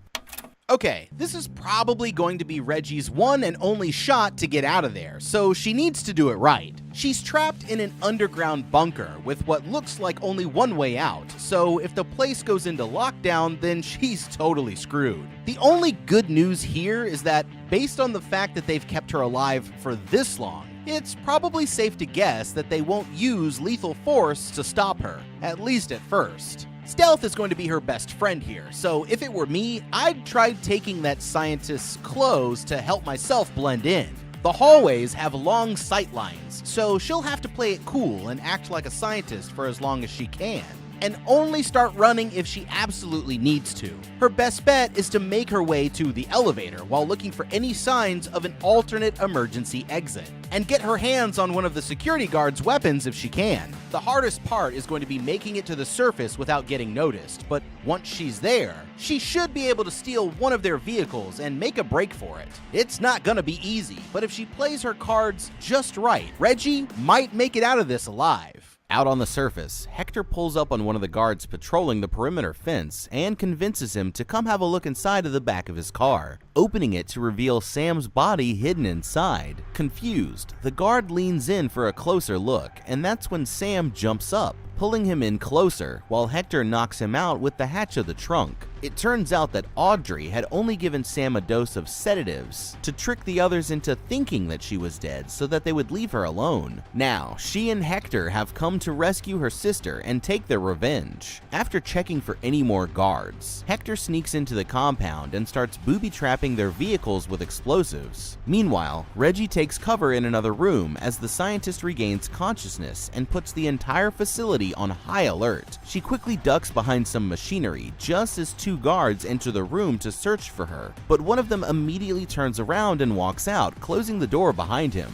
Thinking that the coast is clear, Reggie here grabs a flashlight and starts having a look around, only to discover that she's been hiding inside one of the labs where they're harvesting blood from some of the previous unsuspecting victims. Suddenly, the first guard sneaks up and grabs Reggie from behind, and they drag her back out into the hallway. The researchers think that they've got her for good this time, but that's when Sam sneaks into their generator room and shuts down the power to the entire station, including the life support systems for their human blood bank. Suddenly, everyone starts to panic as they race to get things under control. In the confusion, they unwisely decide to leave Reggie with just one armed guard, but she quickly knocks them out and takes his weapon for herself. Making her way through the facility, she comes to a room where these two female scientists are preparing two innocent children as their next victims. Just then, someone else comes storming into the room and Reggie spins around, nearly blowing them away with a revolver shot. The shot goes wide, but fortunately, it's actually just her younger sister, and they're absolutely relieved to see each other. After a quick reunion, they restrain the two scientists by putting them to sleep with some of their laughing gas, and sneak away with the two kids following close behind. They make it to the elevator just as the rest of the researchers realize what's going on, but it's already too late, and they're able to escape back up to the surface without any more trouble. Furious, the researchers jump into their trucks, but when they turn the keys in the ignition, the car goes up in a huge explosion, killing them all in a massive fireball. Now they're finally safe and can return to the city to live their lives in peace. That night, a rainstorm rolls in, washing away the dust that was all that remained of the world that they used to know. Sometime later, Reggie and Hector have adopted the kids as their own and are getting back to their lives as normally as they can in this human-free post-apocalypse. The four of them seem to be doing great, but Sam, on the other hand, she and her new family are waiting for the light to change before they cross the street. Sam here points out how ridiculous they're being, considering that there's never going to be traffic again. But her older sister argues that the burden of rebuilding society is up to them now. Frustrated,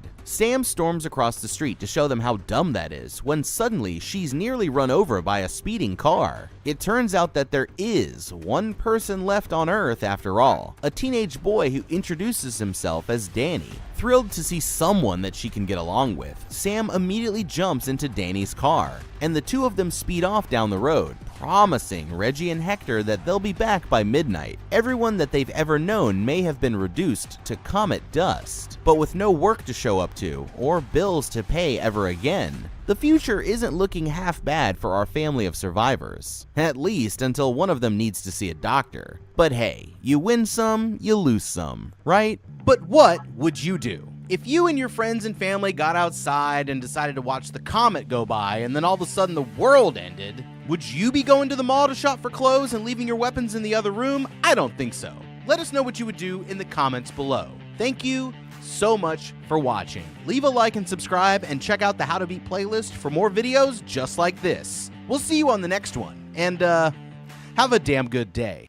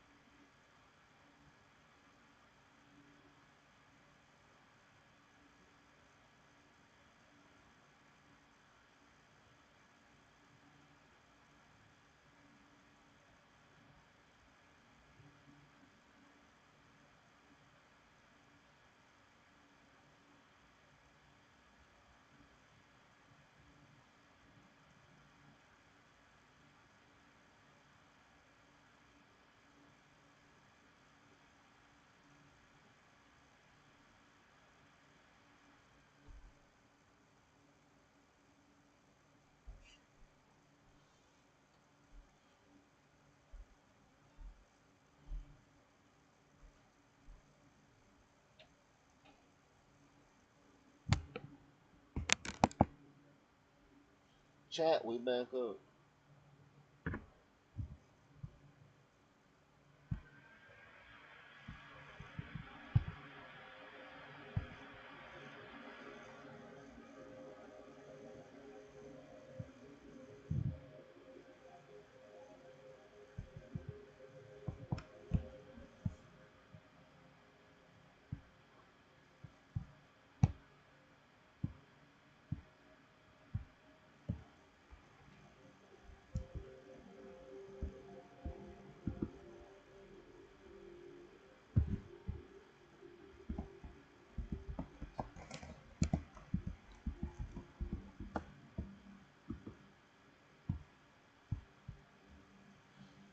I got 67 years, man.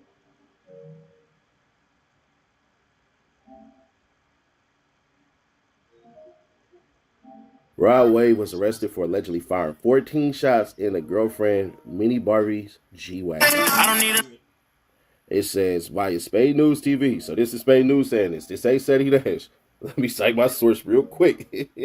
Hell nah. Rod Wave was arrested today on 13 charges, including aggravated assault, possession of a firearm, and more after his bond on a separate charge was revoked for an incident that allegedly took place last month. Authorities say they acquired video evidence of him getting into an argument with his girlfriend and shooting her vehicle. No one was inside the vehicle. He was released on bond a few hours after being arrested today.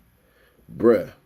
But it says right here, it says at 21 hours, Mr. Green, Miss Andrews, and Mr. Green's associate are then observed walking out of the residence. Mr. Green and the associate are both carrying bags and what appears to be a box from the residence as Miss Andrews follows. There is no audio with the video, but it appears that Miss Andrews and Mr. Green are in a verbal argument, and it appears that Miss Andrews yells at Mr. Green. Mr. Green then pulls out a Glock 20 10mm pistol from under his left arm that he is taken from the residence, and as he walks through the garage courtyard, he opens fire at Miss Andrews' Mercedes G-Wagon, firing 14 rounds in total, emptying the pistol magazine. Miss Andrews' 2025 Mercedes G-Wagon was struck by 11 rounds. 1 round struck Miss Green's 2022, and it doesn't say the rest on there. They're saying Rod Wave crashed out over a girl, bruh. Please tell me this ain't true. But if you listen to his songs, you might believe it. Let's go. Green, Radarius, Marcel. You go right here. Boy got arrested in Atlanta, so y'all know he went to Fulton County. Or you can just look up to the right. It says Fulton County Sheriff's Office. Black male, 5'8", 300 pounds. I promise you, that boy is at least 360. Bare minimum. Anyways, let's do it. So it says aggravated assault, possession of firearm or knife during commission of or attempt to commit certain felonies, pointing or aiming gun or pistol at another, reckless conduct, criminal damage to property, second degree, willful obstruction of law enforcement officers, misdemeanor, tampering with evidence, felony, possession of firearm or knife during commission of or attempt to commit certain felonies, simple assault, reckless conduct, criminal damage to property, second degree, willful obstruction of law enforcement officers, misdemeanor, tampering with evidence, felony, conspiracy to commit a felony. How that song go? I did it all for you. Yeah. Now, you know the hood lawyer gonna mess around and do exactly what these other channels won't.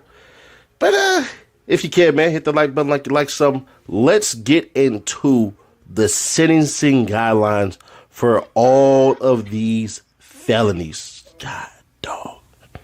In Georgia, aggravated assault is a felony defined as assaulting someone with the intent to murder or rob them by using a deadly weapon or object that could cause serious bodily injury. It carries a sentence of 1 through 20 years in prison, and fines can range up to $100,000 according to the Georgia criminal law. In Georgia, possessing a firearm or knife during the commission of or attempt to commit certain felonies carries a penalty of 5 years in prison for a first conviction, says Georgia criminal lawyer. A second conviction, the penalty increases to 10 years.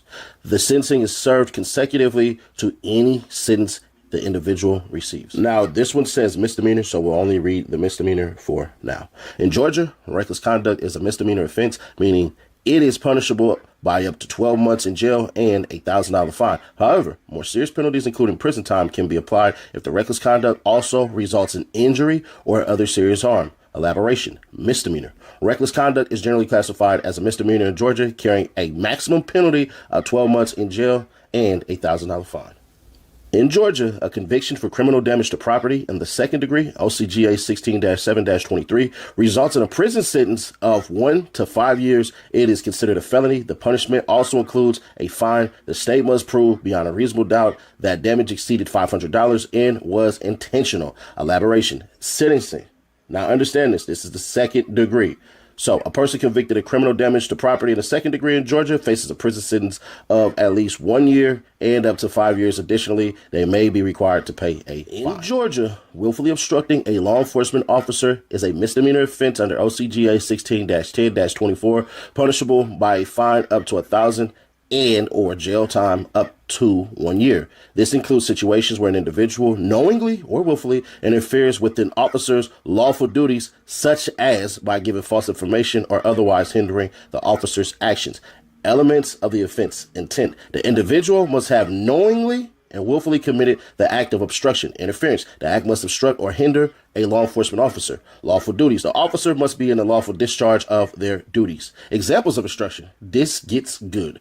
Lying to an officer about your identity or whereabouts, giving false information to an officer, physical interference with an officer, refusal to comply with an officer's lawful order, which I probably think that one right there is more than likely the one that he did. Possible penalties: fine up to $1,000, jail time up to 1 year, community service, and anger management classes. Defense strategies: lack of intent. If the individual did not intentionally obstruct the officer, it may be a defense. Freedom of speech: simply questioning or disagreeing with an officer is not typically a crime, according to a criminal defense lawyer. Innocence: if the individual was not actually interfering with the officer's duties, they may be able to argue their innocence. Lack of evidence: if the prosecution cannot prove beyond a reasonable doubt that the individual obstructed the officer, the charges may be dismissed. Right. Okay. In Georgia, tampering with evidence that is part of a felony case and involving another person is a felony punishable by imprisonment for 1 to 3 years or 1 to 10 years for a serious violent felony, which that's exactly what he has. So he has the 1 to 10 that they're looking at. If the case involves a misdemeanor, it's a misdemeanor offense. The specific penalties depend on the nature of the case and whether it involves a third party. Here's a more detailed breakdown. Felony punishment: if you tamper with evidence in a felony case involving another person, you face a sentence of 1 to 3 years in prison. If the felony is a serious violent felony, as defined in 17-10-6.1, the punishment is 1 to 10 years. Yeah, that's interesting right here.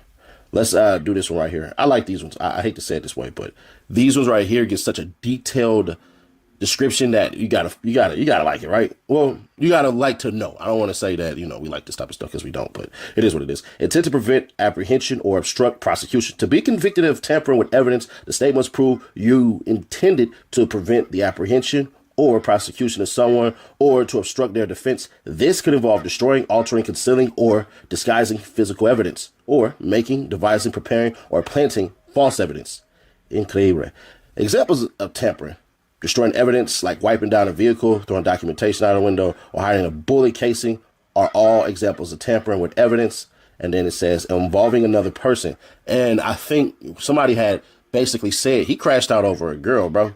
So let's check it. Involving another person. The key factor in determining the level of punishment is whether the tampering involved another person, meaning it was done to prevent their apprehension or to obstruct their prosecution, or defense says a criminal lawyer. So never mind. That ain't even going to apply to. In Georgia, possessing a knife or firearm during the commission of or attempt to commit certain felonies carries a penalty of 5 years in prison to be served consecutively to any other sentences. A second conviction for the same offense results in a 10-year prison term. This means the 5-year sentence for the weapon offense is added to the end of any sentence received for the other felony. Yeah, meaning that's going to tack on another 5. So let's get to it. Felony addition. The possession of a firearm or knife during the commission of a felony in Georgia is treated as a separate felony offense. Consecutive sentences. The 5-year prison sentence for the weapon possession is added consecutively, meaning it is served after any other sentences received for the underlying felony. I don't think he has a second offense, but it is possible. Let me look back over here because he actually does have that. That's the second one that pops up. He has it twice. So yeah, it'll be a second offense. A second conviction for this offense results in a 10-year prison sentence, which if it serves me right, buddy already looking at 15 years based off of that. Specific crimes, the offense applies when possessing a firearm or knife during the commission or attempt to commit certain felonies, including crimes against a person, unlawful entry, or theft from a building or vehicle. Browser boosters from Opera GX. Are you ready to take control of the internet? Fuck yeah, I am. Then get browser boosters from Opera GX. Opera GX! 1, 2, 3 new features. It's browser boosters, starting with split screen. Split your screen. Squeeze the life out of those dormant pixels. You're hurting me. Tab traces. Highlight your most recent tabs. Be the predator, but also the prey. Weird. Blue sky. Add to your sidebar. Avoid boomer paranoia and billionaire blame shifting. Everything's computer. Get it all with Browser Boosters. Browse the internet from your own POV. Download Opera GX. Take 20% off your first month of Sophia's online, college-level courses and take control of your education. With Sophia, access 70-plus courses, all online and designed to transfer for college credit, so you can further your college education whenever or wherever it works for you. Use promo code SPRING2025 and get one step closer to your education goals today. Wow. We ain't really got to care about the stun guns and tasers because, well, that's crazy. The term firearm includes stun guns and tasers. The more you know. In Georgia, reckless conduct is a misdemeanor with penalties including up to 12 months in jail and a $1,000 fine. However, reckless conduct can also be a felony in certain situations, like if it violates, like if it involves HIV transmission or results in bodily harm. Elaboration: misdemeanor reckless conduct. A general conviction for reckless conduct in Georgia is a misdemeanor carrying potential jail time of up to 12 months and a fine of up to $1,000. Felony reckless conduct. Reckless conduct can be upgraded to a felony in specific cases such as being infected with HIV and knowingly engaging in sexual activity without disclosing your status, causing bodily harm, which can lead to a felony charge of reckless conduct causing harm. You got reckless driving, and then factors in sentencing. The court will consider various factors when determining a sentence, including the nature of the reckless conduct, the defendant's prior record, and any mitigating circumstances. Yeah. In Georgia, criminal damage to property in the second degree is a felony punishable by a prison sentence of 1 to 5 years. The offense involves intentionally damaging property belonging to another without their consent, with damage exceeding $500. Additionally, it can be charged if property of any value is recklessly or intentionally damaged by fire or explosive. I highly doubt he did that. Felony, second degree criminal damage to property is a felony in Georgia. Sentence, the penalty is a prison sentence between 1 and 5 years. Damage threshold, the damage must exceed $500. $1,000 for it to be charged as a second-degree felony. Intent or negligence, the damage must be either intentional or recklessly caused by fire or explosive. A misdemeanor conviction for willful obstruction of a law enforcement officer can result in a fine up to $1,000 and/or jail time of up to 1 year. The court may also impose other requirements like community service or anger management classes. Elaboration: misdemeanor obstruction charges in Georgia typically apply to lesser offenses like lying, giving false information, or interfering with an officer's duties, which I'm pretty sure he did the last one. I mean, I'm not sure, but I'm just taking a guess. I think we all would guess that, right? Who guessed that with me? I'm fairly certain. Anyways, penalties for a misdemeanor conviction. The potential penalties include a fine up to $1,000 and/or jail time of up to 1 year. The court may also impose additional requirements such as community service or mandatory classes. Prior convictions punishments can be more severe if the individual has prior convictions for obstruction. Felony obstruction. If the actions involve violence or a threat of violence, the obstruction charge could be elevated to a felony with potential prison sentences of 1 to 5 years. In Georgia, tampering with evidence that involves a felony, and especially a serious violent felony, carries significant penalties, including imprisonment. Specifically, if the tampering involves a felony, the sentence can be from 1 to 3 years. If the tampering involves a serious violent felony, the sentence can be 1 to 10 years, according to Georgia law. Tampering with evidence when it relates to a felony offense is a serious crime in Georgia. The minimum punishment is 1 year in prison and the maximum is 3 years. Serious violent felony tampering, if the evidence tampering is related to a serious violent felony, the potential penalties are significantly increased. The sentencing range is from 1 to 10 years in prison, according to Georgia law.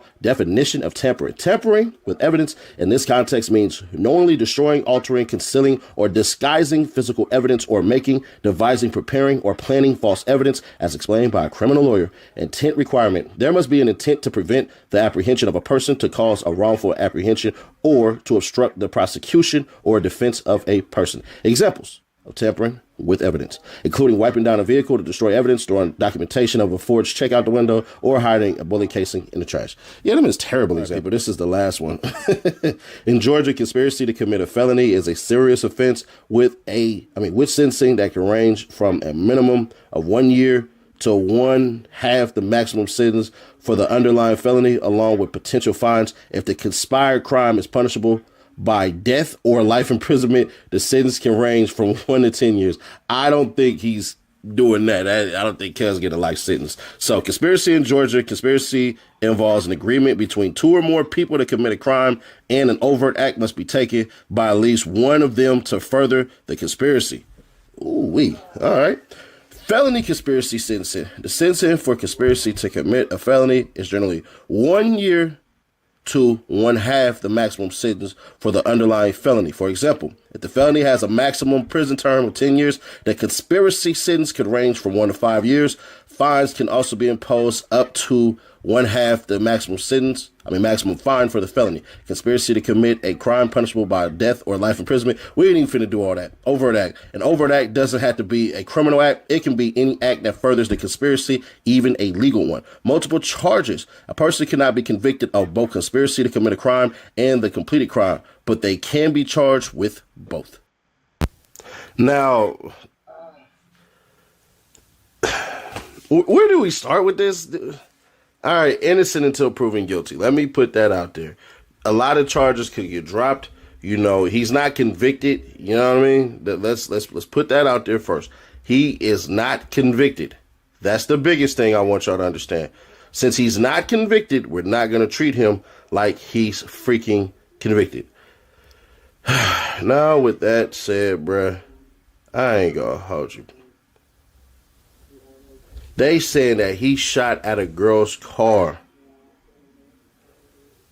Y'all, come on, bro. If this is true, man, if this is true, Rod Wade deserves everything that he gets. You have to understand, like, we do have to get to a level of understanding where we say we can be supporters. Some of y'all would even say fans of people's music. You can be that 100%, but their actions have to separate from their talents. They just do. Example, one of my favorite basketball players, well, actually, my favorite basketball player when I was growing up was Scottie Pippen, SP33. Bruh, as a person, how he treated people allegedly, according to a bunch of stories that were written about him, Cub was a piece of shit. Now, when I met him, he wasn't like that. But that's just me. There's a bunch of people who may believe that Scotty is a piece of crap. Rod Wave may be a nice dude to the majority of us, but this ain't the first time we heard of something crazy like this, man. And it just goes to show, not even goes to show, but it's just one of those things where either Buddy is not self-aware, Buddy got a screw loose, or even worse, Buddy's just a bad person to people that he mess with. Just because somebody has celebrity status doesn't mean they have status above all. In these days and ages, these spaces and places, these times that we make for people, bruh, we have to be able to be honest. And honestly speaking, if Rod Wave did these things he is accused of, man, fuck him. Fuck him. Straight up. Fuck him, bruh. Like, come on, man. We can't. I won't even say we. People should not disregard this stuff. And Rod Wave has to have his day in court. And if he beats all the charges, then he beats all the charges, and it is what it is. Then that just means, Rod Wave, you need to have a conversation with your circle and with yourself about what you are attracting and why you are attracting it. Because typically people give off signs before they even show you certain things. Pay attention to the jokes. Pay attention to the insults. Pay attention to what they do when they're angry. Pay attention to how they operate amongst other individuals that they don't like, that they are around. These should be simple things that you should understand, but in practice, it is very difficult. Common sense ain't common practice. And when you don't commonly practice it, it's not a habit. And if it is not a habit, I hate to say this to y'all, it's not there. You're unaware.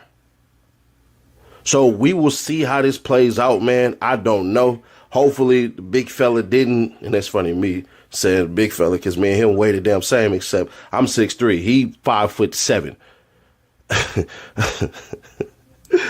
Unfortunately, man, the big dude got some bad headlines, and hopefully, man, hopefully, whatever happened isn't as bad as we think it is. But if it is, bruh, I gotta be honest.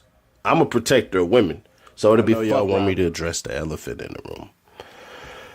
Rod Wave is on camera allegedly shooting. And that right there is an act of intimidation, angry like a little bitch. Just bitch ass shit, bro. Just bitch ass shit. Will I still listen to his music? Yeah, but if he goes to jail for 15 years, that's what the fuck you get, bruh. That's what you get. Your life wasn't in danger. She didn't harm you. She didn't hurt you. You arguing with a woman. Rule number 1. There's 2 ways to argue with a woman. None of them work. You can't argue with women, bruh. It's one of the dumbest things that you're going to do. Say your point. Let her say her piece. Cut it right there. If you decide to go further, bruh, that ain't working. You the person with all the money. There's a ton of hers out there. There's not a ton of young black millionaires. It's just not. There's a ton of pretty women in freaking Atlanta. Go through the goddamn airport. The hoes is all in Spirit Airlines. They right there. Right fucking there. Right when you get in. Right to the left. All yellow. Boom. Bruh. Now, some people gonna say, well, he might have bought the G-Wagon, and that's his G-Wagon, and he could have did this and did that. Man, I done dealt with enough brides. I done dealt with enough brides, enough men have, where, bruh, what we gave in a relationship, we may want it back. But then why? You were our way, cuz. Now, unless it's in your name, then there's a difference. Have it taken back the legal way. But from what it looked like, you bought that bride, that G-Wagon, you felt some type of way. Maybe, you seen that she was inboxing me or something like that. Tall big niggas, not short big niggas. You see what I'm saying? But in all seriousness, bro, Rod Wave needs some fucking help if this is true. He does. Because right now, he just threw his whole entire career away if this is true. They saying video proof. We ain't really seen nothing. We done heard enough from faulty ass Fulton County. to know that, yeah, what may be said, what may not be said, may not be said. So we'll figure it all out, bruh. But if Rod Wave crashed out and shot that girl's car up, bruh, and all candor from me to you, fuck you, bro. But hopefully this ain't true, man.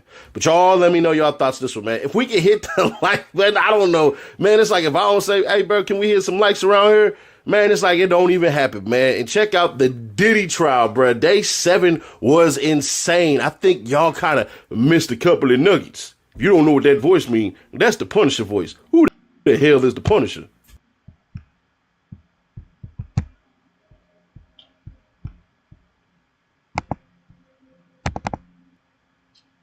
Come on, man. Oh, shit. Put this shit on.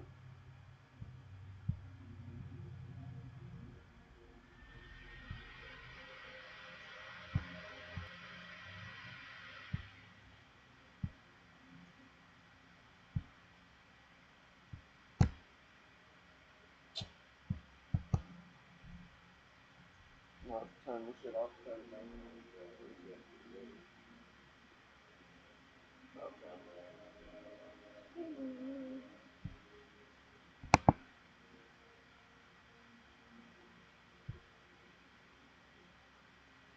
So you got the assistant, Cassie's mama, then a stripper named the Punisher. I'm definitely getting my Punisher tattoo removed after reading what I just read. And then you have a government agent come in. That's what you got for today. They'll pick it up tomorrow. So let's get into it. Diddy docket. Now a 10th member joins Sean Combs' legal time. Jonathan Bach, husband of Alexandra Shapiro, already on the team. Inner City Press. He must have seen something. I don't know, bro. With these things, bro, I be thinking to myself, they seen something, and that's what essentially got them ready to join up on it. Because certain things that they do, like lawyers and stuff, they have expertise.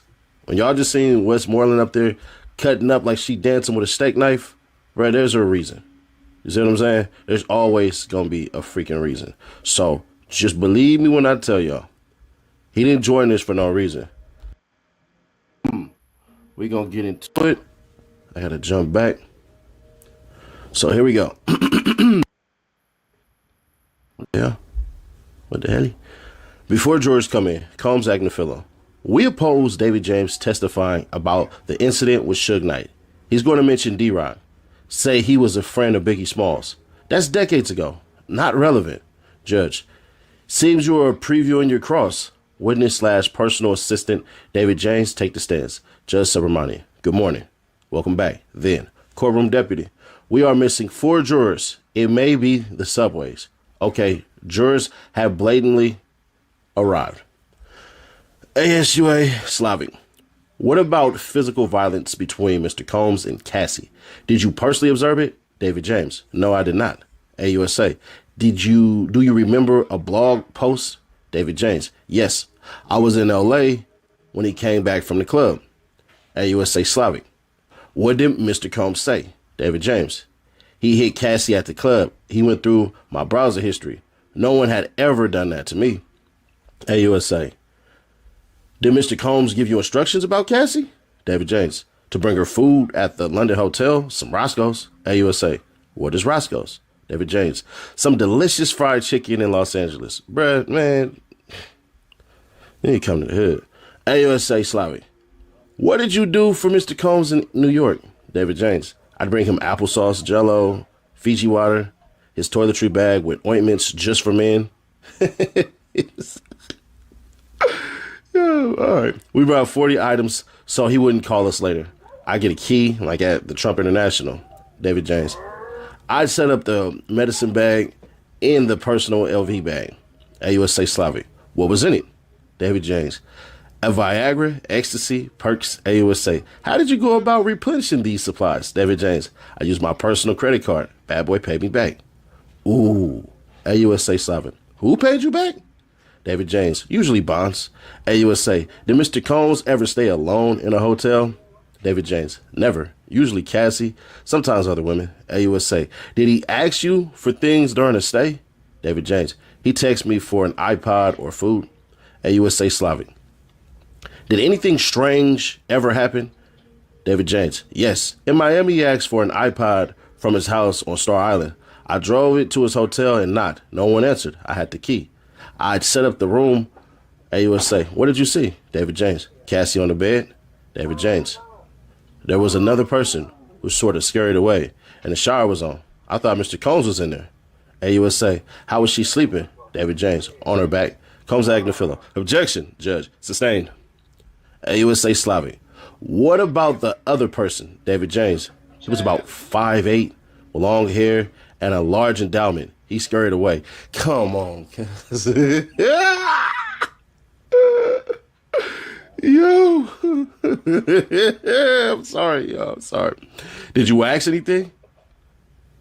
David James. I wasn't hired to ask about their personal affairs. AUSA Slavic. Did you ever pick up drugs from Mr. Combs? David James. Yes.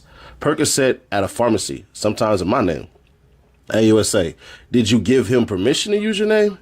David James. I don't recall that. AUSA. Was there a drug dealer? David James. Yes. One stop. AUSA Slavic. He met with a lot of other people? David James. Yes. Even former presidents. Oh, shit. AUSA. Which one? David James. Former President Obama? AUSA. What was your understanding would have happened if you hadn't done these things? Combs Agnafilo. Objection. Judge. Sustained. AUSA Slavic. Did you ever take ecstasy? David James. Yes. I was drinking Ciroc. I took ecstasy. I didn't know ecstasy went with Ciroc. I was diddy bopping. What the AUSA. What do you mean? David James. I was vibing. AUSA. Did you speak with Mr. Combs about it? David James. He was reviewing footage of the party. David James. We had a videographer who filmed the parties. He asked me, hey, Playboy, was that you dancing around at the party? I said yes. And he said, I'm going to keep the video in case I ever need it. AUSA, meaning David James, that I'd be embarrassed. Man, you know he was joking, bro. Come on, bro. AUSA Slavic. Did anything ever go missing? David James. They said a bracelet was missing. Uncle Paulie came to my hotel room and searched my belongings and those of my girlfriend at the time. AUSA, could you have said no? Agnafilo. Objection. Judge. Move on. AUSA Slavic. Did you ever had to take a lie detector test? David James. Yes. AUSA. Who was present? David James. Just me and this gentleman. It was very intimidating. They put monitors on my head, my chest, and my hand. AUSA. Could you refuse? Answer. Not to keep my job. AUSA. Did this happen again? David James. Yes, when Mr. Combs said a watch of his had been stolen. AUSA. What was the result? David James. The gentleman told me I seemed nervous. I said, sure I am. David James. Once Capricorn Clark had to take a lie detector test to prove she wasn't part of the heist of Mr. Combs' jewelry. AUSA Slavic. Was there an incident at Mel's Diner with Suge Knight? David James. Yes. I drove the Silver Navigator to get cheeseburgers there. David James. D-Rock said, that's motherfucking Suge Knight. He went over there and said, what's up? Suge didn't recognize him. D-Rock said, I'm Biggie's boy. AUSA. What happened next? David James. We noticed 4 black SUVs, 2 different sides of the parking lot. David James. I saw someone hand Suge Knight a gun. D-Rock said, we got to get out of here. Y'all pussy as hell. We drove back to the house. AUSA Slavic. What did you find there? David James. Cassie was crying. Mr. Combs got in the vehicle. I saw 3 guns on his lap. Oh, never mind. I'll take that back. Nigga said, we want to dance with guns. David James. I felt calm because we'd been in a silver vehicle. Now a black one? They wouldn't see us coming. AUSA Slavic. What did you find at Mel's Diners? David James. Suge had left. Mr. Combs said, drive around the block. AUSA Slavic. What did you decide? David James. To lead a company. They offered me other positions, but I just wanted to leave. My life was at risk. AUSA Slavic. No further questions. Judge, Mr. Agnafilo, Combs Agnafilo. You didn't tell all this the first time. David James. They told me to stop, to not say anything that would incriminate me. Agnafilo. Look at your notes from your interview. Read it to yourself, then look up at me. David James. Okay. Agnafilo. How do you recognize Suge Knight? David James. I listen to hip-hop. Combs Agnafilo. Were you drinking or smoking pot? David James. No, sir. Agnafilo. Your mind was clear. David James. As clear as it could be. Working 20 hours a week at 4 a.m. Agnafilo. D-Rock opens the door. Suge Knight is a few cars over. David James. Window open. David James. D-Rock says, I'm Biggie's boy, and then Suge recognizes him, gives him a dab. Combs Agnafilo. What is a dab? David James. A handshake? I think he meant to put dap, but yeah, it's D-A-P, but whatever. Agnafilo. Did you leave D-Rock at the diner? Why are you smiling, David James? Because that's a crazy question. Why would I? Combs Agnafilo. Didn't you leave D-Rock at the diner? David James. That makes no sense. Combs Agnafilo. I'm not asking what makes sense. I'm asking, did you? David James. No. Combs Agnafilo. You saw Cassie and Mr. Combs? David James. Yes, Mr. Combs told me to drive. Agnafilo. You don't know where Mr. Combs got the guns, do you? David James. I didn't know we had guns until then. Agnafilo. Have you ever been in a situation like that? David James. No. Agnafilo. You didn't say, I don't want to drive to Suge Knight with guns. David James. No. Combs Agnafilo. What exactly did you do before you got this job? David James. I was door-to-door, salesman, then personal assistant. Agnafilo. Now you were going with guns to confront someone? David James. It was not ideal. Combs Agnafilo. You knew how to get to Mel's Diner, right? David James. I frequented there all the time. Agnafilo. You never seen guns before, right? David James. No. Agnafilo. This is a radical departure from your job description. Is that an understatement? David James. It's the understatement of the day so far. Agnafilo. Do you have immunity? Ooh, good question. David James. Ask my lawyer. I had some kind of offer agreement. Agnafilo. Proffer. Combs Agnafilo. You didn't tell anyone about this. David James. Only my wife. Agnafilo. Did you meet with the government this morning? David James. Yes. Briefly about what might come up at Cross. Ooh-wee. Combs Agnafilo. Did the Mel's Diner incident come up? David James. Not that I recall. Agnafilo. It's this morning. What did you talk about? David James. Your style? Yeah, pretty damn good. Agnafilo. I'm dying to ask what they said, but I won't. See X for subscribers later. Agnafilo. I have a few more mundane questions. David James. I love mundane questions. Agnafilo. Where did you travel with Mr. Combs? David James. Ibiza, London, St. Tropez, Agnafilo. Were these vacations? David James. Business oriented. Combs Agnafilo. What were you hired as? David James. Personal liaison, but I was a personal assistant. Agnafilo. You met a high level roster of people? David James. Second understatement of the day. Agnafilo. Why? He met with a who's who. Combs Agnafilo. It was important that he be prepared for these meetings, right? David James. Yes. Agnafilo. It was important that he'd be on time. David James. No, we changed meetings to fit his schedule all the time. When he didn't want to show up at a certain time, he had a security because people wanted to touch him, right? David James. Yes, in the airport and McDonald's. Yes, in the airport and McDonald's. Agnafilo. Was he gracious? David James. I don't think gracious is a word I'd use for Sean Combs. Agnafilo. Did he sign autographs? David James. No. Combs Agnafilo. You said he'd stay in the studio until 3 or 4 a.m. and you stay with him? David James. Yes, it was common. Agnafilo. What sort of things would he want to always have with him? David James. Ketchup, for example. Agnafilo. Did you know he put applesauce on cheeseburgers? What? Yeah, lock his ass up, bro. What the hell? David James. No, but I knew he likes applesauce. Agnafilo.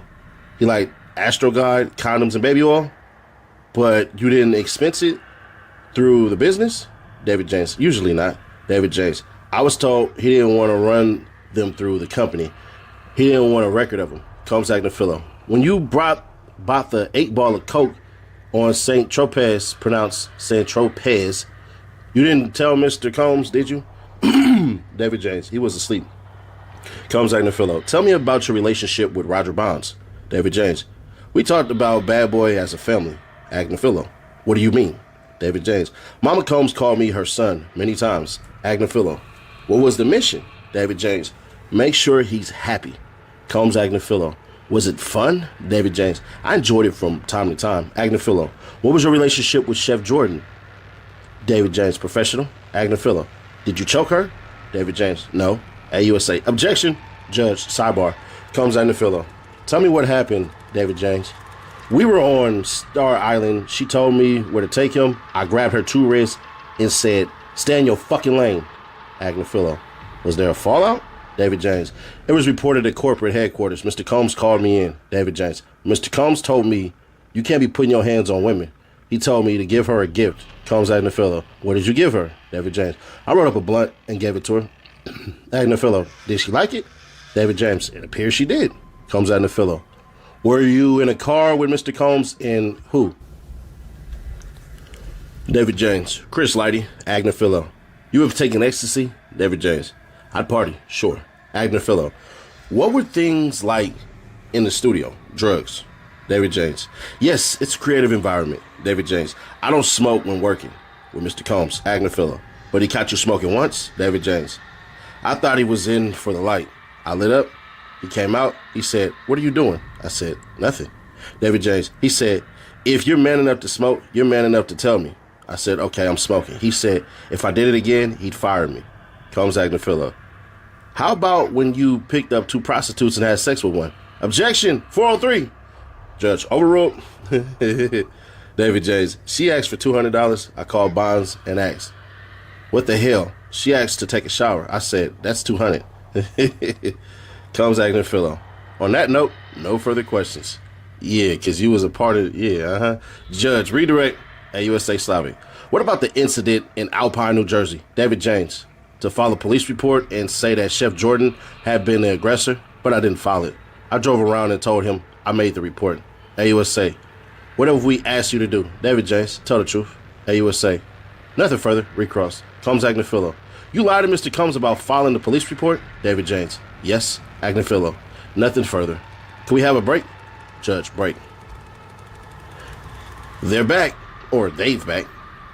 Judge George. I'm going to try to get the temperature turned up in here. I'm told it's complicated, but I'm freezing right along with you. Some laughter. AUSA. The government calls Regina Ventura. That's Cassie's mama. AUSA. Where do you live? Regina Ventura. Y'all know I got to do the damn accent. New London, Connecticut. Nah, I'm playing with y'all. AUSA. How many children do you have? Regina Ventura. 2. Roderick and Cassandra. AUSA. Who is this? Regina Ventura. Sean Combs. He dated my daughter. AUSA. When did you meet Sean Combs? Regina Ventura. 2006. My daughter saw him with his Bad Boy Records. He was her boss. Then they started dating. They moved to LA. AUSA. Read this message from December 2011. Regina Ventura. Cassandra wrote to me. Regina Ventura. She said Sean Combs threatened to release a sex tape and to go after her and Mr. Miscuddy. AUSA. How did you react? Regina Ventura. It made me sick. Sean Combs demanded $20,000. He said to recoup losses due to Mr. Miscuddy from my husband and myself. AUSA. Why did you take a loan to pay Sean Combs?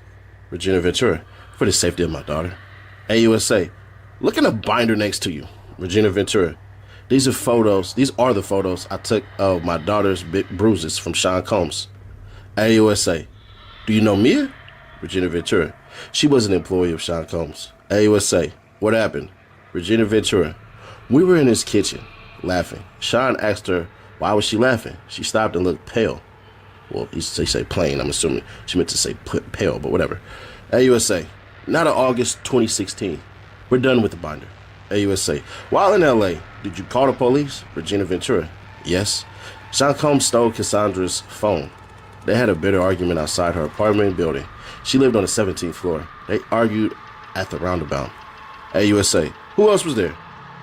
Regina Ventura. D-Rock. AUSA. Is Damian Butler his government name? Regina Ventura. He was standing between us. I tried to hit him. Sean Combs took Cassandra's car, a Jaguar. AUSA. No further questions. Judge. Cross.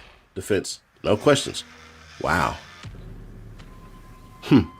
They wasn't even going to just try to knock the $20,000 out the... All right. Okay. Judge. Next witness. AUSA. The government calls Mr. Sheree Haynes. Where are you from? Sheree Haynes. Harlem, New York. AUSA. What was your work? Sheree Hayes. Male exotic dancer. I was known as the Punisher. Cuz I got to get my tattoo removed. Ain't no way. Ain't no goddamn way in hell. Nigga, you a sex worker called the Punisher, cuz? AUSA, do you recognize these two? Sheree Hayes, I do.